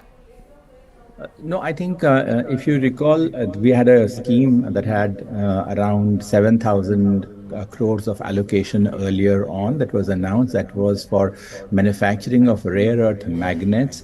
And we are now going a step deeper. We are now looking at corridors to incentivize mining and refining of rare earth minerals that will go into manufacturing of rare earth magnets. So we're absolutely focused on creating a resilient value chain within the country. It's again self-reliant in that perspective, or Atmanirbharta, that we are focusing on. And I believe we should be able to get onto manufacturing of rare earth magnets in 18 months to 24 months time frame. That is the gestation period we would require. But of course, there is already some degree of mining or refining that happens in the country. And this will give boost to all the coastal states where you get the rare earth materials. Yeah. Okay. All right. Vinny, thank you very much for that quick take on what this budget and the policy announcements overall, what they mean for the automotive sector. Thank you very much for being with us. Okay, Jay, now let's do some rapid fire on the markets. First and foremost, let's talk indices. Nifty, Bank Nifty, where are we with respect to levels now, given the fall that we've seen today? 24,800 is where we are, and I think 24,400 to 24,000 is likely to be the bottom for this correction that started from the all-time highs. The banking index is a little stronger. I would expect 57,000 to hold up. Jay, I missed the level. Sorry. So today we've closed around 24,800. Where did you say the bottom is for this current correction? 24,400, possibly slightly below just 400 points away. You're saying we're close to a bottom. That's right. And max 24,000, not beyond that. Yeah. So that's my opinion for the moment. Likewise, banking is little bit more stronger than Nifty. I won't expect 57,000 to get taken out. But even if that get taken out, this opinion won't change. So we are heading for 29,000 the second half of Nifty. Second half of 2026. So the 29,000 objective remains unchanged. And I would expect Nifty IT to be starting the next leg of the move. It's not yet put in a bottom, but it's very close to putting in a bottom. Nifty IT is the most unexpected quarter. So probably that's where the rally is going to come from. Okay. Interesting. What about the massive meltdown in metals, in silver in particular? Now, that was violent. I guess those who are in the market knew that it's going to come, but I think it was a little more violent than what people anticipated. What did you make of that? Silver International, gold, and what's the recommendation now? I was on CNBC on Tuesday. I had told them that action and reaction are equal and opposite. Remember that when it comes to precious metals, and that's exactly what happened on Friday. And the long-term trend is still up for both gold and silver, but we're going to see some terrific amount of volatility in the short term. I would expect silver to go back to something like $65, maybe even slightly below that, and gold to drop somewhere close to 3,400 to 3,100, and then resume the long-term uptrend. So, the short term is a bit volatile and it's biased to the downside, but the long term is still intact. As a market timer, I would still wait for the precious metal markets to come down there, and then I'll start putting in money there. So, I don't know what others would do. So the long-term trend is still intact, but the short-term can get volatile. And what about the stocks, metal stocks? Brutal correction Friday and today. I mean, how much of it is done, Jay? Or is there more? What's the advice to people? I mean, either people got completely stopped out and they've exited their trades, but those who kind of built portfolio positions and who are watching the savage fall, what's your advice to them? Ferrous, non-ferrous, stocks like Hindustan Zinc, etc., which have a big exposure to silver. Yeah, see, the Nifty Metals Index is possibly going to test the 10,000 odds level from 11,300 where it is now. And then it's still got one more leg up, in my opinion. So the long term, I've been bullish on Hindustan Copper since May 2025, and it's been the star performer here. It's gone past 700. So watch out for it. The correction's pretty similar to the COMEX Copper. It's going to be sharp. We're going to see it see a decline somewhere close to about 475, maybe slightly below 500, and then recover. So metals index as such, I would start getting bullish around the 10,000 mark. Right now, it's still trending lower. I'll wait for the correction to complete. Okay, we've got Rohit Srivastava also joining in. He's back. Rohit, we were discussing this in the morning. Final verdict. And I'm not saying that, okay, overall, but just the quality and the nature of stocks that fell today, that make it disappointing. You've got large PSU banks, you've got the industrial, names, you've got defense stocks falling, and these were the only last remaining pillars, so to speak. You were anyway telling us that, you've kind of closed out a lot of your longs already in the market. What's your sense looking at the overall screen today at the end of the day's play? So it's not good. To me, this is the final confirmation that we have entered a bear market. In Elliott wave language, we call it a 5-wave decline. Breaking off the last week's lows has, developed a 5-wave decline from the top that we made on 5th of January. And what this means is wherever this fall ends, even when you bounce back, maybe next week or in the 10 days, that bounce will only be a counter trend move. So that will only be another opportunity for people to sell into. We don't know where it will come from. So of course, we need to wait first for the first bottom to occur. But like I said, this is the first signal that the bullish phase in the market is over for quite some time. And you need to be extremely careful, keep high levels of cash and wait for the right time, which could be months away. So there's no hurry now to really get back into the markets. That's a really important statement. And it's actually, an opposing view to what Jay just told us, which is fine because we need a bull and a bear to make the market. Jay was just telling us that he feels that this leg of the correction, probably another 400-500 points down, and we're probably done.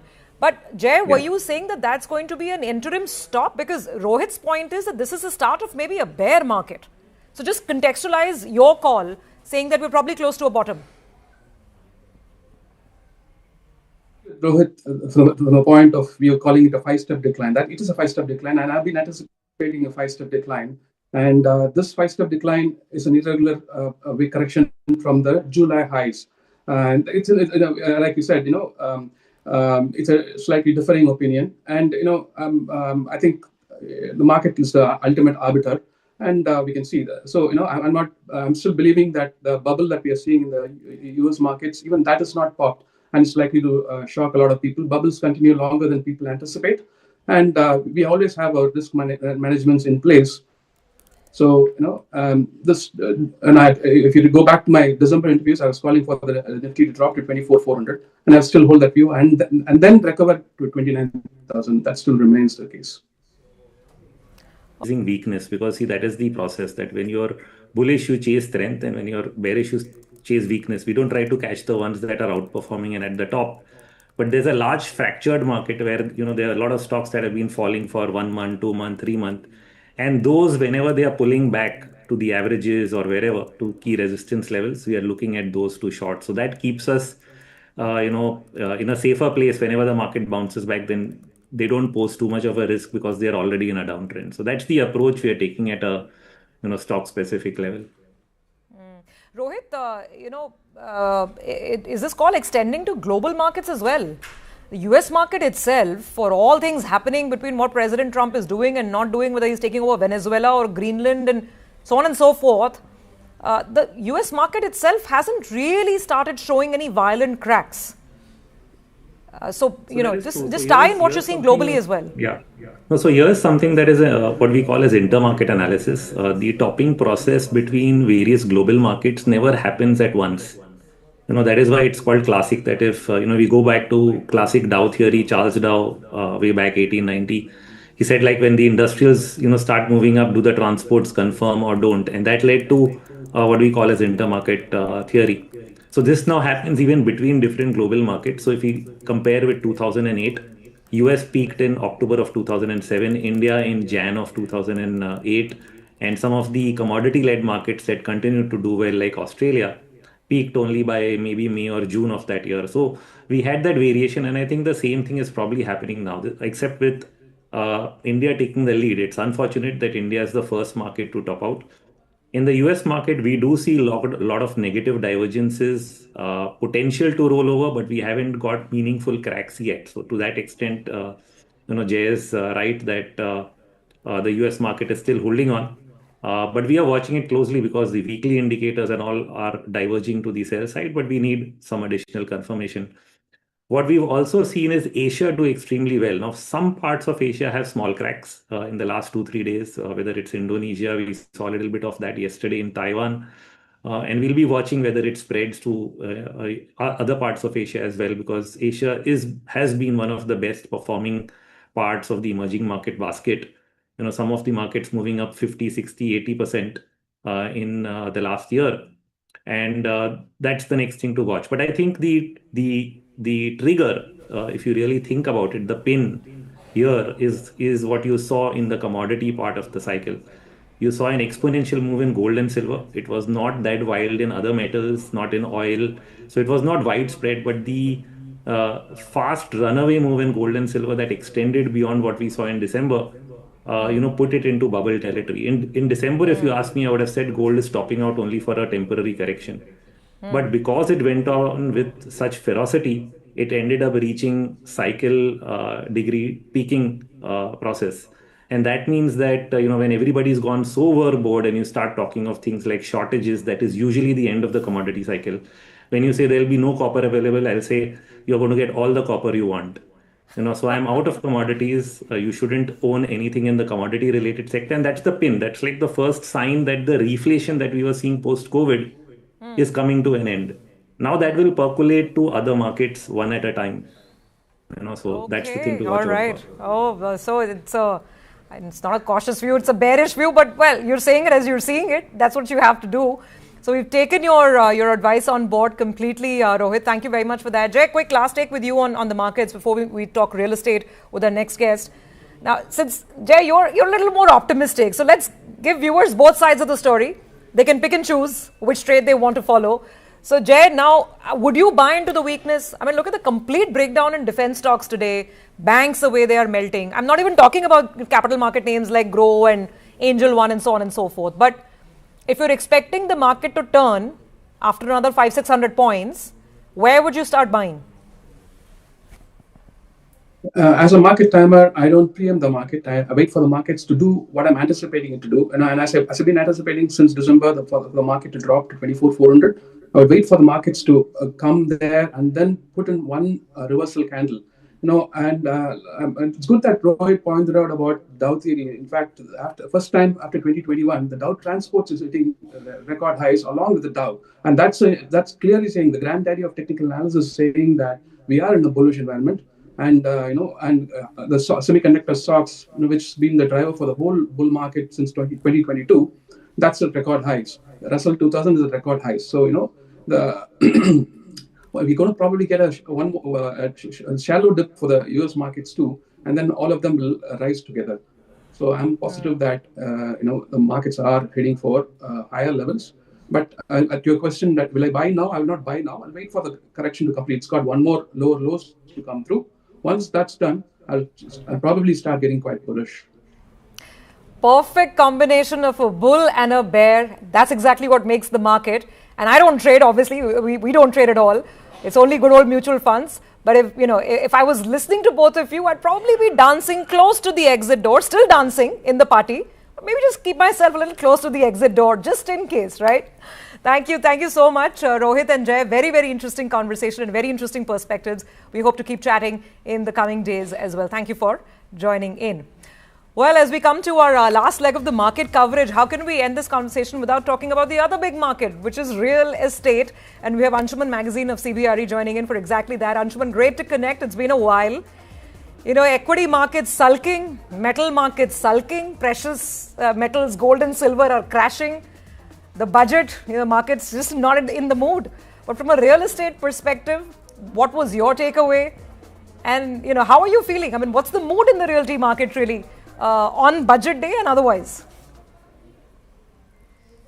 Times, what happens to the market is also because expectations are really high, and it takes time to read the fine print of the budget, and it takes time to really gauge what the impact is. Overall, say for the real estate sector, of course, there were some misses, but if I look at the larger picture, there were some needle movers. For example, the increase in capex on infrastructure. Anything going into infrastructure has an impact on real estate and everything. So, for example, the FM talk about tier 2, tier 3 cities. That will make a big difference. Talked about connecting waterways and freight corridors and highways. That itself will bring in a lot of development, be it real estate and otherwise. There's a risk fund for people, developers who are putting money in infrastructure. So, and one very, important one in this budget, and I'm not sure if it got really captured or people have understood, is the REIT and InvIT structure for CPSEs. It really means if this model works, government of India is the largest owner of real estate, land, assets, and if those can be monetized or if they could be optimized, it can really move the needle in amount of funds which can come into the economy. A lot of these assets are non-productive and they become productive. So, starting with the CPSCs, the central, government's assets, if the REIT and InvIT structure really works, it will be a big game changer. But of course, that time will tell that. But at least it will be also can be applied to many other state central government ministries and assets. The other, apart from real estate, two other areas was special economic zones, where now, because there are several special economic zones which are kind of struggling, allowing them to work in the domestic or sell to the domestic tariff areas will make a difference. Data center was another big one, where, as you know, India needs to expand its data center capacity significantly. And data centers are capital intensive, takes time to build that capacity. But giving the tax holiday till 2047, I think should encourage investments in data centers, both domestic and especially the foreign investment, because we need a lot of funds and investment to develop data centers. So, and of course, talking about another in the industrial sector, 200 legacy industrial, clusters, which needs to be, which the budget has mentioned, they'll allocate money for redevelopment, will make a big difference. So overall, some needle movers, I think some great announcements. Where the misses have been, of course, there's no talk about affordable housing. There was an expectation there'll be tax benefits both for developers and for the end user to on the taxation side in the housing. That was a complete miss. But again, if I look at focus on manufacturing, on infrastructure, data centers, and also this REIT and InvIT announcement. Of course, talking about tourism sector, and also on the services side, clustering IT, ITS services. I think all of this put together I'm quite confident will have a positive impact. Okay, so you're saying overall the budget is likely to be positive for the sector. But typically, Anshuman, equity market sentiment always spills over to the real estate market. It always happens, right?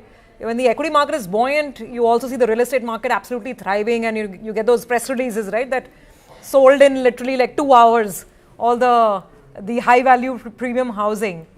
That has started cooling off. And we've seen several listed developers also admit that they're either revising their guidance, or some of them have come out and said that we may not meet our guidance as well.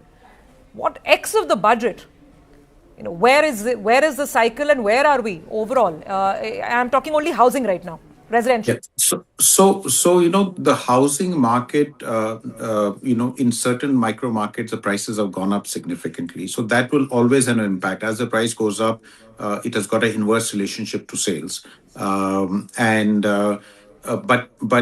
across India, it would not be like a common trend, because if you look at some of the South India cities, sales have been good, prices have not gone up in that proportion, so they are more sustainable. There could be some clusters in North and West, and that too in micro markets in Mumbai or Gurgaon NCR, where prices have gone up significantly since last few years. So you would see slowdown in sales there. But overall, if you look at the residential market, size of our population of 1.47 billion, if you look at overall apartment sales in the top cities in India, it's not 2.5 lakh units. It's nothing, it's very small. So like anywhere else, there will be cycles, but I feel there are still micro markets in almost all cities where the sales will continue to happen.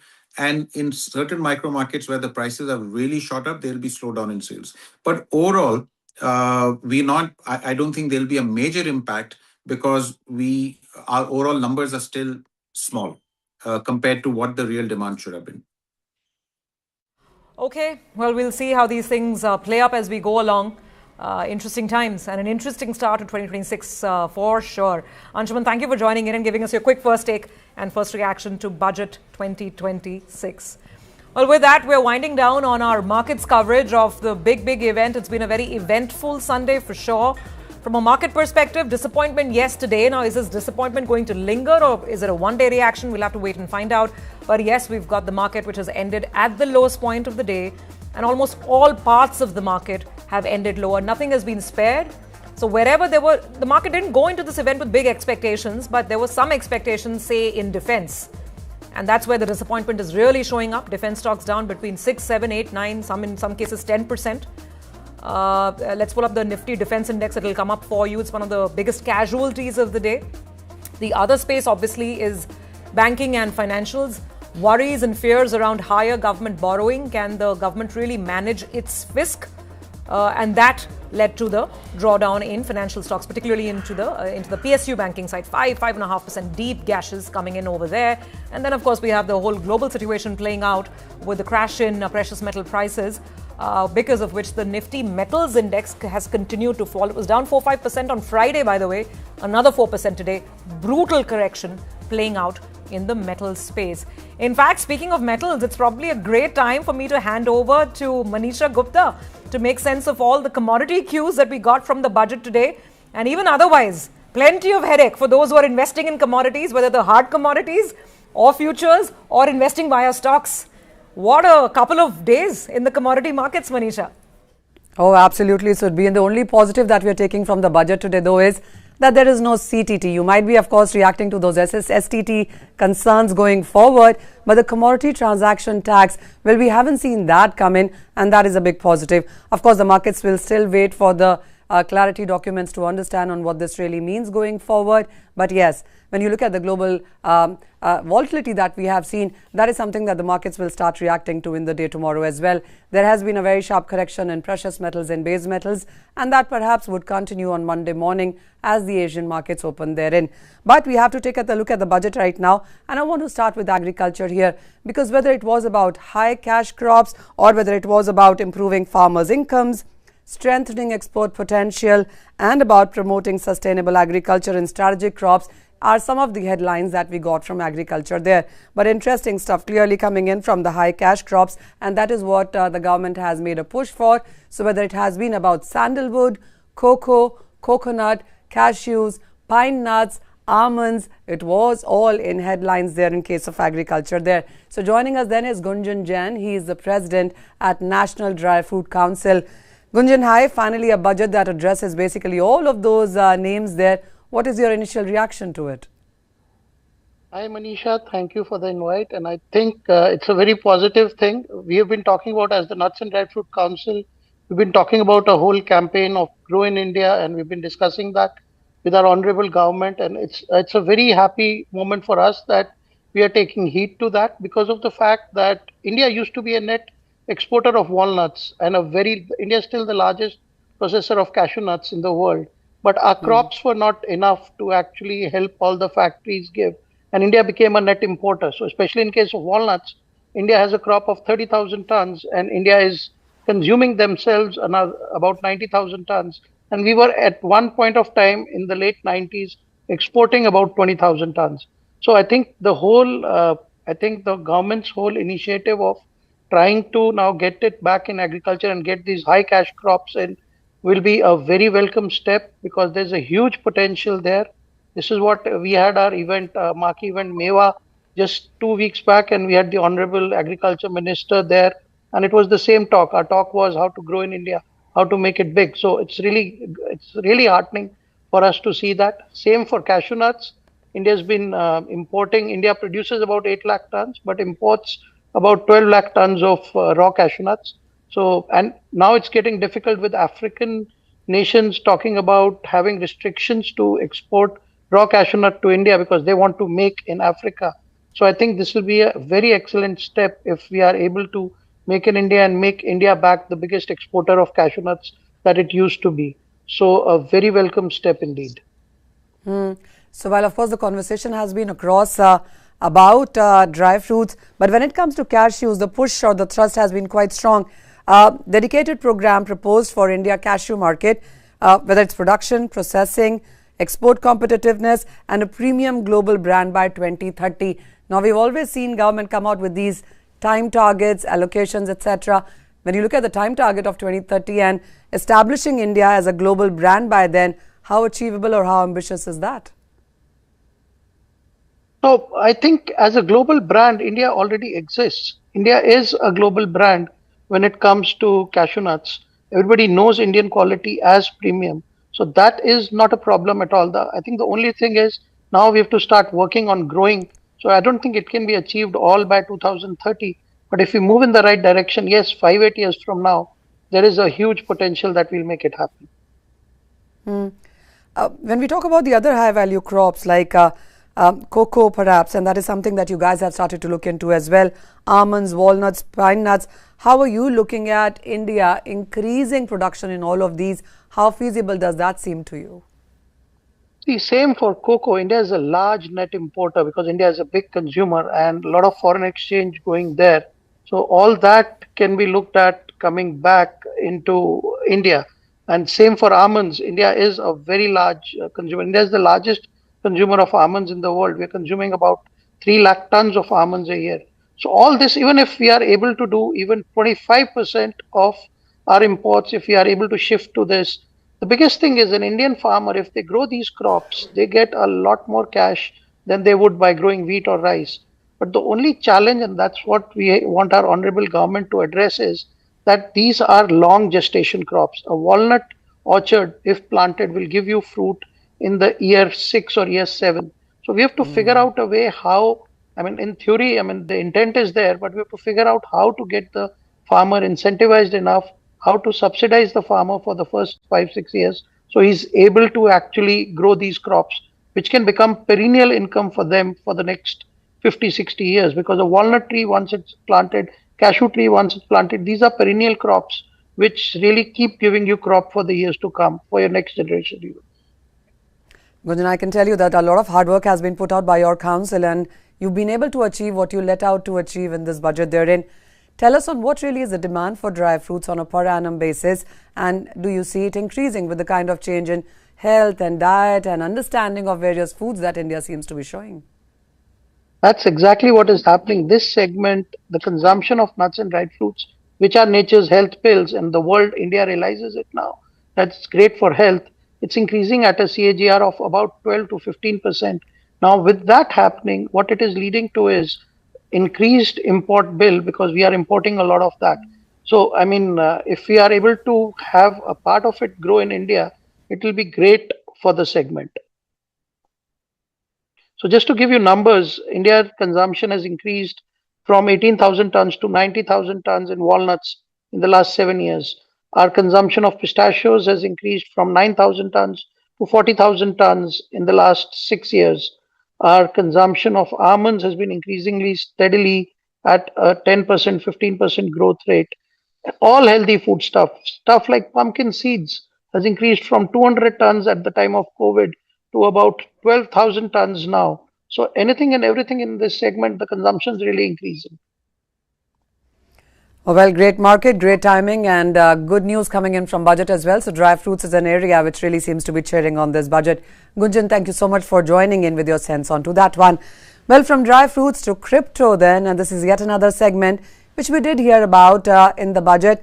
Not the same way Dilip Shenoy would have liked to see it though, because we did not see the taxes go down. We did not see a framework come in. What we did hear was, well, there's going to be a penalty provision now, whether it's about non-furnishing of information or furnishing inaccurate information. How are you reading this budget for the segment? So I think, Manisha, thank you again for having me here. And given that we are always been in the midst of getting a kind of a discussion paper going, so therefore, expecting anything major in the budget to come out was perhaps, not that, realistic.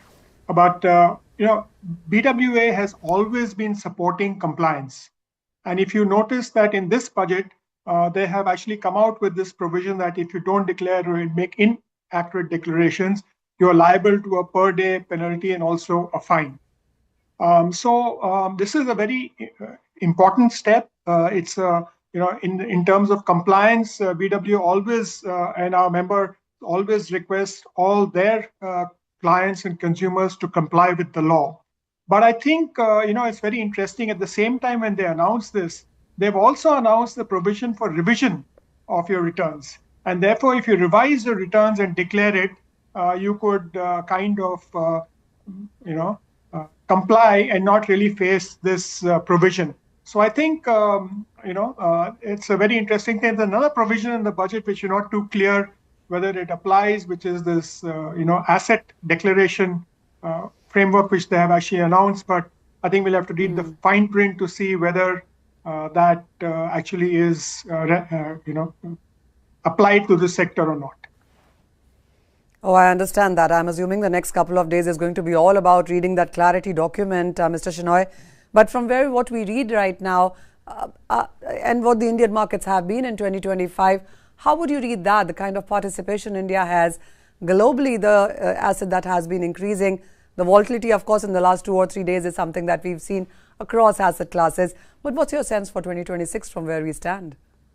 So I think this is a very crucial phase for this industry and this sector. As you rightly mentioned, there's huge volatility, and it's not really directed because of this sector, but it's linked to global clues and other happenings around, and also in the kind of people are looking at where to invest, and currently metals, and even metals over the past few days have actually gone ups and downs, but they're looking at investing in those. So the choice of investment class and asset class is also varying. But India is the highest adopter of this asset class according to the chain analysis report, and we've been that for the past 3 years. How this market will go forward and what will happen if we are in a cycle. If you currently look at the crypto index and the crypto fear index, we are around, I think, 26 or 27, which is the fear fear category. But medium and long term, I think everybody is kind of projecting that the cycle will take a turn, and we will hopefully before a few months see an upturn in this segment. I think people have to be patient, not looking at quick gains. And of course, globally, regulation is looking at different aspects, and depending how fast the US regulation comes in, the US regulation has been stalled.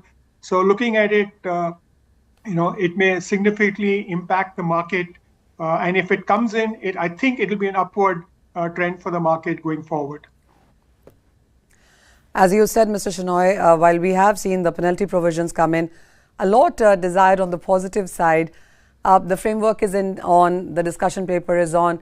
What are the 5 top things that you would want to see come in for the segment for this year now? Actually, Manisha, if you look at this Annexure A of the budget, that looks about this transition from education to enterprise, and talks about building in capability and a global base for AI and emerging technologies. We hope that that blockchain would be one of these technologies included in that, because already we are the second largest manpower base in the world, and tokenization and real world asset tokenization, financial sector tokenization, or MSME build tokenization is going to take off in a big way in India. So that's the second thing that we see happening here.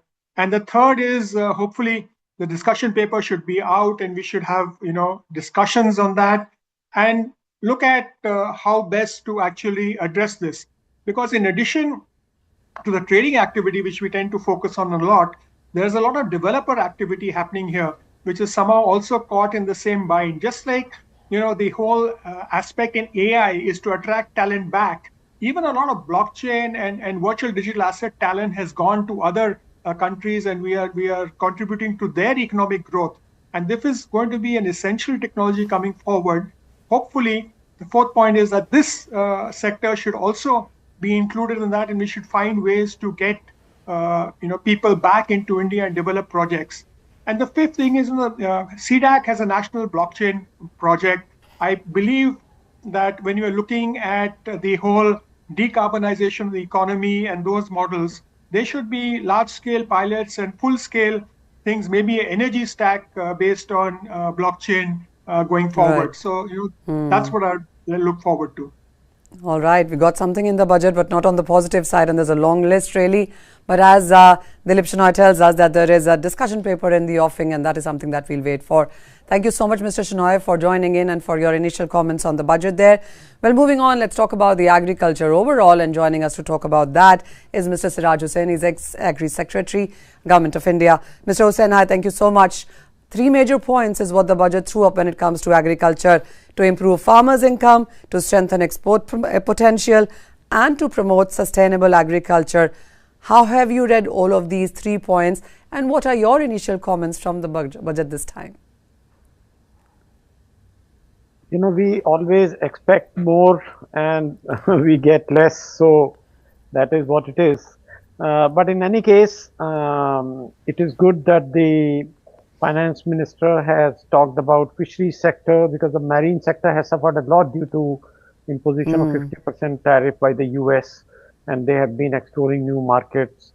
So it is good that some investment will be made by the government in improving the supply chain of fisheries and marine products. It is also good that coconut has received attention of the government, probably because of forthcoming elections in Kerala. Because last year it was Bihar, so we had Makhana. So this year we have Kerala, so we have coconut. It is good. Coconut Development Board is already there. Our coconut exports are facing tough competition from Thailand, and there is a need to upgrade the processing of coconut so that we can tap the export markets.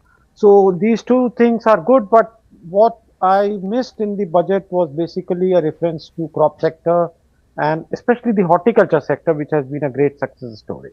Oh, yes. Mr. Hussain, you talked about livestock, dairy, poultry, focus, integrated. There's a conversation about creating a livestock FPO, an FPO that also is about fishery farmers FPOs. Are we looking at segregated FPOs for all of these segments now? And how viable or feasible is that? Actually, most of the fisheries farmers may not be in cultivation of crops, so it is not a bad idea to have their separate organizations. But the thing is that fisheries as a sector needs a lot of investment in creating cold chain facilities, transportation facilities, processing facilities, etc. So that kind of investment has to be supported by the government.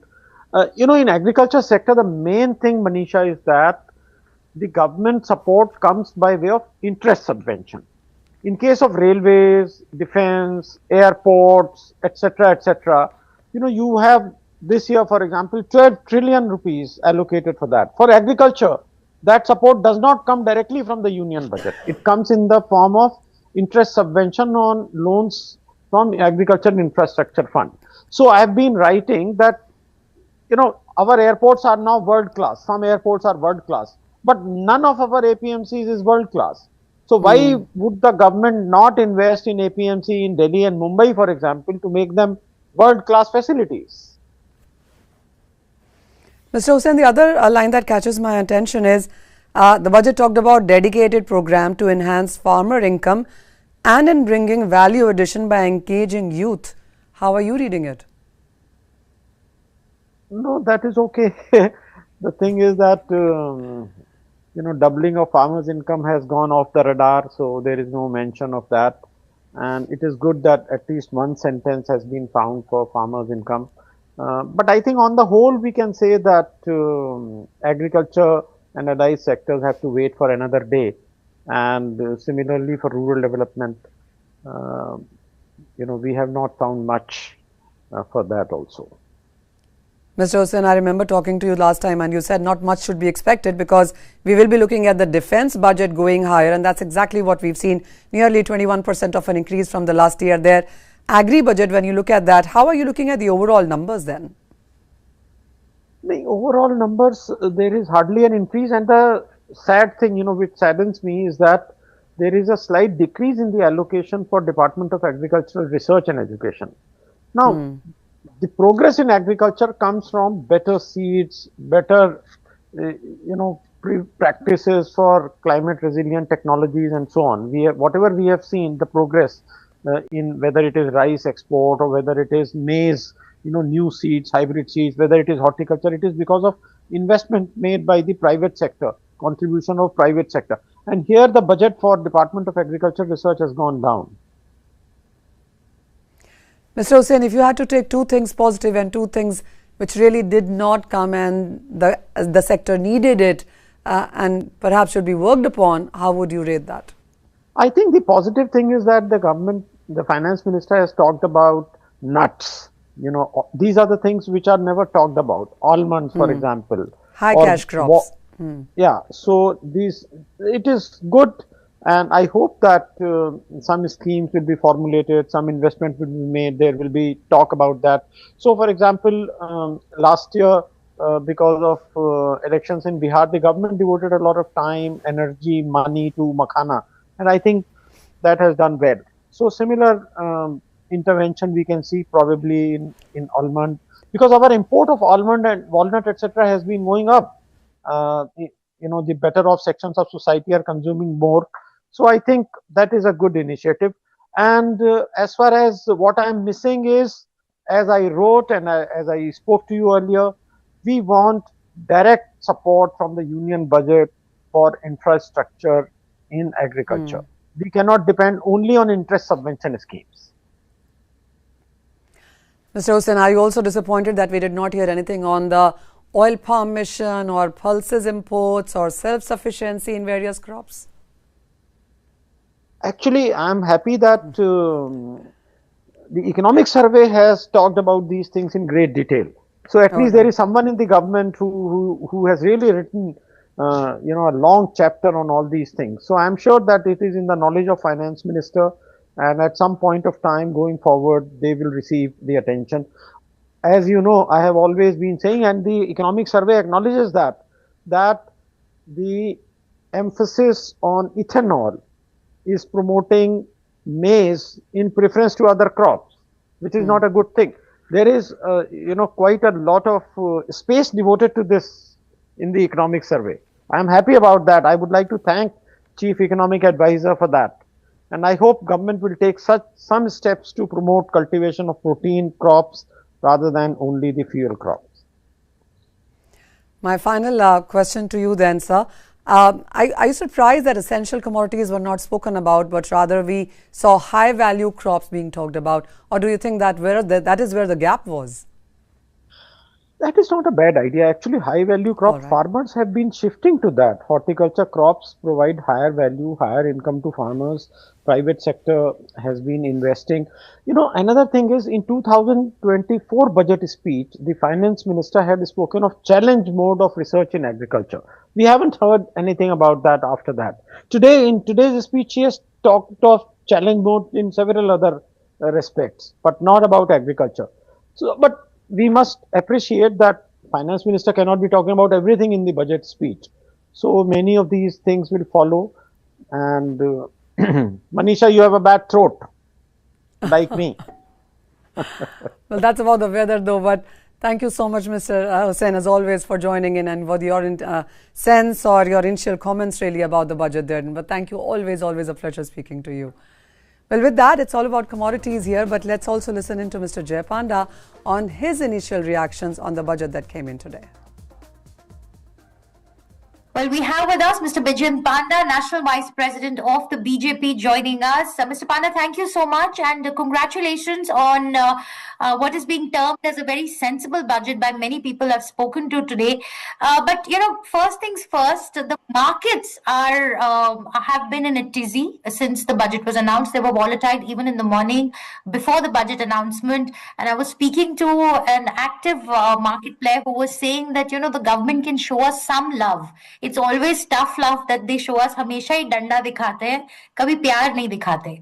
So, any specific reason behind this, Mr. Panda? Why did we see the revision in STT on futures and options? Is there a reason why the markets are feeling sidelined at the moment? Markets are very short-term oriented. They look at day-to-day issues, and perhaps some had been looking for some kind of SOPs. But let me tell you, the changes that have been brought about will have a hugely positive impact on the economy, which will inevitably translate into the markets picking up. Let me give you the example of how the exact same thing happened. If you remember during COVID times, when other countries were throwing money left, right, and center, the Modi government was very clear that its expenditure had to be focused and targeted at the poor and the vulnerable. And markets at that time also had a similar reaction that if US is throwing money, others are throwing. See, what is the end result? The end result is today, we have arguably the best performing large economy in the world. It is the fastest growing for many, many years now. It also has the lowest inflation, and it has huge amounts of job creation and huge amount of numbers of people being pulled out of poverty. And let me sum it up by saying, look at the fiscal deficit. I must compliment the finance minister for meeting the targets year after year, and this year it has come down below 4.5%. Now remember, this is when the US fiscal deficit is more than 50% higher than India's. Look at the debt to GDP ratio. India at 55% is phenomenal when you compare that, usually well-managed countries like Japan, US, UK, Singapore are all heavily indebted and not able to make the investments necessary for their infrastructure and for their growth.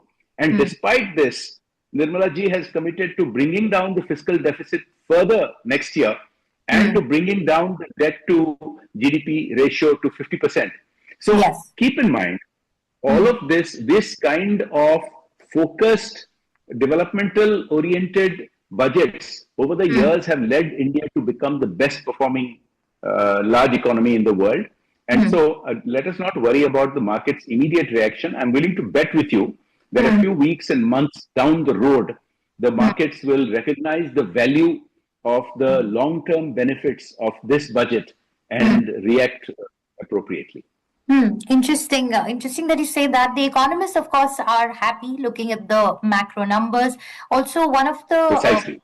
You're right, and one of the things that this government has done has been to bring in a lot of transparency in the way the macro numbers have been put in the budget, and overall in the calculations there are no off-budget borrowings and all of that.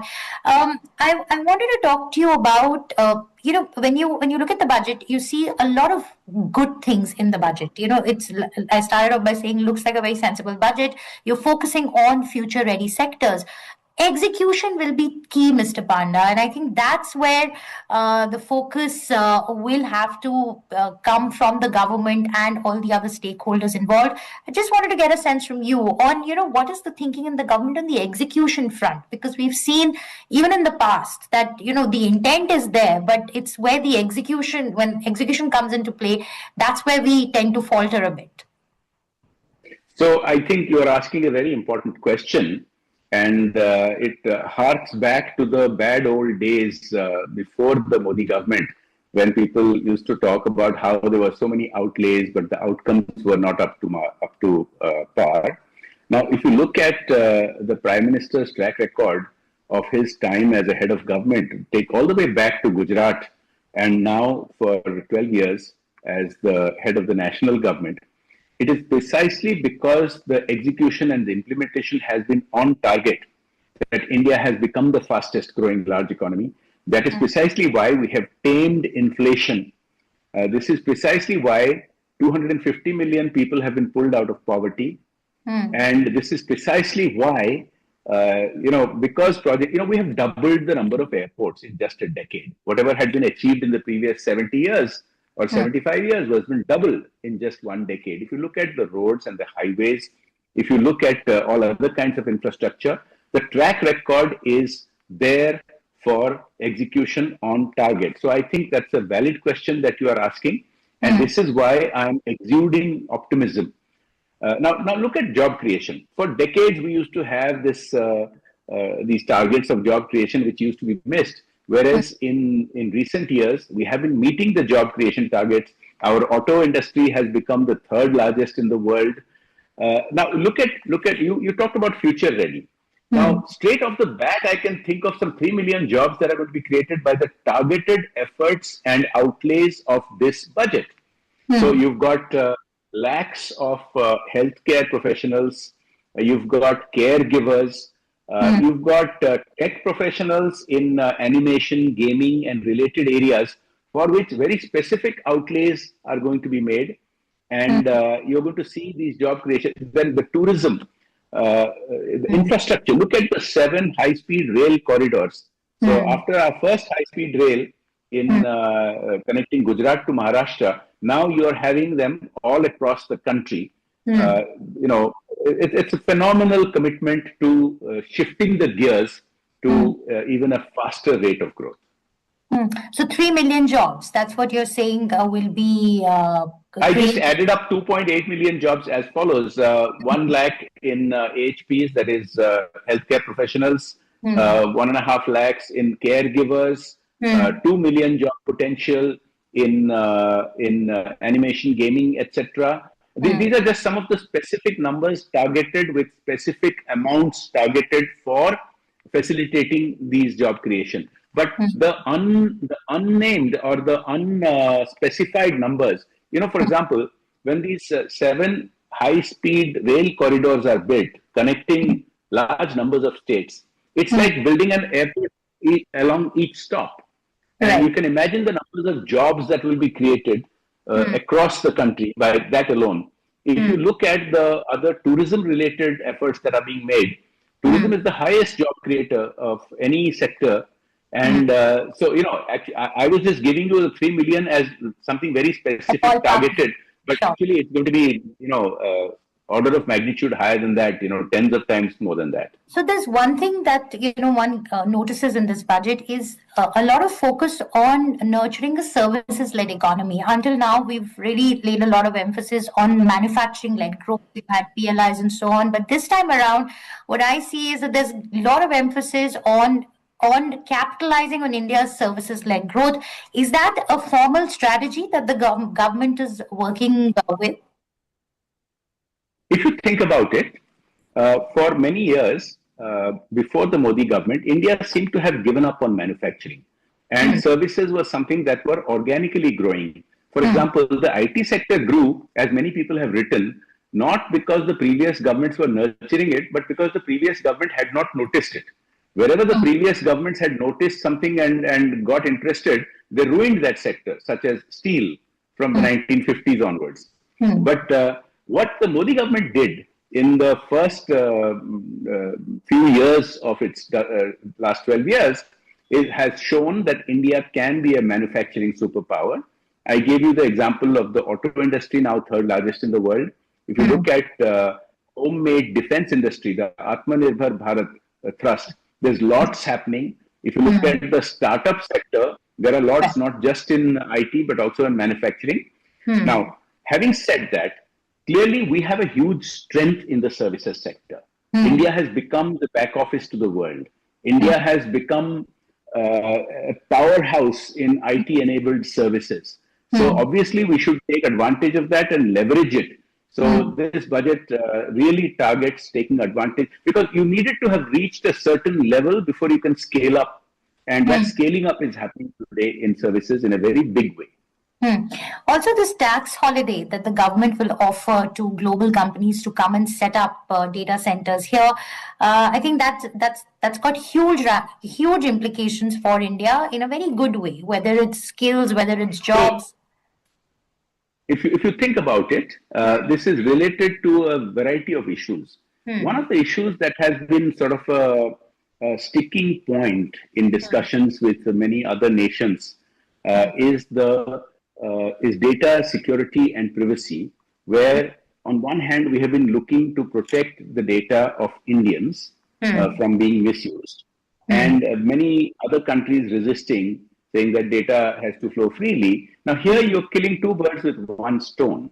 With this particular policy initiative, India is a huge market. It's either the largest, second largest market for many of the major IT companies in terms of subscribers, in terms of customers, in terms of scale, because of their India business flourishing, whereas they are doing badly in other parts of the world. So, with such a heavy consumption of data today, broadband has become available at every panchayat center, now every village. So, this inducement to investors to bring data centers and cloud services to India solves many of those issues, and it creates another big boost to our economic growth. When do you see? Yeah, is there an estimate on the timelines, Mr. Panda? Is there? Have we been getting a lot of interest from other countries and companies?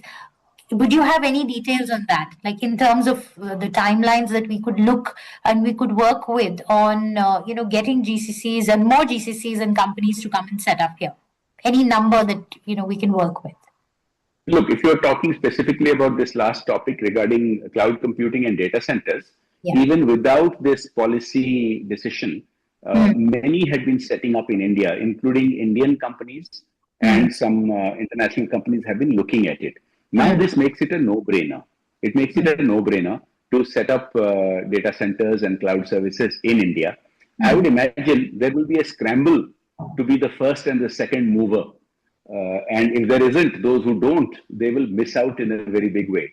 So I would, my expectation is we will see traction on this front very, very quickly. But in terms of otherwise investment, India continues to rake in the investment, whereas other countries, our peers in mid-level, mid-income countries as well as developed countries, they're either stagnating or faltering. My last question, Mr. Panda, is that the middle class, the salaried class, we're always expecting tax cuts, but there weren't any this time around. So what can the middle class hope for, from this budget? Last time there was a very fundamental shift with the massive upward shift of the floor for taxation to 12 lakh rupees. Now, since then, the focus has been on tax reform. And I'm particularly grateful to the Finance Minister and the Prime Minister for having implemented the new income tax bill, which I had the privilege of chairing the select committee, which had presented reforms. Now, the simplicity and the ease of use of the tax system was a key criteria.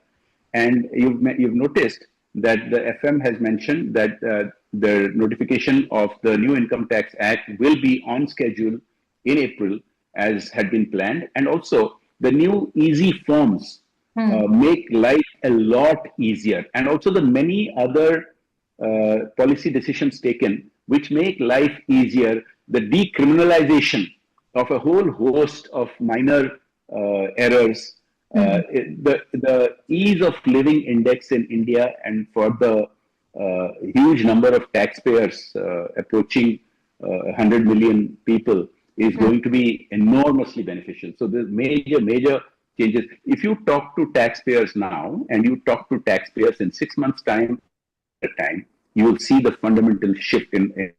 It becomes a lot more easy to be a genuine taxpayer.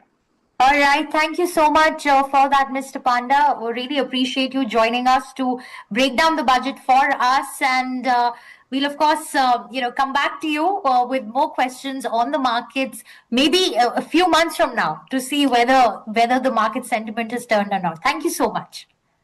Thank you. Hello and a very warm welcome to our continuing coverage on the budget right here on Money Control. We've been getting you all the analysis, all the insights on the budget that was presented by Ms. Sitharaman just a short while ago. Well, just to quickly take you through the numbers, the budget is projecting a 7% GDP growth. The highest ever infrastructure spend at 12.2 lakh crore has been allocated. There's a tax holiday for foreign companies to come and set up data centers in India. A massive skilling push towards healthcare professionals. There's been an announcement of rare rare earth minerals corridors. The budget pretty much ticks all the right boxes when it comes to making India future ready. I was talking to someone who was saying that, better late than never, der aaye darust aaye. At least we've made some progress in, embracing AI and nurturing innovation. However, having said that, even with the macro stability that Ms. Sitharaman has brought to the budget and to the country, the equity markets have not reacted very kindly to the budget, but then that's not new. Markets are rarely happy with what the finance minister has presented over the last few years.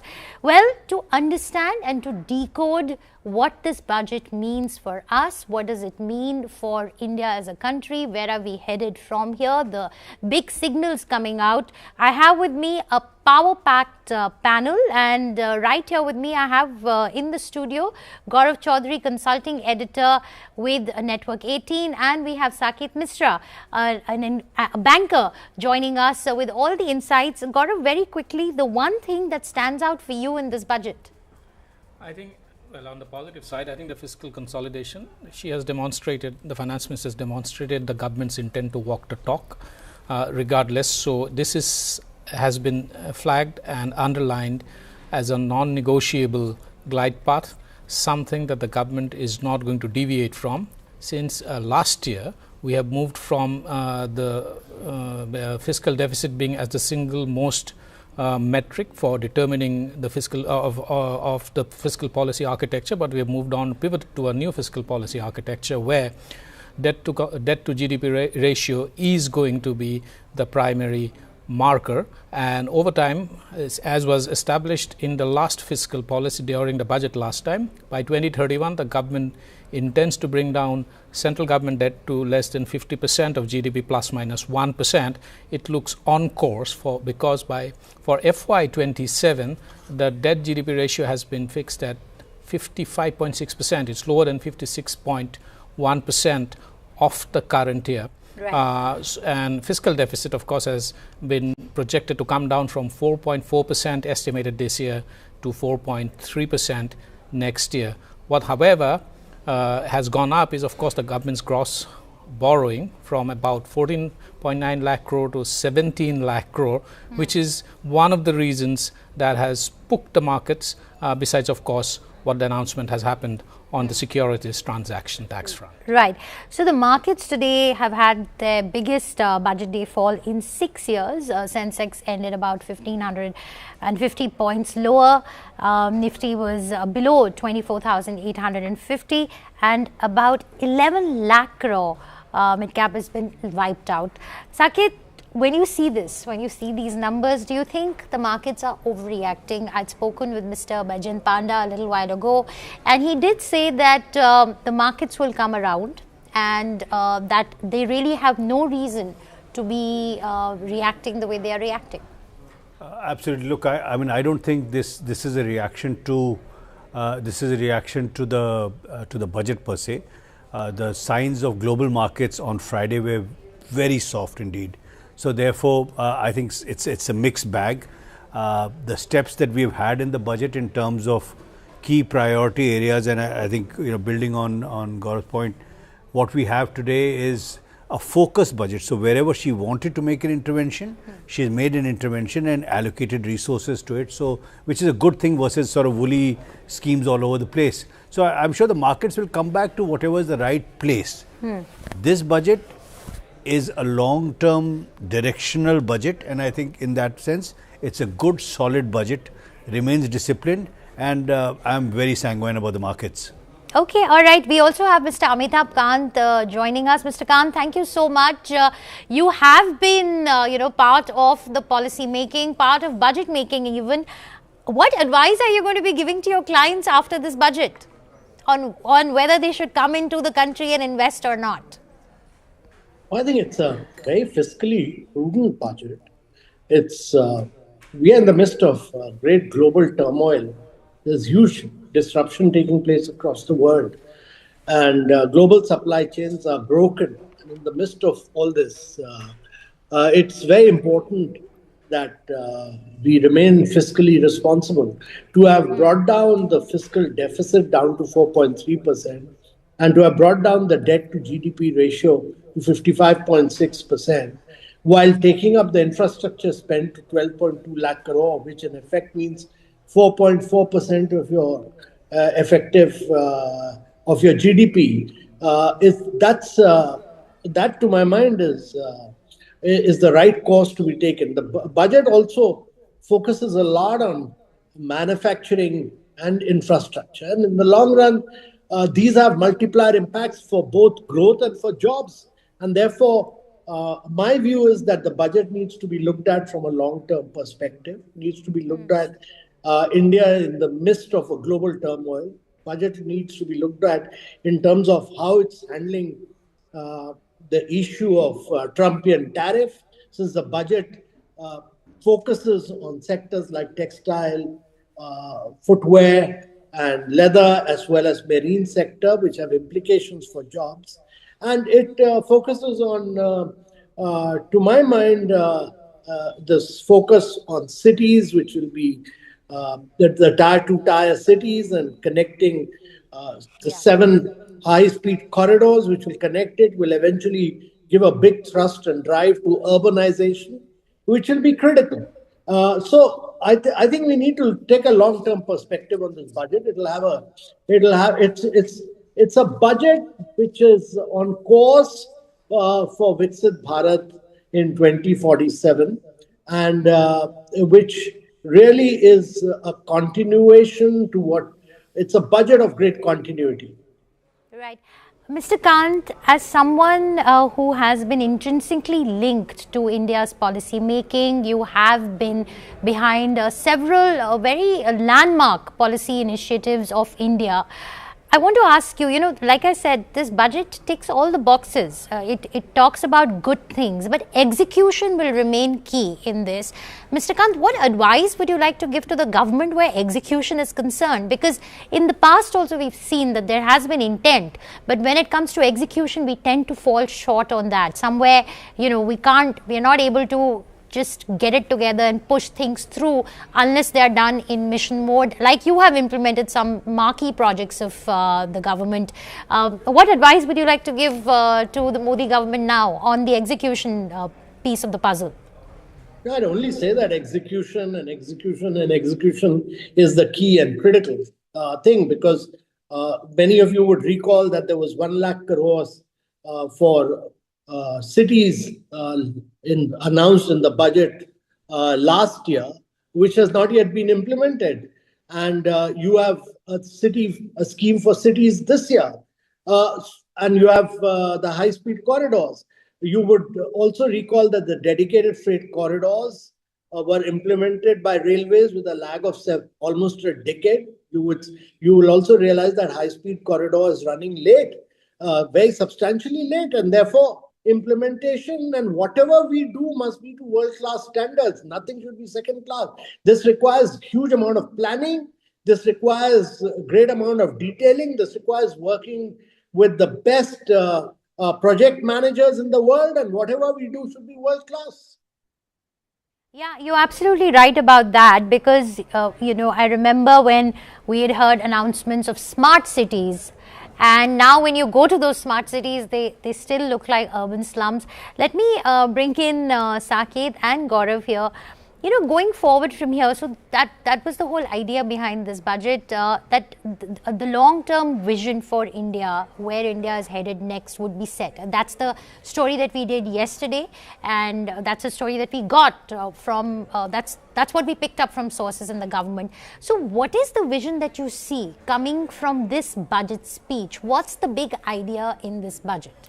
See, the big idea is that the government is not going to go for come under any kind of pressure for incrementalism. There are certain programs that have been announced in this budget, particularly the focus on tier 2 and tier 3 cities. Urbanization is going to be one of India's one of the strongest edifices of India growth story, particularly in newer, currently smaller towns, and that's going to pick pace. And once that picks pace, as Mr. Khan said, if execution is actually accelerated, urbanization projects is going to unleash its own multiplier effects, and that's going to have economy-wide benefits. However, I have a feeling that the real boost to consumption spending and some kind of a stimulus of sorts is going to come next year when the pay commission payouts are given, because it's going to hit with areas effective from January 1, 2026, and that's going to hit people's banks sometime in CY calendar year 27. That is when a lot of money will actually come into people's hands, and state governments, taking a cue from centre, as we have seen previously also, will also execute similar or announce similar commissions for their own employees. Government employees constitute a large chunk of India's salaried middle class. Once their spending ability goes up, that will have a significant stimulus effect on the consumption sphere. Right. Right. Let me also bring in Mr. Kant, who's standing by. Mr. Kant, I wanted to get your thoughts in on the tax holiday that the government has announced for foreign companies looking at setting up data centers in India. What the FM announced was 100% tax exemption for data centers until 2047, Viksit Bharat. How specifically can this transition help India's transition into an AI-driven economy? How are you reading into this, and what will we really need to do to ensure that the companies actually come? Because we've announced this tax holiday, but then I'm sure there's a lot of process reforms that probably need to be brought about to make this happen. Well, to my mind, this is the smartest move in the budget.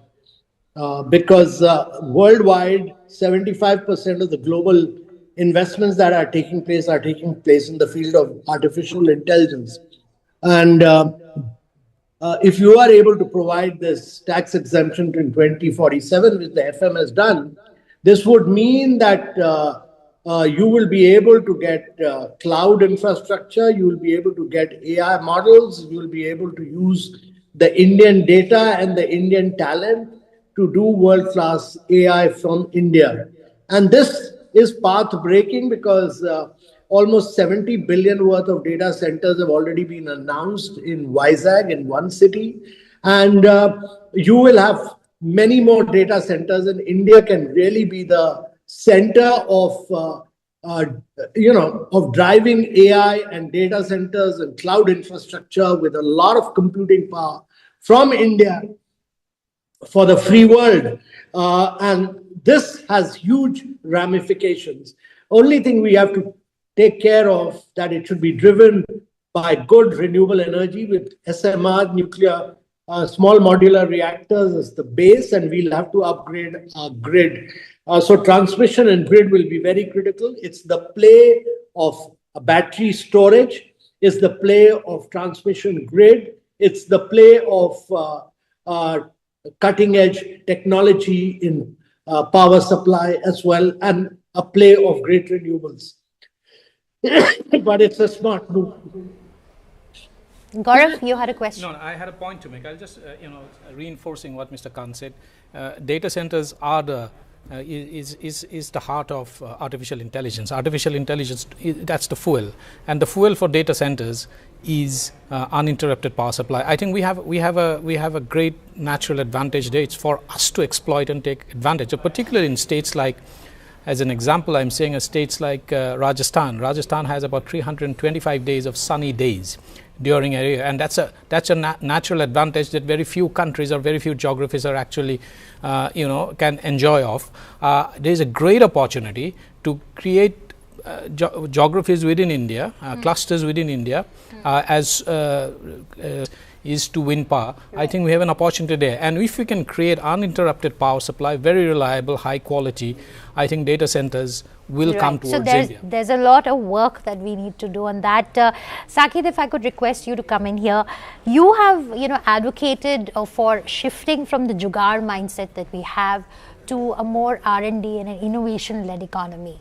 Are you happy with what you see on that front in this budget? Do you think that we are nurturing and creating an ecosystem for innovation?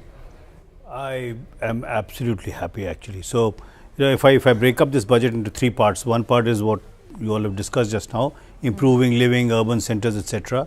Second part is we have actually looked at providing employment through healthcare and education cities, etc. Third part is where I think the big difference, whether it's in terms of the benefits that have been provided to biopharma, or to artificial intelligence, or to semiconductor. What we're doing is creating something that's fit for purpose for the future. Now it's up to us finally to decide, once the data centers are there, how we use the data from within the country to actually create something. And the second part of that Jugaad economy that needs to be changed was to actually start looking at something beyond. So consumer demand as a driver was always a Jugaad. Long-term growth requires investment, and I think what the government has done is, the third part is, it will continue to invest selectively in particular sectors where they will supplement or complement private sector investments and drive the economy for the future in a more sustainable manner. Because that, your consumer demand, is another 3 months. I mean, you can only buy X number of TVs. While if you are actually investing in the future, in R&D, so the R&D part the government is going to do, the real investment hopefully in terms of manufacturing, in terms of other products, will come from the private sector, and therefore I think that movement is exactly what we require. Okay, let me quickly bring in Mr. Kant on this. Mr. Kant, do you think the budget does enough to get the private sector back in terms of, we are seeing the highest ever allocation for capital expenditure? Would that be enough to get the private sector excited and come back, or as they say, unleashing the animal spirits, as it were? So the government has done its bit by putting resources into capex spend over the last few years. My view is that long-term growth of India has to be driven by Indian private sector. It needs, you would recall that a couple of years back, we reduced the corporate tax. 1,45,000 crores were given away to the private sector, and their balance sheet is booming. I think we need, in the long term, the challenge for India is really to grow at 8 to 9% per annum over the next 22 years to be a Viksit Bharat by 2047. That can't be done on the back of public spending. The public spending has already reached its peak. You need private sector to drive India's growth story in the long run. My view is that we need to get private sector back into infrastructure. My view is that we need to do a little more on the consumption story, a little more, and we need to get foreign direct investment back in a very, very big way. And we need to promote and market India far more in a far more comprehensive manner. Yeah, absolutely. So will the FPIs and the FIIs buy the India story that's been put out today by the finance minister? We've seen a very transparent accounting out there. We've seen macro stability. We've seen just the right, policies to push investment. But will the FPIs and FIIs buy the story? Saket, what's your sense? I think the FPI and FII investments are primarily short term. So they'll be always comparing it vis-a-vis, let's say, US dollar returns, what's the risk premium in India. Where I think this budget moves the meter is in terms of FDI investment, because if we are able to offer predictability, for instance, the tax predictability on things like data center, that's when people who are taking a 30-year view, 40-year view on investing in India will actually start to look at putting money in. And this kind of certainty we are offering is also, it also helps to contrast, sort of to some extent, cushion the impact of this repeated claim of going back on taxes and making rules that are not predictable. And Vodafone was an albatross around our neck for I'd say almost 20 years, and the recent judgment has also created a similar sort of noise. Right. So what this does is, I think it's a much more FDI oriented budget rather than a short term stock market budget. All right. I think that's heartening to hear. While I'm sure the market watchers are not very happy, but yeah, it's a long-term budget. That's what Saket Mishra is telling us. With that, thank you so much, Mr. Kant, for joining in. Really appreciate you taking up the time and explaining what this budget means for the India manufacturing story. I have with me now Aditi Nair, who is joining us from ICRA. We also have Deepti Deshpande from CRISIL, and we have Rishi Agarwal from RecTech team leads. Rishi, of course, has done a lot of work on ease of business and ease of compliances. First up, coming to you, Aditi, if you were to rate this budget on 10, how much would you give it? Rating agency economists to give a rating to a budget is not a very good idea. So let me just talk about what I liked and what really stood out for me in the budget. So firstly, in terms of the fiscal deficit, very much in line with what we were expecting, sticking to the 4.4% for the current year and bringing it down to 4.3% for next year. I think most of the revenue assumptions are quite realistic. Maybe a little bit of a quibble we have with things like the excise duty growth penciled in for next year. In terms of the borrowing number, I think there's a bit of confusion. While the net borrowing number is looking lower than what we had expected on the gross market borrowings, I think there's a little bit of confusion as to why the number is higher than what was being expected.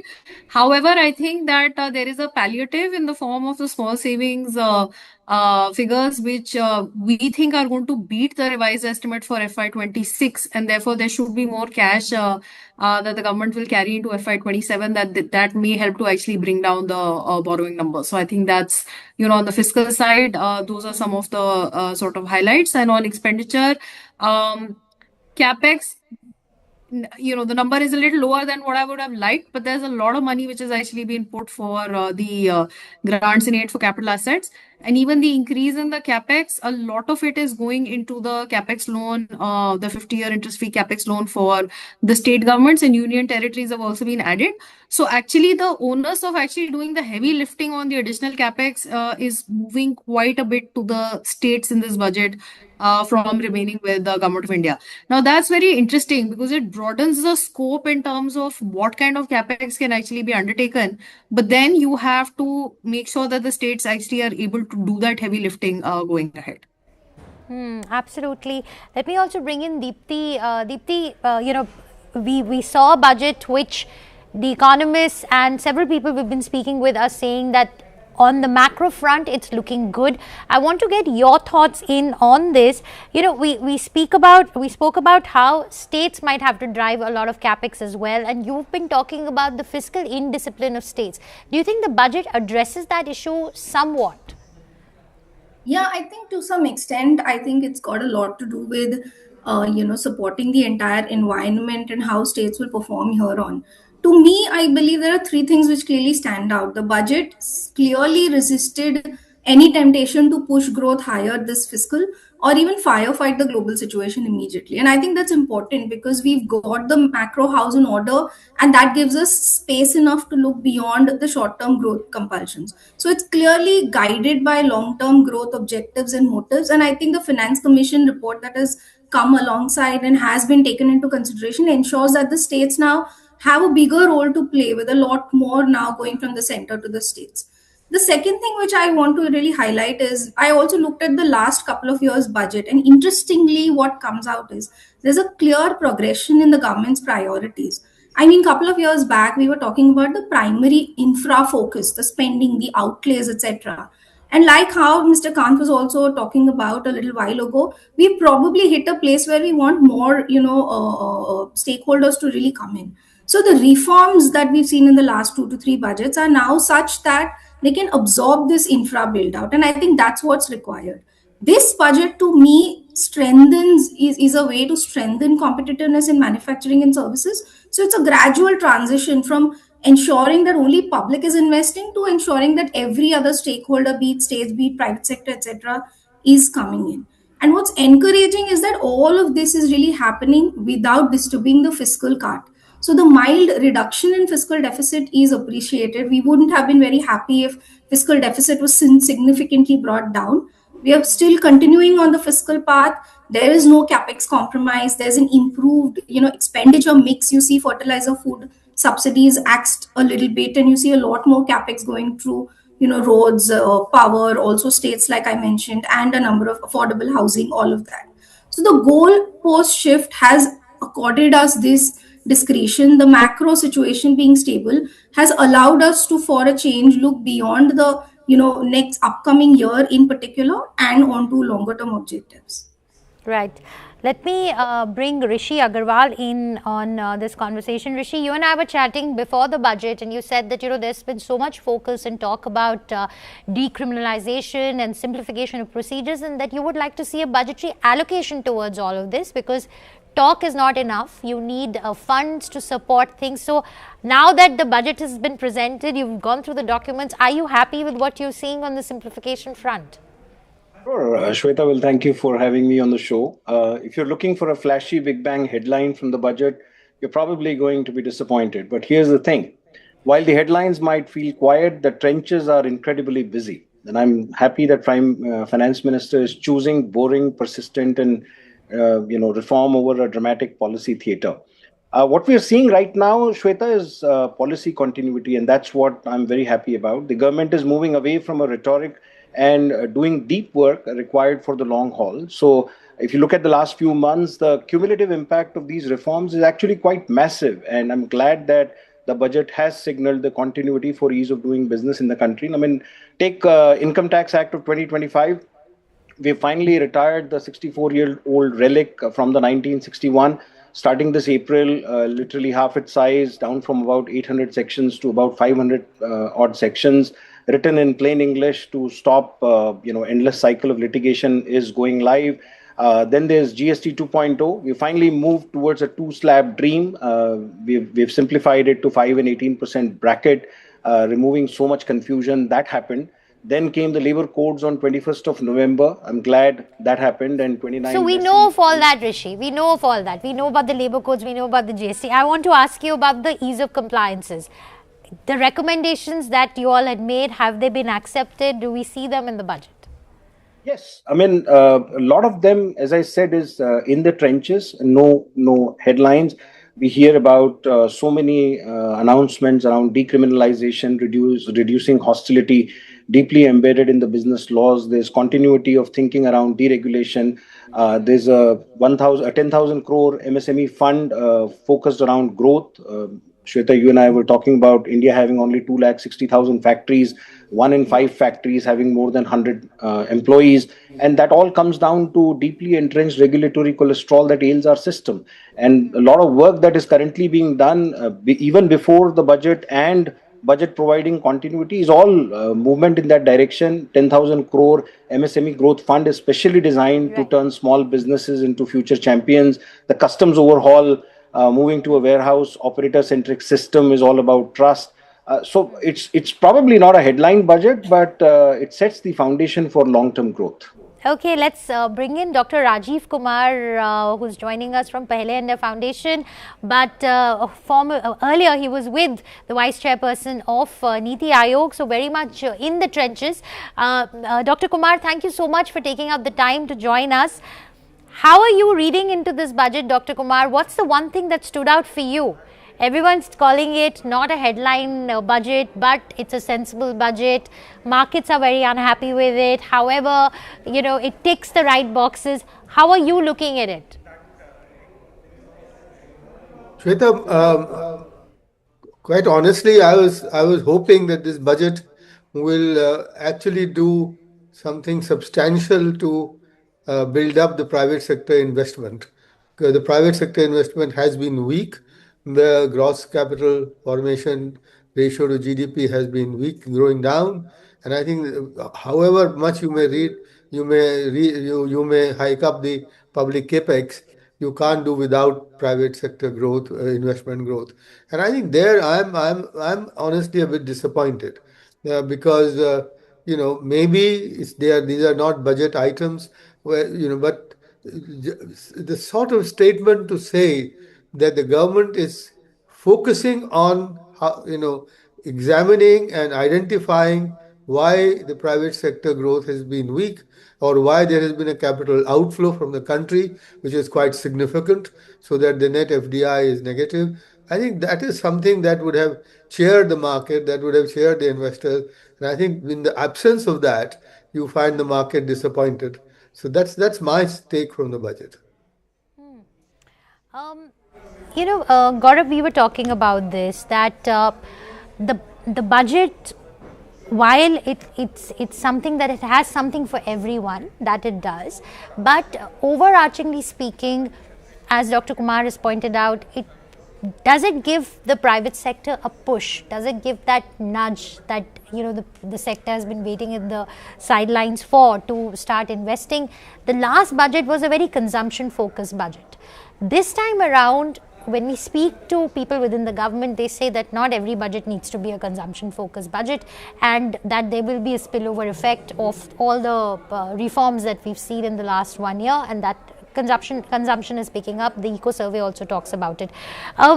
What according to you, and this is a question for both of you, what according to you could the FM have done differently to get the private sector excited about investing? So one of the things that the FM could have done to actually hike the capex even more, public sector, because the government has been doing the heavy lifting on capital expenditure over the last few years, and we have seen that double-digit growth in capital expenditure year on year is a very good direction to have. But having said that, it hasn't really crowded in private investment as was anticipated over the last 2 years. Even this year too, it has a private sector investment or private sector capital expenditure in terms of adding additional capacity lines or creating new greenfield capacities have not really crowded in, despite the government public expenditure, capital expenditure on several infrastructure projects. So what the government could have done, in the absence of private sector investment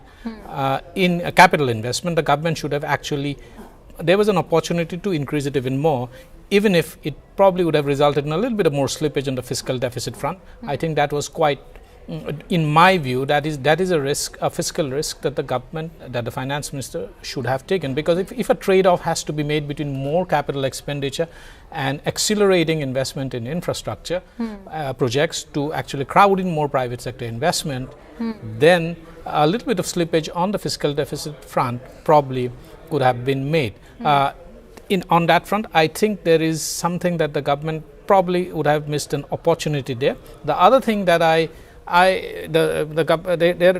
are a couple of known unknowns there, and it's that those assumptions could be tested as we move along, particularly as early as this month itself, in the last week.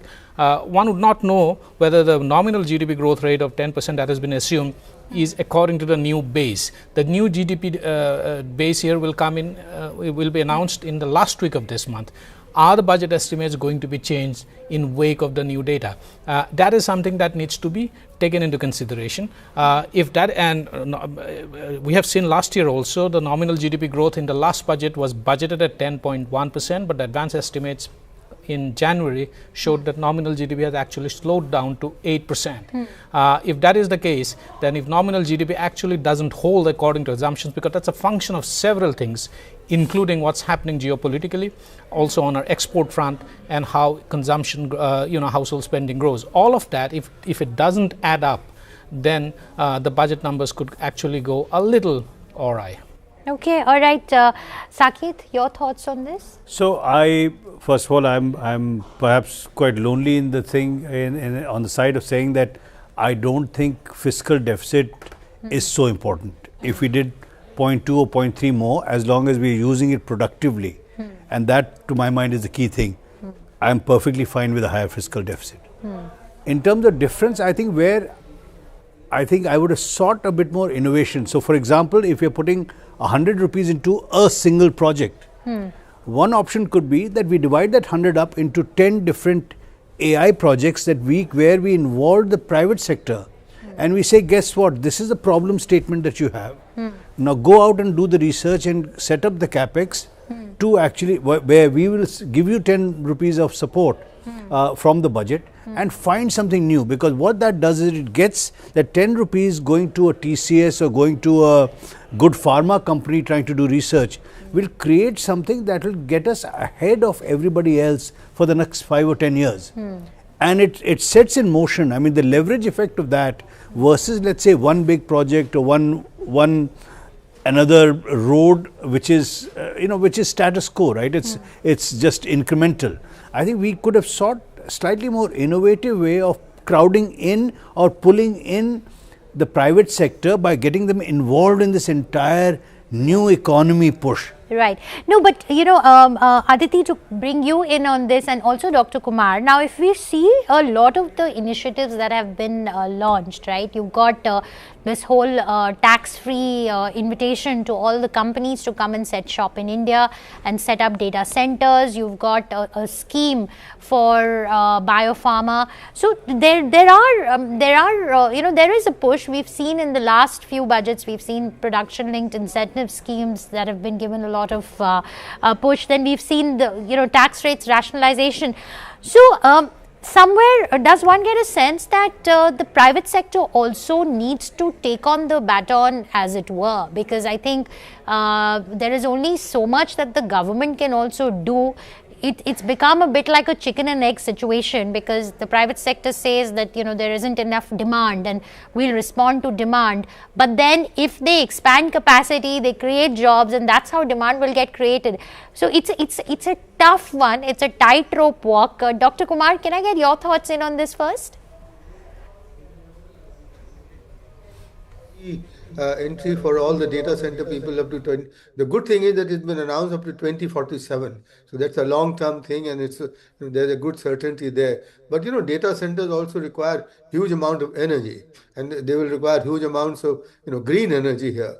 Nothing in the budget to tell us that that's what's going to happen. So then that's something that will hopefully come later.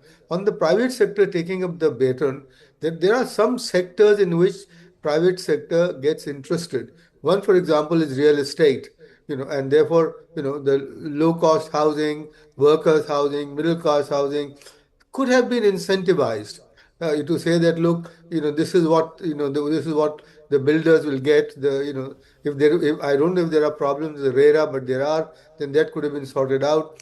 Look for sectors in which the private sector will expand capacity. Real estate is one. Textiles and garments is the other. So there is an announcement of a 5-part integral textile sort of package, and a mega industrial park. But then the thing would be in the execution of that. How long?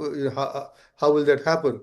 Then again, as I think Saket was saying, that you can leverage your money to get the private sector going ahead on different sectors.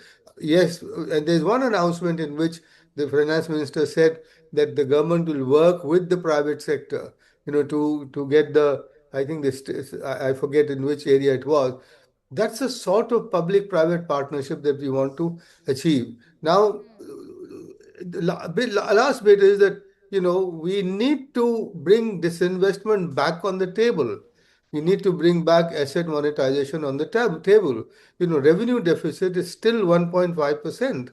And revenue deficit means that the government continues to borrow to spend on consumption.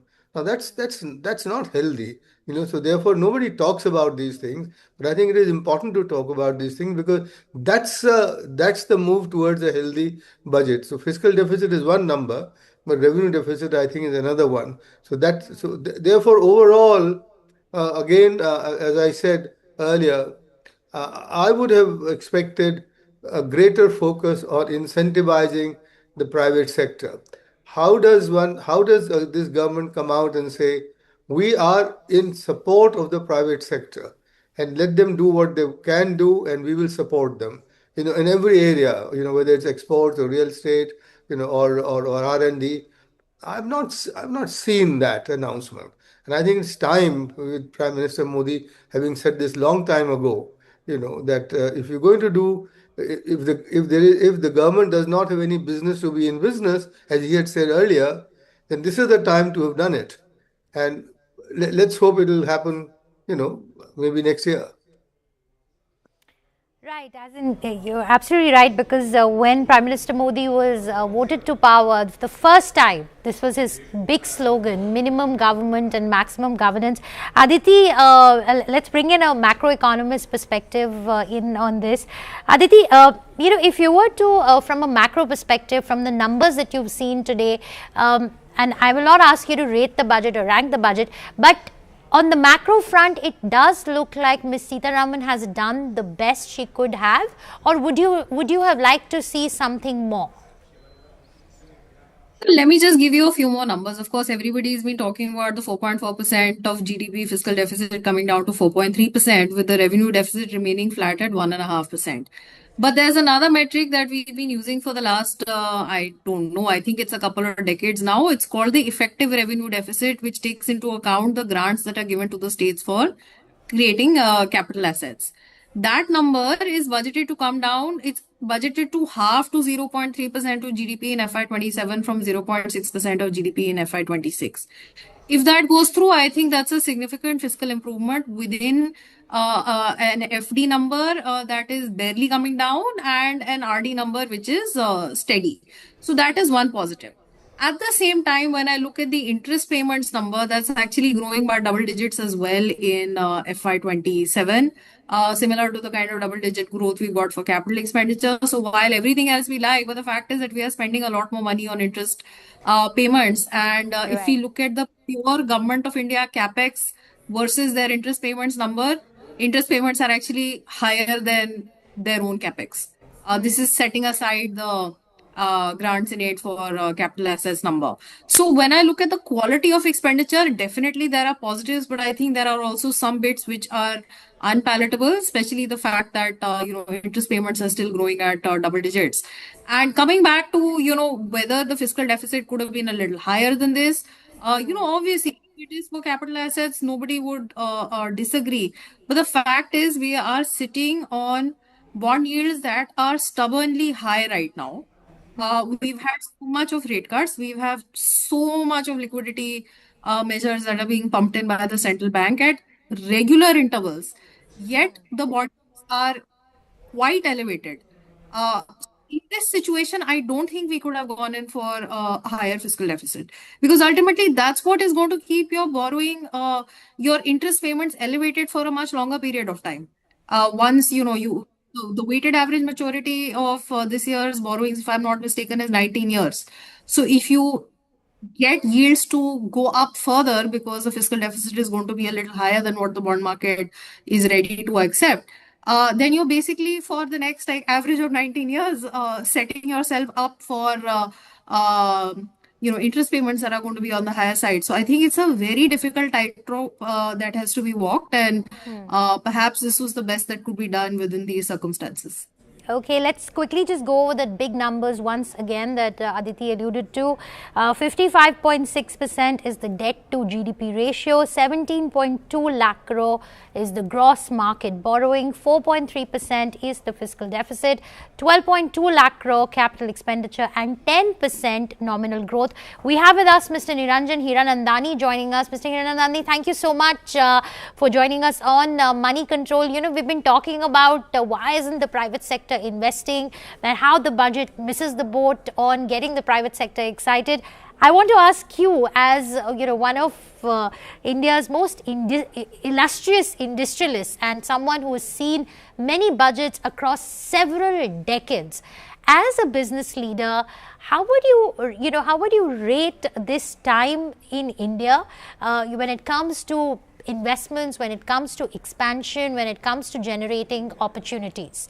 You've seen it all. You've seen the license Raj, you've seen very controlled times, and you are here with us today where, India, like many other countries, is going through a lot of churn because of geopolitical uncertainty, and, there are just no easy answers out there.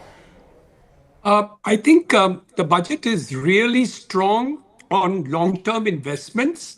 And I think capital investments in terms of infrastructure, data centers, chips, defense, manufacturing, long-term issues in terms of it, I think it's very, very, very strong.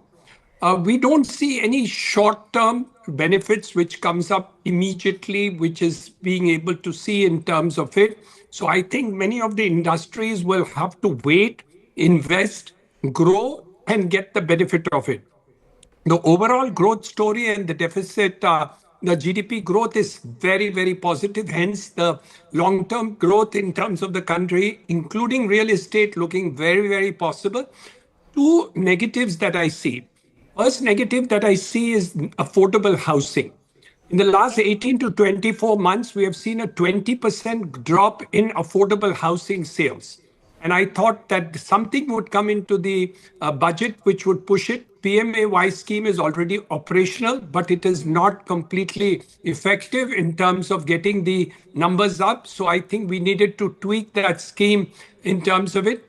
The second part is there are some retrospective amendments, Section 148 and clarificatory issues. 1,000 cases have been ruled against the Revenue Department in the last 5 years in Section 148. The matter is pending before the Supreme Court. Now to set at negative 1,000 people who have fought cases up to Supreme Court will suddenly find themselves negative in the Section 148 cases because of this amendment and clarification that is sought to be issued. So I think that type of bureaucratic work should not happen in terms of it, because 1,000 institutions who have fought up to Supreme Court now is asked to say that whatever has been done and interpreted both by the tribunals, both by the high courts, and now vesting with the Supreme Court is sought to be brought to an end. So long term, beautiful, very forward-looking, looking after the headwinds against India. Prime Minister's objective of becoming Atmanirbhar is pushed to the hilt. I think there's a very, very positive element that we see. So many sectors where the multiplier effect and job effectiveness is going to be useful. Real estate and housing, which does actually second largest employer in the country, has sought to grow at least 10 to 12% this year. And all the other aspects of it are very, very positive. So I look at short-term problem with some of these issues which are not taken up or taken up negatively. But long-term, the budget looks very good. All right. That's something that we often hear from industry, that long term the budget looks very good, and that's become there's uniformity in that reaction, right, Gaurav? Whenever we've spoken to industry after the budget, we do get a sense that. But thank you so much, Mr. Hiranandani, for pointing out how bureaucracy and in terms of ease of compliance, that's actually not happening, and affordable housing, a very interesting point that's been raised. Because when we speak about ease of living, ease of affordable housing is such an integral part of that story. We've been talking about smart cities. We've been speaking about so much about, empowering the Aam Aadmi. But this crucial piece in this whole puzzle is missing this time around, Gaurav. Why do you think that is? Because at the end of the day, there are no income tax changes, which were there last budget, but there aren't any this time around.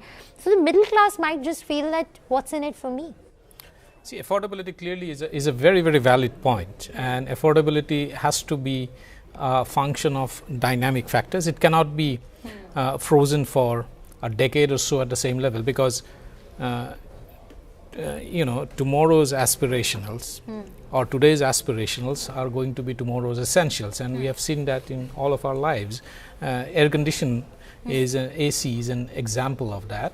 It was an aspirational product until say 15 years ago. Now it is an essential product, and the fact that consumer durable products are people are buying more consumer durable products is the function of two things. One, it has become essential, and two, people's spending ability has gone up, so affordability has increased.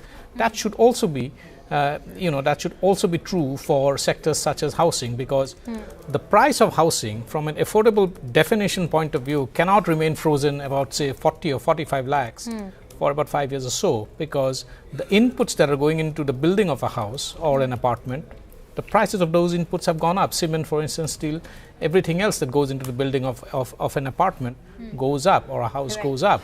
So to that effect, I think there is a very strong case, and I think it's a compelling case that the definition of affordable housing will have to undergo a change, and it has to be dynamic in nature. Instead of waiting for a budget, I think that definition needs to be put into some kind of an indexation system. Okay. I guess we are running out of time right now. Thank you so much, Dr. Kumar, Aditi Nair, Rishi Agarwal, and Deepthi Deshpande, if she's still there, for joining us. Before we go away, I'd like our viewers to just listen in. I had a conversation with Mr. Bijen Panda, the National Vice President of the BJP, on the budget. If I can request the PCR to please play that interview. Now with us, Mr. Bijen Panda, National Vice President of the BJP, joining us. Mr. Panda, thank you so much, and congratulations on what is being termed as a very sensible budget by many people I've spoken to today. But first things first, the markets have been in a tizzy since the budget was announced. They were volatile even in the morning before the budget announcement. And I was speaking to an active market player who was saying that the government can show us some love. It's always tough love that they show us. हमेशा ही डंडा दिखाते हैं, कभी प्यार नहीं दिखाते. So any specific reason behind this, Mr. Panda? Why did we see the revision in STT on futures and options? Is there a reason why the markets are feeling sidelined at the moment? Markets are very short-term oriented. They look at day-to-day issues, and perhaps some had been looking for some kind of SOPs. But let me tell you, the changes that have been brought about will have a hugely positive impact on the economy, which will inevitably translate into the markets picking up. Let me give you the example of how the exact same thing happened. If you remember during COVID times, when other countries were throwing money left, right, and center, the Modi government was very clear that its expenditure had to be focused and targeted at the poor and the vulnerable. And markets at that time also had a similar reaction that if US is throwing money, others are throwing. See, what is the end result? The end result is today, we have arguably the best performing large economy in the world. It is the fastest growing for many, many years now. It also has the lowest inflation, and it has huge amounts of job creation and huge amount of numbers of people being pulled out of poverty. And let me sum it up by saying, look at the fiscal deficit. I must compliment the finance minister for meeting the targets year after year, and this year it has come down below 4.5%. Now remember, this is when the US fiscal deficit is more than 50% higher than India's. Look at the debt to GDP ratio. India at 55% is phenomenal when you compare that, usually well-managed countries like Japan, US, UK, Singapore are all heavily indebted and not able to make the investments necessary for their infrastructure and for their growth. And despite this, Nirmala ji has committed to bringing down the fiscal deficit further next year and to bringing down the debt to GDP ratio to 50%.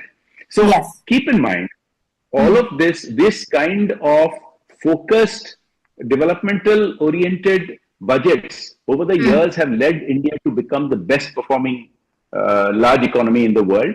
And so let us not worry about the market's immediate reaction. I'm willing to bet with you that a few weeks and months down the road, the markets will recognize the value of the long-term benefits of this budget and react appropriately.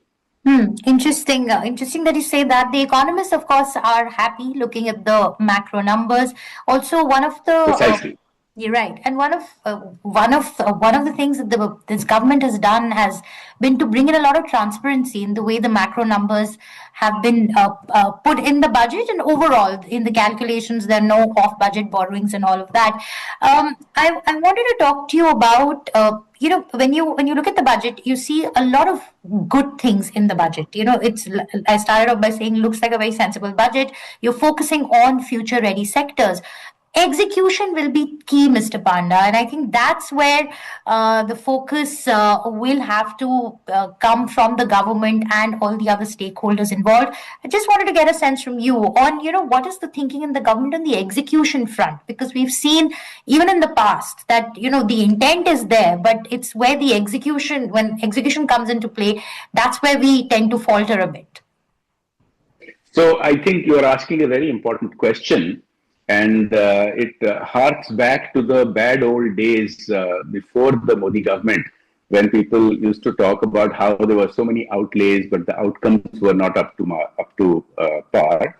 Now, if you look at the Prime Minister's track record of his time as a head of government, take all the way back to Gujarat, and now for 12 years as the head of the national government, it is precisely because the execution and the implementation has been on target that India has become the fastest growing large economy.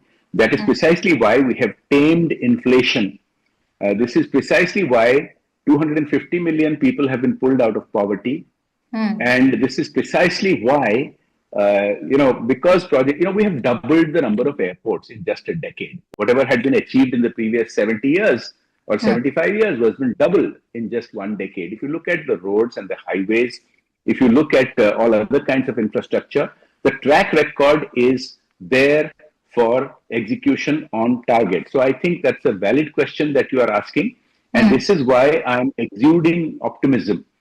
Now look at job creation. For decades, we used to have these targets of job creation, which used to be missed. Whereas in recent years, we have been meeting the job creation targets. Our auto industry has become the third largest in the world. Now look at you talked about future ready. Now, straight off the bat, I can think of some 3 million jobs that are going to be created by the targeted efforts and outlays of this budget.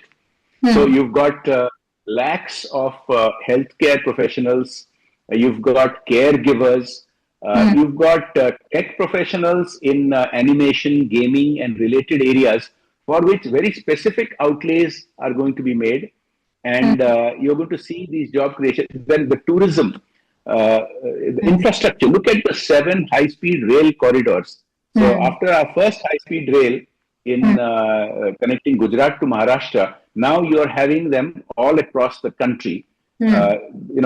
It's a phenomenal commitment to shifting the gears to even a faster rate of growth. So 3 million jobs, that's what you're saying will be...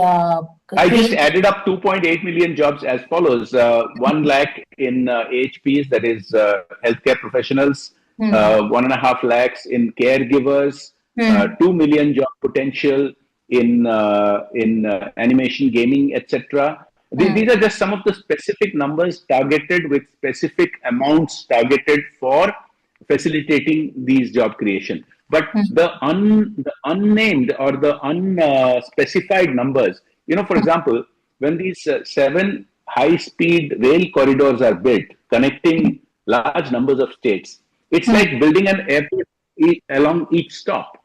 And you can imagine the numbers of jobs that will be created across the country by that alone. If you look at the other tourism-related efforts that are being made, tourism is the highest job creator of any sector. And so, actually, I was just giving you the 3 million as something very specific, targeted, but actually it's going to be, order of magnitude higher than that, tens of times more than that. So there's one thing that, one notices in this budget is a lot of focus on nurturing a services-led economy. Until now, we've really laid a lot of emphasis on manufacturing-led growth. We've had PLIs and so on. But this time around, what I see is that there's a lot of emphasis on capitalizing on India's services-led growth. Is that a formal strategy that the government is working with? If you think about it, for many years before the Modi government, India seemed to have given up on manufacturing. And services was something that were organically growing. For example, the IT sector grew, as many people have written, not because the previous governments were nurturing it, but because the previous government had not noticed it. Wherever the previous governments had noticed something and got interested, they ruined that sector, such as steel from the 1950s onwards. But what the Modi government did in the first few years of its last 12 years, it has shown that India can be a manufacturing superpower.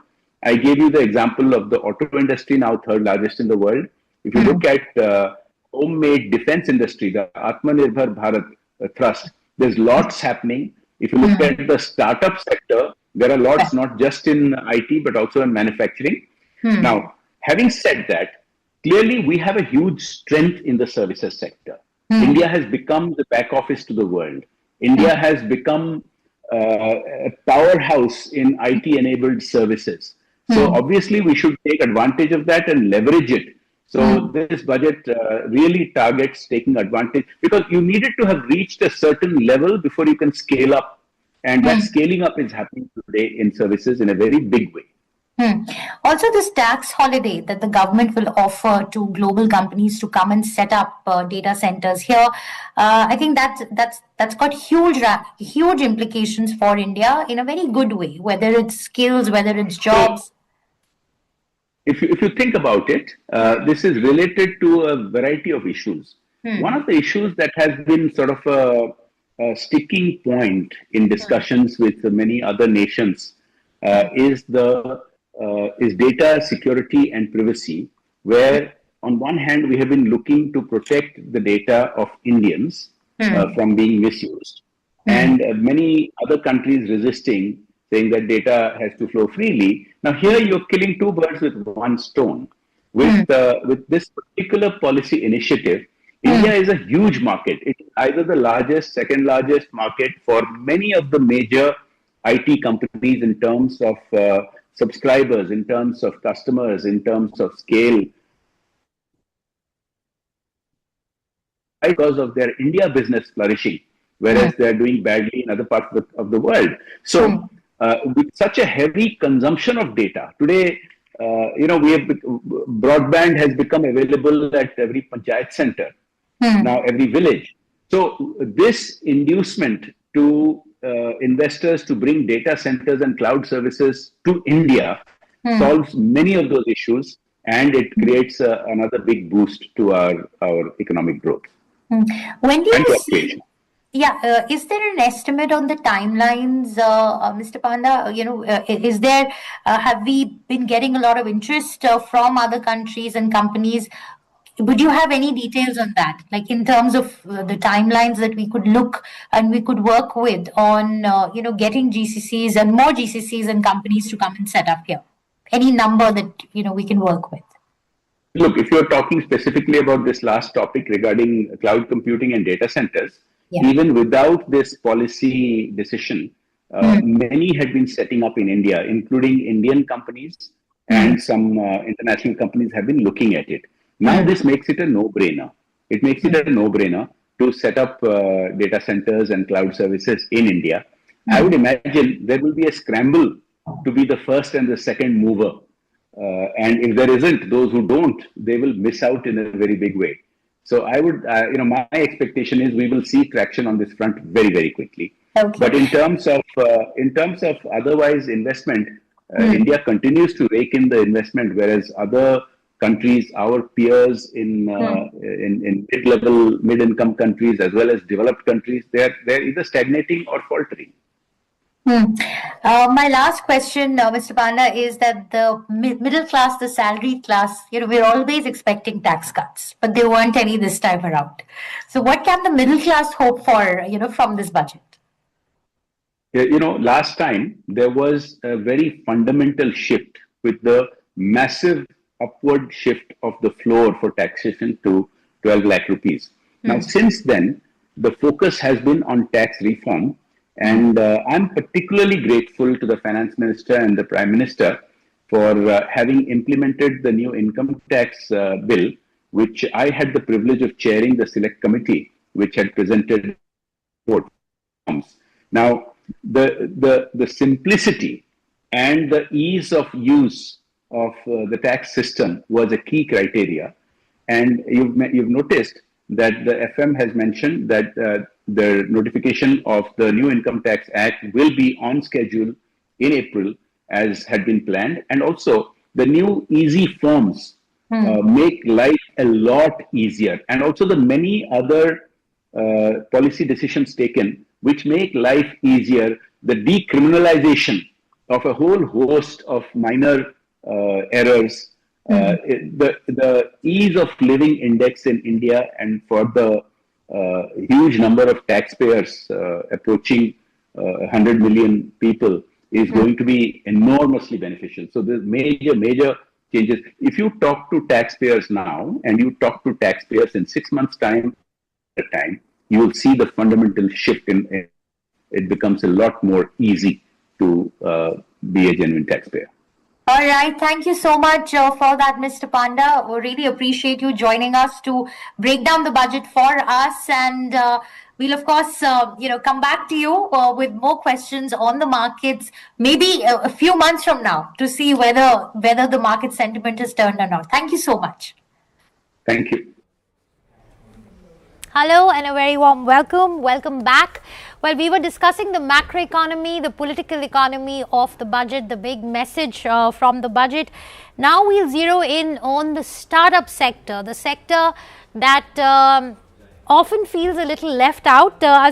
Joining me on the show right now is I have with me Dinesh Bansal, CFO of Meesho, and I have with me Sandeep Jetwani, right? Hi Sandeep and hi Dinesh. Thank you so much for joining us. Very quickly, my question is to both of you. The startup sector, I'm sure there are big hopes and big expectations from this space, and this time around, however, one gets a sense that the budget didn't really give as much. Having said that, there has been a lot of emphasis this time around on giving incentives to companies to come and set up data centers in India. There's also a lot of emphasis on building AI capabilities and so on. So Dinesh, how are you viewing this? So if you were to rate this budget on a 1 to 10, how much would you give it? Sure. I think maybe I can start with the salient things and then I'll come to the rating. And like you rightly said, I think for startups and especially those in kind of technology area, one of the largest spends that we have is around technology and cloud infrastructure in particular. So we do hope that the incentives that are being given, the fiscal incentives that are being given to companies to set up their data centers in India, not only kind of ends up creating more jobs here and more technology capabilities, but acts as a sort of catalyst for improved efficiency even for existing startups who are using these technologies.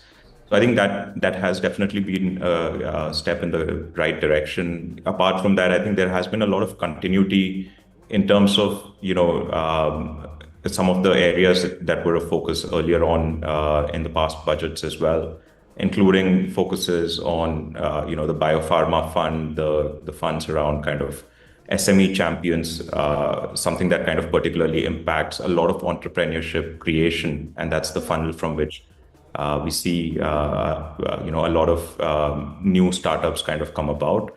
So overall, a good budget from startup standpoint, I would say maybe 8.5 on 10. 8.5 on 10. I think that's not bad. That's a pretty decent number out there. Sandeep, how much of a dampener is this, from a market investor standpoint and for wealth tech firms in general? Shweta, thanks for having me. I think if you think about it, before I respond to that specific question, I want everyone to think about this number. This budget indicated that our GDP at the end of this period will be 400 lakh crores. If I just go back 20 years when I started my career, we were in the ballpark of 36 lakh crores. We've grown more than 10 times in 20 years. And in that context, I think a lot of things that the government has done with this budget have been oriented towards addressing that scale. And when I think about scale, it's in 5 parts. It's S for stability, C for the capex that the government has done, A for the acceleration that they've provided, L for the long-term thought process, and E for the ease of doing business. And we can peel that onion in a bit, Shweta. But if you think about the wealth tech sector, I think the government has played the role of a good wealth manager. Essentially, what they've tried to do through the budget is tell people that, look, short-term trading may not be the best for your portfolio, speculative activity is not great. We've seen the SEBI report, which says over 91% of traders are losing money in equity markets in FNO, whereas you should be focusing on the long-term side. When you see the long-term side, for the last year or 2 years, they've held the capital gains tax rate stable. One of the big anomalies of the previous budgets was the tax on buybacks. That has now been addressed. It has not only been addressed for retail investors, but also for public investors in unlisted companies below 10%. So essentially, we are now looking at a 12.5% tax even on buybacks. And I think that's excellent because it has enabled more ability of companies to return capital to their investors. So all in all, I think while in the short term, this may have created some volatility in the markets, some pressure on the prices of companies which are involved in equity trading, I think long term, this is a great thing from an investor standpoint. Interesting. Dinesh, coming back to you, there's talk about creating MSME champions. There's also talk about creating textile clusters and textile parks, where there's been talk about using more sophisticated machinery to really add and grow our value chain, go up in the value chain. So how are you viewing that, and what does that mean for startups such as yours? What does that mean for Meesho? Yeah, I think again, if you kind of even look at the way the whole EU-India FTA happened and concluded recently, and the impetus that is being put on creating that export corridor from India for the world in the areas of textile, I think this is again a step in that direction in general. I think more specifically for someone like us, there is obviously a lot of, I think textile is the second largest employment creator in the country after agriculture. So when we see entrepreneurs, SME champions in different areas, I think textiles kind of has the largest share there. And whenever any step is taken in that area, we've seen great success stories sort of come out of that. Right now, the hubs are kind of limited to a few cities in the west and sort of south of India. And as that kind of expands into more places with sort of more advanced sort of fabrics and other technologies being used, I'm sure it will see a more widespread sort of growth in the country. Interesting. Sandeep, coming to you, the budget now treats all buybacks as capital gains for shareholders. Now, will this provide a clean exit framework needed to boost investor confidence in growth age startups? Absolutely, Shweta. And as more companies become profitable and are offering the ability of investors to take back their capital, I think this will be an excellent initiative. In fact, when you think about what are the second order benefits that will happen as a result of it, more investments will flow into companies. You had this strange disparity where if a large company did a buyback, only mutual funds could participate because the tax differential for other investors was very high. I think that anomaly has been removed. As more companies generate cash, they will return that cash to investors. Those capital will again get back invested into the markets, either the public side or the private side. And we all understand that India is a country that needs more capital formation. So I think all in all, that will have not only the first order benefit of investors who are currently invested benefiting, but I think newer companies will be able to raise capital more easier. Okay. Dinesh, coming to you, this removal of this 10 lakh rupee value cap on courier exports, that's a massive win for companies like yours, because would you say that this signals the beginning of a true cross-border for Bharat kind of era for small Indian artisans? It opens up huge markets. Yeah, no, absolutely. And I think if you look at China and some of the other Southeast Asian markets which have, taken a more export-led approach to growth, some of these exist. Some of these fiscal incentives already exist for participants in those economies. So I think cross-border is going to be a big, area where Indian firms can take what is being produced here. We have a large 30 million odd diaspora population outside of India as well. But even otherwise, there was a lot of focus on exporting goods and services from India, be it Ayurveda or kind of the handloom and artisan and weavers, all of the products that they're kind of producing. So it definitely sets out a growth path. I think there will be more things that both corporates like ours and the government will do along the way. But I would say over the last 12 months, especially the whole framework of law around cross-border exports has been eased out, and with this fiscal kind of incentives as well, it is starting to look like an interesting opportunity. You don't sound as excited about it though. Is it that I am missing something that you know of? No, I think there's still a lot more to be done in terms of just kind of getting that demand visibility for Indian products outside, right? And I think that is going to be a long journey. But the frameworks for what will enable this to become available throughout the world, Indian products to become available, and what kind of stimulus or incentives exist for that, I think we'll have to match all of that when we compare it to other export-led economies.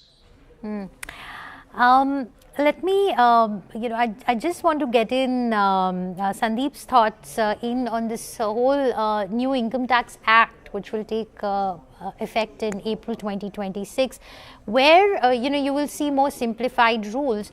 Now, how do you see the simplified rules impacting the impatience you've often noted in first-generation investors? Shweta, one of the pillars of our response to the budget was scale, and E within scale stood for ease. I think within that, especially for our set of clients, which are first-generation wealth creators, the ease on the income tax side is remarkable. First of all, we are shifting now to a new Income Tax Act, which will simplify how the forms are designed, the submission of investment or information, etc. I think a lot of that has been cleaned up. That's number one. Secondly, I think, and we noted this foreign asset disclosure clarifications that came out. A lot of our clients are folks who have foreign assets which they had earned when they were employed abroad. These are technologists who've operated in the top 8 or 10 technology companies of the world and have come back to India to contribute back to India's growth. I think for them, this has been a huge pain being taken away. There's also extension of timelines that has been done for people who have business income, especially people who have professional income. They now have at least a month more to file their income tax. So I think all in all, a lot of clarity that is emerging as a result of it. We're seeing actually now in second order effects of things like account aggregator, the AIS information which is coming through for investors to be able to cleanly report their gains. Overall, I think the government has moved not just in this budget, but over the last few years to simplifying the tax regime. And we are seeing our clients talk about that. They're saying it's much easier than it was a few years ago. Can it get better? Absolutely, yes. Will technology be used to improve it? I think certainly in the next few years. But overall, I think we're in a great place right now. Okay, and this easing up of individual persons resident outside of India limits in listed companies that have increased to 10%. How are you viewing that? And do you think this could act like a cushion for India against global outflows? I think, Shweta, look, I think there will be some inflows that will happen as a result of it.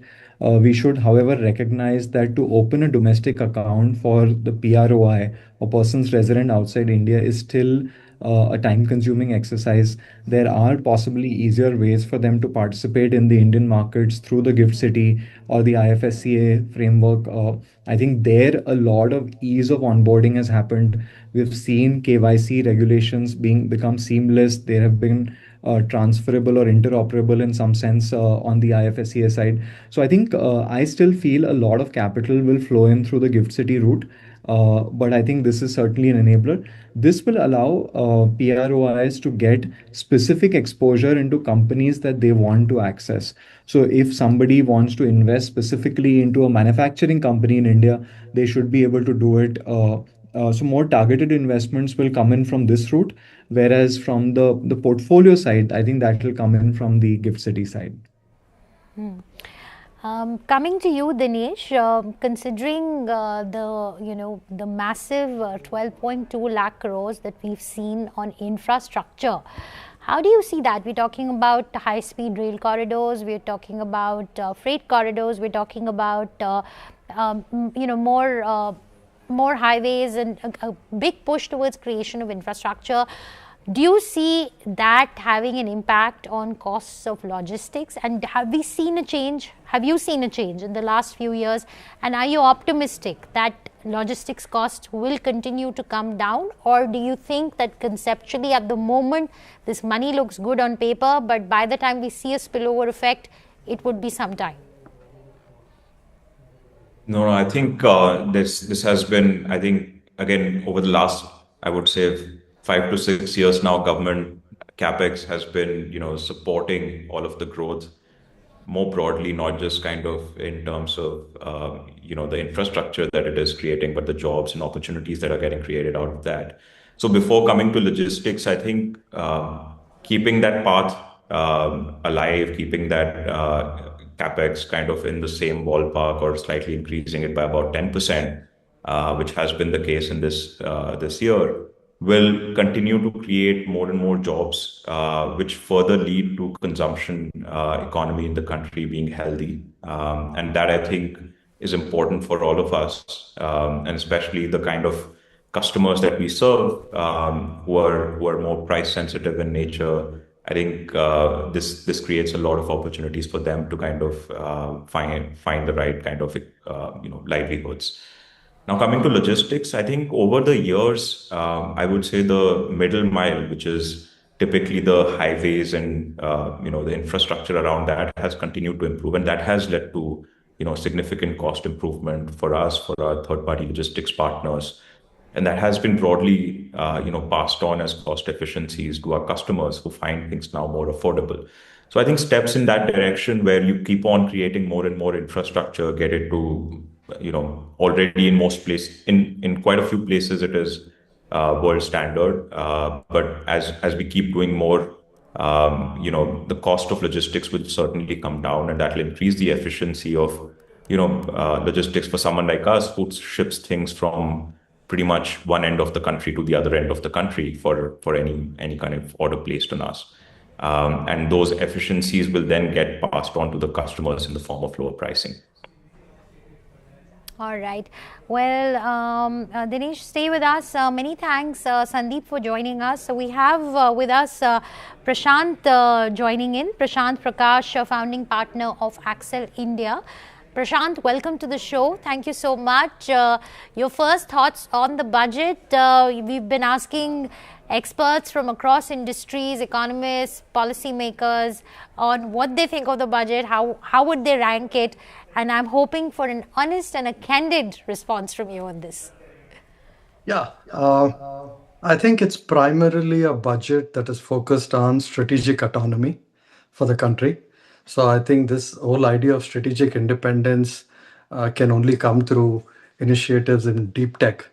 And I think there is a huge emphasis on deep tech, both through the 40,000 crore outlay for the new semiconductor mission and rare earth materials, defense-related catalyzing elements for defense and advanced manufacturing. So across the board, the idea is how do we as an ecosystem prepare ourselves for global vulnerabilities, which is a day-to-day reality today. So how do we get full stack in our domestic value chains? This, at a high level, that has been the focus, and I think they have hit all the right notes for that. And we've seen that there was a lot of focus on, in fact, a tax holiday that's being offered to foreign companies to come and set up data centers here. What do you see? I mean, how soon do you think will we be able to see an impact on that, on say job creation, on companies coming in, on skills transfers happening in India? Important initiative. I think yeah. Can you hear me? Yes, I can hear you. Yes. So I think this initiative is more an infra initiative. It's not so much on the job front. I think the job front initiatives are all linked to MSME and advanced manufacturing initiatives that they have in place. So I think there's a huge emphasis on areas such as energy transition, where we need to build a domestic base in lithium-ion batteries, in high efficiency PV cells, electronic switchgear, and also the electronic component manufacturing ecosystem. So these have been the focus areas when it comes to job creation. The area that you're talking about, which is setting up these data centers, I think this gives us lower cost compute and will strategically help a lot of our startups and our companies to access AI infrastructure at a low cost to be able to serve AI efficiently and democratize the value of AI across the country. So it's more of a AI enabler is where I see value for setting up these data centers in the country. Interesting. Well, thank you so much, Dinesh, for standing by. My last question to you is that is there something that you would have liked to see in the budget, a wish list that was given to you, or that was given by you to the finance minister and that was not accepted? Can we have Dinesh back up, please?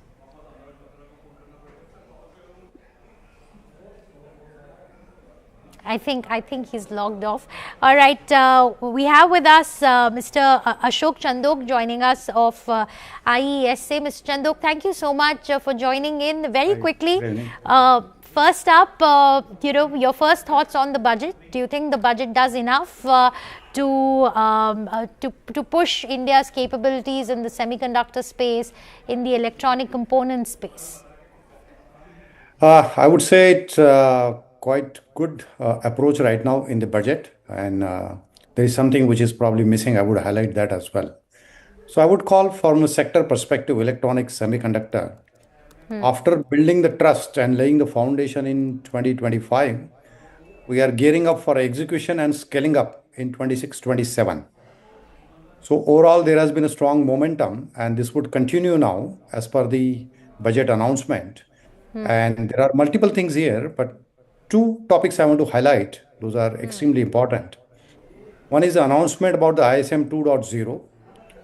Though it is not spelled out, the quantum of the support that it would get, I assume it will be updated later. But this itself is a very good signal, I would call, because this policy has been a bit asked by industry and has been pending the final decision. It would move India's semiconductor ambition from a fab and OSAT-centric approach to a full value chain strategy. So which would cover not only fabs, OSATs, but also equipments, material, chemicals, gases, and various supply chain. And that way, we could move towards becoming a structural player and not just one of the participants. Interesting. And second point here is about the electronics and the ECMS scheme, which was announced last year, month of, I think, April, May, has already taken a fast track approach with 46 projects were approved and hundreds of applications were there. 22,000 crore allocation has been increased now to 40,000 crore. So this is also a clear example of a government which looks at the trend and acts very fast. So policy announced, projects approved, and incremental 22,000 to 40,000 crore is a clear indication of the priorities from government perspective. And entire industry is quite happy because This, along with the semicon program, creates the major value addition approach in the country. So more value addition, it's a better economic value retained in the country, and that way this becomes quite important actually. In addition to that, I would call there are several additional measures. Those are bits and pieces, but that also adds up. There is a unique 2% profit margin support for electronics manufacturer. There is a special approach for component warehousing and a logistic hub, which helps in terms of keeping the goods, imported items into the bonded area and pull out whenever required to increase the manufacturing efficiencies and also global competitiveness. There is talk about customs simplification. There is a clear focus for MSMEs and ease of doing business. So these are all reforms-led manufacturing growth that gives the major impetus. Do you think in addition, I'll just take 30 seconds, maybe more. In addition, there is also a mention about technology adoption. If there is an emphasis on technology adoption, that is clearly visible in job creations and some of the strategic initiatives like AI mission, quantum mission, R&D and innovation funding. There is an energy storage topic, solar sector. All those things particularly keep adding up actually. And overall, I would say it's a very good support to this sector. Yes, the quantum for ISM need to be clarified. I assume it will happen in due course of time. But it's a good progress, very good momentum, and very clear signal from the government that it really want to harness the opportunities in semiconductor electronics sector, considering we are targeting $400 billion electronics industry by 2030. So all good. Right, absolutely.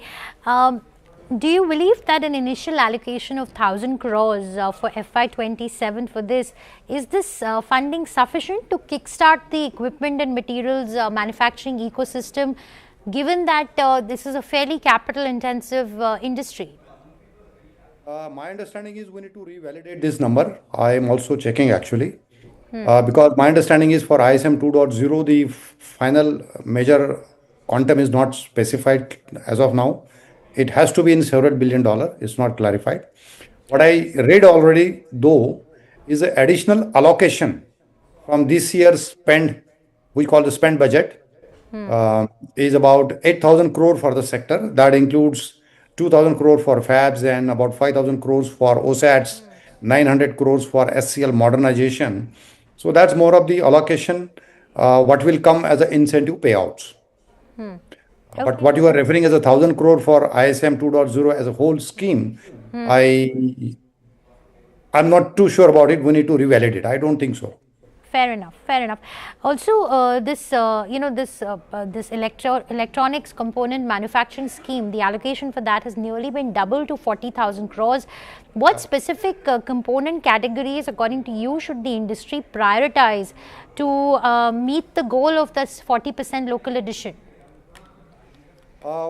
See, I would say right now in a first phase, already there are several PCB plants. PCB is one of the most important item which is required for electronics manufacturing. And there are a large number of projects already approved. So I would say PCB is well taken care. What we need now is going forward, the display related components and modules, because these are used in every product, electronic product. What I need more is on a passive components, both the connectors, the resistor, capacitors, other thing, and even the low cost capacitor like 1 or 2 cents they cost, but billions and billions of pieces are required actually and used. And India does not have right now a right technology, so dependent on the global players. So those need to be done. Plus, I would also call the electronic subsystems and module making would also be quite interest in terms of the components. Okay, let me also bring in Prashant on this one. Prashant, a 40,000 crore scheme for electronics component manufacturing. Do you see India finally producing its first advanced manufacturing unicorns in sectors like aerospace and robotics by 2027? Do you think this could really give it that push? Yes, I think the demand is there, whether it is being able to substitute a lot of the imports, which is the focus in defense, aerospace. That's where a lot of the demand is going to come from for startups to be able to grow their revenue. And I think the other interesting area, I think Ashok also touched upon this whole idea of going full stack in our component design. The idea of DLI, design linked incentives. I wish they had put a larger budget. It's a small budget, but it's a good start where startups will be given support to be able to design full stack IP products from India. So that's a very good initiative.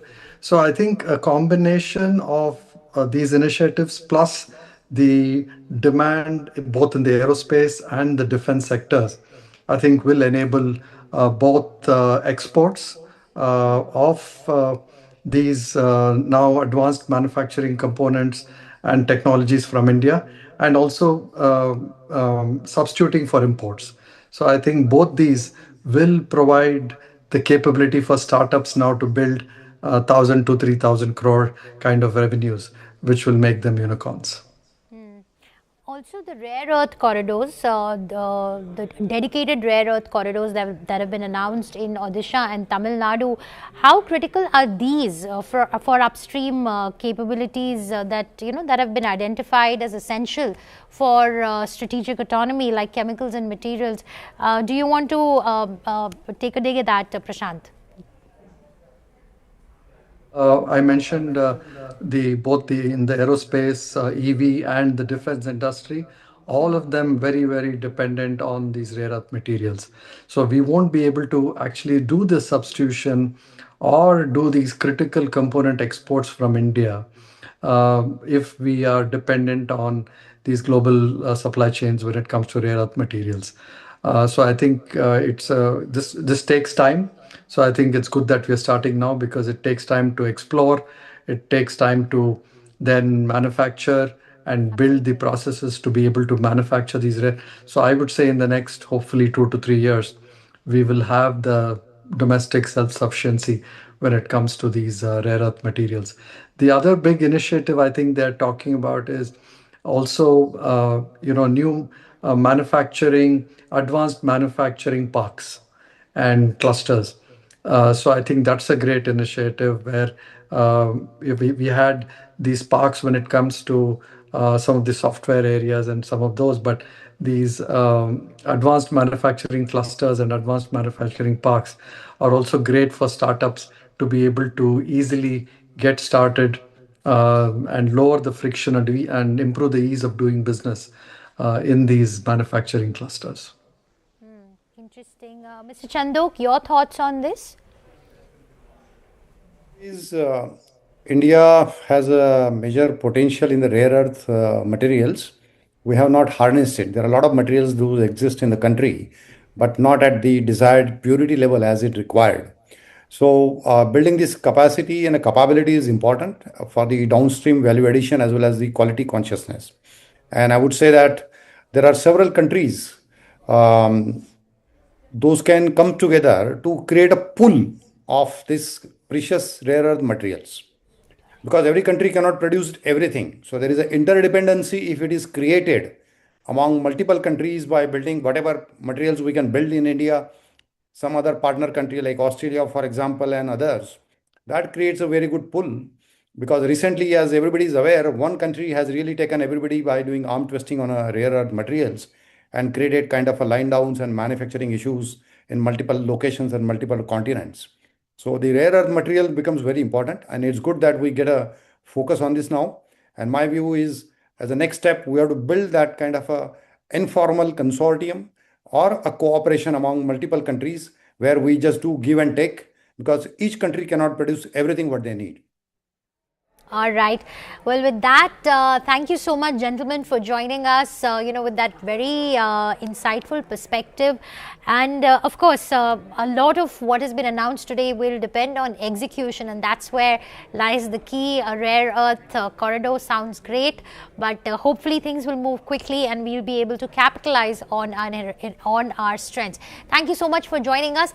It was mayhem in the markets today following the budget speech. Not surprising, because we heard the finance minister increase the securities transaction tax on futures and options trading. Let's quickly listen in on to some reactions coming in from the markets. Overall, the budget is one of stability and continuity in a world where we are seeing a lot of uncertainty and change. India has emerged as one space where macroeconomic comfort, macroeconomic stability has been very high. Inflation is under control. This budget only builds on the past messages, on the past focus areas of the government. It gives a very high focus on a macro view as well as the micro few sectors that the government wants to focus. Reform Express continues. Manufacturing continues to be a high priority area. There is this time very pleasant to see some focus on FDI coming back into the country, looking at areas such as data centers and tax holidays for MNCs to come in, as well as making life for NRIs easier to get possibly talent back into the country. Balanced with that, fiscal deficit is something which has been, targets have been met. 4.4% fiscal deficit is extremely positive to see, and it gives us confidence that since whatever has been said in the last 5 years has been met, gives a lot of confidence that the next few years will continue to be one where targets that have been set are going to be met. देखिए, जैसा मैंने आपको बताया कि एक तो पैसा, खुदरा व्यापार में सबसे बड़ी तकलीफ थी पैसे की। ये एनबीएफसी के लिए स्कीम अलग से बना रहे और एमएसएमई को पैसे मिले उसके लिए स्कीम अलग से बना रहे, बिल डिस्काउंट हो जाए उसके लिए स्कीम अलग से बना रहे, इनकम टैक्स में नए सरलीकरण के फॉर्म आ गए, तारीखें आ गई, वहां पर जो डराने का प्रोसिक्यूशन का था वो समाप्त हो गया। तो ऐसा एक एक सेक्टर को ध्यान में रखते हुए ये बजट बनाया गया है। मतलब ease of doing business, cost of doing business दोनों कम हो जाएगा, इससे आम लोगों को बहुत फायदा। और जब मैं आपको ओपनिंग स्टेटमेंट क्या बता रहा हूँ, युवा शक्ति ड्रिवन बजट, तो युवा शक्ति कौन होगी? जैन जी को फोकस करके पूरा बजट बनाया गया है। और जो पारंपरिक तरीके से होता था इसको खुश करो उसको खुश करो, नहीं, स्किल डेवलपमेंट किसका होगा? टूरिज्म के लिए स्किल डेवलपमेंट, विदेशी भाषा युवा के लिए होगा, कोस्टल एरिया में डेवलपमेंट युवा के लिए होगा। यानी अलग अलग जगह जहां जहां युवा है, सीटीबी, सीटीसी, इनके लिए भी विशेष प्रावधान 5-5 हजार करोड़ रुपए एक एक शहर को विकसित करने के लिए दे रहे हैं, उसका फायदा सीधा होगा। एक तरह से सबसे ज्यादा बजट प्रेजेंट करने वाले वित्त मंत्री जी आदरणीय श्रीमती निर्मला सीतारमन जी बन गए हैं। यह एक आत्मविश्वासपूर्ण और फॉरवर्ड लुकिंग बजट है जिसका उद्देश्य फ्यूचर रेडी इकोनॉमी का निर्माण करना है, जिसकी शुरुआत semiconductors, artificial intelligence, advance manufacturing, biopharma, rare earth processing और ग्लोबल डेटा सेंटर्स जैसे हाईटेक प्रायोरिटीज से होती है। साथ ही टूरिज्म, गारमेंट, टेक्सटाइल्स जैसे अन्य ग्रोथ इंजिन्स पर भी ध्यान दिया गया है जो एम्प्लॉयमेंट और एक्सपोर्ट को कई तरह से स्केल कर सकते हैं। महत्वपूर्ण रूप से यह बजट एम्बिशन को डिसिप्लिन के साथ जोड़ता है। फिस्कल डेफिसिट जो 4.4% से घटकर 4.3% होने का अनुमान है, जबकि डेट टू जीडीपी रेशियो 56.1% से घटकर 55.6% रहने का प्रावधान है। इससे भारत के 30-31 के जो बजट है जिसका लक्ष्य हमने 50% रखा हुआ है, उसको मीडियम टर्म कंसोलिडेशन गोल की दिशा में ले जा रहा है और मैक्रो स्टेबिलिटी के साथ हायर प्रोडक्टिव स्पेंडिंग के लिए भी एक तरह का स्पेस बन जाता है।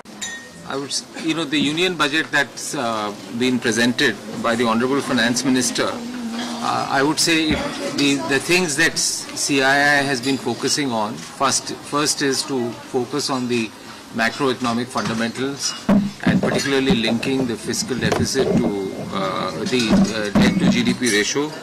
I think that's been retained, that's very positive. The second is the focus on reforms that have been laid out, and these proposals that they've broken up into 6 categories.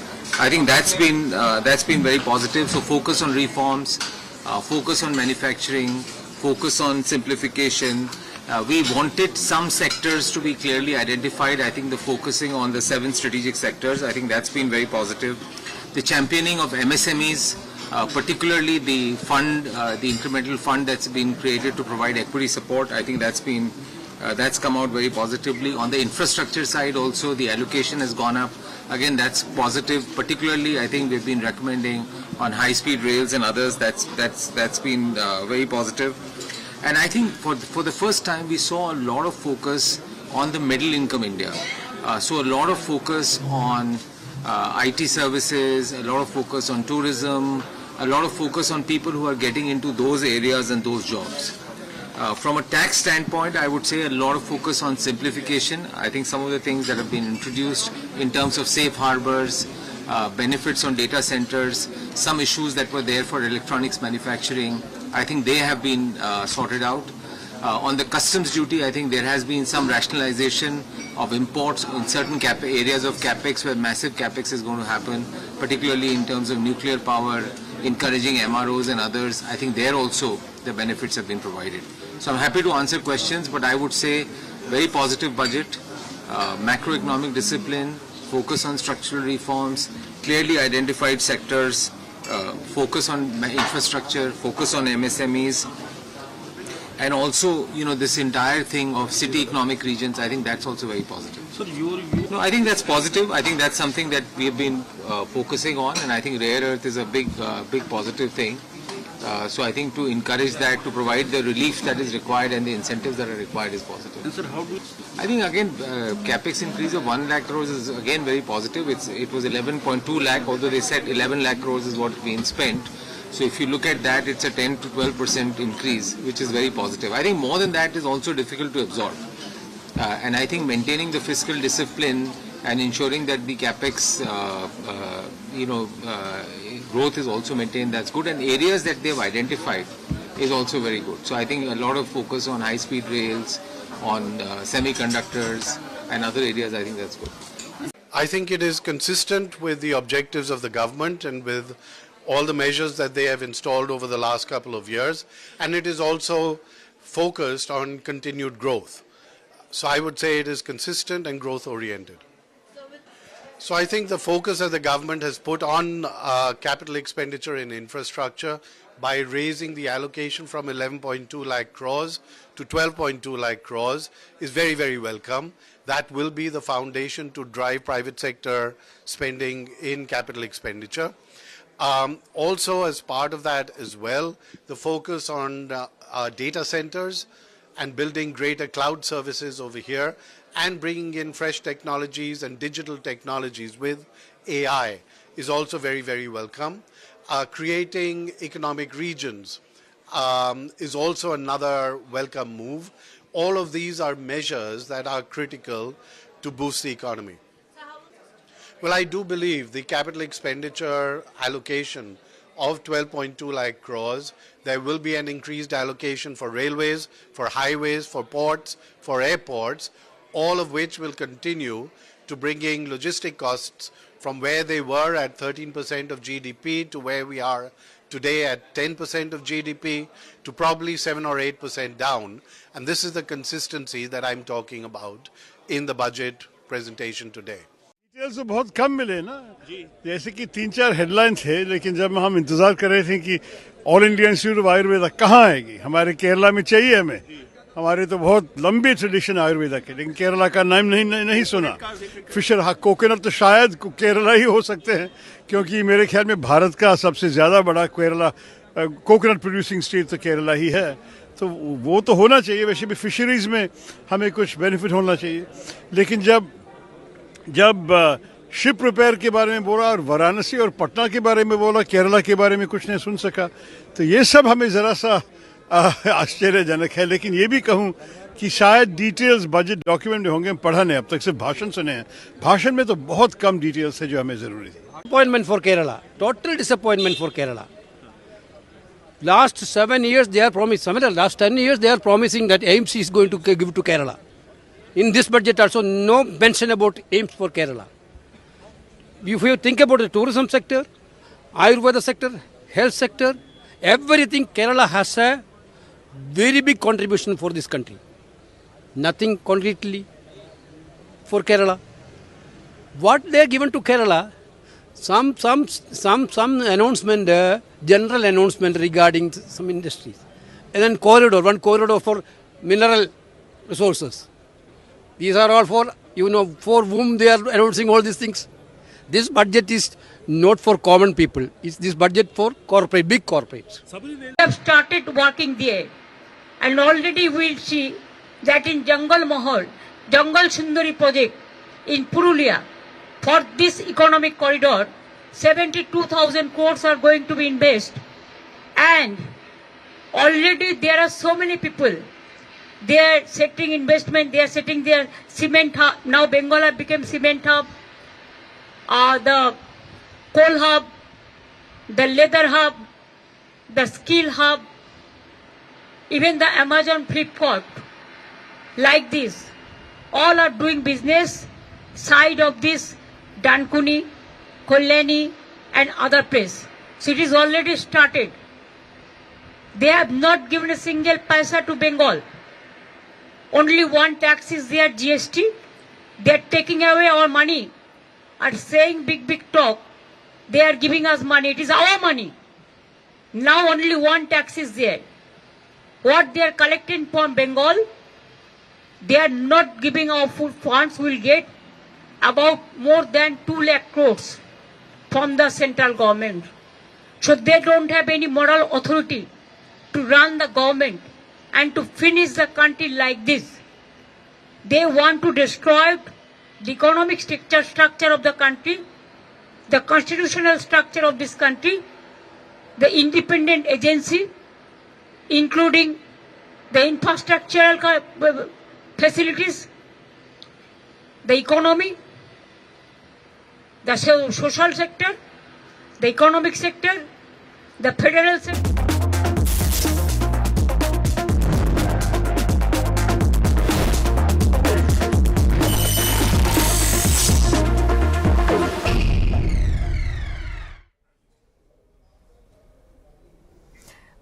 Good evening, you're watching Money Control. The budget is out and you've heard all the speeches, you've seen the big headlines, and analysis has been flying everywhere all day. But honestly, a few years ago when I was watching the budget from the other side, all I wanted to understand was, okay, so how does this change my life? My salary, my expenses, my shopping, my trips, my savings?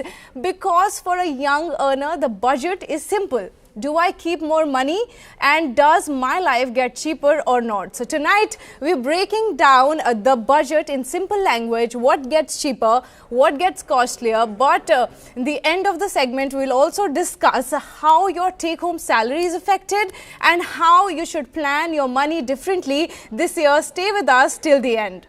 Now, to begin with, we'll break down what just got cheaper and what got costlier for everyday life.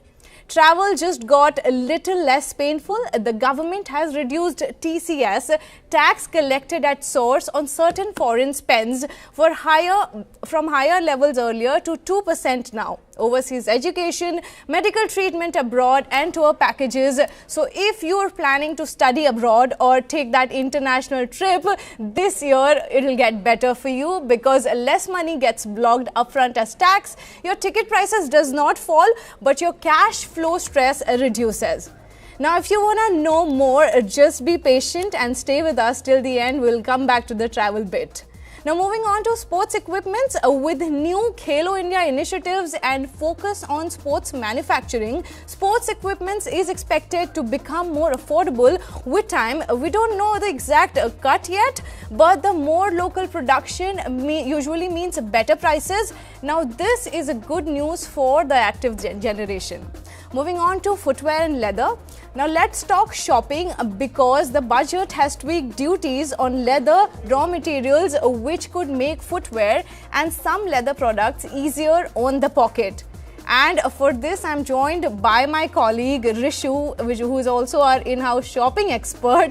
Rishu, someone who tracks the trends and prices. Do duty cuts on raw materials actually show in store prices, or do brands quietly benefit from this? Tell us more on this. So Shivani, first of all, thank you so much for this very apt introduction. I can't expect anything less than that. But like you said, the question is who is going to get the benefit? And I would like to tell you guys that both sides are going to get the benefit. The consumer, if you are going to buy in bulk, if you are planning to buy that one thing you have saved for a really long period of time, that leather product, be it shoes, be it bags, be it belt, it is going to be cheaper for you. But the significant difference you can see when you are ordering in bulk, and also when we talk about the export prices, you know, like this is going to be the game changer for people who are into export business with leather. You're going to get great margin. You're also going to get a good timeline from 6 months to 1 year. They have pushed it to, and also like you know, the raw materials are going to be slightly more cheaper. So tell me something. So are you gonna wait until, you know, making that purchase from your wish list? What do you suggest the viewers also, including me, should we wait for the next season collection, or should we just go shop? Well, as a shopper, I would say just wait for the new collection and the new prices, and then you are ready to go and ready to shop whatever taste and design you are looking forward to. I'm sure Rishu is gonna come up with a new fashion show to the office, so we'll just leave it to her. Moving on now to what I call wallet pain zone. Cigarettes, pan masala and tobacco products just got more expensive. The duties plus the new cess. Now this means your pack of cigarettes are gonna cost more. And honestly, the best budget hack I have right now here is, if this is hurting your pocket so much, maybe consider quitting. But also I'll leave it to you, it's a very personal choice. Moving on to alcohol, which is also going to get heavier on the pocket. Central duty pressure means your weekend scenes might get pricier. Moving on to F&O tradings, if you trade in the stock market, especially future and options, listen up, STT Securities transaction tax has increased from 0.02% to 0.05%. That means higher cost per trade, especially for frequent traders. Now, some imported personal goods also face higher custom tariffs, so that imported only shopping flex, that will get expensive now as well. Now, apart from what got cheaper and what got expensive, there are also some fun announcements that I personally am very excited about, and my friends would be very happy about it too. The Finance Minister has proposed Khelo India initiative to transform the sports sector over the next decade. This is also a dedicated initiative for sports goods manufacturing, research and innovation. The aim here is to make India a global hub for high quality, affordable sports equipment. We're being joined by a young athlete and a content creator, Kaushiki Ratia. We'll wait for her to join, and she'll help us discuss more on the sports equipment getting cheaper and how this is gonna help young creators, young athletes out there. Okay, moving on, we'll wait for a bit. Yeah, we'll wait for her a bit and we'll come back to Kaushiki later. But Shivani, here I have a question. You yourself are a runner. I have seen your content everywhere. How are you planning to go ahead about it? Are you going to buy more shoes? I just want the shoes to get cheaper. I want my shoes, my equipments, my training equipments to get cheaper. That would be a lifesaver. I've recently picked up this hobby, and this would genuinely make my life easier. So how excited you are about it? When are you going to go crazy about shopping? Any time this year. Let's just see. I'm positive. Moving on to content creators. Now they have got a big boost. Content creator just got official government backing. Now GC, animation, VFX, gaming and comic content creator labs are coming up to 15,000 schools, 500 colleges. So editing reels, designing games, animation, digital content are not time pass anymore. It's now a part of India's growth story. Now I really want to know parents' view on this, to be really honest, but right now I have Rishu with me. So Rishu, tell me something. Are you getting tiny bit of FOMO on this, that this wasn't a part of your college curriculum? Tell me. Honestly, Shivani, this is the most coolest thing I've heard in budget this year. This is going to give so much opportunity to people who really want to get into content creation, want to get into animation, gaming and stuff. Like officially now they can go to their parents and say, listen, like now this job is pretty serious because now the finance minister is also talking about it.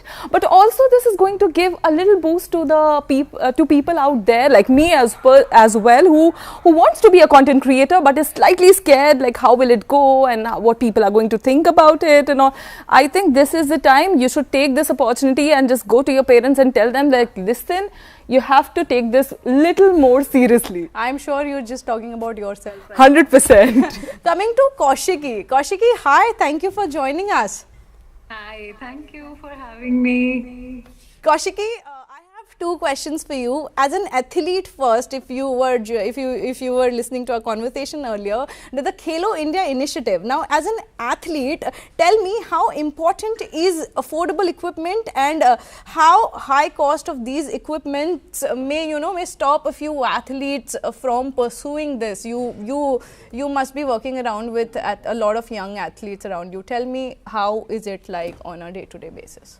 I mean, absolutely. I think cost is a huge barrier, and I'll say this very openly. I think when it comes to India, talent has never been an issue. It's always been the access and the resources that's been the issue.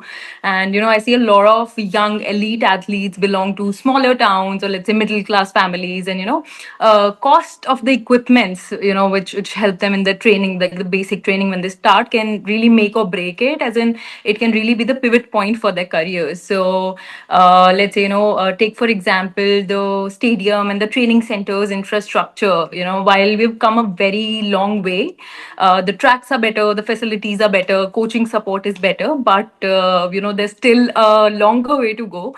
And if you see a lot of, these elite young athletes still train with the general public. So maybe, one step could be giving them a dedicated play zone so that, obviously they can improve their performance. Moreover, I think Gen Z is driving a lot of demand. So like, you said about the shoe shopping, be it running, be it fitness, be it, gymming, be it competitive sports. We're driving a lot of demand, and a lot of these global brands that never really, paid a lot of attention to India are now finally starting to see us. And I think it'll be amazing if we can invest a lot more in this infrastructure, because I think we've all been there where if a friend is traveling to Japan or let's say some other country, we're always asking them, hey bro, can you get me like a shoe, because it's a lot cheaper that way. But it's amazing to see if we can do this in-house.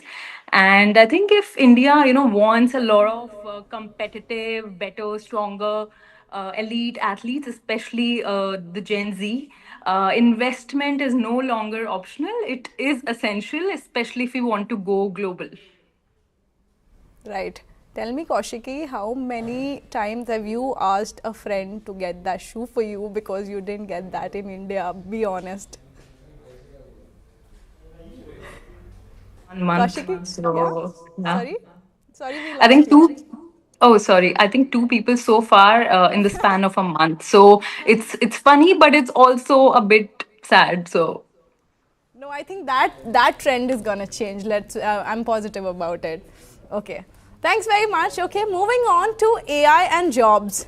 The government is getting a high-powered committee to study how the AI and the emerging tech will impact the services sector. And services is where a lot of young India works, marketing, IT, startups, media, finance.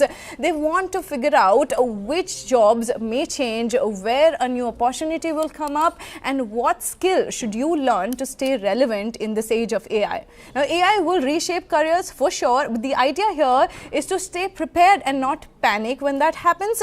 For more perspective on this, we've been joined by Riddhi Chhabra, founder of a digital marketing firm herself. Riddhi, hi, thank you for joining us on the show. Hi, thank you for calling me. Really appreciate the opportunity, guys. Hi. Hi Riddhi. So tell me, you work with a lot of young professionals yourself, right? AI tool can now write ads, design creatives and plan campaigns as well, you know, and a lot more elaborate work. Is AI a threat to marketing jobs, or is it creating a new kind of marketer, a smarter one who's using AI as an unpaid intern, if I can put it like that? I'm going to give you guys two questions. Y'all can guess the answers, and I think that will be a good answer to what you just asked me. We have a marketing agency. It's called All Stars Digital. In the last 1 year, we have served over 200 brands. Guess how many brands have dropped us because they feel AI can service them better? Any number. Zero. I don't think so, you know. Only the AI couldn't do all of their jobs. They must need you, Zero. right? Not a single brand has dropped us because they feel AI can do better. Yeah. Another question. How many people, so we have a staff of say 100 plus since last few years now.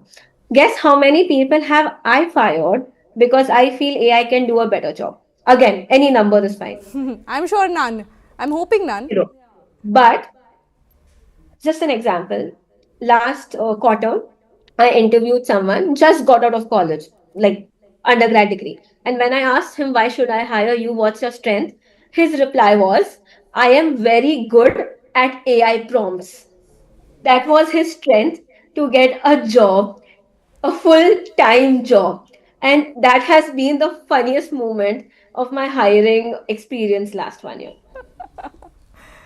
That's nice. So you're telling me AI is exactly what I was talking about earlier. AI is more like an unpaid assistant to all these employees who are working it to, you know, make the work smarter. And, you know, these are the people who can't get replaced by the AI, you're saying, right?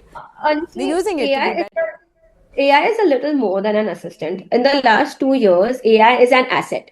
If you are not using AI to benefit you, to make your job better, to make you better, you are lagging. I read somewhere it says that AI will become an integral part of your marketing teams. It will enhance productivity, it will enhance creativity. Marketers who actually upskill and adapt will thrive. Those who do not adapt to AI will end up losing their jobs. Obviously, humans, we have emotional quotient. That is our primary advantage over AI. AI, if you ask them a script, it will give you a baseline, a basic framework. We have to use our own EQ and beautify it. AI will give you a background graphic. You have to use your own strategic thinking and make it better. AI can recommend campaigns. AI can recommend everything, but it is never going to be a finished product. It will be mostly like a suggestion. It will help you do better. It will guide you. It will even show you direction. But your creativity, your strategic thinking is what's going to take you a step forward. If you today come up with an idea that, okay, AI is behind my job, AI is going to cost me money, that's a very backward thinking. AI is actually going to help you forward. It's like a crutch. It's going to make you take longer steps. And if that's not enough, AI is also going to give you more job opportunities. Like right now, you can have a person whose literal job is going to be making sure that, just another example, all the bigger brands who are listed companies, for some reason, they are a little anti AI. So when we give them anything, they have one person who's just an AI checker. They check how much is actually taken from ChatGPT or Meta, and then they tell us, okay, it's about 25%. Can you give us like another draft which is under 10%? And it's astonishing. So it's going to actually increase more roles. It's just up to us how we enhance it to our benefit. Right. Right. Moving on to the other guest that we have on the show, Kaushiki. Tell me, I've seen you're a content creator as well, along with being an athlete. How do you use AI for your content creation? I'm sure it must have made your life easier, but tell us how. A lot of I personally feel like the mistake that a lot of people make these days is that, okay, they'll they won't have like a base idea. They'll just put their thought, let's say, on Chat GPT and just copy paste the exact same thing that Chat GPT gives you. So every reel script has started to look the exact same. You can literally make out from the long dashes that, hey, it's ChatGPT. So somehow an individuality, gets lost there in between. But how I use it is, okay, you always have like a baseline thought. Okay, what do you want to talk about? You have an insight, a consumer insight. Let's say, okay, I want to, let's say, speak to women who don't train enough. And then, I'll put my insight there. ChatGPT will give me a direction in terms of, okay, what all can be covered here, what all, can I skip and all that. Now, the churning out part of how I strategize my script has to be me, right? The final output has to come from me and not an AI tool. An AI tool helps me with like a lot of research bits, of course, to fact check my information, especially, let's say, if, I'm doubtful about certain facts and stuff, GPT can really help there. But at the end, GPT cannot speak for you because that way you're just losing individuality. So the end has to come from you. Right. And I think as a content creator, that's very, very relevant. From Kaushiki. Kaushiki, what is your opinion about the content creators finally getting the recognition they always deserved? Oh, I think it's absolutely amazing. I mean, people used to see Instagram reels as, okay, dancing reels or TikToks. That's how it started, right? But I think it's an amazing form of storytelling. It's how people get creative. It's their way to speak to the world. And it's amazing how that's finally coming up and people are seeing this as a legible career option and not just like a hobby, right? So, and they're getting paid for it. So I think it's absolutely amazing. And the thing that you had mentioned that, teaching young people as a part of their curriculum, I think absolutely amazing, because building these skills from a young age is important. How to create content so that people don't see it as just, okay, shooting reels, because it's not just that. It is storytelling and art. Yeah, 100%. I think a lot of people are now going to tell you, and I can also see a lot of people on social media as well who are flooding people's DM with emotional messages, and I can see people are posting that how emotional they are feeling after this announcement that they have shared their journey. And it is really, really important for people to like now come out and like just accept that you want to do content creation, you want to do animation, you want to do gaming, and you can actually do it. Having said that, I can't wait to go back home and tell my parents that, you can actually take up content creation as a career option. Moving on, we've covered what has gotten cheaper, what has gotten costlier, all these exciting announcements. But what we didn't discuss was how are we gonna manage our money going forward. But when it comes to salaries and taxes, not much has changed. So for this, I have a money control personal finance expert with me. Tina, thank you for joining us.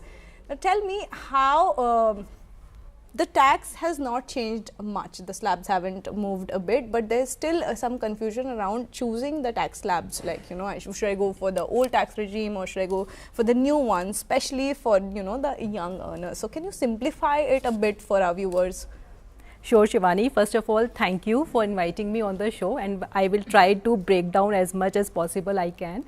So, to start with, the two regimes are meant for different taxpayers. So, old tax regime is suitable for those who have deductions, like somebody who has taken home loan or who has taken HRA deduction, education loan, home loan interest deduction, or have done long-term savings under Section 80C. So, there one can benefit from lowering the total tax after deducting all the deductions, and even though the tax rates are higher in old tax regime, but because of deduction the tax liability can be lower.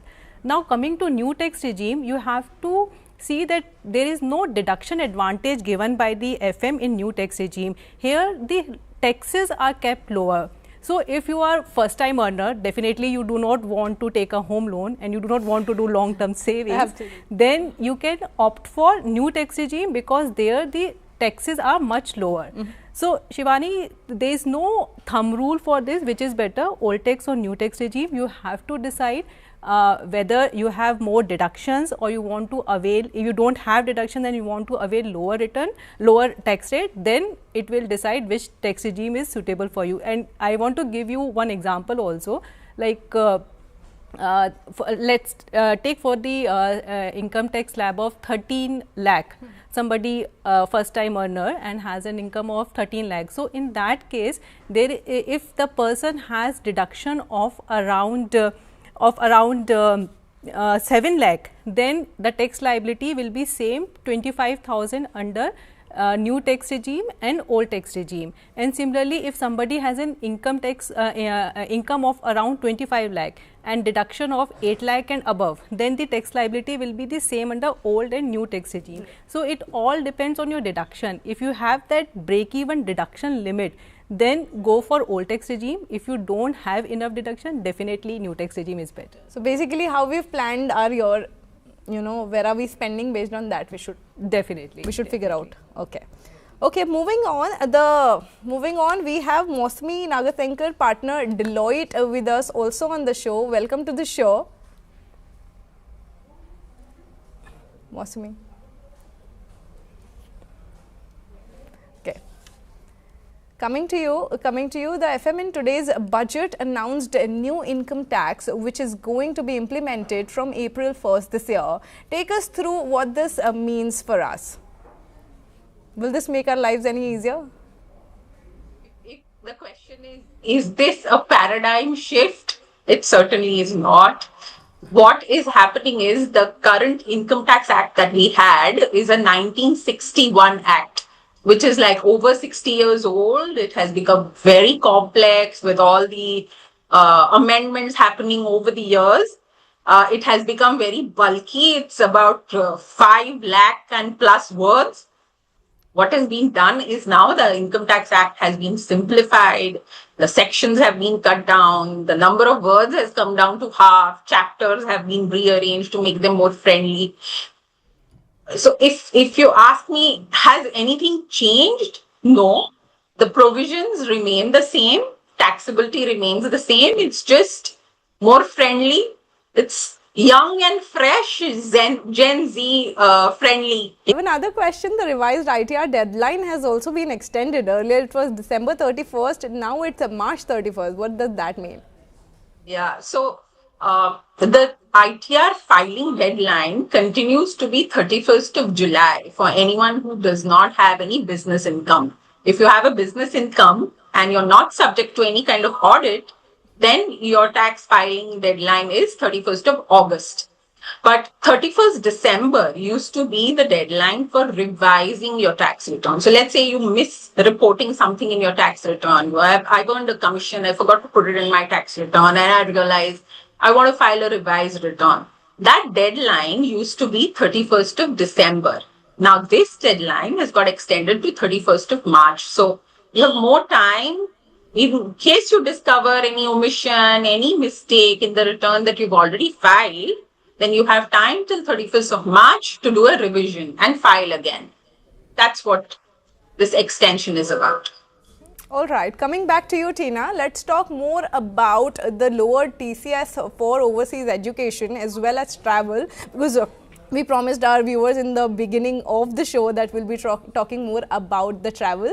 So does this make any international plans going forward easier for the people?